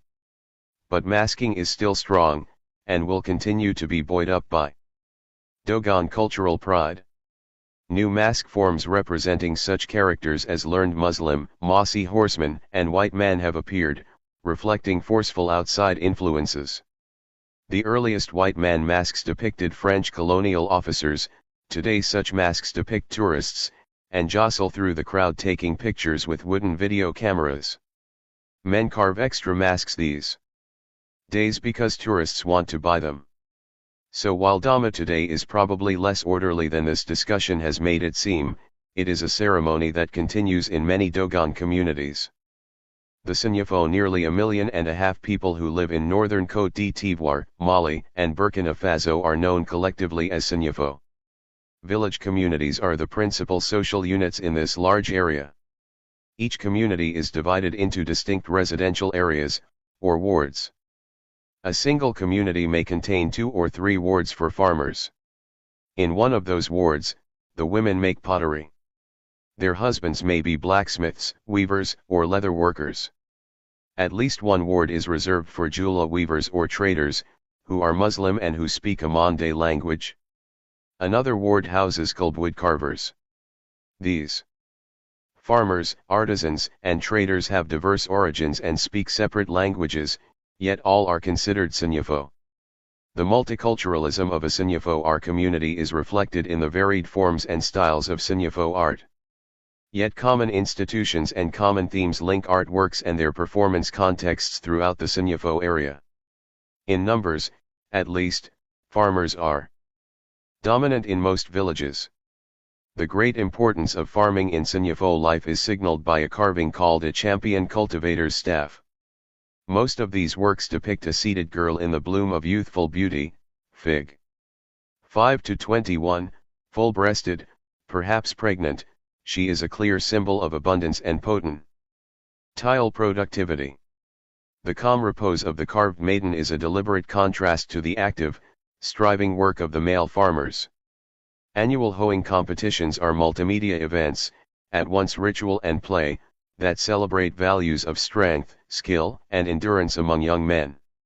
Drums and balafons, xylophones with wood sounders and calabash resonators, establish rhythms for these grueling physical contests, which are accompanied by displays of 1 or more decorated staffs, carried by 5 to 21. Champion cultivator's staff. Sanyafo, Kulb. 20th century or earlier. Wood, height of figure Lie, 35.5 cm. Musée Barbie Müller, Geneva. Young girls from row to row. The winners of the competition bring honor to themselves, their lineages, and their wards. Heroes of the community, they gain high respect, an opportunity to marry the finest women, and the right to the most elaborate funerals. The staffs are held in trust by elders for successive champion cultivators in each age set, and are displayed at the funerals of champions and their mothers. The relationships manifest in the cultivating contest between youthful male farmers and young girls are aspects of larger male-female relationships also manifest in the art of the 2 central Sanyafo institutions, the male Poro society, and the female Sandogo. In both of these institutions, sculpted images of couples play important roles. Poro provides the principal framework through which men learn and practice their social, political, and spiritual roles in society. Each occupational group in a Sanyafo community has its own Poro society, and all men belong. Males enter and pass through Poro in age groups. The solidarity and brotherhood of each group is sealed by the shared rigors of the protracted initiatory process, which takes place in 3 phases over the course of some 20 years. Young women participate in the first 2 initiatory phases but are excluded from the third. Graduation from the third and final phase of initiation signals that a man now aged 28 to 32 is ready for leadership roles in the community. 5 to 22 pair of figures, children of Poro. Sinyafo, Gulb. 19th to 20th century. Wood, height of female 23 k, 60.2 cm, height of male 23 carat, 597 cm. The Metropolitan Museum of Art, New York. Michael C. Rockefeller Memorial Collection. Bequest of Nelson A. Rockefeller art plays important roles in Poro activities. It is used and stored in the Society's Sacred Grove, Sinzanga. Located outside of but adjacent to the village, this grove is usually fenced off, or surrounded by huge and ancient trees. Access is restricted to members, who, over the course of their own and others' initiations, will attend countless rituals, ordeals, and instructions within its borders. Among the art belonging to Poro societies are pairs of large or medium-size carved figures, Fig. 522, each pair portrays a male-female couple. Often called Poro, the spirit figures are brought out to reinforce the teachings of the society at initiations, and they appear as well at funerals of Poro members and their wives. The instructional uses of the figures are probably many. Few, however, have been confided to outsiders. We know that the paired figures are emblems of marriage, that they represent as well the primordial founding ancestors spoken of in creation legends, and that they also represent twins, which are sacred to the Sinyafo. 5 to 23 pair of rhythm pounder figures. Sinyafo, Gulb. 2th century. Wood, height of male 45/s, LL 5-9 cm, height of female 38, carat, 96.8 cm. Collection of Milton and Frieda Rosenthal, New York. In some regions paired images which are also spirit figures are carved with particularly massive bases, Fig. 5 to 23, known as rhythm pounders. Such figures are carried in procession by initiates, who swing them from side to side, striking the ground rhythmically.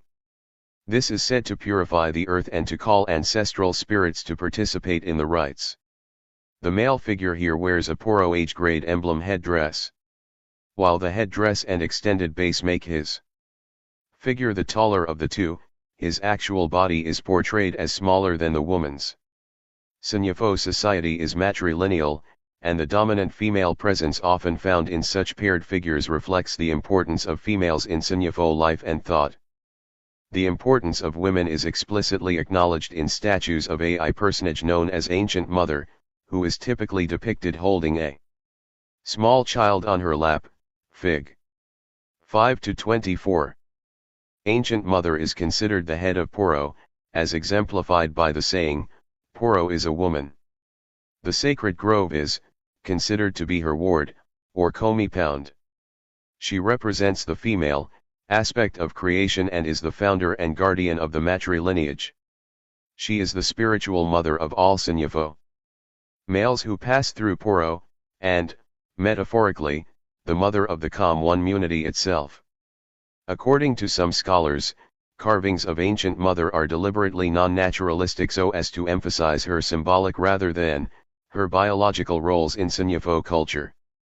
A statue of Ancient Mother is shown to novices during the Poro learning process, in part as an indication that beyond the obvious lies the hidden, an idea also exemplified by the secret Poro. 5-24 Figure of Ancient Mother. Gold carver for SENUFO patrons. 20th century or earlier. Wood, height 36 k, 93.5 cm. The Walt Disney TIS-HMAN African Art Collection. Language learned by novices. Initiation begins with boys being taken from their biological mothers to enter a period of dislocation in the compound of Ancient Mother and under her care. Ancient Mother absorbs the young novices, who are not yet seen as human. She will symbolically give birth to them many years later, after their initiation is complete. New initiates undergo a symbolic death through such rituals as crawling through a muddy tunnel. They are reduced to a kind of emptiness, a liminal or in between status.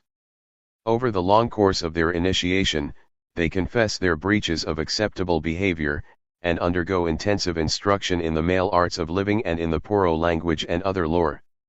They submit to numerous ordeals and tests, including small cuts inflicted by ancient mother's leopard. At one point, they pass through a narrow opening called the old woman's vagina to enter a symbolic womb. At the end of the process, tutors lead graduating initiates out through an actual door, signaling their rebirth as issues of ancient mother. Now fully socialized men and complete human beings, they have been nourished by the milk of Knoll Edge at their mother's breast, as is keyed in the carving's iconography. Only superficially a biological nursing mother, then, an image of ancient mother is a veiled and rather abstract sign of the systematic body of knowledge acquired by Poro initiates. Sandogo, the women's parallel to Poro, Sandogo, is a society that unites the females of a Sinyafo community. Its members, called Sando, are trained as diviners. Collectively, they protect the purity of the several community matrilineages and maintain good relations with a hierarchy of supernatural beings. Diviner shrines, which function as consulting chambers, are themselves works of art and they contain others. Shrines are small, round houses barely large enough for the diviner, her client, and her apparatus, figs. 525, 5-26. Invariably there will be images of the sacred python, /o, the principal messenger between humans and supernaturals. Pythons appear in shrines as relief sculpture in mud, always on the inside and often outside, as well as on diviners' metal bracelets and rings. There will be a calabash rattle for calling the spirits, too, and an important set of small objects, castings, stones, bones, shells, and assorted other items that are sifted and read out by the diviner to determine the needs of a client. Shrine statuary nearly always includes a fairly small female and male couple in wood, and sometimes one or more small brass figures. These represent nature spirits believed to inhabit the bush, streams, and fields beyond the village. Ambiguous and capricious. These spirits both cause and cure sickness and other problems, and it is they who order, through the diviner, a course of action for the client. The spirits may order a client to commission and wear one or more brass amulets, Fig. 5-27, made by the lost wax process. These small sculptures are the work of brass casters who live in their own ward in the community. Amulet motifs include chameleons, turtles, crocodiles, snakes, birds, various quadrupeds, and twinned images. The motif of twins presents another aspect of the male-female duality that permeates Sinyafo thought. As is the case among many African peoples, the birth of twins is an auspicious yet equivocal event for the Sinyafo.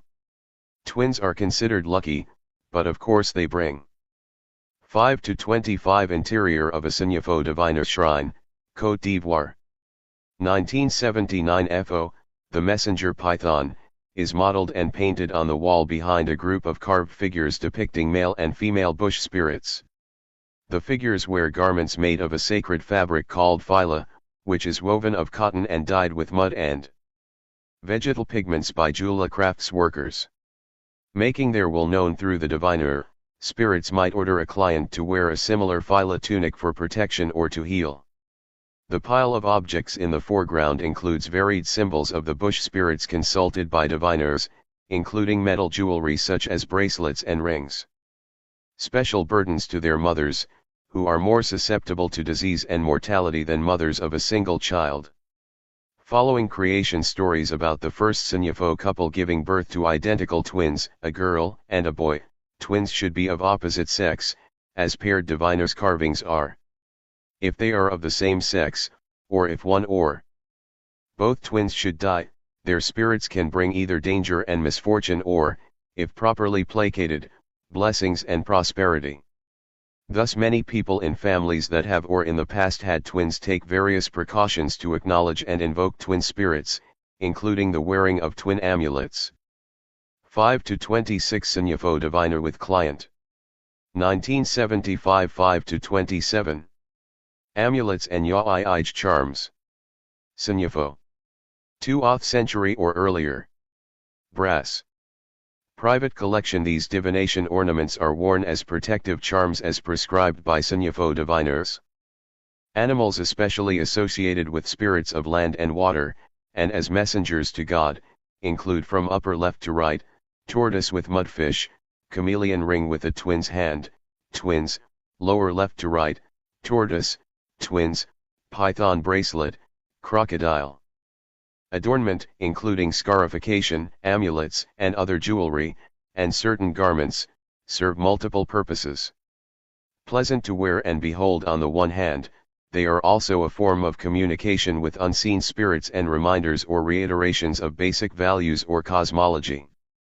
Women, for example, wear 4 sets of 3 scars radiating from their navel, like those depicted on the statue of the woman in figure 5 to 23.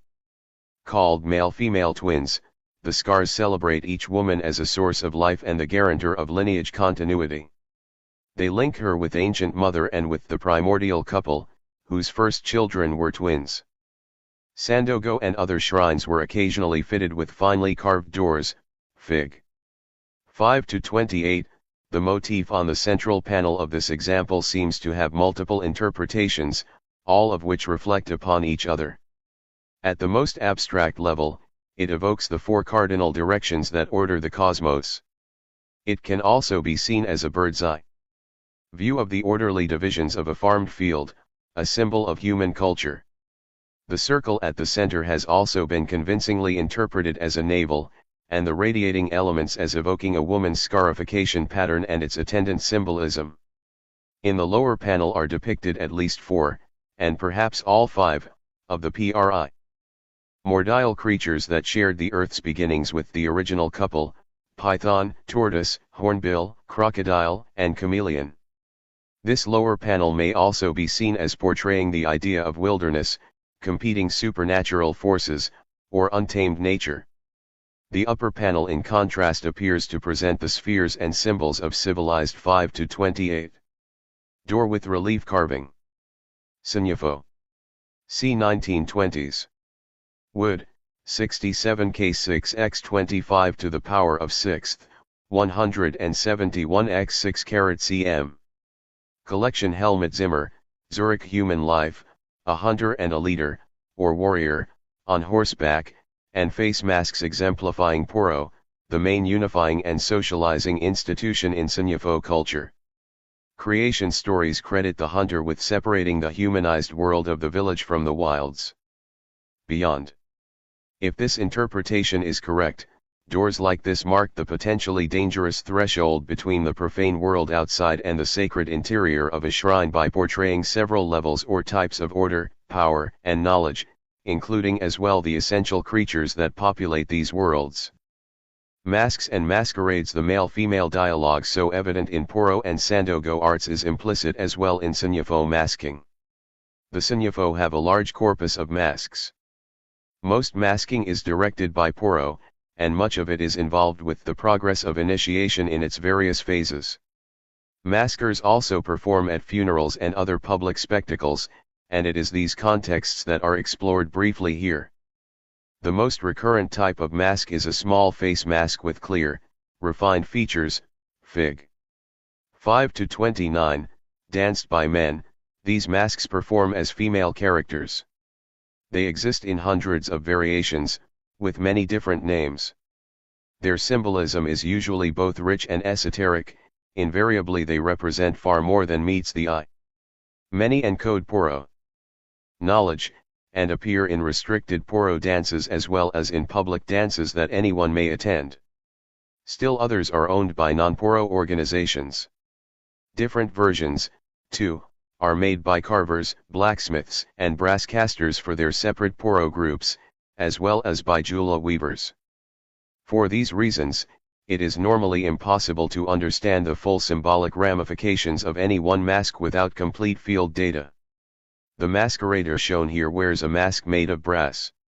He was photographed at the funeral of a female elder in a blacksmith poro, one of several maskers, all initiates of the middle grade, who danced at this event.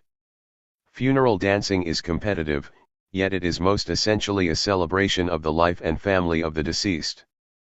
The youthful energy of the dances is reinforced by the bright 1984 scarves and cloths worn by the masker as emblems of civilized life, and by active arm movements. In contrast, the mask itself is meant to remain nearly motionless. These forms, materials, and gestures are all considered neology, freshly beautiful, by the Signifo, and it is the complete character in motion that needs to be understood as a work of art, not its individual elements of mask and costume. One popular female character, called Beautiful Lady Dance Mask / wears a wooden mask with glistening black surfaces, Fig. 5-30, performed by a man. The dance incorporates women's gestures. A masker, for example, might rest her horsetail fly whisk on a ruler's shoulder to honor him, as a woman would do. The other most recurrent Signifo mask type is the zoomorphic helmet mask, a form common to many West African peoples, Fig. 5-1, viewed as male. These composite, horizontal masks usually play more spiritually forceful, even violent, and threatening roles. Like their female counterparts, they exhibit many variations in name, style, animal references, and symbolism, and they appear in both poro and non-poro contexts. Generically, the Signifo call them funeral head mask, or head of poro, Kapanango. Some types walk through, spit, or otherwise manipulate fire, giving rise to the name fire spitter, an outsider's designation that should be used cautiously, as many other masks of similar form have nothing to do with fire. The mask illustrated here includes many iconographic details that relate to the origin of the world, to important legends, and to the roles of certain animals in carrying out obligations to both ancestors and nature spirits. Quintessentially composite and even deliberately ambiguous, it fuses elements of antelope or buffalo, horns, crocodile, jaws, hyena, ears, bush pig or warthog, tusks, and humans' eyes, while incorporating a stylized hornbill and chameleon between the long horns. The latter two animals, present at creation, refer to specific sorts of knowledge to be mastered by Poro-ini.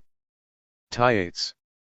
Combined, the animals are in 150 Western Africa. A 5-30 Beautiful Lady Mask. Signifo. Wood. Musée Barbie Mueller, Geneva embodiment of aggressive supernatural power associated especially with the wilderness, powers which are reinforced in Poro through blood sacrifices and incantations. These bristling masks are critical participants in certain funerals conducted by Poro, when they help to expel the soul of the deceased from the living community. The mask seen walking over the wrapped corpse in figure 5-31 is a variant called Gban, an antelope baboon composite. The soul of an important dead person is believed capable of escaping from the body during the period between death and burial to wreak havoc among the living. Thus maskers, along with drummers and other supernatural forces marshaled by Poro, must control the soul until it is expelled. While other masqueraders attend, Gban straddles the cloth-wrapped corpse and 5-31 Gban and other maskers performing at a SENUFO funeral, Dikodougou district. 1970 Gban is accompanied in this illustration by several non-poro fiber masks, in the background, called Nafiri. The latter are owned by a particular woman and her family, commissioned by her according to the instructions of bush spirits, as conveyed through divination. In addition to appearing at funerals, these masks go to the agricultural fields annually with their owner and her family to sacrifice to the bush spirits. Very similar Nafiri may be owned by a Poro association. Moving from head to foot 3 times over, affects the expulsion of the soul. The soul is sent to the ancestral village, the body is buried. Interestingly, the same maskers are also present at the symbolic death of new Poro initiates. Here, their purpose is to aid in the creation of a new being, there it is to create a new ancestor. In both instances maskers guard and guide dangerous and uncertain liminal periods, times when human beings are transformed from one status to another. Secondary or more popular masqueraders dance for the large crowds attending important funerals, often attended and urged on by musicians and a dozen or more initiates who collect the cowrie shells showered on the masked dancer in honor of his skill. Principal maskers also greet elders, chiefs, and other Dikodougou district. SENUFO. I-97O important onlookers. Masquerades therefore provide entertainment at the same time that they fulfill ritual obligations on behalf of Poro and the ancestors. Quite a few other mask types are danced by Sinyafo men both within and beyond Poro and funeral contexts. Various types of fiber masquerades, with fully concealing costumes, are important beings in all Poro groves, and are normally renewed for each initiation. Cycle by members of the senior grade, Fig. 5 to 32, the maskers shown here, called Yelimido, or Yarajo, speak through a voice disguiser for Ancient Mother, the ancestors, and the elders. At once satirical clowns and serious spokesmen of Poro values and wisdom, these spirit beings have multiple and crucial roles in initiations, funerals, and as an instrument of policing and social control. The mask wearer must be particularly adept in aphorisms, punning, and other eloquent uses of Poro language. His costume is variable, being reinvented periodically and within a spirit of aesthetic competition, a harlequin-like assemblage of colorful stuffed fibers and bright textiles with metal and cloth applique, braiding, yarn, and other decorative flourishes. The masking ensemble represents well the Sinyafo aesthetic of neology, which references vigorous youthful beauty, a much sought-after quality. At funerals Yelimido extorts money from participants and mocks those wearing Western clothes or otherwise flouting accepted behavior. Part of his ritual duty is to challenge the men present, in the secret Poro language, to deter mine which among them may remain for the burial rites restricted to Poro initiates. The masker also blesses people in the name of the ancestors, calling for good health, prosperity, and many children. His deliberately pregnant belly refers metaphorically to the rebirth signified in both initiation and funerary rituals. Places of assembly and celebration. The foregoing discussion of Sinyafo arts may mislead readers into thinking that art is present and constant in everyday life, which would strongly distort the true picture. In fact, day-to-day life is rather dull and repetitive here as in much of the world. Whatever art may be present is largely hidden away in diviners' chambers, in shrines, and in Poro groves for occasional use. When displayed during funerals or initiations, art forms emerge as transient and ephemeral phenomena, effective and striking breaks from the relative monotony of normal life, providing color, drama, vibrant action, music, crowds, and feasting. Festivals compress into short compass and expressively integrate the most revered values of Sinyafo life. Funerals reiterate and make public arts normally restricted within Poro groves, adapting them to public spaces and assemblies. Overt displays of balafon and drum music, singing and dancing, costuming and masquerading, drinking and feasting may prevail in these relatively brief public versions, but many of the more covered and esoteric symbols and gestures are there too, as if to remind Poro initiates and elders of the cosmology, history, and values of their people. Dangerous bush spirits are there, though controlled, in the open jaws and sharp-quilled accumulations of composite masks, and guests present for the funeral are tested in their knowledge of Poro traditions by the only apparently jocular Yelimido. The founding couple of the senior matrilineage is there symbolically, or at least was before such figures began to be stolen and sold to art dealers, around 1960, in the carved female and male figures displayed near the Kapala, Poro's public shelter in the center of northern Sinyafo villages, Fig. 5 to 33, The roof of the Kapala illustrated here is strikingly reminiscent of roofs on Dogon Togu Na, see Fig. 5-15. The similarity suggests historical relationships between regional segments of these two Gur-speaking peoples. Ideally stacked with 6 1/2 layers of logs laid down at right angles, the Kapala roof alludes to the Poro initiatory process, each phase of which lasts 6 1/2 years. The roof. Wink with a frown, Ik il 14. Hu. 5-33 Kapala, public shelter. Sinyafo. Photograph 1979 reminds the elders who convened there, and indeed all members of Poro, of their obligations and of their rebirth as men from ancient mother. Tiburist arts by the middle of the 20th century, continuing modernization, conversions to Islam and Christianity, and local iconoclastic religious movements had diminished local demand for the works of cult carvers. At the same time, the arts of Africa, especially those of Côte d'Ivoire, began to attract a broader audience in Europe and the United States. More recently, tourism has brought increasing numbers of these outsiders to West Africa. The Kulb and other Sinyafo artisan groups have responded by creating artworks for this new and growing market. Since the 1950s, they have in all likelihood produced more artworks than were created during the entire 19th century. Art has come to serve as a kind of cash crop, generating income, sometimes even wealth, for thousands of people. The expanding city of Korhago, in Côte d'Ivoire, has been the main center for this production and its trade, and it was there that this photograph of wares was taken, Fig. 5-34, Tourist Arts. 5-34 Sinyafo tourist wares on display, Korhago, Côte d'Ivoire. 1979. In addition to wood sculpture by Kulb and other carvers, figures made by brass casters are also popular with tourists, along with paintings on cloth of animals, simplified versions of local masks, and adaptations of sacred phyla cloth. Some of these wares are also visible on and hanging behind the trader's table here. Vary widely in quality.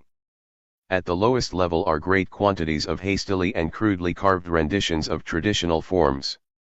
Visible across the back of the table, they are often bought cheaply in bulk by traders who take them to large cities to sell. At the highest end are beautifully carved works, some of which depart from earlier forms. The comparatively small number of skilled men who carve on this high level are often innovators, inventing new forms as well as continuing 5-35. Figure of Kafijlajo.